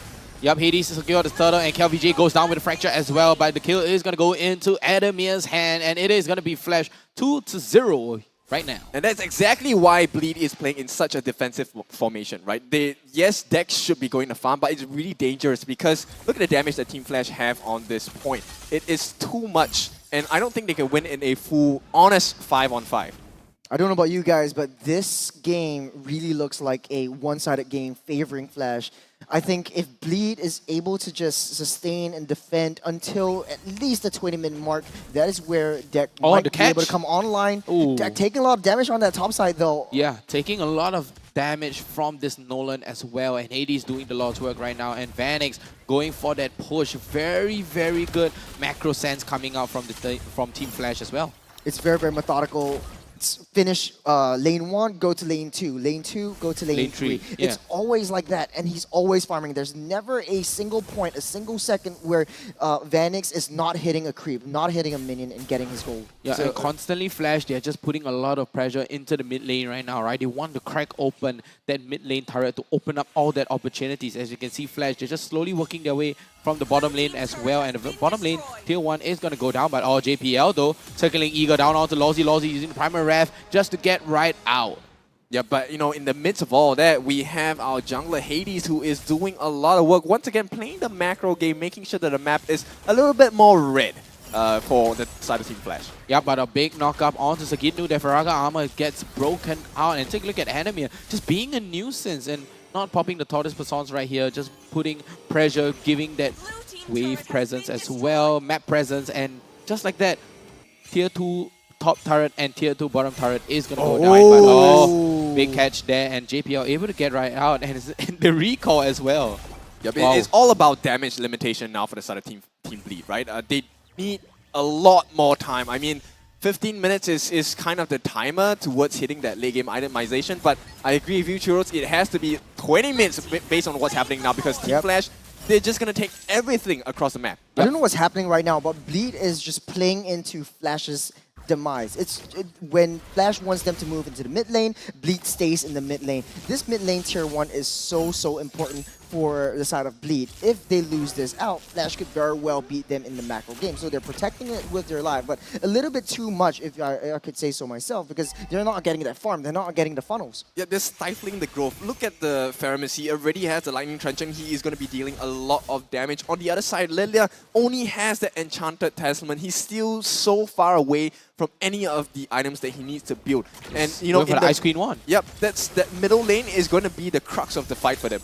Yep, the middle lane is just what Flash are looking out for. I mean, they have the wave pushing, right? I mean, and take a look at Enemy, the map presence, just forcing the BMI there, and all the way back in. Take a look at Jay with a very, very big aggression, running through the walls as well. But no, Bleed, they have the Lord knocking onto the top lane, and they do want to crack open the mid lane yet again. The Lord, though, by the last Insanity from Sagitnu, is going to be forced out of him, forcing out that Lord. But Flash is here to take what they wanted, that tier 1 mid turret. They just want to crack open the skulls of Bleed right now. Yeah, they have to stay in the base. It feels as though the tier 2s don't exist in this game for Team Bleed so far. What's the play here for Team Bleed? Now, 10 minutes into the game, 2 kills over the Flash, and that's it. I mean, they want... right now for Bleed, they want to wait for Flash to walk into their base and then catch Flash off guard. They can't walk out of their base. And take a look at FMM on their Lilia as well with the recall party. They do have that Lilia clear, so they are not afraid to be losing in the early game.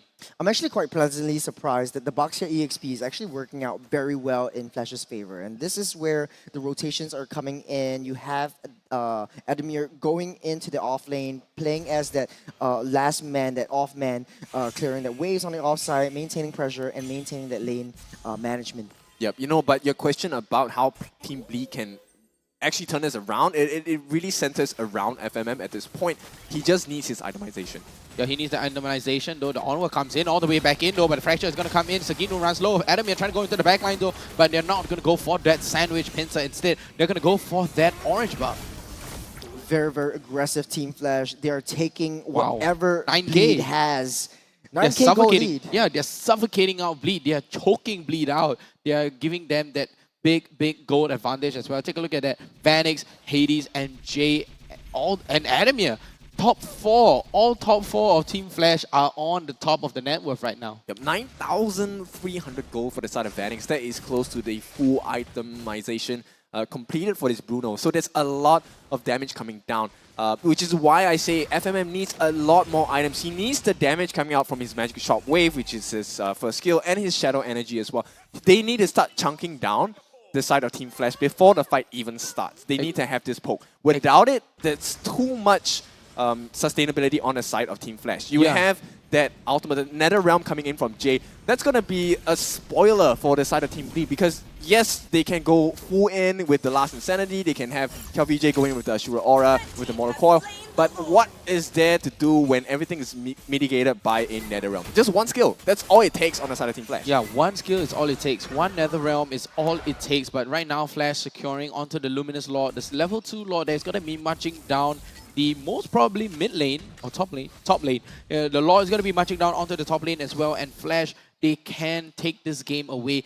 Or maybe they're just going to take one turret and walk away and wait for the next Lord and continue to choke out Bleed. Right? They're continuously choking out Bleed non-stop, not giving them any resources, not giving them anything to come back at all. I don't know how to say this, but Bleed is running around like headless chickens. They Headless are chickens. too afraid to go out of their base because if they do, Flash will be able to pincer them or find a flank angle to take out Deck. If Deck goes down, that's pretty much it. Yep. The entire game is over. So Oh. second Lord is pretty much free for Team Flash, marching down that top side. Yeah, Flash but looking check for out the Adamir, engage. all the way engaged, all the way. Sagino is going to get lost, and the Faraga armor is going to get broken as well as the top lane turret all the way in. JPL with the circling ego though, able to get right out, and Adamir is just going to get a little bit of a short knockup. And Team Flash right now, they have the Lord knocking at the door. They can go for the end as well. They have the minions, but do not forget, they have FMM, they have Lilia. The insane wave clear is going to be imminent. And they still have all of their ultimates with the exception of Lawsy, so the actual fight hasn't started yet. Oh, the Purify though. The Purify from FMM is going to get used up, and all the way Lawsy is going to be used in the Nether Realm. The Nether Realm comes in.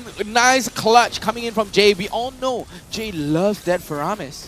They still got one more wave pushing down on that bottom side. Flash rotating towards that bot side. They want to take down that tier 3. I think they can. That's the enhanced minions going in. Oh, Bleed have to be very careful here. Yes, they have all of the ultimates, but they need to get the perfect catch.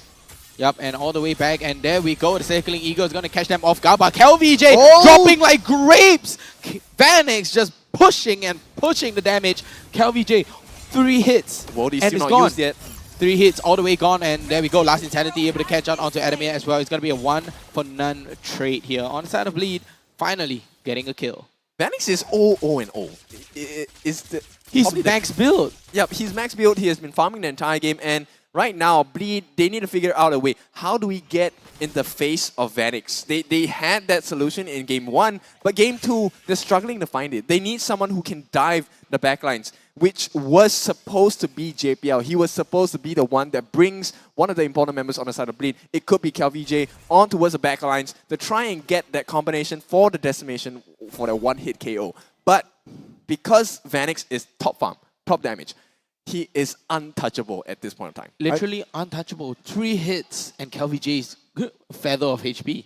I think Vanix doesn't even need to join in team fights. What he could do right now is try to hide away from the vision and intelligence of Bleed. They don't know where they are. They could very well go for a backdoor opportunity, which is pretty much what Bleed is ramping up for. They need to find a way to at least crack down one turret, open up the map, and try to regain pressure on the map itself. Well, this is one opportunity. If Bleed manages to win the Lord, they could alleviate the pain a little bit. And, you know, perhaps get on that comeback train. Yep, and Deck finally securing onto his Malefic Roar right now. And still not... Oh, yeah, there we go. Finally, Deck is not at full build as of right now. He is still one item shy. He does have the steel leg plates. Sagino gets caught. Sagino is going to break his Viraga armor right now. And Lawsy trying to push out the damage. But no, the Guiding Wing gets them right out. Guiding them out of harm's way. And the level 3 Lord is going to be secured. Animia has that immortality right now. And Bleed, they are on the back foot. Yep, the end is near now. Team Flash definitely going to see the value of this Lord here. It's an enhanced Lord as well at 16.5 minutes. So Team Bleed, they have to hunker down. I am not sure how they're going to do it, but they have to try. They have decent wave clear though from FMM, from Sergitnu, so they should be able to defend this, but Flash is so far ahead. That is a full item 6-slot build, 13,000 gold lead for Team Flash. Lord marching down in the mid side, they are going to ramp in. Exactly, and right now Team Flash, they have the Lord marching in. Lawsy, Adamia just rolling around onwards, and a flicker! Big up shatter there! Oh. Blazing Duet from Deck comes out, but it's not going to be much damage. JBL takes a load of damage. Sagino just trying to take it out for the team, but no. The Crystal, the throne, he's going to go down, and Flash equalizes it to game number 3. Oh, very convincing victory for Team Flash. I mean, that was clean. That was clean. That was crisp as well. I mean, right now, the scoreline is 1-1. It's still in favor and in line with what the three of us have predicted so far. Hey, we're all in line? Yeah, we're all in It's line. anyone's game right now. Yes, it is. But right now, Team Flash, of course, they're going to come off this second series with a more comfortable mindset, having achieved a 1-1 draw, right? So right now, on the back foot, it is going to be Bleed. But we know Team Bleed, right? This is nothing to them. This is just a chink in the armor. They can come back from this no problem. Yep, a small little crack in the armor there on the side of Team Flash and as well as Bleed. So how are they going to take a hit at each other's weak points? I mean, it has been very different, right? This game, Vanix was just totally protected. Yep. I mean, okay, maybe not protected. He didn't even need protection. He 3-shot KLVJ? 3-shot KLVJ Yep. and 1 feather of HP already. So it takes 4 shots to take KLVJ down, even with all the items that KLVJ has. And it's a Martis. It's a tank Martis. Yeah, to be honest though, like Flash with a 15,000 gold lead over Bleed, the third game statistically would favor the side of Flash. They have what it takes. Like Bruno was such a good pick for Vanix. He's so confident and comfortable with that hero. He basically just, I don't need to buy anything else. I don't need to get any kills. It's 0-0-0 for Vanix. All I need to do is just take down the objectives, take down the turrets, and take down the throne.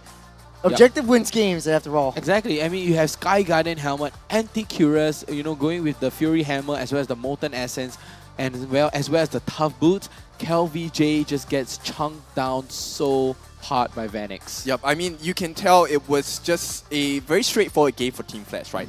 9 towers, 3 lords, 3 turtles, nothing contested on the side of Bleed, and they just couldn't do it because the mid lane was extremely difficult for FMM. Exactly. If you remember, Jay already achieved that Clock of Destiny along with the Lightning Truncheon way ahead of FMM, who only at that point had just the Enchanted Talisman. So it was really difficult. They already had the Blood Wings as well as the Divine Glaive as well. Yep, and that was like not even late game. It's not even late. 17 minutes. 1 minute away from late game. Yes. Yeah, they are 1 minute away from late game, right? And I have to say, Flash put up a amazing fight. Right? Crazy fight. And it all boils down from that one team fight. The one turtle fight. That's it. Flash just snowball. Yeah, it's so difficult to play against a team that is so disciplined. They know what they can take, and then they'll back off. This was one of the games that we typically see in a Philippine region or a Malaysia region, where most of these teams, they don't really go for these kinds of team fight skirmishes. They just want to go for these objectives. They want to take what they can, and they want to clear out the game. Yep, and you can see, I mean, specifically for Hades, right, with the Assassin emblem, with the Rupture, as well as the Season Hunter and Impure Rage, early game he did a lot of damage, and mana wasn't a problem for him, right? I mean, he's on energy though. He is on energy, but as a Nolan, because of this Edith, because of the Baxia, you have so much tankability there. It allows you the space to go for an assassin build. Blade of Heptasy, and you know, we can take a look at the items too later on as well. But what a play here from Hades. Yeah, I don't know what went wrong in the early game. Was it a snowball? Like a lane gap? They missed the timing. So Bleed, they're supposed to snowball because of this Martis, because of this because of this Claude as well. So if the Martis snowball, the Claude has to go, the Lilia has to go, right? But without that snowball, essentially you just have your back against the walls. Yep, let's take a look at a couple of other statistics. We have the carry here, Jay, actually dealing close to 60,000 damage. Yeah, and Bleed dealing a whopping 0 damage to turret right there. No, but you know, to quote Cheryl, it's like the Great Singapore Sale once again. Yeah. Like Flash is just taking everything. Yeah, they're just taking everything. It's free real estate here. The damage dealt is so much more significant. On the side of Flash here, 155,000 in the hands of Flash. And I have to say that is amazing, amazing play. And take a look at the damage to turret. Clean sweep on the side of Flash. I like the fact that Vanix has 0% in kill participation, but the damage that he dealt out was insane. Yeah, I mean, this damage is, I would say, equivalent to J or not, you know, slightly behind J as well. And, you know, we do have the MVP ready for you guys. I think it has to be J. I think it has to be J too. Right? Or is it Hades? Place. I feel it's Hades. Really? I think it's J. We're just waiting. It's J! Yeah, Jay cannot, unfortunately, Jay cannot join us here today. He is not on the caster desk. Oh, that's Jay's. But yes. Oh, that's Jay's, that's Jay's. But yeah, I was Jay's, a little bit confused by like, your what? statement. Yeah, you're like, oh, Jay? No, Jay's the player. I mean, no, I meant Jay's. Jay's with a Z, right? But, you know, this changes everything, right? With the Faramis pick just scaring the heck out of Bleed and denying Bleed of anything at all. Resources, macro, 0. Nothing was given over to Bleed. All because of Shadow Stampede, all because of the Netherrealm. It changed the entire game for Bleed because all of a sudden it felt like Bleed didn't have any options at all. So I have to commend this. This is all due to KZP's crazy mind. I really love the way that he drafts for the team. It's really creative and you can see the effects of it, right? Not just the draft, you also need the players to be able to execute that particular mindset. Yeah, that's why like I'm trying to analyze the draft and then like he picks up a Baxia, he picks up a Nolan, okay, Baxia into the roam, but he surprises us again with the Edith and then he couples everything together with the Faramis and now we'll see the team fights. This is the magic of team fights that Flash has brought into this game. Yeah, I mean, take a look at Jay with the Netherrealm, always on time. JPL getting caught off guard, and there it is. That's the snowball. Yep, Hades was very clean this game with the red trees as well, and he always jumped in at the perfect time, saving his fracture for the perfect moment. Yeah, this always was a one-shot. Look at KLVJ, look at KLVJ. Look at his HP, right? His HP is like this, and Vanix. Here comes Vanix. Look at Vanix. Look, 1, 2, 3. Oh, man. 3 hits. 3 hits. It's all it takes. Painful. 3 hits, just like that, and Flash is able to close out the game. I mean, they did lose a life here in the time, in a sense of Adamir as well. They go for the crystal, they go for the end. Yep, and this jump by Adamir to go onto Deck was the one that really changed the fight because Deck could not join the fight. He had forced to back. Yeah, he was forced to go back and take a look at the damage. Vanix was always on the heads of the players on the side of Bleed, so there was no option. There really was no option for Bleed. And that's why I say KZP really the true MVP of this entire match. Yes. KZP was the best of the best.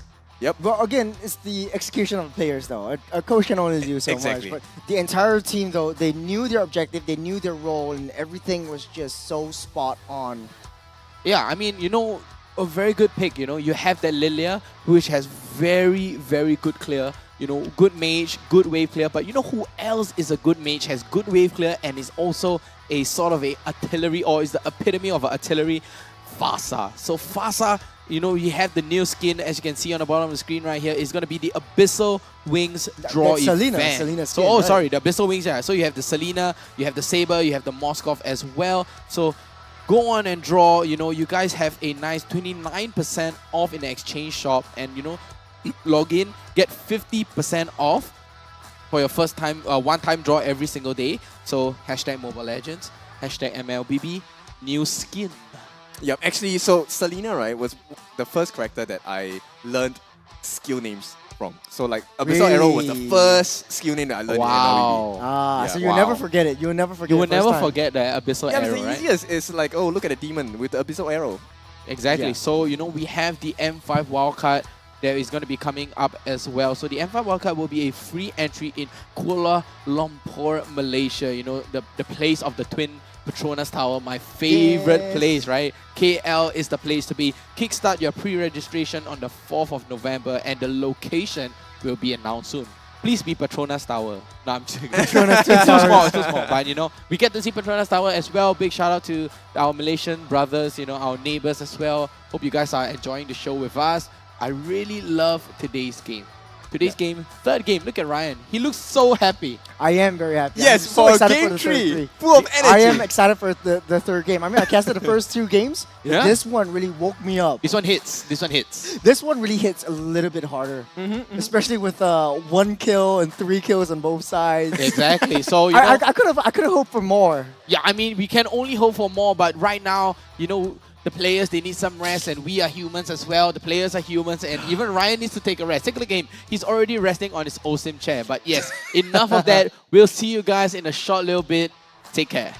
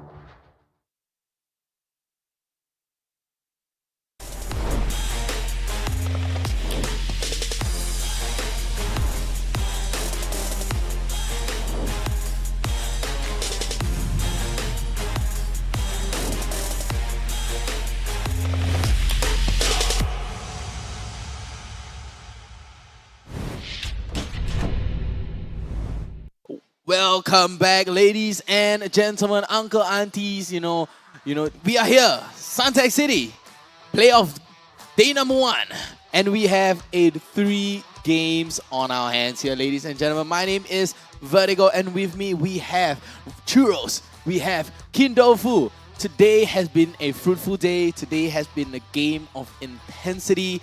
And today is raining too. I mean, if you guys do notice watching from home or anywhere else, it's raining. It's a nice day to sit in, or even better, it's a nice day to come down and see the crowd, buy yourself some merch. I mean, I've been eyeing, the Homeboys merch for a while. I mean, they look really, really good, right? With their new different jerseys, home and away as well. But right now, we have Bleed against Flash. Is someone going to go away in a flash, or is someone going to bleed right here and right now in the upper brackets? Yeah, definitely looking to bleed out the competition here. Ooh. But it is 1-1, so Team Bleed against Team Flash. Now, we've already seen both teams have given us multiple moments of brilliance. Now, it is clutch time. It's time to clutch it out. It's 1-1. Winner stays on that happy train of the winner's bracket. Yeah. The loser, unfortunately, will head down into the lower bracket where they have to fight for their life to try and get back to the throne. It's a 10 a.m. game. No one wants to wake up at that early in the morning. Everyone the wants to weekend. sleep in. So the winner gets to sleep in. Exactly. The loser has to wake up. That's right. slightly Saturday earlier is a day to play sleep game. in, right? It is. Saturday is a day to sleep in, and of course, Saturday morning is always good to order Mac delivery to your house early in the morning. Ah, that sounds good. Does Yep. sound good. Same bands yet again. Same bands yet again. Flash starting off the band with the Yuzhong. Bleed, on the other hand, setting it out on the Fanny. They don't want to face that Fanny at all. For the side of Flash, though, responding with a Angela. So same bands all across the board, and I'm not surprised if they would ban out the Nolan here, because it has been so pivotal. Nolan has had so I think they many should ban good out the games. Joy. Yeah, Bleach should ban out the Joy, right? I mean, they're just holding for time here. Joy, Yeah.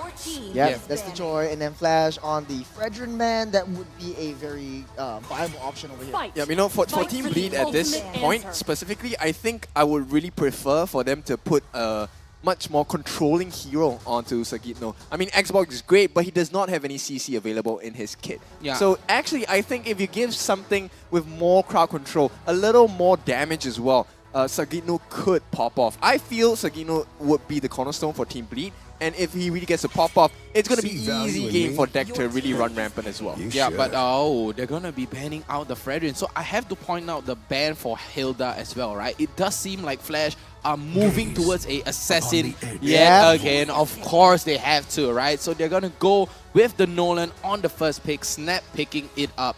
Very good. 100% win rate. Yeah, My there's only 2 goodness. games being played this time around. Small sample size. In this entire series, Nolan has been picked up 100% of the time. Yeah. So hasn't been banned out, opened up, Flash picks it all the way up. And we talked about, like, hey, Sagitno needs to be on those EXP heroes with high burst mobility, high mobility, so he has a lot more free play to make setups for the rest of the team. And they know that Bleed, their only win condition is to take Bannings down. So he might very well go in for a Benedetta this time around. We've seen him play that in the regular season. He worked out very well. Yeah, Valentina is great here, right? On the side of Bleed. Yep. It's a very good balance pick right here. They're going to go for the Valentina as well as the Edith. So, I mean, the Edith as well can easily go into the goal lane, right? We know, into the mid lane. We know how FMM versatility is, right? He can go with the Edith as well. What's I wrong? said goal lane because What's wrong? FMM was the goal lane. I mean, before. Edith could work in the goal lane theoretically. She is as well. Yeah, technically she a is marksman. Yeah, Technically, she is a marksman as Yeah, well. but jokes. We know. We know. But yeah, Valentina as well as the Edith. Very good snap pick here coming out on the side of Bleed. But what is going to be the counter draft here from Flash? Snap pick up the Bruno. I think just give Really? Vanix his comfort hero. Right now? Prioritize it right from the get-go. Yeah. I think that would be Whoa, pretty look good. at the You have confidence. Matilda as well. Confidence from Lolzy. I mean, he is signaling and showing all sorts of hands. And they're going to go Boxer for the and Matilda again. Oh man, That's this good. is looking That's good. scary for Really, Flash really good. right from the get-go. Turtle Poissons along with the Circling Eagle. This team right now, this draft for Team Flash, extremely mobile, and it's extremely hard to catch as well. So Bleed, they have their work cut out for them. Yes, they do have the Valentina, also with high mobility with the Shadow Strike as well. But it's a bit tough to catch up with the speed on the side of Team Flash. Do Bleed want the Xbox again? I mean, they are pretty confident and pretty, the the X-Bolt with the Faraga armor is I really would comfortable. very much not prefer to have an X-Bolt. I think Really? they need more CC. I Khalid? really think they need more control. Khalid would be great. Oh, as well. Terisla. But you have anti-heals coming up from the Baxia. So the Rafaela was banned in the previous phase, and this time they're gonna go for the Rafaela. Or what other people would say, Rafaela. There we go. Yeah, So a lot of heals coming out. So with the Raf pick right here, I think Bleed is psyching themselves up for, hey, let's put deck on the Irithel once again. I think Irithel would be a very, very good option right here. But of course, Flash definitely knows this. They might look to ban out a lot of these threats from that gold lane, giving Vanix an easier time, maybe putting deck back onto something that he's less comfortable with. So I'm looking at Flash banning out the Marksman, Bleed, banning out Marksman as well. Maybe Marksman I as well. think they EXP has already been picked up. Yeah, I mean, take a look at this. You have so much engage already, right? I feel like Flash should, signal towards an Ixia, but Bleed recognize this. They're going to be banning out that Ixia because Matilda jumps in, Baxia jumps in, Nolan jumps in. All you have to do is have a amazing positioning like Vanix, stand at the back, open up full barrage, and that's it. GG. Yeah, I'm actually wondering why Bleed doesn't want to ban out the Bruno. Do you think Kin is... I think they have an answer because you have the holy healing, right? You have extra movement speed, mobility, as well as the circling eagle. They might want to pick it up for themselves. Yeah. So they might pick up the circling eagle for themselves as well as the Tortoise Persons to deny any sort of healing coming out from Team Flash as well. It depends all on FMM as well, right? So right now, Flash, they're going to go for the Irithel ban. And the Bruno is still up and available, but will Bleed ban away this Bruno? I don't think they should because this, after this ban, they are Flash will ban and then Bleed can pick themselves up the Bruno, forcing Flash to ban the Bruno. Well, if they ban all the about Bruno, mind they games. could always just go for the lane. Not again!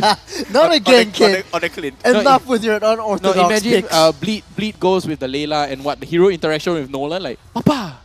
Yeah, they cannot fight. Oh, then after that, this is a nerf on Nolan does lesser damage to Layla because he's his daughter. But yes, enough of that. Bleed going for the next ban on, or rather their last ban right now. I don't think they should ban out the Bruno. They actually ban out the Bruno. I don't they think, can't afford to risk it. I know why. Because deck doesn't play a Bruno.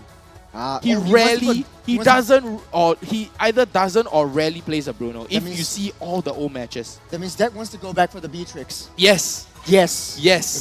Bless. And the Martis is gonna get banned out here on the side of Flash because they did not pick up the jungler as of right now. And the Martis is gonna get banned out. And right now they could go for the Fredrinus ban. I just want to put it out there. Melissa is still a possibility as well. It could counter the very divey composition from the side of Team Flash. Akai. Akai would be very good for Akai is good here. It would offer a lot of good disengage as well, right? Yeah. And Akai is really, really good here. I mean, Potato, if you can hear me, and Akai is amazing to be picked up right now. As well as Akai, Melissa. They have time. It's a very intense conversation. You can deny everything. And take a look at that. Eyebrows furrow here on the side of Bleed. 8 seconds left. They do want to go for the... It is my mission to Lancelot. Wow, Lance not so much. Lance a lot. And right now, we get to see some nice little KLVJ Lancelot. Interesting. I don't know how this is going to be played out well because I know QVJ, his objective is just go to the back line, shing, then goes down, and then open up opportunities for Bleed to just play front to back. But I think they want to leave the goal lane open. So good. Brody being snapped up. Your team. As well as the Wow. This is a very This is a beefy, so strong. So nasty. What a nasty draft. Very nasty. Okay, Bleed, I think Beatrix would be the best choice right here. Really? Give Deck his comfort hero. Yeah, I think the Beatrix is good here. Oh, wait, the Irithel is banned out. Yeah. Irithel is banned out. Beatrix one of the only choices here. Beatrix is good. Clean Melissa. Oh. Or hey, if you want to go insurance, you can go for the Claude again and then play split push. Oh yeah, that's true. But I do like the because Melissa they're playing here team more. fight. They're fighting against Flash who are doing a team But fight composition. I like the Melissa way more. But because of this Brody, because of this Brody, right? I mean, it kind of negates the bubble instead, right? You have the Matilda, you have the Nolan, you have the Baxia running into your face as well as the Faramis, but that's not going to do much because they have the range. Whoa! And there we go. I was telling you about it. The 1-1. I can't believe I didn't even predict that. So if the 1-1 doesn't make it, so it's on you, right? No, this is 1-1's debut pick for the entirety of Season 6. The first 1-1. We First finally 1-1. see the 1-1 of the number 1 in 1-1 season, playoff day number 1. Yep. No, that works, man. That Okay, works. I have no response to that. No comment. Very dry joke. Very dry joke. We're just gonna call you out on that. But it's gonna be a fun. It's gonna be a fun game right here. You see the Wow, crowd. look at the They're crowd. waving their flags. Wave Whoa. them high up. Bleed esports. Make some noise. Whoa, very. Wow, okay, hear the Okay, cheers. we Wow, can hear wow, the I cheer. can hear the cheers. I can hear the On cheers. the other end of the spectrum, Flash, Team Flash, fans of Team Flash, make some noise. There we go. There we do we have some go. Team Flash here as well. Very, very good audience participation as well on both sides for Team Flash and Bleed Esports as well. But finally, we have game number 3 on our hands, ladies and gentlemen. Make some noise for your team. Team Flash up against Bleed Esports. Game number 3. Yep, decided game for both of these teams. One is going to have a very happy journey home later on, and another has to wake up really early tomorrow morning to try and fix the mistakes that they have made today. So right now, Bleed and Flash, I think we're all very impressed with the draft on the side of Team Flash because we know how scarily disgusting this combination can be pulled off. It's gross. Right off the mark. Yep, it's pretty disgusting coming out from Flash as well. I love this lineup, right? Like you have huge a clash. Huge clash. And the Brody from the back line, all he has to do is just chunk damage over and over again. That's all he needs to do. Yeah, but Deck is not going to have a good time though. Yeah. I do want to talk about a little bit more about the potential of 1-1 within this draft. Now, you know that you're fighting up against a team that has full team fight composition. It's very, very in your face. As long as Deck is able to get that weakness points, he's able to just chow it down. And you know the buff on the Haas Claws as well as the Berserker's Fury. Deck will have an easier time, especially in the late game, to deal the chunks of damage that he has. The dash buff that 1-1 has as well in this new patch update is going to be so pivotal in allowing the easy access to the weakness points as well. Exactly that. And let's take a look at the emblems right now. Nothing out of the ordinary apart from the movement speed and the wilderness of blessing coming out from Lozzy as well as Jay. They want to rotate all over the map. And take a look at on the other side as well, Bleed doing the exact same thing. Wilderness of blessing as well as the movement speed. And I have to say, KelVJ going with the thrill in pure rage as well. Wow, that's very, very different.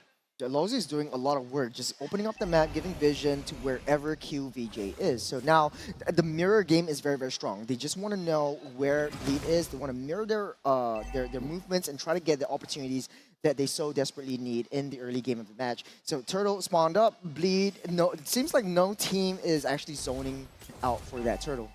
Exactly, and a very, very strong play coming out on both sides as well. I have to say, they're just waiting for the fight here, but big jump onto JPL. JPL walks away scot-free, but no!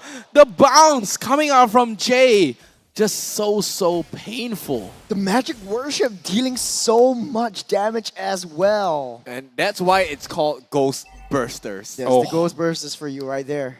Not Busters? No Ghost Close enough. And there we go. I mean, as you can see, Deck is having a little bit of a harder time against Vanek because of the range, right? I mean, as a Brody, you outrange, you have the biggest range amongst all the marksmen in the arsenal of the marksman pool. Yeah, I mean, it's just moving away and getting that range over, but the very late turtle. The only thing that 1-1 really has to, or Deck really has to look out for is that early game damage that Brody has. Saginu getting the knock up and the earth shadow as well, but Jay with a flicker and a pullback all the way in, but FMM with the NetherRealm Adamir all the way into the thick of it as well, but JPL with a big stun down onto Hades as well. They're going to be able to get right out, but Saginu runs a little bit low, props the Primal Wrath as well, but they're going to be able to get right out, and just like that, Flash will be able to secure your first objective of the game, which is going to be that first turtle. Oh, there was a big going brain for moment. it, QVJ. Nope, but Hades cutting it a bit close. KelVJ runs low, but he goes for the dash as well, but he's going to go again all the way in for Lozzy, but it's going to be a big trade. That's not a worthy trade. Yep, just a little bit late on the side of Jason NetherRealm there, but I think it's fine. And you know, this is advantage to Flash simply because of one small moment, which is a big brain vengeance coming out from Adamir, which blocked off that Primal Wrath, so they couldn't get the damage down. So Sagitno once again, handicapped by the play of Adamir. He's showing that he's, at this point, the better EXP laner. There's a lot of movement or rotation around Flash, and they're moving together as a unit. They know what the next step is. Take that turtle, go down to pressure the gold lane so that we drag everyone from Bleed over to the gold lane, give Adamir enough space and time to farm. And once that is done, even though we don't get any trades, we can always go back to the EXP, go up to that top lane. They're always one step ahead of Bleed. Very good play coming out from Flash right now, and it is almost replicating the game number 2, right? We saw how Flash came back and just demolished them with the big jump all the way in, but JPL with the 2-man stun all the way in, but the circling Eagle is going to catch out onto deck. JPL goes down, Hades with a big jump, and just like that, JPL goes down. Very good rotations coming in. Very nice layering of these team fight opportunities as well. Oh! Daddy Vanix catching deck and just showing him who's the real marksman here. Yep. Torn apart memory being committed by Vanix as well. And this is one of the things that's going to be really tough. FMM, he might fall here. They're going for the takes. Oh, one more hit. Oh, one hit away. They're just one hit away. But take a look at the tier 2 turret as well. They're running a little bit low. Sagitnu forced to rotate all the way from the top lane and the EXP lane just to support onto the bottom lane right now. And look at how Bleed is reacting to this. They are walking into Flash's hand yet again. They're just playing very reactive right now. Bleed, they do not have their purpose. They're not executing their keys to victory at all. I mean, they feel very confident with the Holy Light, right? And I think it's for good reason as well. While Deck didn't exactly have the best lane in the laning phase itself, he still managed to make it out of that entire laning phase with just an 0-1 and 0, which means that Deck is actually going to be able to hit his power spike sooner rather than later. The Flash making the movement speed work in their favor, already rotating up towards that turtle lane. The rest of Bleed follows suit, but Flash, look at where Vanix is, just going for objectives, and that is what wins games. As long as Vanix takes down the objectives, they open up that map, there's a lot of space created, and Deck will suffer, especially choking out from all these small little creeps. I mean, they kind of recognize this as well, right? They know that Deck is not comfortable in the goal lane at all, and they are just constantly trying to burst down that goal lane. And oh, Lawsy, what a good escape as well. But they're just trying to hunt down onto Vanix. Vanix catches out onto Deck. Is it going to be enough? But no, the crossbow of Tang finally from Deck, able to trade it back. But no, Flash takes the turtle away as well as the tier 1 top turret. And Flash, wow, very good macro plays. They're looking for trades all across the map. You take down Vanix, that's okay. He's going to be resting a little bit for maybe 10 seconds. I'll take down the turret and see how you respond. They're trying to create more space for Deck, right? So the point of that play was to make sure that, wait, hang on a minute, Deck getting chunked down a little bit.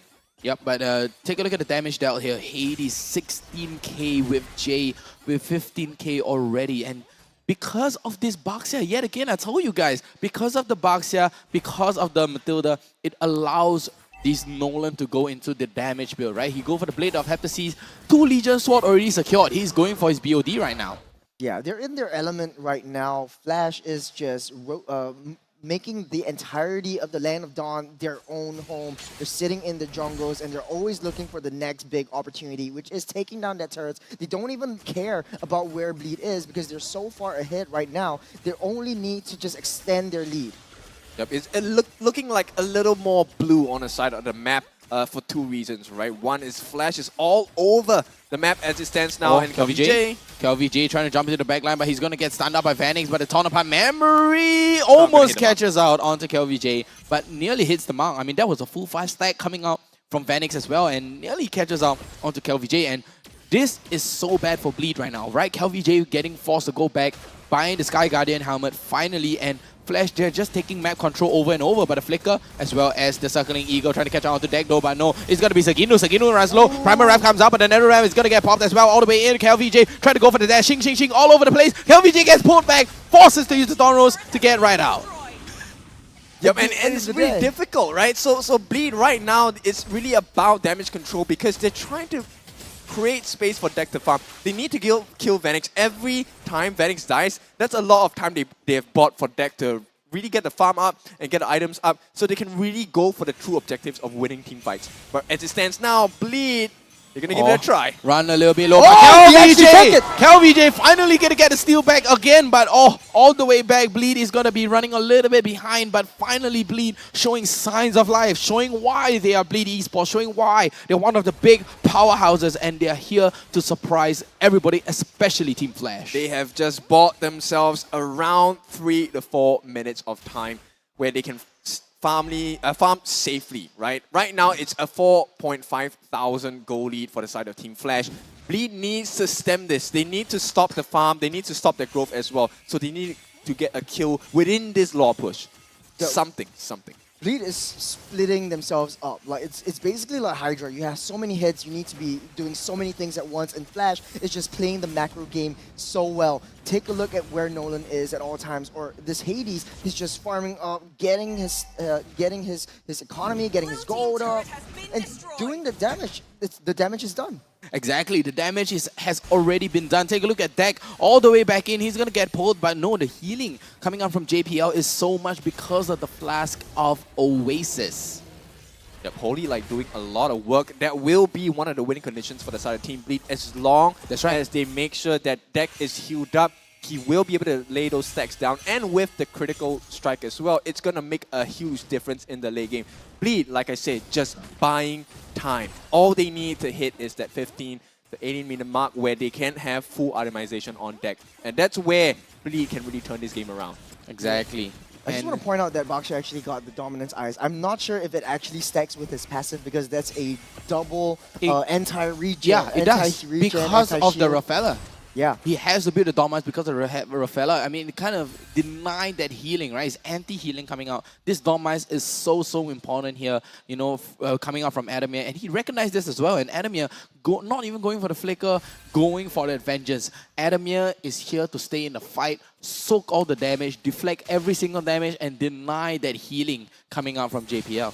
Well, you can see Bleed trying to position themselves to get a kill here onto Adamir. Not going to really work out for them. Ooh, now, I have a fan here right in front of us who has a couple of place cards for us to read, right? He actually predicted that Bleed is going to win 2-1. He says, Lawsy go and sleep. 2-1. These are his words, not mine. Right? Lawsy go and sleep, wow. And will Lawsy be able to sleep it right here, or will, you know, Bleed show what it takes to take Bleed back home?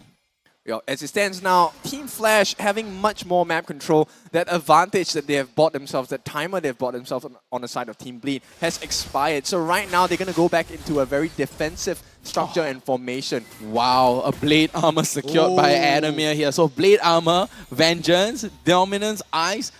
This is a prickly durian, right? You use your hand to slam down on this durian, it's just going to hurt you more. Right? He's on a roll, and Hades right now securing onto a endless battle. So Blade of Despair, endless battle with a Fury Hammer right now. This is a full damage Hades, especially with the true damage. Lord is up. Bleed Esports just zoning themselves up, trying to open up that map, trying to find where Hades is. And Deck actually has a win of nature, so if Flash disengage, it's going to cost Bleed quite a lot. It is going to cost them quite a lot right here as well, but Lawsy's running in with a circling trigger. ego, but the Law nice big knock up here, but the NetherRealm is going to get a pop. Oh, the Silent comes in as well. JPL runs low, but the Holy Healing comes in. Oh, but no, Vanix! it's going to be Vanix, going to be able to take down onto the Law, and Bleed are forced to go back. Oh, what a two-man pull! What a two-man pull coming in from Jay. Big play coming out. Jay 1-0-4 right there. Two-man pull, bringing in KelVJ into their hands and taking them home. It's a travesty for Bleed! Yeah, Wow. that was a beautiful Shadow Stampede coming out from Jay, and he did it without the Divine Glaive. He just got it on hand. So Yeah. right now, it's going to be the calm before the storm. Team Flash, one more opportunity will do it for them here. Syncing up all three waves. Flash looking for one more big kill. They can't cycle. QVJ is not up yet. Lord marching down the top side. They have the 5 seconds right now, and Bleed, they're just trying to hold on Charge. to their life right now, but the Law charging in all the way in, but Lawsy trying to go right out with the cycling eagle as well. And Flash comes in and goes home, takes that first tier 3 turret onto the top lane, and very easily just secures it. Yep, Hades is still putting a lot of pressure on Deck here on the bot lane as well. And look at him, he can just stand T-pose, there. just T-posing. Yep. He's just maybe T-posing. T-posing. Yep, T-posing, but Lawsy takes a lot of damage here coming in as well, but he do have the Guiding Wings. Saginu comes in with a Primal Rev, but big catch there. So much damage down onto JPL. Hades is painful. Yep, they're probably going to go into a reset now. Hades now secured that Malefic Roar as well. 99 seconds. Bleed has just bought himself 99 seconds before the next law is going to be spawned. So they have to do so much here. They have to control the waves. They have to get the farm up as well. And most importantly, they have to try and burn out the utilities, the kits of Flash before the actual fight happens. The Hades hurts like a truck right now. And if you notice, Hades is always not within the 4 men. They're always not sticking together. Hades is staying at the side, waiting for the right time and opportunity to make a move on a flank. He knows his target is to take Deck and to take FMM down. Flash just needs to provide a lot more support to Vanix, and Hades can just very well go off and do his thing. 60 seconds, that's 1 minute. It's a long time. How dirty is that particular mindset? Because right now, you're going to have to throw every single thing onto Vanix as well as the remainder of Team Flash. And after you've thrown everything, That's Hades right. comes in, cleans up. He's going to be a cleanup crew. Yeah. Well, I mean, what else to expect from the Lord of the Underworld? Literally, True. the Lord of the Underworld right here. But speaking of Lord, 35 seconds until the Lord pops up right here onto the bottom half of the map. And right now, Flash, they are having the time of their life. 9.4k goal lead, and they're just T-posing in the jungle of Bleed. Did they steal the buff? Yeah, no. No, They they got didn't a got it. retribution.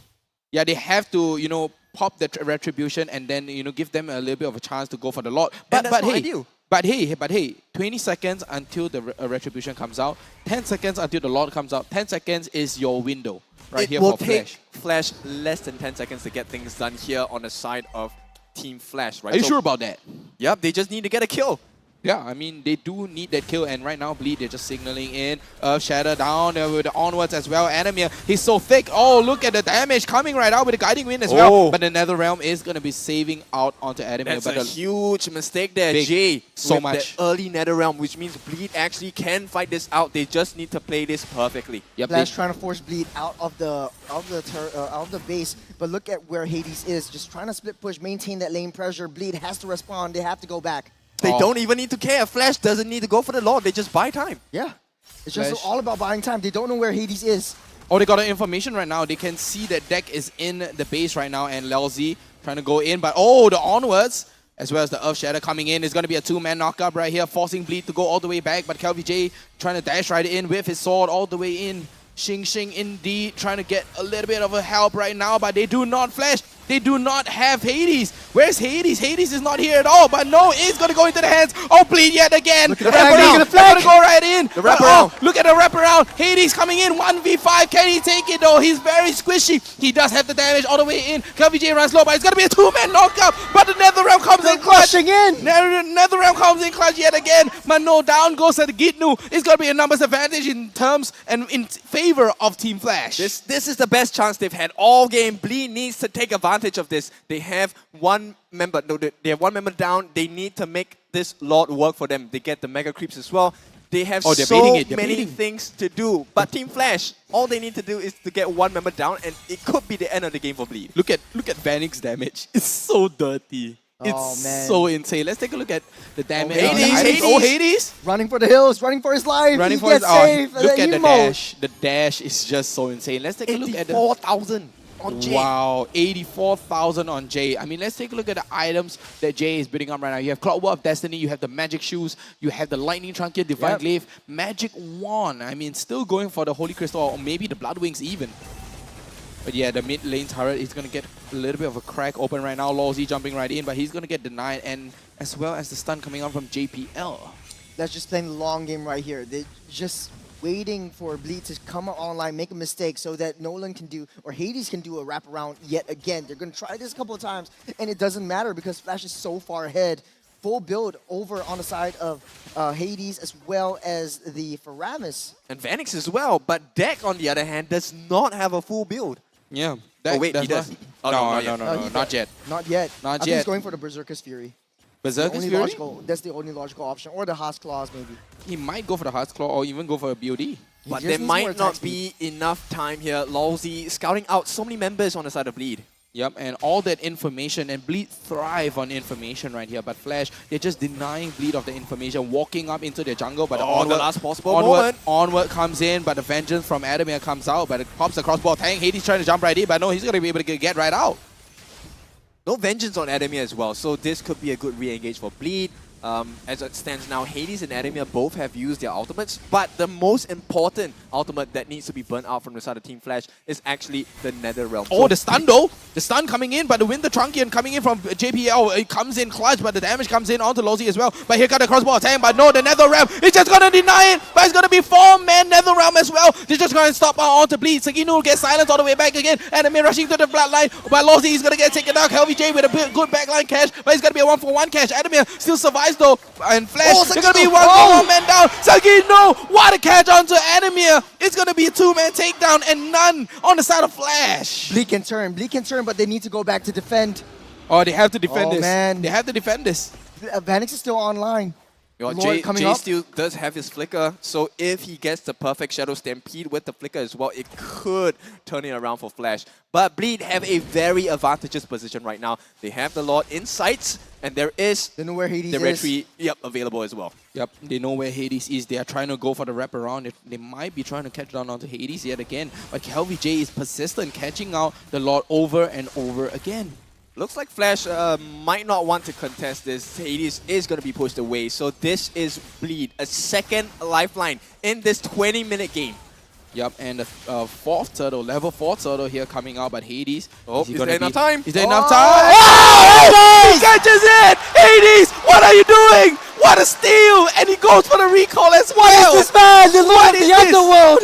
What is this? He went for the steal, walks right up, dashes into the Lord Pit, goes for the retribution. Good night, Team Bleed. Oh. Flash, they just cannot take no for an answer. They just can't stop making plays. This is the epitome of tutor retry joke. Literally. Tutor me the retry, man. Walks right in, goes for the retry, and just T-pose. No skills at all, just T-pose, get the retry down.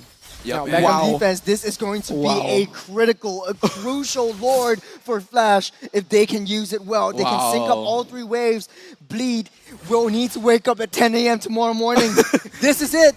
Do Bleed need to wake up or Flash needs to wake up the tomorrow longest 30 seconds of your life here because the Lord is going to touch the base of Bleed very soon. This is the last defense. Yep, the last defense all the way for Bleed, but here comes Lozi coming in with the second lane. Ego's going to be able to catch down onto 2 members right now, but JPL, he's going for the heal, he's going to be able to get right up, but Hades with the guiding wing all the way into the end though, but the Lord is going to be able to come in by enemy Raslo. The Nether Realm comes in, it's going to be a double narrow now, but it's going to be a 3-man stun coming in. Oh! But double kill, but the throne is going to go down, and Team Flash says goodnight to Team Bleed, and Team Bleed are going to be able to come here early in the morning in Suntec City. What a play! What a steal! Hades made the play, and Flash just solidified their victory, moving on to the next stage in the upper brackets. Wow. Goosebumps, guys, goosebumps. Yeah, literal goosebumps. Was there any doubt? No, Kim got it right. Kim got it right. Yes. You got it right. Maybe it's the caster's curse. It's the vertigo curse. Oh, it's the vertigo. Oh man, heroes. me again. Oh, I feel so bad right now. But in any case, I mean, I think Team Bleed, they did extremely well, even with all the difficulties that they were, given at this point. Team Flash definitely had the better draft in this game itself, and the execution was a bit easier.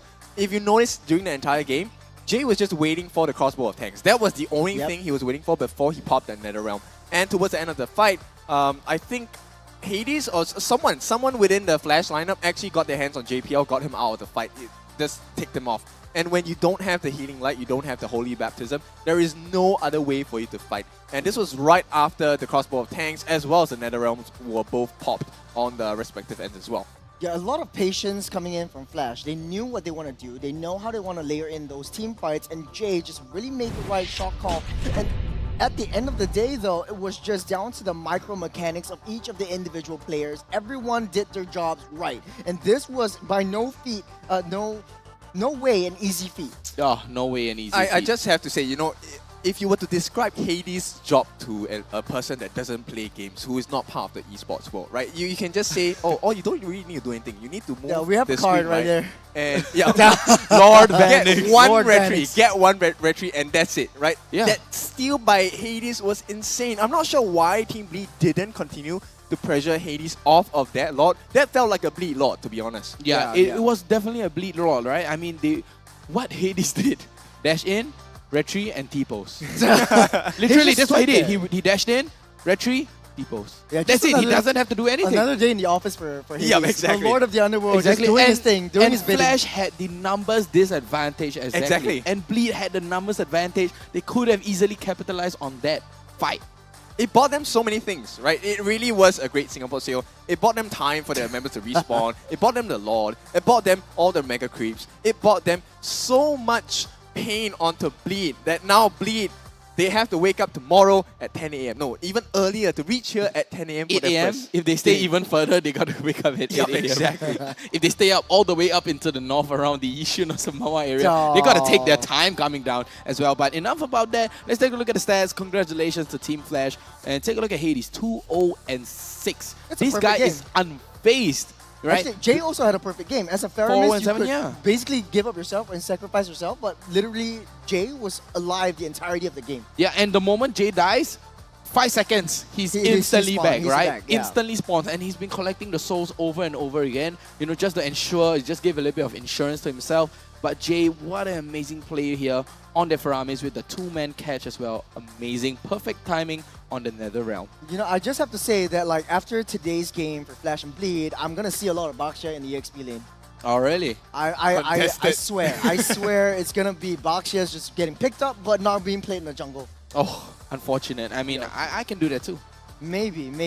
Okay, but yeah, based on the itemizations, it does look like Flash going full on the offense. Hades doesn't even have the jungle boots. He sold the boots just for the immortality. I mean, he can go for the damage because Adamir is going for the full tank. Lawsy is there to heal him. And then Jay, Vanix, and Hades, that is your 3 main damage dealers. Did you know that Matilda is Lawsy's secret pick? That's Yeah, his yeah. most comfort hero. Honestly, in M3 and where else? In Season 3, MPL Season 3, Lawsy was literally picking up Matilda every single freaking game. Lawsy picked up the Matilda first when they went against Bleed. Yep. They first picked Matilda when they went against Bleed in the very first game. Yep, and with the emblems itself, the focusing mark, there was no one that could catch Lawsy, but he could always catch them out. So it was an instant extra 6% damage onto anyone that Lawsy touched.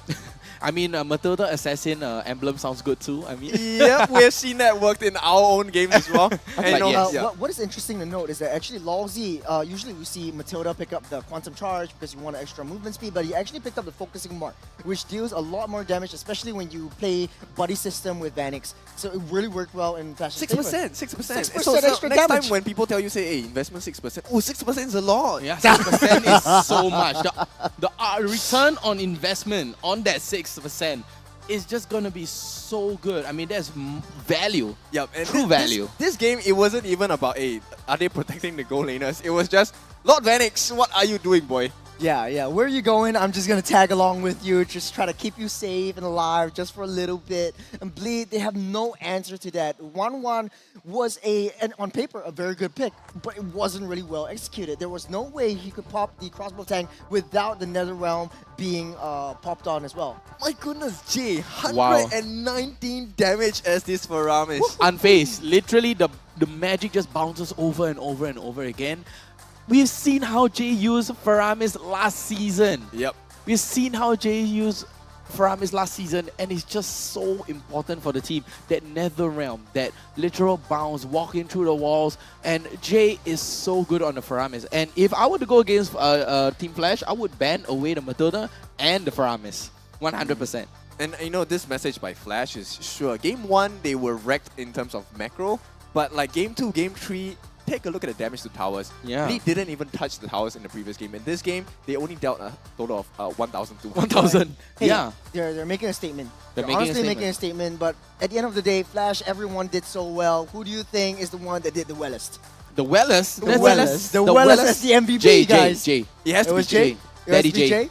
JJ. JJ. It has to be JJ. JJ right here with the impure, not impure, magic worship with the wilderness blessing as well as the movement speed on the mage emblem as well. Lethal ignition. Wow. Really, really lethal. 4 kills only, but he saved the team so many times. And if you look at his last item, he was actually going into a genius wand. Yeah, I Yep. mean that's pretty late for a genius one. I mean he could go even go into a burning one. He could actually Yeah, go into yeah. a Winter Truncheon, which would make it a lot harder for Bleed to overcome the situation as well. Very, very good play. I mean, congratulations to Jay as well. what an amazing game, what an amazing play. But you know, it was so good. It was a very good series. I enjoyed myself.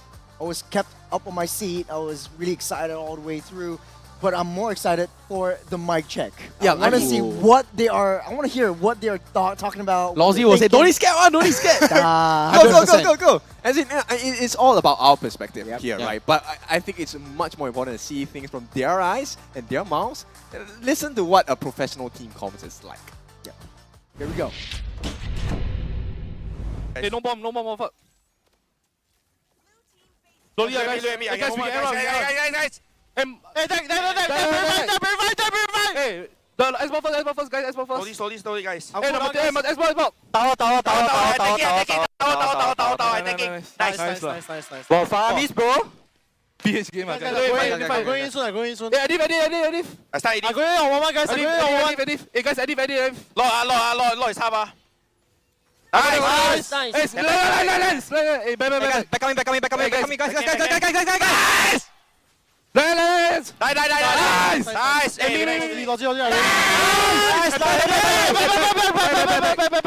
Rolling in soon. 2 seconds, my S2. They damn low. Hey, they know ulti already. Hey, one ulti. Hey, nice! Party! Nice lah. Nice. Wow, nice steal lot, bro. Steel Lord. Yeah. Nice Steel Lord, bro. I mean, it's a very good synergy. I love this synergy. It's like, nice! And then, okay, good game. Yeah, and they were very clean about it. After Very Hades clear. stole the lot, they were, instead of going all ham and like, okay, let's just go for the base, they went like, back. Back. Just You back. know, okay, one of the reasons why like they were screaming and all that is because we wore the headsets and we literally cannot hear ourselves. Yeah, you can't hear so yourself you're at literally all. just screaming all the way through, hoping that your teammate hears you and pray that they respond to your pleas. But Wow. yeah, that was exciting game, amazing series. Unfortunately, Bleed, we'll see you tomorrow in the lower bracket. But Yep. It's not the end of the journey for them, right? It's just a tougher journey. But you know, with experience, all of this pain that you're going through, you're gonna come out much stronger. Yeah, I mean, speaking of strong, I mean, we're going to be talking to the strongest man on the stage right now. And it is going to be our winner's interview. And, you know, over to our beautiful, beautiful host, Cheryl. Cheryl, take it away. Thank you so much, friends. And right now, here I have literally the brains. I do the pageant wave, KCP. So yes, I have the brains right here behind Team Flash. So I have a few questions for you. Wow, CC time I got a lot of time, KCP. Okay, so the question first up is, what happened in the draft in Game 1? Is this something that you guys expected? So basically for Game 1, we thought that Sonic 2 is going to use the EDIF because from what we know, his EDIF actually not bad lah. But actually, I think we're just overthinking for ourselves. Then end up Game 3, they really pull off the EDIF, but it's quite disappointing for him lah. For him. Okay, but honestly, I think Sagit did really, really well, you know, in the overall games. And when it comes to Edith, why did you guys use it in the mid lane? Because our lineup composed with assassins, so we like to show everyone that we can play everything. So by playing everything, when they are like at home studying our draft, they will let them do the overthink. Right, and I feel especially for Team Flash, it is a terrible team to try to do homework against because you guys have such versatile players. So just mentioning Jay. I've never seen a mid, right? Or rather in Singapore, like that can play like a Cho mid, like Edith mid. Yes. And then she was also playing the Rafaela. Yes. And while the list goes on and on. So how do you draft around such a wonderful and all-rounded mid player like Jay? I cannot disclose so much because I scared, you know, the next game, right, the winner going to like watch my interview and analyze. Even though they cannot analyze much one, I believe, like we still got some things that we haven't shown. So overall, just stay tuned. But I guess that banning the Hilda proves that, you know, it's a little bit of a problem. Oh, so I have a theory. I have a theory that for Beat, right, because JPL already, then if JPL, what's the best easy hero to play other than Hilda? Rafaela. So you read them like a book, essentially. Just ban all the old man hero, we are good to go lah. Since he showed us Cho in regular season and he couldn't do anything. Okay, but in all honesty, did Bleed make you sweat at least a little bit? I think I will just reference from this with Lucy interview. The actual enemy is never the enemy, it's ourselves. I see. And okay, so questions also is more of like, this is the first match that we have seen Nolan, not just Nolan in one game, but all 3 games. Was this intentional, this leak? We didn't expect KVJ to pull off Nolan. So by picking the map, they will still give us the Nolan line. But overall is like, don't touch. Don't be an imposter. This is not you. I'm Phoenix, guys. Continue, sorry. Yeah. So what did I say? Oh, so on game 3 when they intend to give us the Nolan, we already know that the old man is gonna play some old man hero. So then if old man play old man hero, he cannot do funny thing. My jungle save, we are good to go lah. Idea. And the thing is, when you guys executed Nolan, you guys did it differently. When it came to Bleed, they played a tank built Nolan, whereas you guys did a damaged Nolan. So what are your thoughts on these 2 different builds? I think maybe because during the training sessions for Bleed, they tried to pull off the Nolan as damage, but I think maybe they can't pull it off. So they just treat it as like a Lancelot that can, disrupt everyone's momentum. And maybe because he can't estimate so much that he will keep dying early phase, that causes him no blue. Then if we invade their blue, they're gonna lose the game. I mean, that's all. Okay, so I guess final question, more or less. Do you think drafting phase is more important or in-game is more important?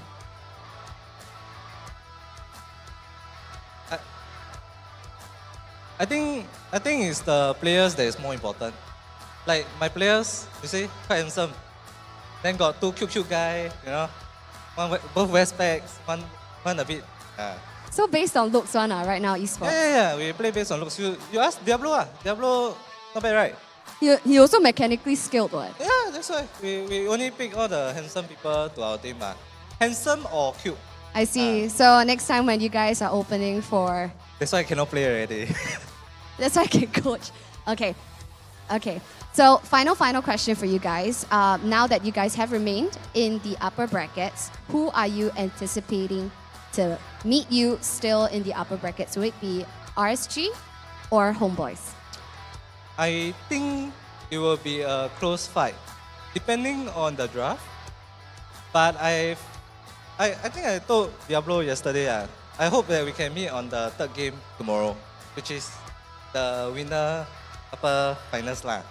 Okay, so I guess your prediction is RSG will take the next game. I hope so lah. If not, I'm gonna PM Diablo again. I see. So when you want to do it once, you want to do it twice, yeah? I don't know. We shall see how later. I see. All right. So thank you so much, KZP, for the insightful sharing. Thank you, guys. And friends, that was KZP, the brains behind Team Flash. Now, the games have been so exciting, and I know you guys must be wondering, when is the next match coming up? And friends, Suntec City is blowing up as we speak with such a hot match. Best bet, the next one is going to not just blow the roof off, but your socks off as well. As we see our 3 times back-to-back champions go up against Homeboys SG. So this is an exciting match that you definitely don't want to miss. And we'll see you at 7 p.m. Be there or be square.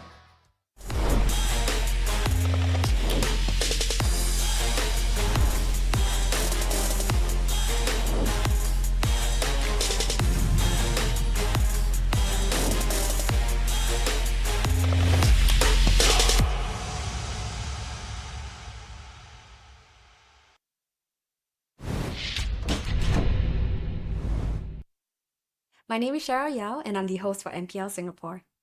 My name is Eugene, also known as Abstract. I am the caster for MPL Singapore Season 6. Hi, my name is Churros, and I am a commentator or caster for MPL Season 6. Well, my name is Jace. I'll be commentating for MPL Singapore Season 6. Excited for Season 6 upcoming. My name is Scrubby, and I'm a commentator for MPL SG. My name is Vertigo. I'm a caster slash commentator for MPL SG for about 6 seasons already. Hi, my name is Kindofu. I'm one of the few casters that are doing for MPL in this season 6. Funny story. So when I first got my Mobile Legends Bang Bang gig, back then Mobile Legends Bang Bang wasn't like much. There were not a lot of people play it. Eventually, after that one gig, more came to me, and it always comes down to that idea whereby the game that I don't expect doing ends up being one of my staples. How did I become involved? It feels like it's been so long ago actually. So I was doing a couple of tournaments offline, I think community tournaments before that, and I was also learning the ropes, and then I got the opportunity from my mentor, Abstract, who brought me into MPL. So I think since then I've done a couple seasons, and yeah, it's been a fun ride. It started off as an accident because I was an MC for an event, and then for some reason I realized there was no commentator for Mobile Legends at the time. So I just picked up the mic since I had the mic in my hand, and it was history from then on. I went through a casting program with Abstract. Abstract's my mentor. And then lo and behold, here I am. It's a fast pass to being a professional caster and professional talent within MPL. The most memorable one I ever had was Season 4 Slate versus RSGSG. It was a very tough match between both of these two teams. You know, there's only one slot left because of the change. So there's a lot of tension, especially back then I was like a Slate EVOS Bleed supporter, right? And that's also one of the I think they're at a prime. It was really exciting. We went all best of 7. Screaming out our lungs. It's really fun. And at Tampines Hub as well, we get to hear the crowd cheering and roaring for both these two sides as well. That's one of my favorite moments of casting in MPL Singapore. I think the exciting moment is when you feel the electricity in the air. I highly recommend any viewers who are watching us online to come on down and join us at the physical venues whenever, we share them on social media. Keep tabs on that. Come and join us at the live venue itself and feel the literal electricity in the air. That is something that I will never forget, and I enjoy every single time when we're doing finals. I think, first and foremost, I'd like to thank them. I know that we have a lot of overseas viewers as well. Thank you for your support for MPL SG as well. Without you guys, I think we wouldn't be at the level we're at now. And I think just keep giving us your feedback, because good or bad, doesn't matter. If it helps us improve, we'll take it. I personally really do appreciate the support coming from the community. Things like streamers playing the game and people supporting those streamers eventually kind of rose up to support for the entire MPL community as well, and scene in Singapore. So I feel like keeping that support and viewership going really helps the scene, because that's the most important thing. If you don't have viewers, the scene isn't going to grow. If you don't have bodies at Suntec or at OTH, at our Tampines Hub, it's just not gonna work because no one's gonna watch the game. So keeping that support going, I think, would be really important to me, and I'm super grateful that we have these people in Singapore right now, and it continues to grow. Honestly, first up, Singapore is very small. And if you have the slightest, interest in Mobile Legends Bang Bang, I highly encourage you guys, to follow our social pages, come on down and support us live.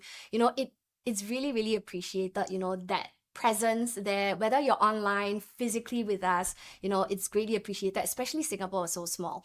And of course, for our players as well, they would be deeply encouraged by, your roaring screams, especially on the live venue itself.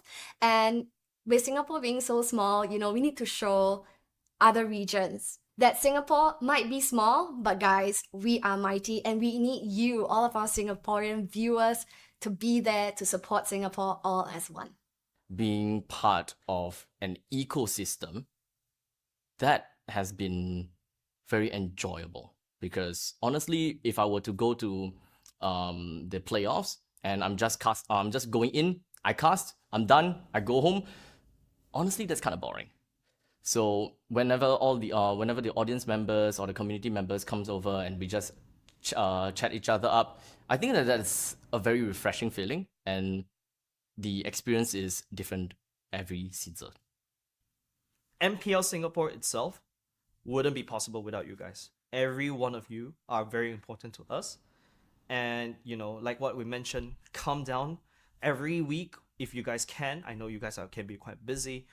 Or during the playoffs, we are around and about. Just ask away and, have a chat with us. We're more than happy to chat with you guys. So I feel like you guys are really important for us. And I really thank you from the bottom of my heart how much support that you guys have been pouring in towards us since season 1. So I really thank you guys.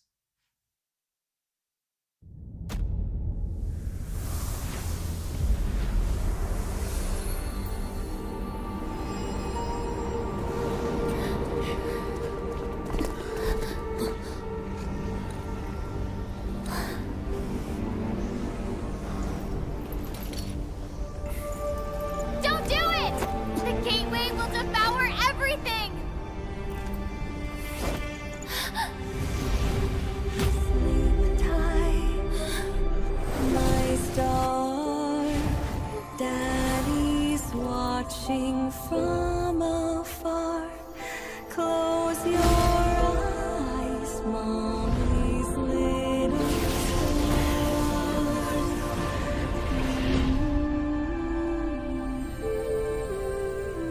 When I learned that our reality was on the brink of annihilation, the multiverse, implanted with fragments of my soul, became the last hope. Any universe is within my reach, yet my home still seems but a faded dream. You can't save them. All life will perish before the calamity.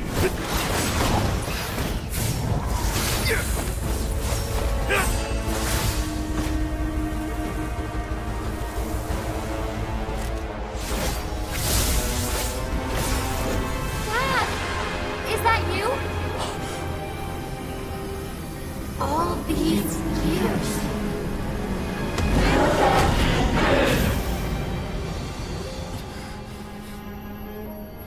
I'm sorry, my little star. I will protect you. No matter the cost. Even the cosmos can't stop me!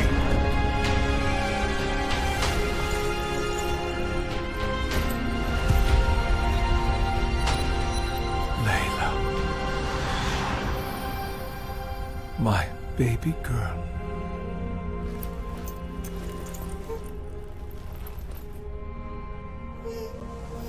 Goodbye.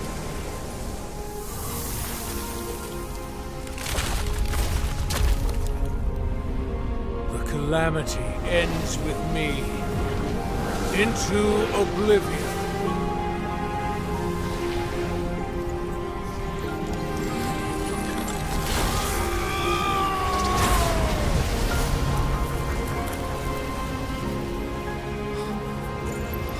Finally, you are safe, my little star.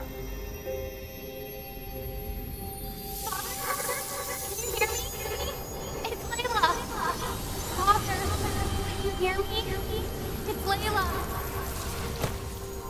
Please, come back home.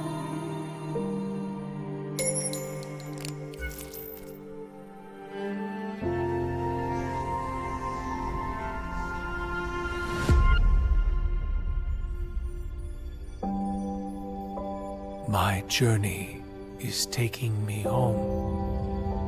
For you are the home where I belong.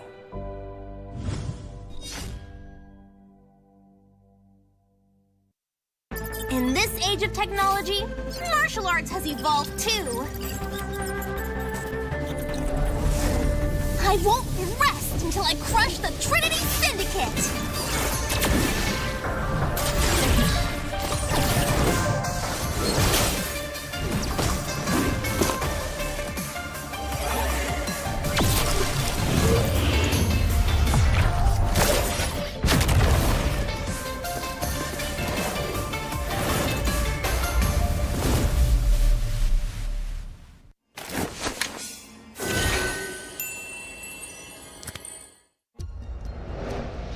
I am Optimus Prime.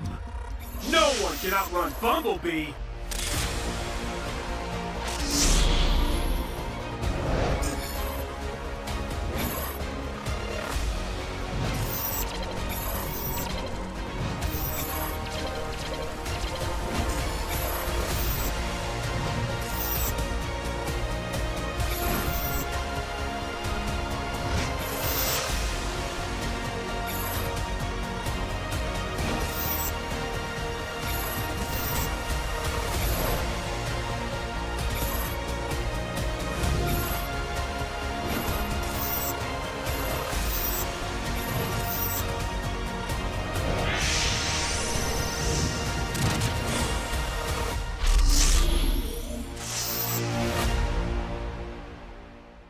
OSIM. A crispier chicken McCrispy? So much crispier. Bite into an even crispier crunch with the improved Chicken McCrispy. Now, wouldn't that be nice?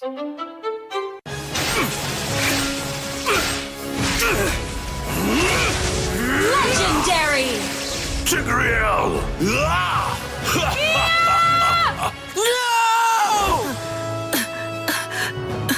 Tigreal, you are our only hope. We're not going to lose. Not today!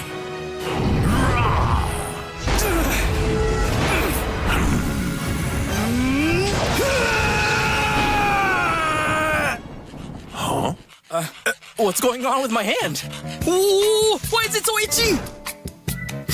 Yee! Dandruff! Yo, your hand's for gaming, not for scratching. You call yourself a pro? You have dandruff.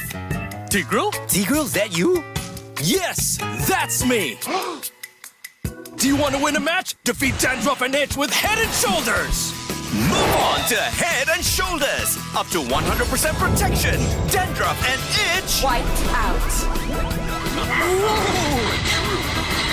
Unstoppable! We defeated the Lord! That's why everyone should move on to Head and Shoulders.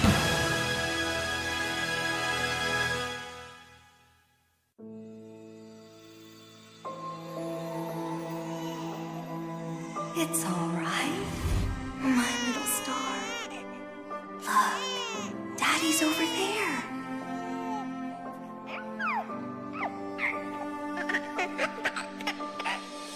The calamity's approaching, and it will destroy everything. I'll hold it back and buy us more time. Nolan, protect our daughter. No! Lillian!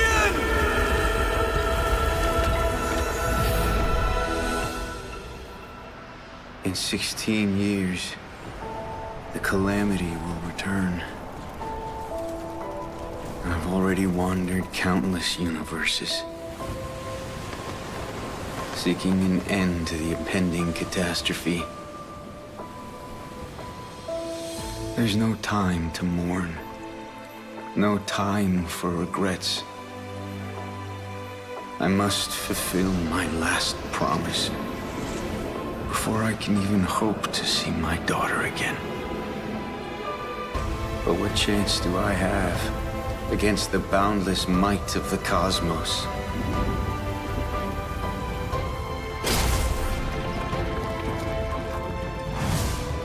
I'm sorry, my little star. I might not be able to return home anymore.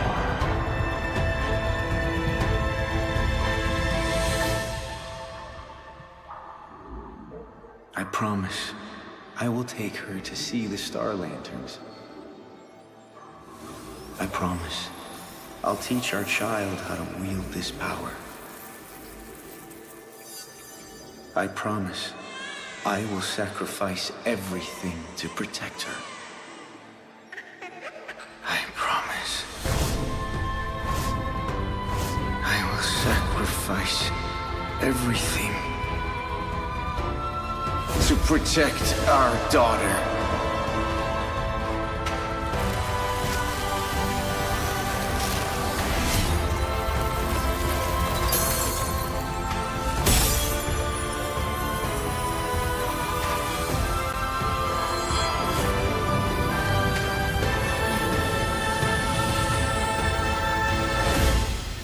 In every fragment of my soul, the calamity's end shall be witnessed. Dad? Are you out there?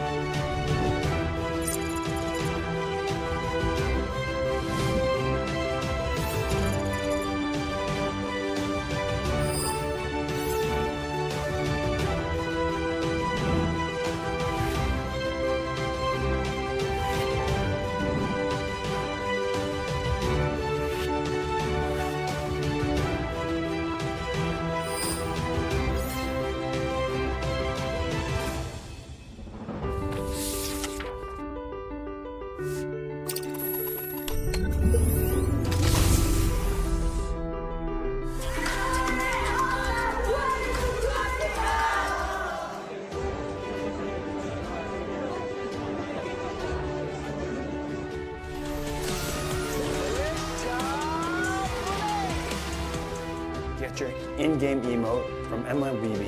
See you all in-game. Y hay un torneo que lo confirma.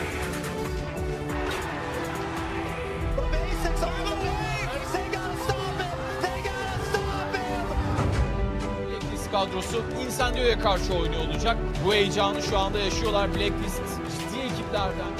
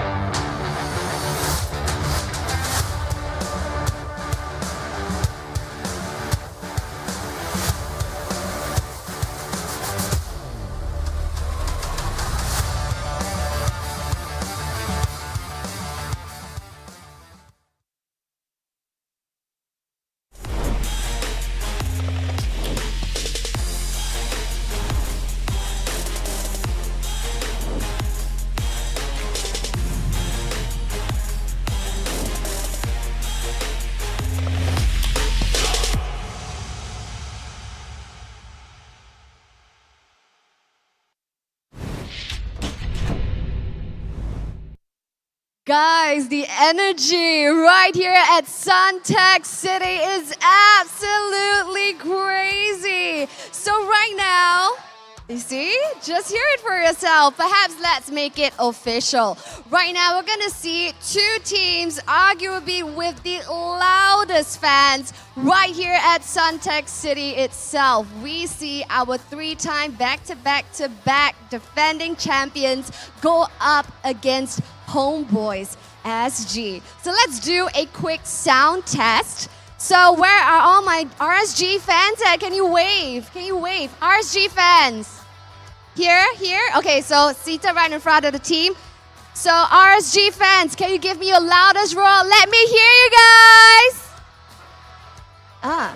Okay, balik. One more time. Okay, this team, they look like they're ready to pounce at me, I swear. Homeboys, let me hear you guys.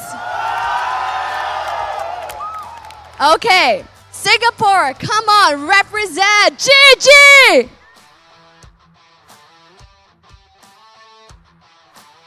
Level 2 did better. Balik, one more time. When I say GG, you say...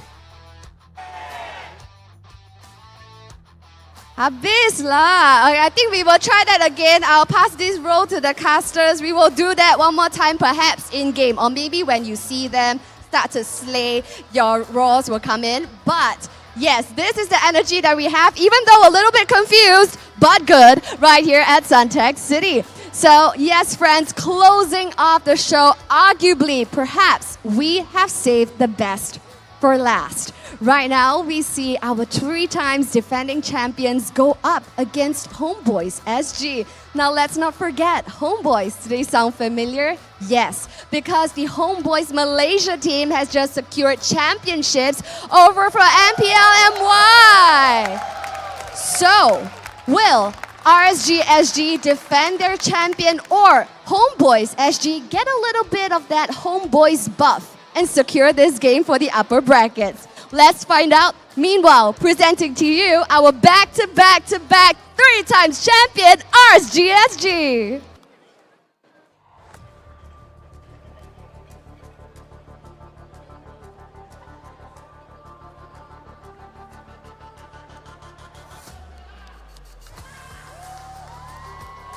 In what seems could be the toughest season yet, they'll have to prove that they're unstoppable. And it's none other than the champions themselves, RSGSG!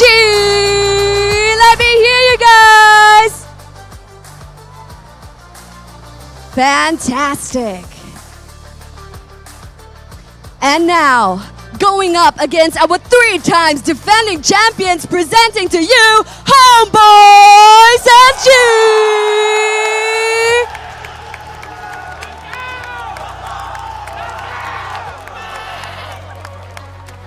The team with no chill and no frills, Homeboys SG managed to get a game in back in the regular season.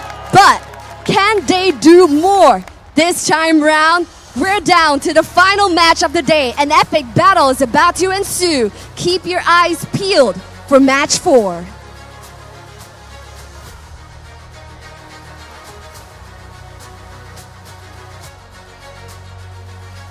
Players are now giving their friendly fist bumps before heading over to the land of dawn. Friends and fans of MPL SG, things are heating up right here at Suntec City. I wonder, what does my casters think about this match? Take it away, guys.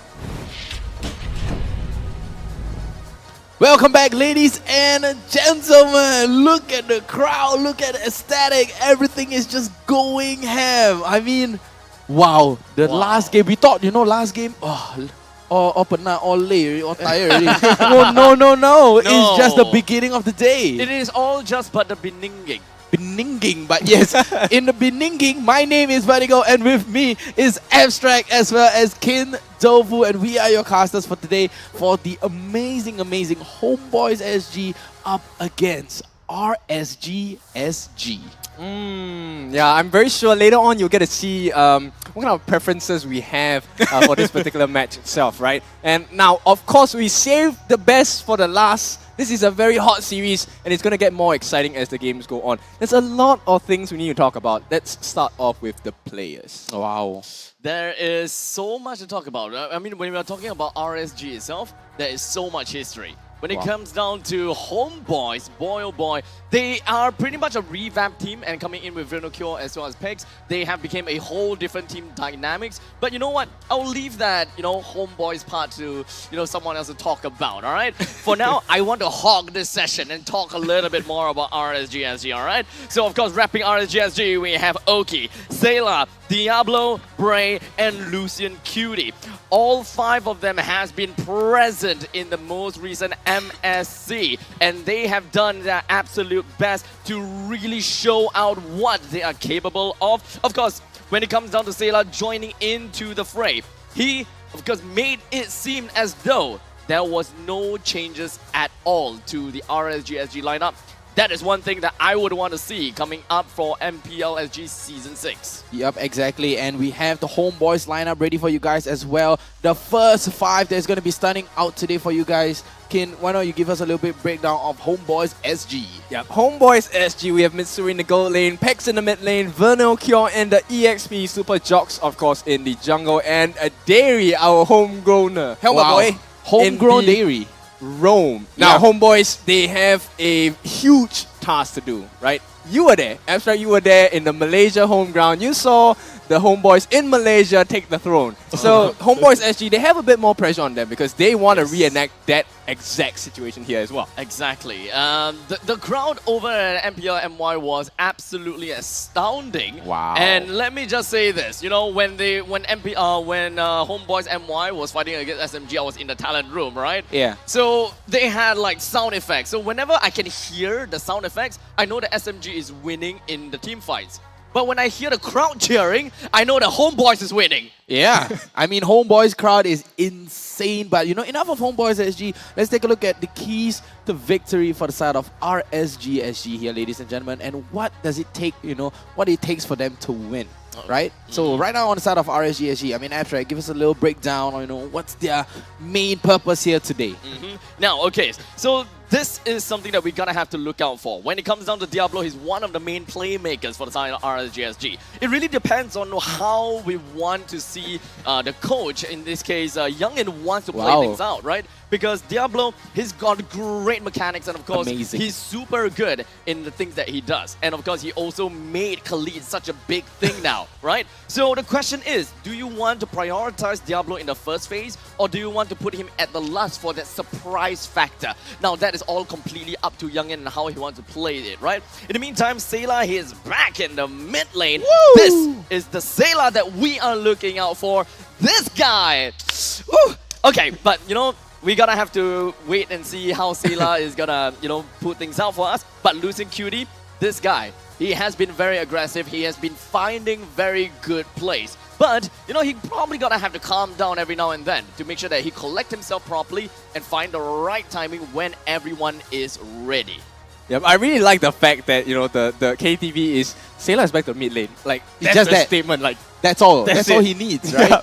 But of course, we also have their competition here, Homeboys SG. So as we all know, Sayla is a beast in the mid lane. So this is something that our dear Homeboys SG need to watch out for. He is quite prominent in a couple of heroes.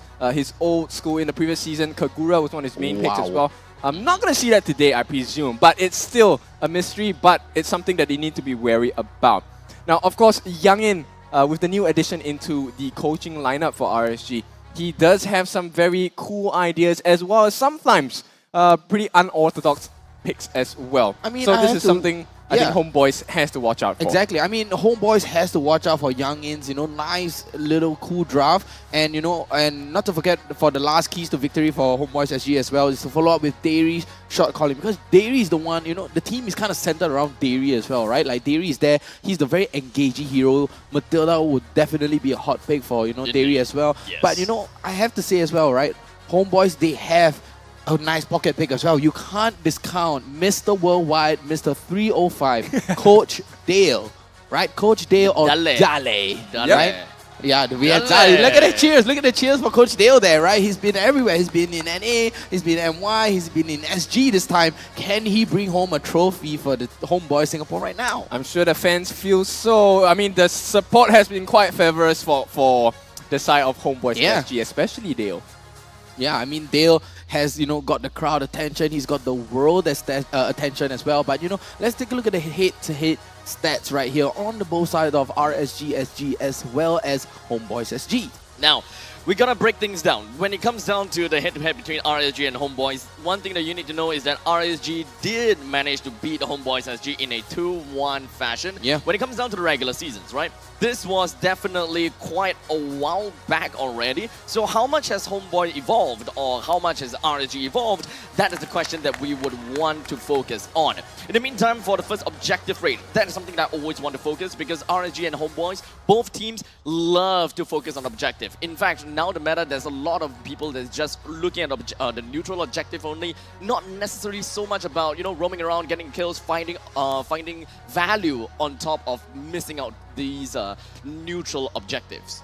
Yeah, I mean, you have to see value in me for that, right? That's why Oh my Fredrin has been God. picked so many times in this game. Now, it's the same situation as the previous series where both teams have very differing objectives. Right, RSG, very high focus on towers, and of course, Homeboys, very high objectives on the turtles and the lords. So, we have to see, this game, are they going to try and make up for that difference? Or will they look at the exact same objectives they have done in the regular season? And this will determine the performance. And it's an important one, right? Because whoever gets the win today, they have a very, very safe and comfortable trip to the throne, to the grand finals, where they can take the trophy.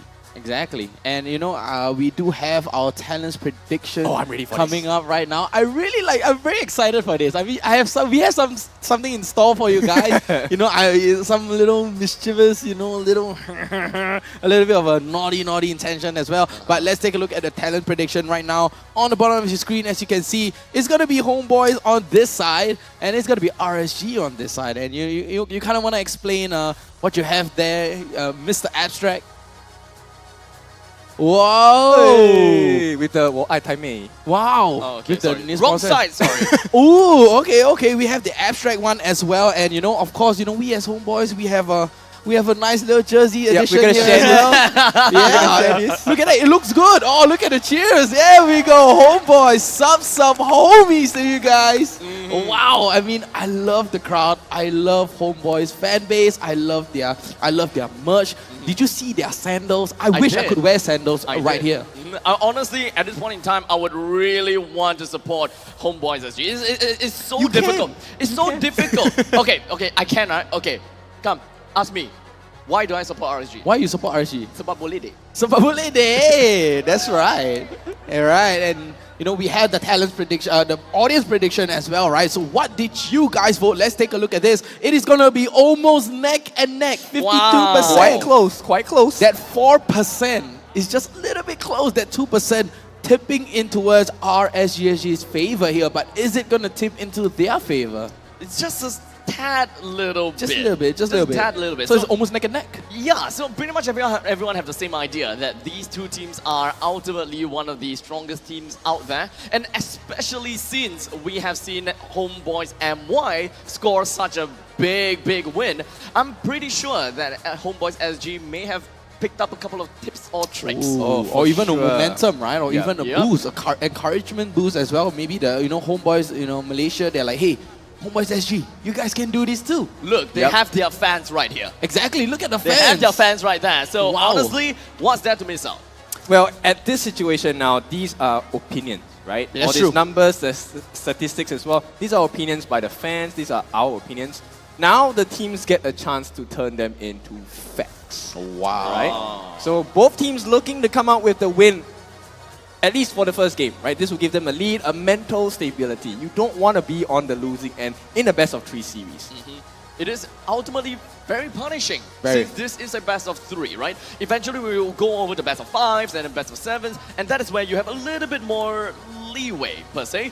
But this time, you gotta have to bring everything that you have on the table There as we go. we are jumping in to the draft. The Khalid ban right off the bat. Yeah, DJ Khaled right into your hands right there. Another one. Banning away another one. RSG, they're just, Homeboys banning out DJ Khaled here. And on the side of RSG, they're going to ban away the Valentina. I mean, Pegs on the Valentina, they're very, very comfortable as well. So this is exactly like how the first game went last time, right? I mean, Khalid ban, Valentina ban. They can either go for the Badang or the Xbox ban as well. I mean, we saw how in the previous game, no, they're just going to ban away the Nolan. They do not want the Nolan to go into their hands.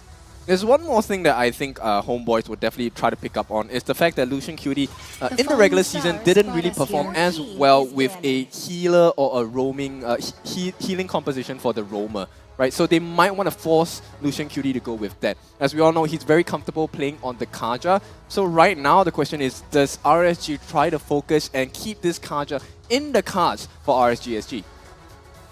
Exactly, and right now they're going to ban away the Novaria, so denying Pegs yet again. And the Matilda, or like I said, the Matilda will be a very, very good ban. Yeah, and they have to switch it up as well, banning away the Matilda because it is going to be definitely a very, very hot pick.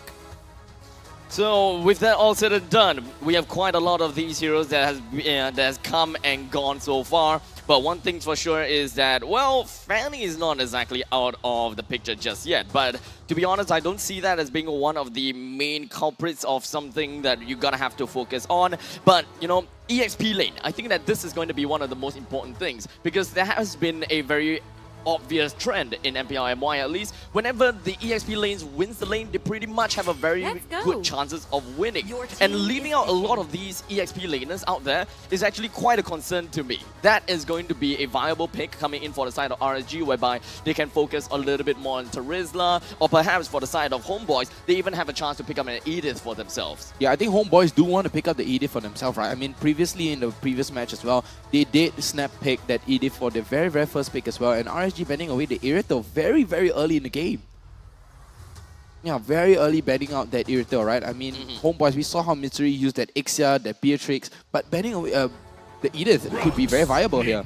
But no, they're going to go for the Baxia. Wow. First pick. Okay, this is pretty much understandable considering the fact that right now there is still quite a lot of hospital meta heroes that is currently still available. We can expect to see a Rafaela, we can expect to see an Angela. It all depends on exactly what RSG is trying to do at this point in time, because we don't have a very set piece of direction. The first few picks is really what they would want to get out of from the meta itself. Now, since the Baxia has already been taken out, RSG SG, they may as well just not focus too much into all these sustainability kind of style, but this also offers the option for Homeboys to actually work on that. So getting themselves the first pick onto the Baxia forces RSG to think, yeah, maybe we shouldn't play sustainability. In the meantime, it makes our Homeboys having such a great start going for the sustain. That is really, no wonder. Okay. Yeah, I mean, you were right about the Angela abstract, right? I mean, the Angela, but what does it has to pair with, right? It have to go with that Alpha. So Homeboys right now, they could pick the Yutong up for themselves, right? To deny the Yutong Angela pick, because Yutong on Diablo on the Yutong as well with the Angela is just going to be so insane. But a very good pick from this Baxia as well, right? Homeboys, Baxia, now we know Baxia can go into 3 different lanes. EXP, roam, or even the jungle. Yep, so we have to see whether this Baxia can hold up against a AA battery, right? The AA Ace, the Angela and Alpha. Alpha, as we all know, is able to dish out true damage as well. Yeah. And in an extended fight, it's going to go in favor of RSG. So we might see something out of this draft that extends the fight for RSG SG, which would then edge them up against Homeboys SG here. Ah, okay, so very mobile lineup so far coming from the side of Homeboys, with Claude is just going to be joining into the midst along with Grog. So right now they already have one person that's capable, or rather 2% that's capable of going over the back lines, although I won't expect too much out of Homeboys' Baxia to actually dive over the back lines. They have a very effective wave clear at this point in time. They have lockdowns, they have anti-healing. Yeah. So there is a lot that's already packed in here. So generally, what are we missing out of this? Probably what I want to see is more of a damagey style. Notice how that there's still a lot of flexibility around. There could still be a possibility that we could see a jungle. If we are seeing a jungle pick from the side of Homeboys, do note that Lancelot is available, Joy is available, so much that could still be picked by Homeboys. Yeah, the flexibility is, for lack of a better word, for me, it's quite irritating. Irritating because it makes me feel like, oh my god, I've been so stupid in my rank games.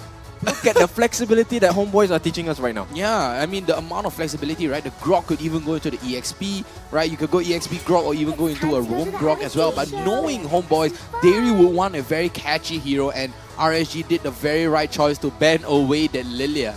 Right, because that Lilia will instantly burst down that Alpha, nowhere out, right? No way out. So that Alpha is forced to go into the jungle right there, and the Lilia could just easily burst, especially with Ice Queen. Yep, and it will be more of a offense is the best defense kind of a mindset, where the Lilia keeps pushing the ante, right? Testing you, or how much before you really jump on me and I get to use the black shoes for free again. Yep, and it does seem like the carry is going to get banned out by Homeboys. They're very good ban coming out from Coach Dale, because this Grok is going to be tanky, this Baxia is going to be tanky. They definitely want to go for that triple tankiness, right? I mean, with the Claude and as well as the Mage, they are going to be the one dishing out the damage.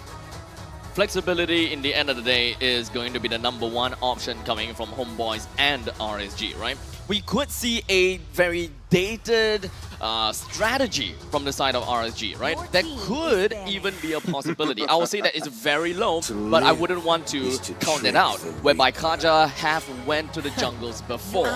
Now, this is the thing, right? Because I'm looking at Angela, and I'm looking also at a Kaja. Who wants to go to the jungle, who wants to go to the mage, or who wants to go roam, who wants to go mage. In this current situation, the most ideal and the most straightforward idea is for the Angela to go mid and for the Kaja to go over as a roam. Yeah, they lack a little bit more of that frontline defense. They lack a little bit of a way to really play around the Lord's Dance and just kind of hold down to the Lord. Or perhaps they don't have a roamer that can actually activate a fast 2 combination for the side of RSG, because Kaja just doesn't really clear as fast as anyone else, like for example Kufra in this case. Exactly. They like to set up, but they have the pickoffs. Yeah, they have the nice pickoff, and RSG with the pickoff draft and setup right now. 3 seconds left, 2 seconds left on the clock right now. They're going to go with the 1-1. Yeah, I mean, I have to give it to, the Kaja cannot go to the jungle because of that flicker. That flicker is so important for you to close the gap, and Divine Judgment just to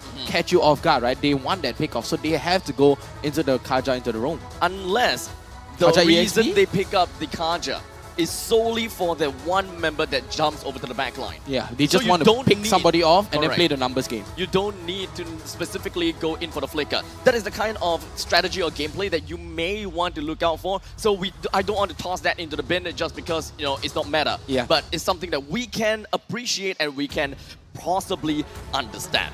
Yep, and I have to say, RSG leaving Diablo for the last pick is very, very good. I mean, it's so scary, right, to know that Diablo is going to go for the last pick, and they're going to go with the Phoveus as well as Fasa. So Phoveus, 100% win rate here. Phoveus is going to go into the EXP lane, and then we have the Fasa on the mid lane as well as the Grok on the roam, and we have the Baxia in the jungle, and we have the Claude on the marksman. So right now, RSG, they could go for Terisla.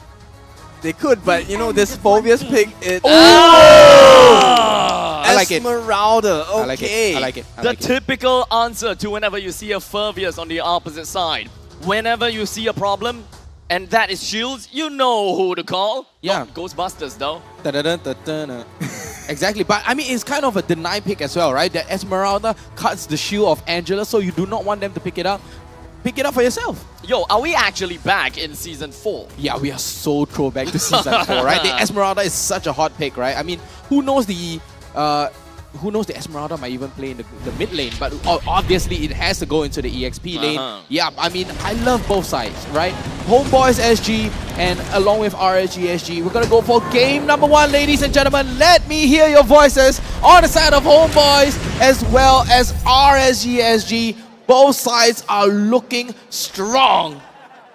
Whoa! Okay, so this is gonna be a hot one, and of course, with that being said, this sets the tone for the rest of the series. Winner probably gonna get an easier time going into game 2. Yeah, I mean, look at that.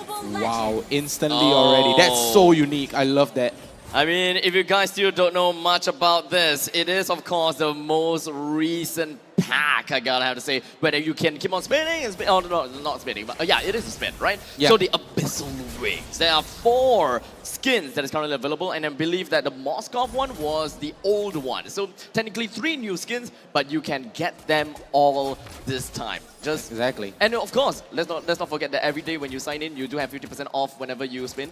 So one times. Yeah, let's not forget about that. Yeah, one time spin every single time. And I have to say, Mitsuri up against Oki, right? I mean, the lane matchup is very, very unique, right? Both of them, 1-1 up against the Claude. 1-1, you do have the range. 1-1, you do have the kiting skills as well. But the Claude, you have that BMI to get you out of the dodge any single time that you want. Yep, and they actually survived on the side of Homeboys SG against that early aggression, that signature early aggression by RSG. And this is a good sign for Homeboys SG because most teams start to crumble right at the get-go. Yeah. Like the moment the first invasion happens, RSG get the lead and they just smash the competition from there. Exactly, and RSG, they will roll with the momentum, right? They will roll with whatever that they have and just take it and run away. They're literally like a hit-and-run accident. It's a very aggressive start coming from side of RSG, immediately invading since they know of the very fact that Angela has got very good kill potential all the way at the start of the early game. And let's not forget, we are looking at an Esmeralda versus a Furvius game. So Furvius have got no way to get any form of lane priority, being absolutely cowering in fear in front of him since he does have his mortal enemy right there. No way he's getting out, no way at all. Yeah, because of the shield as well, right? The Demonic Force, in the moment you pop that, you get a free extra shield on and on again, but you have the shield cutter, which is going to be Esmeralda. Yep. Sailor is 4, so we have to watch out for the hard guard. That might change the fight altogether. But Dairy, he's going to take the Alpha right into the face and force to go back, and Vernocure just trying to take it out, and Super Jogs, there we go, Super Jogs with a nice steal. There we go, first turtle of the game, and right now Sailor and Bray, they're just trying to take it with the help of Diablo though, but here comes Dairy! 3-man all the way in! What a catch from Dairy! Instantly 1 for 2. What are we looking at? This is a very different Homeboys from the regular season. They have the Homeboys buff. Yep, I mean, they definitely have rubbed off of their win in Malaysia, and you can see Homeboys playing very, very differently. Exactly, this is a whole new Homeboy. That is so insane. The Demonic Force coming in, but it's just insane. It's too much. It's too much. The wall charge by Davey, my goodness. And you know, now mentally it's going to be quite stressful for RSG because every single time they have their ultimates up, they're going to have to be wary about this Davey's wall charge. And I mean, that's not going to be a very safe space mentally. It all started from the Spear of Alpha, right? That Spear of Alpha just coming in, just instantly starting out the fight from Bray as well. But that was such a good turnaround from Dairy. 3-man knockup with the wild charge, as well as the Feather Airstrike coming in from Pex. Impeccable timing. I like that. And of course, with that being said, Mitsuri actually having a very decent game. He is going to be hitting his Demon Hunter Sword very quickly here. 3 out of the 4 core items already up. It will take a little bit more time before they will even be able to come back online. Or rather, not come back online, but rather come online, you know? When it comes down to the rest of the game, yes, it's very understandable that we might be expecting a little bit more of a EXP heavy lane. Most of the time, you wouldn't want to see much of a fight going on in the northern side. RSG and Homeboys, they would want to play within the jungles as much as possible, as both of their identity really revolves around either river domination or the jungle domination. Yep, and I realized the Phoveus pick is a very nice pick as well because you do have a 1-1, a Kaja, a Alpha as well. I mean, with the Esmeralda, you have 4 heroes who can jump and dash. Free Demonic Force for everybody. Perhaps eventually. At one point in time when 1-1 actually joins in the game, it might actually get a little bit more difficult. As but the catch, the catch and the Spear of Alpha coming in, but Dairy coming in with a wild charge and a flicker all the way back, and Super Jogs is not going to be able to take away that turtle, and it is going to be the turtle going down. But the turnaround, but look at the Demonic Force, Vernocure just going on and on. But the all crossbow Tang is going to get popped down onto Vernocure as well. But Super Jogs, what a play, he's still going in. Vernocure is just going out of his mind here, jumping in over and over again, and he still survives. Diablo, take a look at Diablo. Oh, he's still trying to go for it. He even pops the sprint as well, but I have to give it to RSG side as Bray able to take that turtle away and turn the tide. Yeah, but this is a spectacle because this is one of the rare few times that you see RSG not having the lead in the early game. Yeah. Now, of course, one thing to note that when we looked into that fight, Vernocchio was in that fight, Oki was in that fight as well. Yeah. But unfortunately, the only one kill that Vir managed to get was a single one off of losing Cutie. And as a Fervius, when you join a fight against a 1-1, you want to expect a lot more out of that. And going to only get that one kill for himself is not necessarily that good. Because your power spike against a 1-1 is absolutely mental. Eventually, you will be smashing this guy time and time again. And once Oki gets more items, you can't land a single one of these demonic force. So you gotta have to take note of when you are capable of doing anything to a 1-1. Exactly, and even with the new buff as well, right? Exactly. The new patch, That's this the 1-1 reason. is so quick. And then what's the point of this Fervius then? Yes, so at least when it comes down to the Fervius, you are capable of getting a very strong head start into the early stages of the game. You essentially forces the Oki to not fight, but hold on a second. Divine Justice all the way in onto Super Jogs as well, but Super Jogs is a very tanky boy, crossbow tank, still able to pop out, but no, they're not going to go for it. They're trying to go for the bottom lane turret siege, but to no avail. Able to take down the turret by 1/4 of HP, but that's not much. Alright, so back to the point, right? The main thing that you would want to have Fervius is that number one, you'll want to ground Oki if he's in the fight. Or number two, you make sure that Oki doesn't even join in the fight. Because you wouldn't want to be as a 1-1, you wouldn't want to join the fight knowing that, yeah, I'm gonna die to Vir because he's got items and his power spike is way higher than mine and way faster than mine. Exactly. Diablo And Super being Jogs, communicating. wow, Diablo just zoning Super Jogs away. And right now, Dairy, oh, he looks very low. Feather Ezra comes in, but Dairy goes for the flicker, but he's not going to go for the wild charge. He goes for the wild charge, he missed. Yep, he went and missed, and it's now RSG is slowly taking back control of the game. Homeboys, they did well in the first part of the first half of the game, but right now we are going to be transitioning into the mid game, and it looks like Mitsuri starting to falter against Oki. Yeah, but all kind of looking like he's faltering, but look at Oki still running away, but here comes the hard guard. Is it going to be coming in? No. BMI brings Mitsuri all the way back home and still safe and sound. Good patience from Sailor to hold back on that hard guard. I mean, on a normal basis, I think it would have been Conceal used though. already. Conceal, look at Lucian Cutie with a conceal, but oh, he misses on the Divine Justice. Feather Gets Airstrike. pulled all the way back in, but the flicker coming in from Pex as well, trying to go for the Feather Airstrike movement as well, but it's not going to be enough, but Hardguard goes down onto Doki, but HP all the way Dairy, he's going to get a knockup, Lucian Cutie runs low, Super Joe just trying to get a little bit back, Mitsuri too far in with your elbows, a little bit too deep Mitsuri, and RSG, they're going to get 2 members at a cost of none. Oh, that positioning by RSG was so clean. There was a lot of push and pull coming from RLG, and all eyes on Oki. Whenever Sailor just going to be putting the hard gun on top of Oki, he pretty much becomes a new person. You're not too afraid of a lot of things, and you are just so willing to go back into the fight.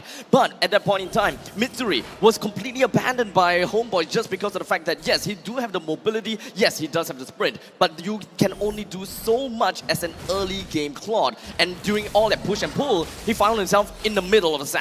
Exactly, and Pex forcing to use that Feather Airstrike so instantly. He has to clear. I mean, he's forced to use the Feather Airstrike. This is gonna, reveal my age, but it feels like every time Sailor uses the hard guard, it's kind of like the Mighty Morphing Power Ranger. Oh, there we go. The age gets revealed. Yeah, go into the Tyrannosaurus Power Ranger form, and there's no one that can defeat him. Triceratops! Triceratops all the way in, and that is what Sailor job is, right? He's just there to protect Oki at all costs, right? Especially for Vernocchio, if he were to jump in, Mitsuri were to jump in, hard guard instant. Yeah, and he straight away changes into like the Megazord and stuff, where Oki just becomes a whole different being altogether, along with the damage as well. Exactly, and Vernocchio here still able to get a suppression, but all the way back in. But Bray runs a little bit low. Spear of Alpha has been popped, but no, the Lord is still going to go into RSG's hands. Davey runs low. Spear of Alpha comes in all the way in, but the jump comes in for Vernocchio. Demonic Force, but no, look at the slash. Diablo is just slashing away. Vernocchio trying to jump in yet again, but is it going to be enough? No, that's going to be the wrong move. What are you doing, Nokia? Veer, you're not on the wrong side of the map, and RSG takes this fight and the Lord. Now, that fight, that was super important over to the side of RSG, especially since Diablo understood his mission. Yes, he is playing Esmeralda. Yes, he's the mortal enemy of a Furbius, but that doesn't mean that you go 100% of the time onto the Furbius. Exactly, but the Guardian Barrier coming in, bro, but it just kind of denies any movement coming out from Homeboys as well. But RSG taking the lead and makes it instantly at a 3.7K lead. Yeah, Bray has been really on point with this Very. referee all the way since he first appeared in the RSG lineup and roster. He has been so consistent and so strong. And RSG now, because of his consistency, they're up by 4.2 thousand gold. Exactly, 4K gold. That's so much real estate right there. There's so much money. And RSG, they're taking advantage of this. Take a look at this. All the way into the bot lane, the Lord slashing away. They're taking the top lane as well. They are cracking open the mid lane right now as well. Take a look at Oki. He's just doing his job. He's just shredding down. He's just pushing, getting objective for his team. Feather Ashray comes in though, but it's not going to hit onto anybody at all. They're just trying to zone them out, just trying to clear out the waves. And the mid-tier 2 turret gets cracked open again. So right now, RSG, they have all tier 2 turrets down. Yep, and power spikes are achieved already. Diablo just got that Ice Queen wand, which means that his falling stun is actually going to be very painful and slow people down as well. Oh. Divine Justice all the way back, but the Spear of Alpha as well to pull Super Jocks all the way back home. But it's not going to be enough. But the crossbow attack, take a look at this. Shredding down onto Dairy. Dairy runs low packs. Oh, look at Oki all the way into the back line as well. Mitsuri, is he going to be able to chunk him down? No, he is not. All the way into the back line. RSG, they're just diving in. Virno Kyoto trying to take him down. Bray is alone in the base of Homeboys right now, but 3 members down on the side of Homeboys. Oh, Bray, how are you even getting yourself out of this? Okay, he does have his ultimate, so it's not so bad. But at least Diablo, he's still around the area, and if he really needs it, he can come in to at least help Bray. Throughout all of that fight, though relatively messy, I would say that RSG is trying to make full use of all of the gold lead that they have managed to get. They don't have the same habits as some of the other MPL SG teams whereby they play really safe and their main goal is to not lose.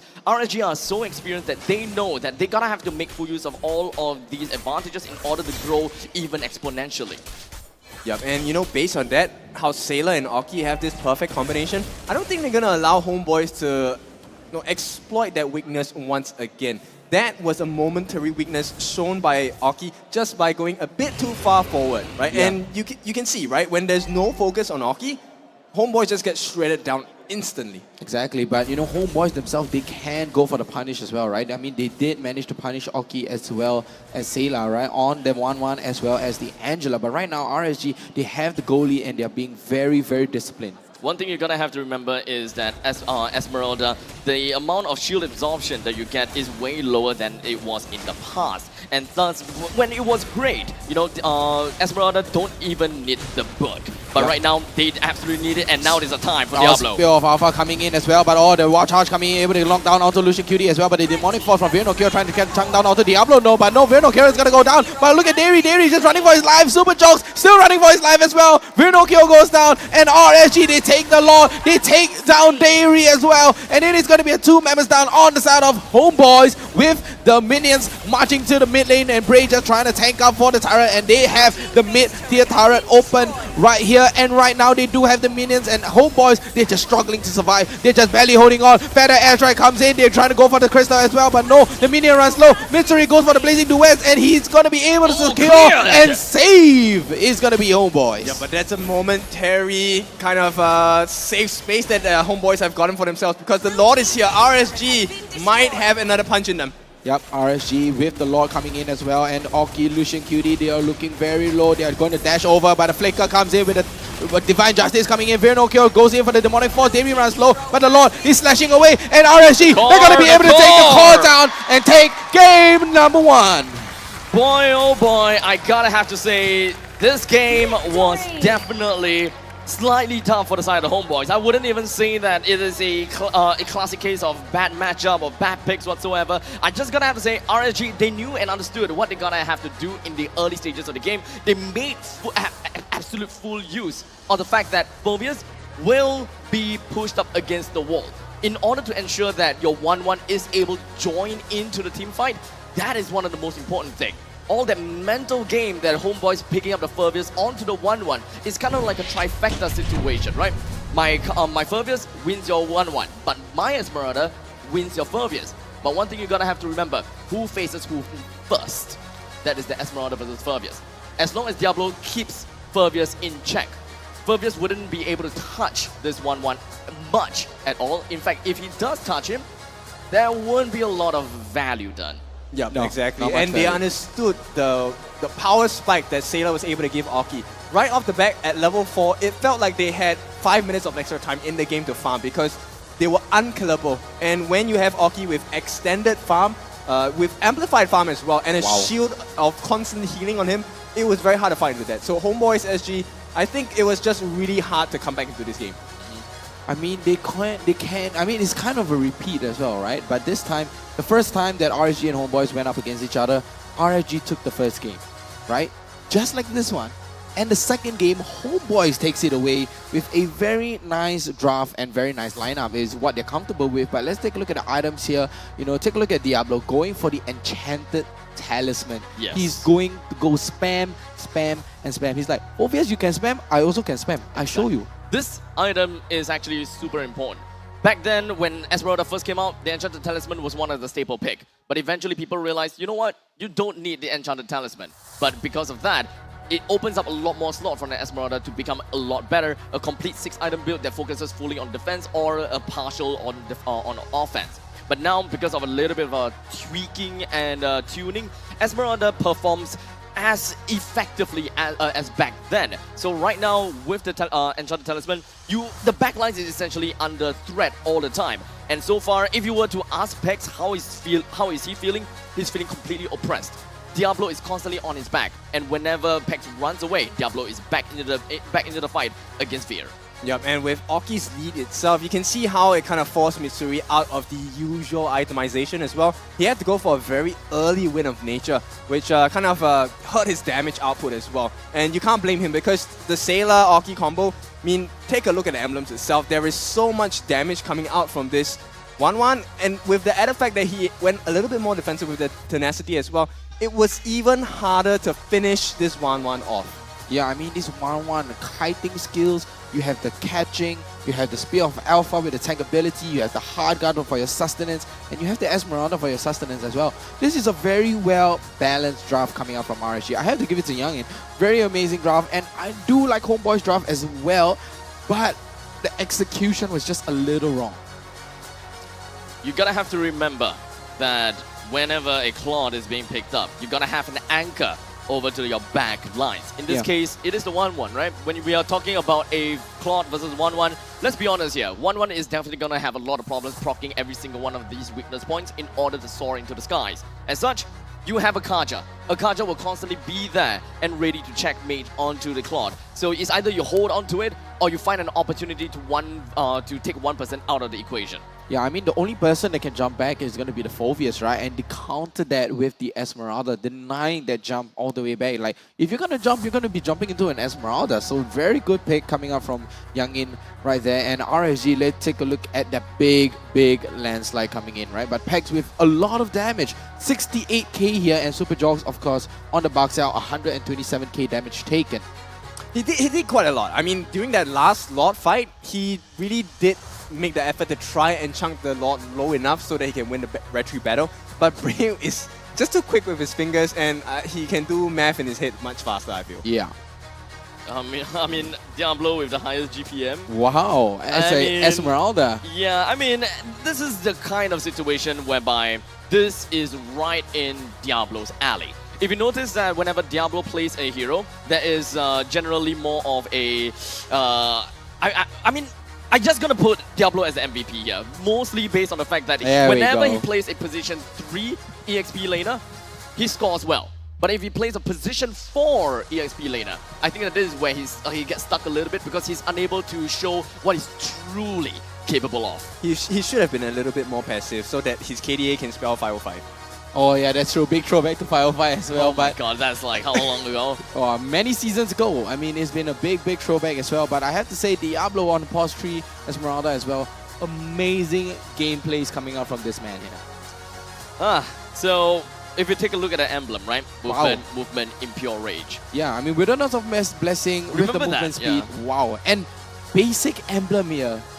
Yes, of course. Basic emblem, Yes, yeah. it's yeah. all about the regeneration. It's I kind of like regen. the same idea as the Uranus. Although if you are just looking as a Uranus, if you're playing as a Uranus, that is more of a position 4. But if you're playing as Esmeralda, that's Position position three. 3. Yeah. So there could, of course, there be a chance that you can kind of like Play around, yeah. But you still gotta have to remember that the build and the passive of a Uranus is inbuilt.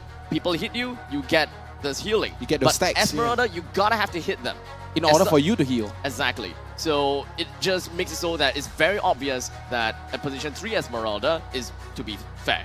Yeah, and we do have the highlights ready for you guys, and let's take a look at the highlights here.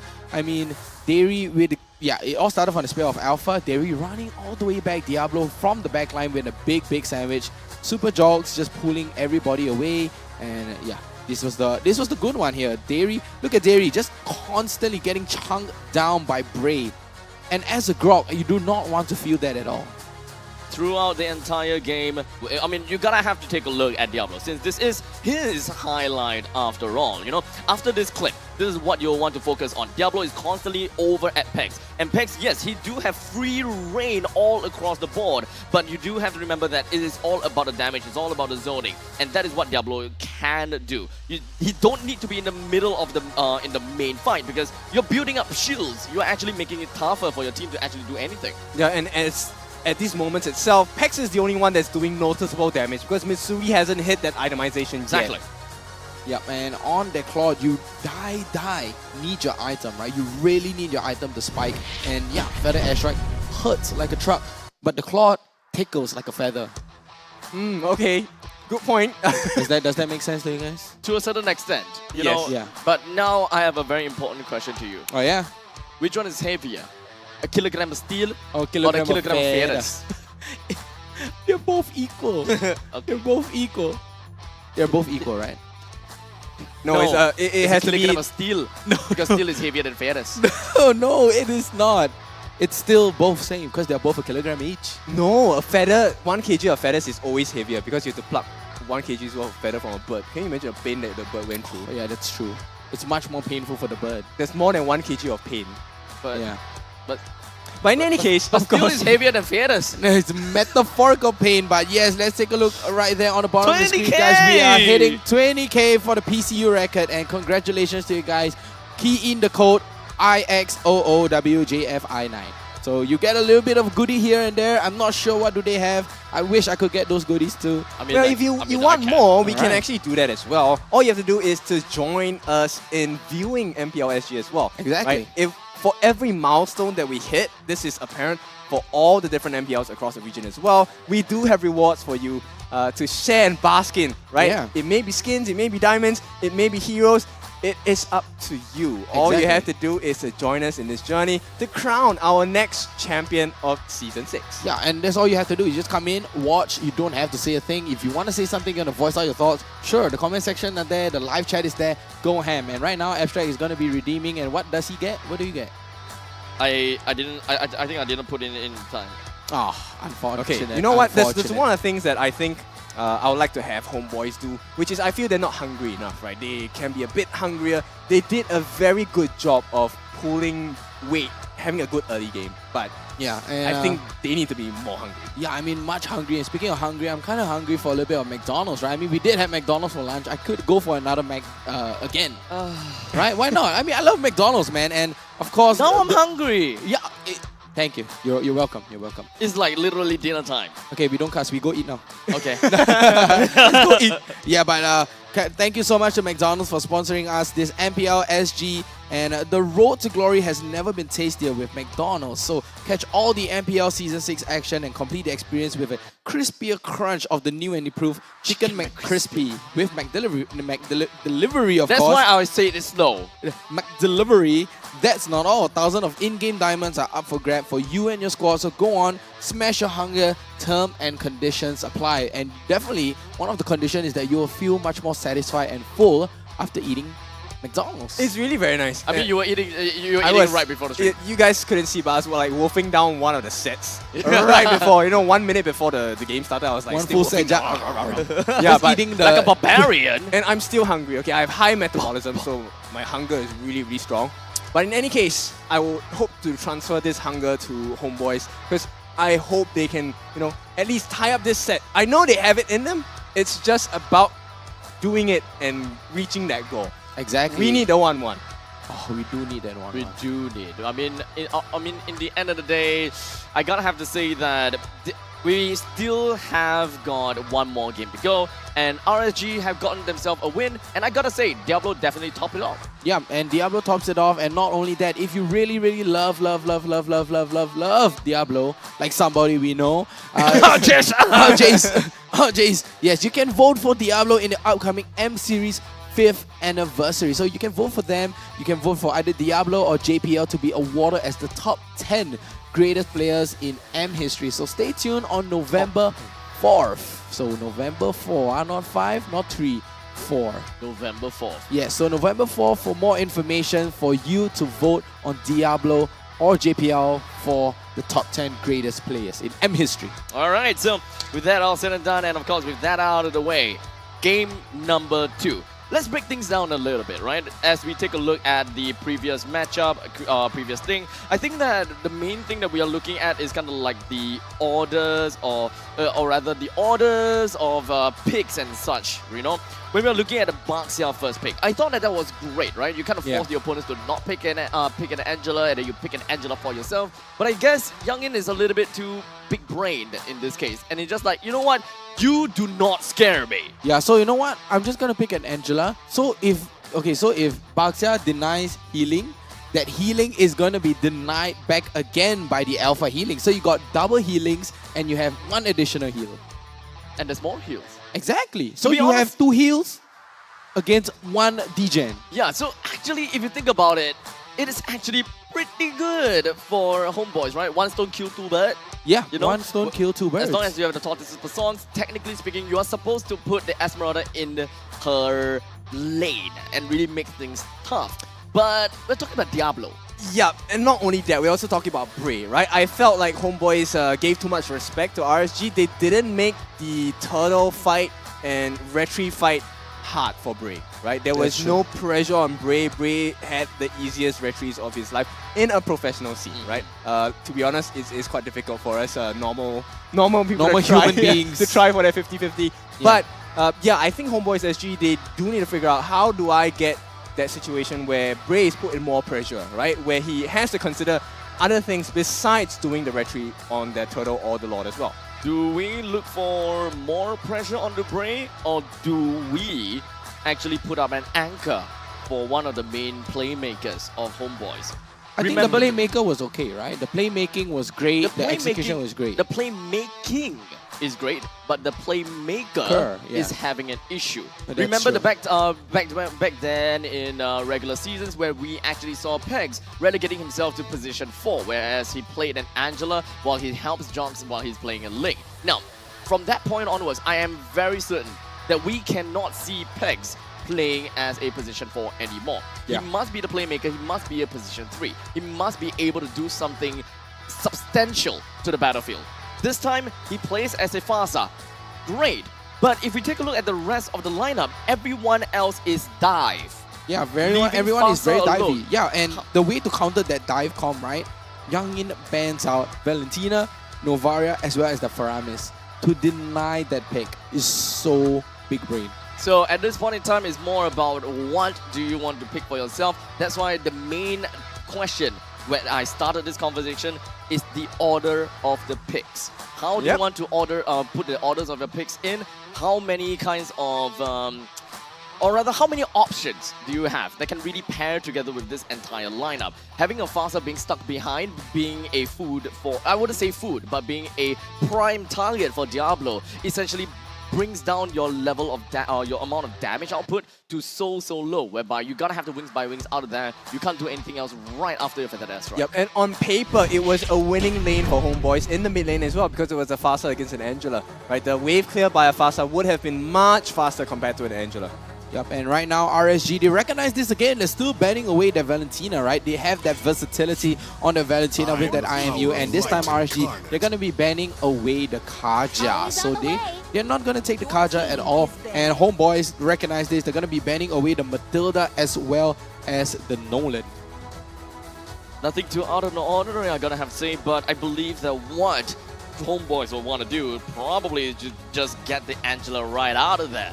I mean, the Angela definitely played a very big part. I don't think that any other of these heroes would warrant a ban just yet, because most of these are reactionary bans. But this, this is a very blacklist thing, whereby you get both of these suppressed down. That means that you pretty much can expect that we may want to see a Joy being played by RSG. We could see a Joy, we could see Fanny. I mean, these are the different heroes that I would love to see RSG play as well. And of course, with that ban being made, this opens up the doors for Homeboys can actually pick up the Joy as well. So yeah, I mean, RSG has set that up for themselves. No more suppression. Not much of an answer to these kind of anti-CC heroes. That is Joy being one of the most rampant junglers who can deal substantial amount of damage throughout the entirety of the game, and you don't particularly have a lot of answers to.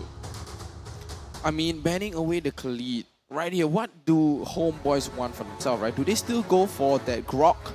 You know, just for that, you know, a little bit of a nice, catchy kind of feels for the roam, on the roam row as well, but they're going to pick up the Faramis. Yeah, I was about to say the Faramis as well. Yeah, they're still going to go with the Grok here. I mean, because the Faramis was banned in the previous game, this time they're going to snap pick up that Faramis and go with the Grok. Do note, 71.4% win rate on top of the Faramis. There is not a lot of answers that other teams have got found for themselves to on how they would want to deal against a Faramis. And the question is if whether RSG will be able to find the answer against Faramis. Yep, I mean, the NetherRealm is definitely one of the big answers they can have on the side of Homeboys against RSG. We have seen in the previous series, right, how big of a difference a NetherRealm can be.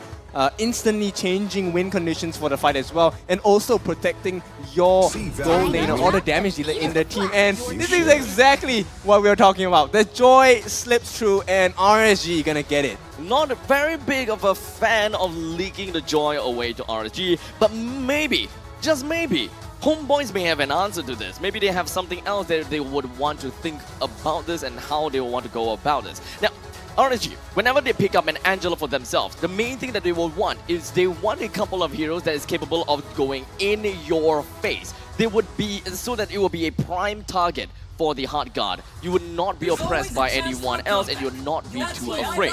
The very fact that Homeboys SG have picked up a Bruno in the first phase as well, we should be expecting that they would want to get quite a bit of lane priority in the middle lane. They would want to get a lot of mobility around the river, get themselves the river control. As such, being the jungler that is the last pick for Homeboys SG, if RSG were to think this through, they're gonna have to go out for bans such as Martyrs as well as Lancelot as much as possible. Anyone that is a damage dealing style of junglers. You know what? I thought in the previous game, it looked like a pretty sick combo between Oki and Sailor, right? But this game, can you imagine having not just one win condition where you have the gold laner being supported by Angela, you also now have a Joy who's being played by Bray. We have already seen it in regular seasons.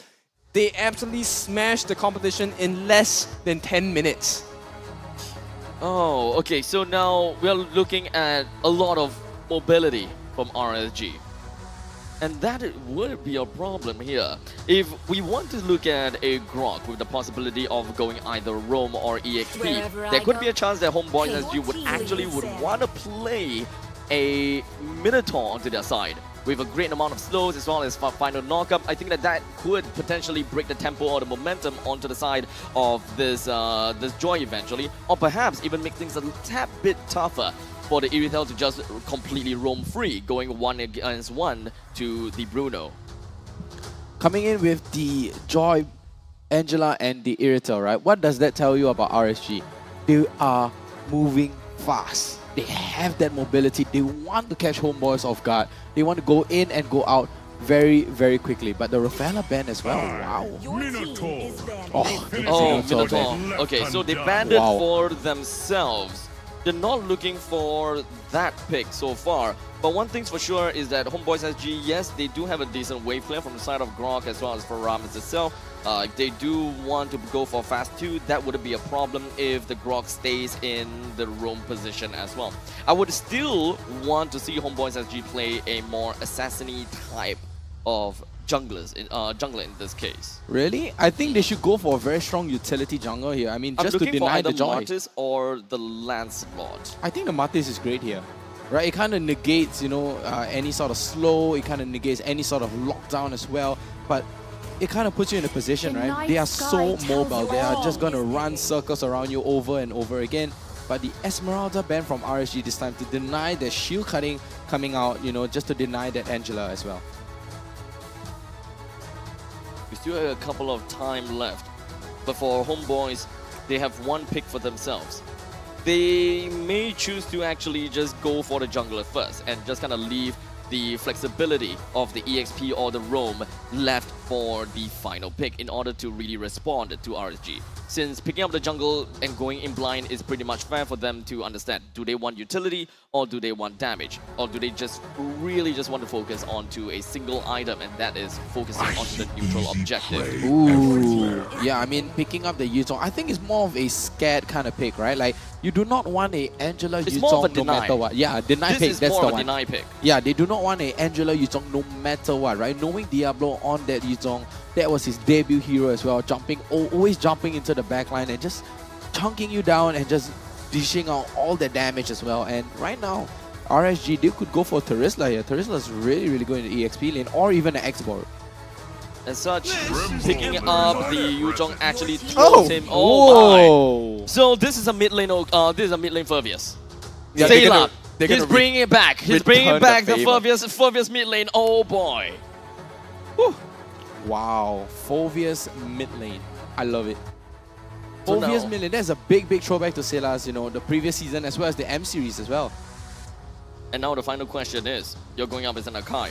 An Akai in the jungle, Akai in the roam, sorry. So Akai in the roam, of course, with the heavy spin, you're gonna have to get someone with great iframes. And whenever we're talking about iframes, there's only one person that we're thinking of. Benedetta. Iframes, I mean, yes. Benedetta do have amazing iframes. I concur. Get me out of here. We gotta look at Lancelot, guys. Oh, yeah. Yeah. Oh, but they're gonna go for the Hellcat. Oh, They want to snowball. what? They're trying to snowball here. Okay. Now my question is if whether the Hellcat... Oh no, it's Angela mid. Yeah. Angela mid. Oh. Not Phoveus mid. Oh, right. Angela mid, and then the Ah, yeah, Phoveus yeah, EXP yeah. makes more sense. Makes more sense. Yeah, okay, that makes more sense. Sorry. No worries, man. Completely missed out the fact that, yeah, there's a Furvius. But yeah, Furvius going to EXP, so they are going to be playing as that very extent. So, damn it, I can't see the Sayla mid anymore. I can't see the Sayla Furvius, my bad. I mean, this is a huge risk though, I feel, for Homeboys here. Really? Because, you know, Hellcat banks on the fact that you have a great and you have a good early game. So Homeboys, they are really just giving it all at this point. Go big or go home, because if RSG get their way, they get that perfect start that they have always done across the regular season and even into the playoffs, it's going to be a hard one for Homeboys. And I have to say, Homeboys SG, they're going for an all-in draft as well. But enough of that. Guardian's Barrier to stop the minions. And it is going to be Homeboys SG going up against RSG SG for game number 2. Ladies and gentlemen, already a top lane siege. Right off the bat, this is what they need to do, right? They need to make sure that the EXP laner doesn't have a good lane, so this will trickle down into that first objective. Now, of course, while there is a lot of things going on in the northern side where they almost got the kill on Pegs, well, for the side of RSG, they pretty much knows what they want to go for. And Wow, in fact, Pegs. Oh, and the first blood going to Sayla. Just like that, RSG takes the lead. I actually really like this Furvius pick. Not based on the fact that, yeah, okay, if you look at the opponent side, yeah, there isn't a lot of people with dash capabilities. But if we were to keep thinking about Lancelot on the opponent side, then picking up a Furvius beforehand, just blindly picking it, might have been pretty good. Yeah, Yes. denies the Lancelot as well. But you already have a dash coming out from the Yuzong. You already have the dash coming out from the Hellcat, as well as the Bruno, as well as the Grok. Yeah, so you got 4 dash already on the side of Homeboys yet again, and they still go for their Phoveus pick. Lucia Cutie runs a little bit low though, but forced the flicker over the wall, and Homeboys are a little bit on the back foot right now, but all objective cleared. Yeah, they aren't too concerned with that, to be honest, because Lucian QD is an archive, so he has a headbutt to move around safely as well. And once he hits at level 4, heavy spin is going to be an option to explore during sticky situations. Well, I can't. Sorry, I can't get over the fact that this Fervius pick It's is not actually, going mid? No, no. I mean, I can't get over that as well. But I can't get over the fact that this is an absolutely genius pick. Whoa. If the first thing that we were just thinking about is just Lancelot as well as Martis, both of these two heroes, that is a perfect addition to Homeboy's lineup, then having one Fervius to deny both of them is absolutely great. So they are forced, essentially, to really just pick up a Hellcat for themselves. But what exactly part of a Hellcat really helps them is a main dash that we're looking out for, and it denies the very fact that the opponent has an Akai. It's very difficult for you to just spin around in darkness. So you actually deny that one ultimate with your own ultimate, and to make matters worse, I think that this Irithel gonna have to get real close to the opponents, because the main point is to play more of a far range kind of game. Yeah, but Vernokyo forced to pop the Black Dragon form just so fast, and Derry here able to get him down. The Petrify comes down onto Bray though, but Bray still able to survive with the hard guard coming out from Sailor, and the turtle is going to go into RSG's hand. Pegs, he's going to get locked down by Lucian QD though. Guardian Barrier pushes Pegs. What a big mistake coming out from Derry. Yep, and it's all going to RSG's way once again. It's a 1.2 thousand gold lead for RSG, and Homeboys once again not exactly having the start that they're looking for. Yeah, I mean, I have to point out as well, right? Diablo on the Phobius, he went for the Rupture, and he went for the Festival of Blood, Impure Rage, and then guess what? On the Assassin Emblem. Assassin Emblem. Wow. Because why? Position 3. Yeah, there we go. All right. So I mean, okay, so that's why I said it's a very genius pick all around. Because out of everything that I've said, so much things that I said, there's still one more important thing that I've failed to mention because I didn't have the time. Yeah. Remember that we have an Akai. Oh. Wow. Akai triggers the Fervius The ultimate. Demonic Force, yeah. Demonic Force over and over and over again. Wow. But yeah, so this is kind of like an ultimate game. We are looking at a very ultimate economy from both RSG versus Homeboys. Who pops their ultimate force on who counters against who. And right now, RSG, they do have a nice sizable lead, but it's nothing of... not much of a big impact right now on the side of RSG with the goal lead, and Homeboys, they could just easily turn this around, especially with a Grok, right? We saw how in the first game how Derry actually changes or turns the tide with that Grok almost instantaneously. I mean, at this point, it really comes down to, for the Homeboy side, at least it comes down to Super Jocks, right? If he can get those snap kills, surprise pickups, it could change the game for Homeboys. But as it stands now, they can't really find any room. There are no mistakes from RSG so far. Well, at least for the side of Homeboys, right? What would work greatly for them is that there is a lot of poke potential that we could see from the side of Super Jocks. He don't have to really reserve every single one of his tails. He can just keep on going. Whenever he's got 4 stacks, go in and burst and then come out. It's just a form of poke. Because from the side of RSG, they don't have anyone that has an amazing way of catching. We do have Sailor, sure, when it comes down to puppet strings, but it's not an instant gratification stun. You're gonna have to slow, and then the stun comes slowly after, which is something that Homeboys themselves, when it comes down to Derry, he could even come in for. Oh! With a big wall charge and a flicker coming in though, but the NetherRam is gonna get popped all the way in, but the Demonic Force with a heavy spin is gonna get popped out, but no, Homeboys, they are winning this fight, and take a look at that, 3 members down for the side of RSG, and Homeboys are able to crack open that mid lane almost instantly. Yep, it looked like there was no hope at the first part of the game, but Homeboys, they achieved everything here. They got the kills, now they have the start on the turtle, and most importantly, is Mitsuri didn't die to a 2-man pressure in the goal lane as well. Exactly, and I have to say, Derry with the element of surprise, he have been drinking some milk there. Mitsuri. Oh, but Mitsuri though, Mitsuri is gonna be he managed to hold his own tail, right? He managed to hold his own ground as well. He has the level advantage against Oki. Yeah, I mean Oki was winning in the lane very early in the game, but then this time it is going to be Mitsuri winning against Oki. In the end, I would say that both RSG and Homeboys, they have a very similar style that they would want to play. Well, for RSG, yes, they would probably want to just kind of like go fast and just go hammer right on top of Homeboys. They have more of an in-your-face kind of style, in fact, front to front for the side of both sides. for Homeboys, it's more of who disengages and who engages. When we have a Faramis, that is going to be your insurance policy. But that also means that you are going to be the anchor of your team. He's going to be protecting Mitsuri, while Vior, Jox, and Dairy, they kind of go off all on their own, depending on who wants to be the initiator, Vior, or is it going to be Dairy? And then they collapse themselves on top of that. Exactly, and including that, take a look at that. The mid lane gets cracked open and Homeboys are just walking and roaming across the whole of Land of Dawn and just walking across the map and opening up the map for themselves. Yeah, they took away the goalie that RSG has set themselves up in the first 6 minutes of the game, and Homeboys now working on that very, very small but noticeable lead against RSG.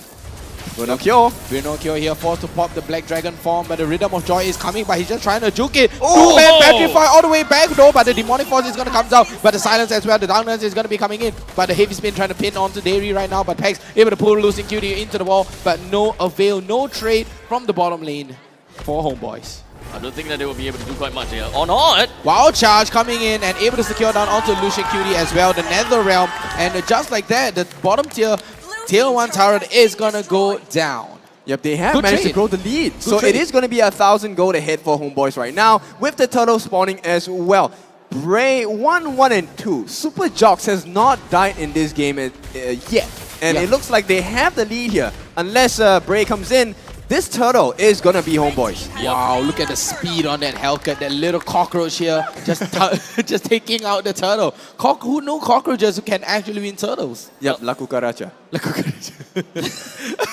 But amazing, amazing play. And Dairy holds these elements of surprise. And I have to say, I kind of understand the Hellcat pick right here. Oh, Rhythm of Joy getting popped, just clearing the wave and walking away. But I have to say, I understand the Hellcat pick now is to silence that joy, to deny that joy from dashing away or dashing back and forth or even activating the Rhythm of Joy. That is one thing, of course. Yeah. Completely forgot about the passive, actually. Yeah, the silence. That's the only few. Yeah, I just remember one of the most annoying thing about Hellcat is that it's so difficult to actually catch him. I remember back in my days. Back in my days. Oh man. When Guinevere was just released, whenever I want to get a Guinevere jump on top of a Hellcat, boy oh boy was that tough. Pure darkness coming out, and Mitsuri here able to take down the bottom tier 1 turret as well. And Homeboys, they're making use of this lead. Big fight, crack open the mid, crack open the bottom lane as well. But Virno kill 1v2 again. Black Dragon form just trying to bait it out, but NetherRealm comes in. But Oki, he's in a little bit of a trouble right now. But Virno kill runs low, and Bray turns it around. What a catch with the joy. Yep. RSG made that play, they get the win in that particular situation. Now Homeboys, they have their own setup at the top lane as well. Wow, look at Bray, so painful. Pops the Rhythm of Joy, but the Darkness coming in though, able to catch out onto Sarah into the top lane. Tier 2 turret is going to go down as well, but Homeboys, RSG, they're just trying to trade it back. They are going to be able to trade out the bottom tier 2 turret as well. And take a look at Mitsuri here. Mitsuri! I'm pretty sure that his goal wasn't to actually kill Mitsuri, but we'll get to that in a bit because middle lane we've got Bray that's actually popped the Rhythm of Joy. In fact, didn't really kill anyone, but did he actually steal the buff though? I believe he stole the orange buff from the Homeboys jungle. Right. Okay, so from what I see, Fergus kind of seems as though, I'm actually preparing to actually go for the Demonic Force, not necessarily to kill Mitsuri. It just so happens that, hey, look, I actually have quite a lot of damage, let me just continue on. Kaboom! He just wanted to use I believe the one he wanted to use was the Demonic Force to just clear that one ballista. And just might as well just get everyone running away. But just so happens that, hey, look, 1-for-1 trade. Yeah, 1-for-1 trade. So buy one, get one free. Buy one, get one free at the top lane, get free in the bottom lane as well. I mean, that's an amazing trade. And take a look at the Lord, just going for a big walk all the way around the dot bush. Yep, and this is a play on their stats as well. Homeboys actually has more towers taken compared to RSG. Even though in the stats page they've hit the hit, RSG was the one that actually achieved more macro plays. Yeah, but Lucian Cutie here though, a little bit far and forced to here's pop. The combo. Yep, here's the combo coming in with the heavy spin as well, but the NetherRealm coming in, but no. Down goes Mitsuri all the way into the backline as well, but no, Homeboys, they're all dropping like grapes all the way in. Down goes Diablo, but Diablo is still standing strong. Dairy still looking low. Super Jox only left to his own endeavors. He's running low. He's trying to use his movement speed, trying to get right out. No, but Super Jox goes down. It's gonna be a team wipe for RSG SG. Man, Lucid Cutie putting himself as a bait, only to find that one opportunity to be able to knock a lot more people away with a single heavy spin. This leaves to a lot of trust that he's gotta have with Diablo, you know? They gotta have to really come in together at the same time. They gotta have to move in tandem in order to really individualize who they want to kill first. Pex understandably pop out with his own nether realm, but of course, that's gonna be destroyed Wow, pretty look fast. at Oki all the way into the deep line as well. Pops the Wind of Petrify. Nature though, but Petrify comes in, gets It's the okay. knockup onto Lucian Cutie. Nether realm gets popped as well. Lucian Cutie runs low, but no, down goes Fear No Kill yet again. RSG, they are marching on right in. Oki. Mitsuri goes in, Oki just shredding him down. No one's gonna be stopping Oki for now.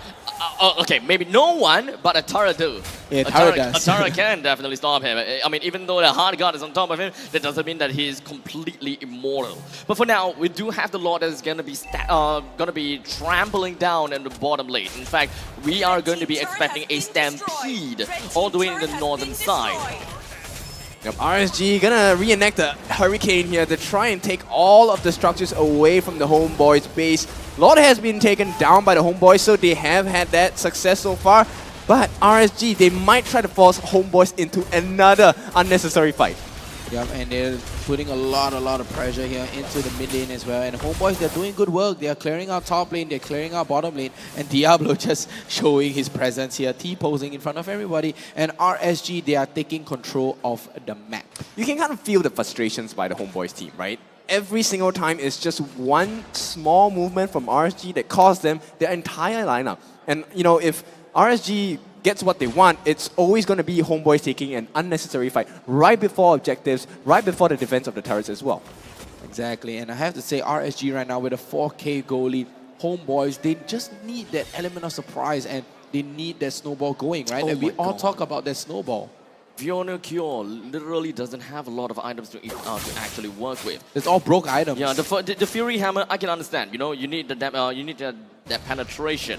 And in the meantime, it's kind of like you went halfway through and then just like, gave up. okay, you know what? I gotta have to reinvest. I gotta have to get back into the defensive capabilities of what I can bring out. So very likely, it's just going to be working towards the Radiant Armor at this point because probably Bray is just being a little bit too annoying. The too difficult to conceal deal play, with. Lucian Cutie goes in for the headbutt, goes in for the heavy spin as well, but to no avail. So conceal and heavy spin already invested by Lucian Cutie.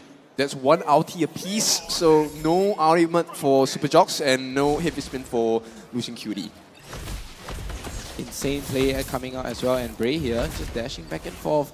And Homeboys right now, they have their backs against the wall. I mean, it feels like Vanilla Cure is Cinderella right now, right? So very broke, very poor. He's waiting for that perfect night out. He's waiting for the glass slipper. So I mean, he is Cinderella right now, but they're waiting for the Cinderella story, right? That's what Homeboys is waiting for. But as of now, RSG, they're not letting up. They really have not made a single mistake in this game yet.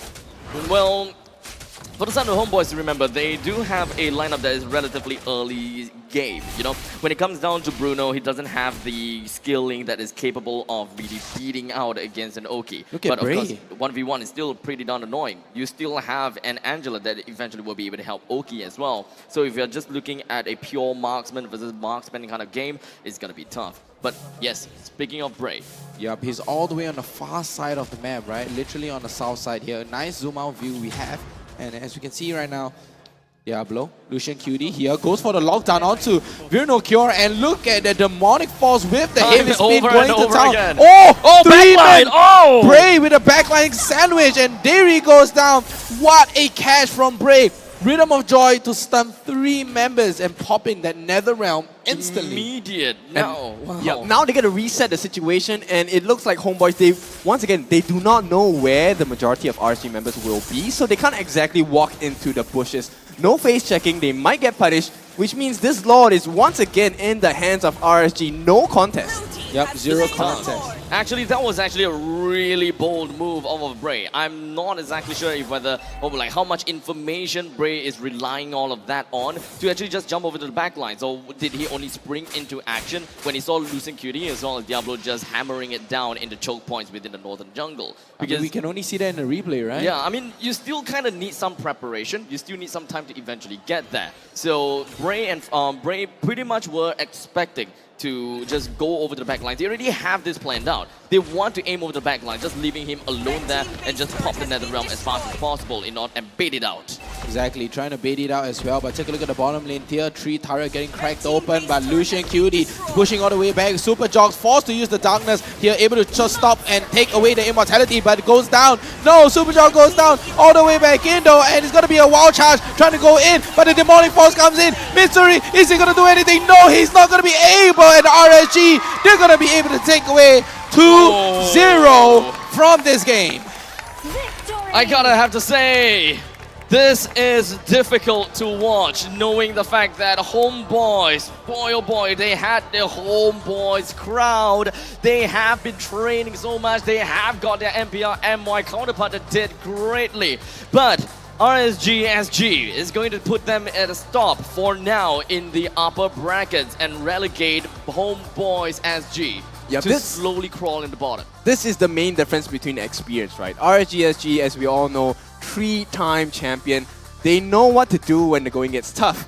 And right now, RSG has taught Homeboys, like, alright, great, this is your first season in MPL SG, right? Sit down, let the Kings teach you how to play this game. Let the Kings teach you how to play. Wow, and you can see here, walking over, giving the friendly handshake as well. And Derry, all smiles from both sides, right? Sportsmanship right here, sportsmanship.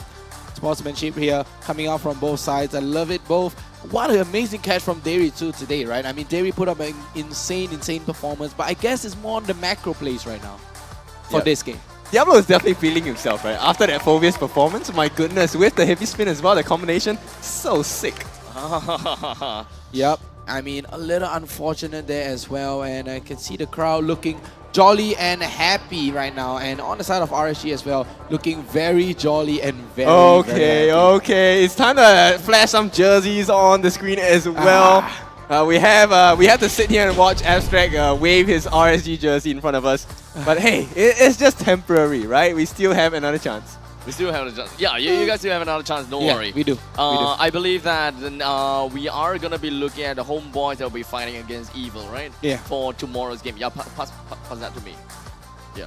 Pass this? Yeah. Pass it. No. No, pass it to Oh, no. Keep it. Safeguard it. No, trust me. This is my hard guard. You can trust me.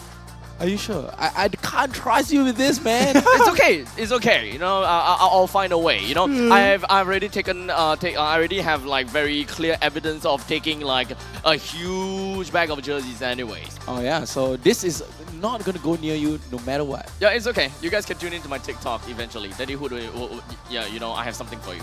Daddy Hood. He has some of his jerseys hostage as well. Some. All? I don't know. Oh, the stockpile is in Abstract's hands as well, but amazing game to RSG. I mean, unfortunate for Homeboys losing 2-0 right there, but I have to give it to Homeboys. They put up an insane fight. There were moments that, you know, Homeboys were looking so formidable. Yeah, I mean, props to the team because they were always coming from behind, and it's quite hard to play up against a losing battle, right? But I think the boys did good with whatever they had, whatever resources. Like we've seen, Vinokur was super poor this game. He didn't have a lot of items available. Look at that Athena Shield with the Dom Ice as well. I think they figured out, right? Like Vinokur is one of the major playmakers, you know, besides Derry as well, right? He's the secondary playmaker as well. But Vinokur, they hunt him down, right? They're like, okay, if we do not have an answer for Derry, we have an answer for Vinokur. Let's hunt him down. Let's deny him. Take a look at his gold. 7.5. Now, of course, when it comes down to RSG's lineup, I think that they are content with whoever is going to be a threat to Oki. They are content with catching anyone, be it Jox or Vinokur, or of course, best case scenario, Mitsuri. Because when it comes down to losing QD, he doesn't have to spin for so long onto Mitsuri to really just end it all. But if you really want to make full use of the entire duration of the heavy spin, then yeah, Vinokur is going to be the best bet and allow Diablo to just smash for days. In fact, this is quite a greedy. Build coming from Diablo. Actually picking up the Lightning Truncheon as well as Ice Queen's Wand. Yeah. I can understand the Ice Queen's Wand, but the Lightning Truncheon just pretty much means that yeah, you know what? I'm gonna go position 3. But if you want to go even more greedy, which technically he could, switch out the Winter Truncheon for a Magic Glaive.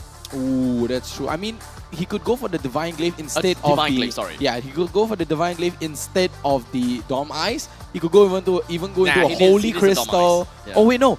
Blood Wings, extra shield. That will be kind of like later.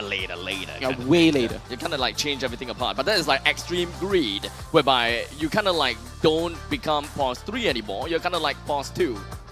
Exactly, you're becoming almost like a carry already, hard Yep. carry here. Yep. But 18 to 8 here, Homeboys, they lose out on macro, right? They kind of lose out on macro. Let's look at the emblem right here. Yeah, Assassin emblems here on the side of Diablo. Rupture, we have Festival of Blood as well as the Impure Rage. Ooh. Yeah. So pain. Macro is definitely going to be one of the core reasons why RSG won this game. But of course, it is still execution.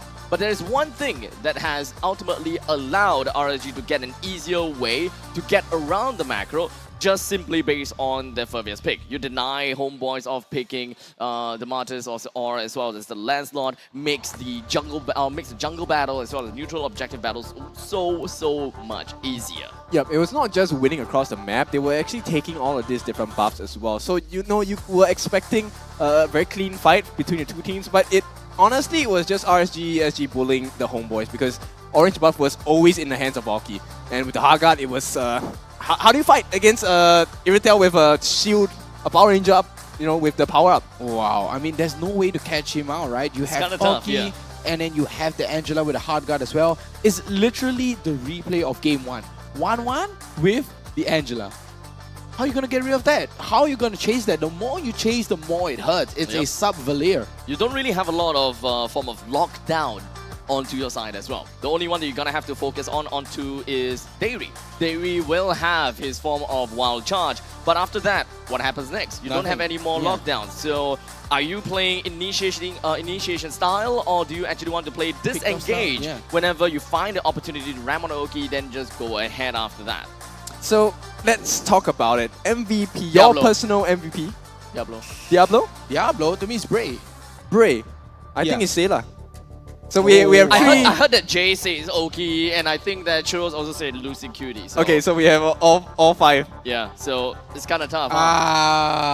To be fair, he was put into this spot. This hero pick is ultimately the checkmate over to Homeboys, which will make absolute sense for him to perform so well in this game. Later on, you will see in the highlights why he is the MVP. He caught Mitsuri out so many times in this game. I will say that some of them were actually by chance too. Still, he caught it, right? So Diablo, I mean, okay, so Diablo has been very consistent as a member of RSG, the EXP lane. And of course, this game really showcases that you really can let him try any EXP laner. Like Phoveus, this is the first time he has played Phoveus, I believe. In Season 6. In Season 6. Yes. And what a result this is. Yep. I mean, I guess he can still play the heroes that he used to play, and he's still good at the heroes that he used to play, such as a Benedetta, for example. That is something that we could see before. Badang, Paquito, we could all expect to see that for the entirety of the playoffs. Now, if you're curious what the players were talking about in the games, we have the mic check for you. So let's hear what the boys in red, in RSG, have in mind during this game. Hey, consume. Hey, pasal here. Hey, Lucian. No, wait. I got Grok. Go back. Lucian. That's Ambre. Grok. Okay, Grok. Yeah. Go. Bantai. Pasal. Can push me, Grok press. Nice. Perfect. Okay, out to you. Nice. Hey, David. Okay, bantai them. Bantai. Nice. Nice one, Sayla. You Chong. Okay, out to you. Okay. Hey, I got Nice. Go. Nice. Are you? Fight. Go. Nice. Healing. Bantai. Healing. Bantai. Let's throw. Bantai. Bantai, okay. Go. Okay, out to you. Nice. Bantai. Bantai,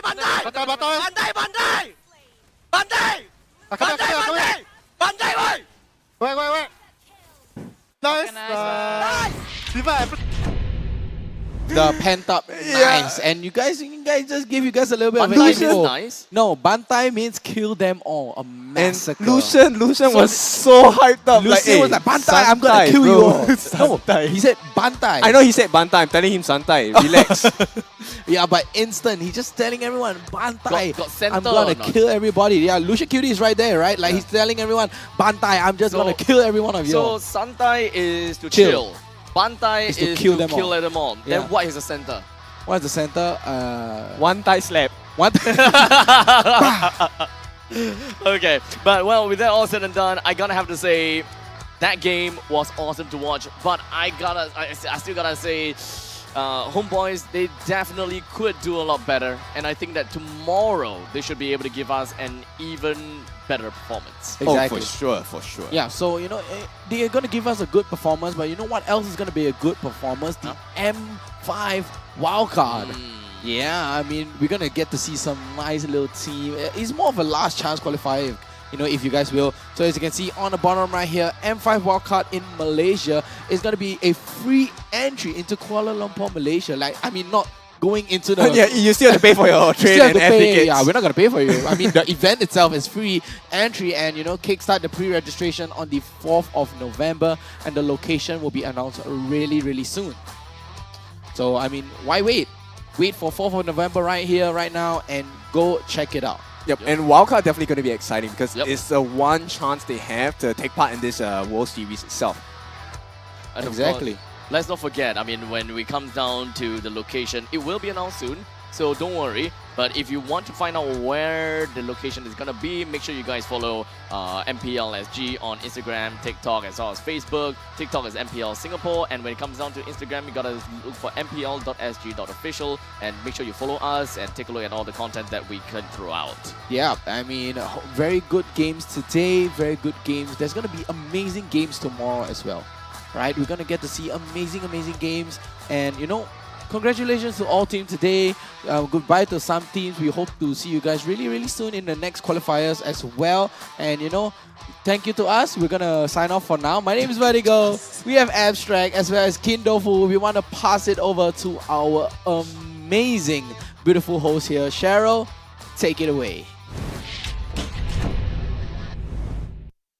Thanks, friends. And earlier on in match 4, closing off the show, honestly, I didn't think that it'd be that quick because after all, it is the upper brackets games that we're talking about. So quick and clean, by the way. 2-0, clean sweep, proving why they are a 3-time back-to-back-to-back champions. And here I have the brains behind RSG-SG, Youngin. Yeah. Hello, everybody. It's same color.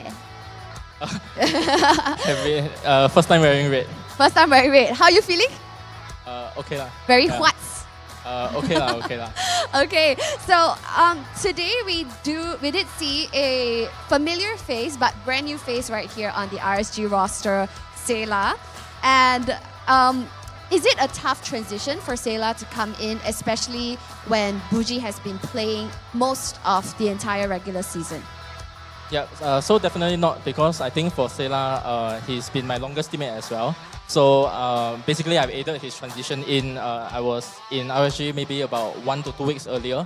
So basically, at first, I learned about the team first, and then when Sela came on, it was a matter of deciding between Buji and Sela. And after trial and error and everything, we decided that we have a very high chance of winning with Sela. Fantastic. And I think at, as a coach level, it's very difficult to decide because I, for one, think that for Buji to making his debut, he did a spectacular play as well. So is there a decision factor as to why did you guys choose Sailor? Even though, he's in the roster, he's added in, but Sailor and Buji, why the ultimate decision for Sailor? Yeah, so as mentioned before, Sela has a lot of international LAN experience and just LAN experience in general. And from my time, from knowing him, he doesn't... every time when we come to playoffs, he will actually be on his A game. So even though he did not play the regular season at all, he is still very confident to start out. And today have proven, there is... He felt like he just integrated the team into the team so easily. Yeah, I think when it comes to Sailor, I have to give that guy props, man. It's like not doing any warm-up at all, and then you just run like a marathon straight away, and he performed absolutely crazy. And okay, next question is today, it's the upper brackets games, playoffs, as we speak. So when it comes to that game, Homeboys is a little bit special because Homeboys SG is the counterpart for Homeboys MY, of which the team that actually took the championships in Malaysia itself. And there's Coach Dale. So, you know, how did you guys prepare coming into this game for a team that has another team that has taken the Malaysian championship? Yeah, so I think one thing is for sure, I love jostling against good coaches. Yeah, so you know, going out against Coach Dale was an experience to me because I'm expecting that high level of insight from him, and basically I have to think on that level as well. So definitely a challenge in terms of knowing what can be played. So I kind of like see their players and then decided what was the best way to do it, and that proved to be effective for us because as the draft went on and on, I felt like as every single pick went on, we kind of like getting the upper hand as each hero is being picked. Right, so that's very interesting. And of course, congratulations on your win. Next up, you're going to be meeting Team Flash. So how are you guys feeling for that game that's coming up? Yeah, so Team Flash, you know, I think kind of expected as well that they were the ones who are making it to the upper bracket as well. Today was a close game, so I think compared to us, we played slightly more confident today. So I think we have that kind of small edge going into tomorrow.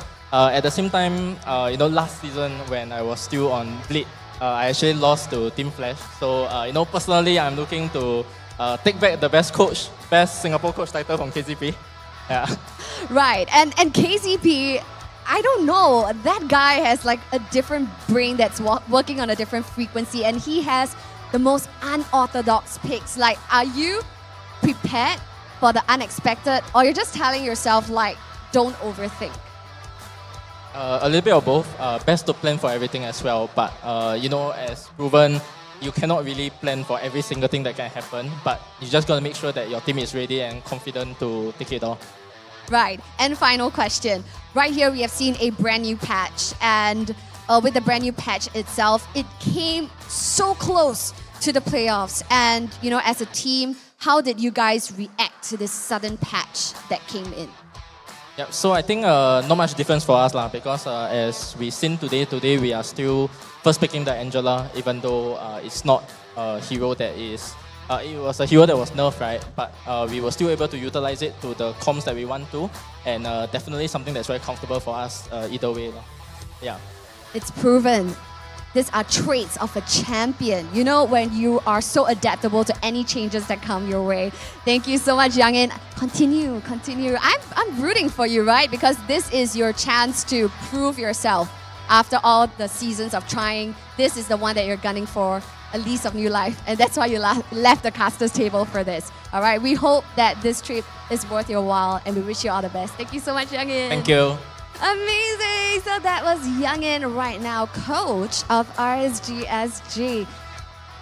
What a day today, guys. I am both tired, but of course so happy at the same time, and even sad because we have seen two teams go. Right now, we have the best 6 teams in Singapore, and we'll continue to narrow it down till we find our champion that can represent Singapore over on the international stage at the M5 itself. Now stick around, as for the next 2 days, we're gonna be unveiling as we go. Now, I invite you to come on down and join us right here at Suntec City Mall. Right here on the venue itself, we do have so many different interactive zones that you can indulge in, such as playing 1v1 games and getting yourselves free McCrispy and more, and even our wonderful sponsors such as Head & Shoulders that you can score yourselves. And let's not forget wonderful merch from the team booths themselves that you can indulge in. Put on your favorite team's jersey and, just shout at the top of your lungs to show support for your favorite teams, all possible right here at Suntec City. Now, we understand that it might not be possible for you to support us physically, but of course, your online presence we appreciate very much as well. Today, we have broken our first milestone for our PCU, and me and by extension, the whole team right here is just super stoked, and we can't wait as we move further along the playoff season. So every single one of your views are appreciated. Do remember to support us either physically or online. And of course, any photos and videos that you take, you guys are able to hashtag us right here at mpl.sg.official and hashtag our pride, our passion to show support for our boys. Now, we have also had wonderful, wonderful restreamers streaming this stream, so we'd like to give them a big shout out for being such a sport, for working the long hours that they did to show support for the Singapore community. Now, you guys are able to tune in MPL SG Season 6 playoffs on your favorite platforms, such as Facebook, YouTube, Twitch, and even TikTok, and of course, even your favorite influencers as well. With that being said, let's take a look at tomorrow's schedule so that you can remember to tune in.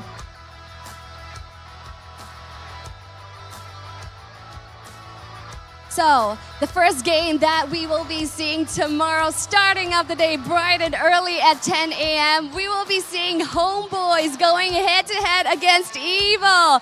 Absolutely crazy, and only one team will emerge victorious here. Now, the next match that will be happening is match 4, where we see Bleed Esports going head-to-head against Vanguard Esports at 12:30 p.m. That is the Battle of the Roamers right there for that match itself. And then, this is an exciting match that you don't want to miss. The results from today has pushed these two teams for the upper brackets best of 5. Now we see the likes of Team Flash going head-to-head against our defending champions, and this match will be happening at 3 p.m. Now, closing off the day, we have our final match happening at 6:30 p.m. on Saturday. Now, this will be the winner of match 5 and 6 respectively, where they will be meeting for the final showdown for the day. Wow, what an exciting lineup, isn't it? Now, we're unfortunately going to see more teams go tomorrow, but it means that we are one step closer to unveiling our brand new champion right here at MPL SG Season 6. So be sure, fam, to join us tomorrow starting at 10 a.m. Now, MPL SG Season 6 wouldn't have been possible without all of our wonderful sponsors. MPL SG Season 6 is powered by Moontown and Zenray Productions. Our presenting partner, McDonald's, I'm loving it. Our official partner, Head & Shoulders. And our partners in esports, OSIN and the wonderful Suntec City Mall. So that's right, ladies and gentlemen, my name is Cheryl, and I can't wait to see you in person right here at Suntec City tomorrow at 10 a.m. See you then. Goodbye.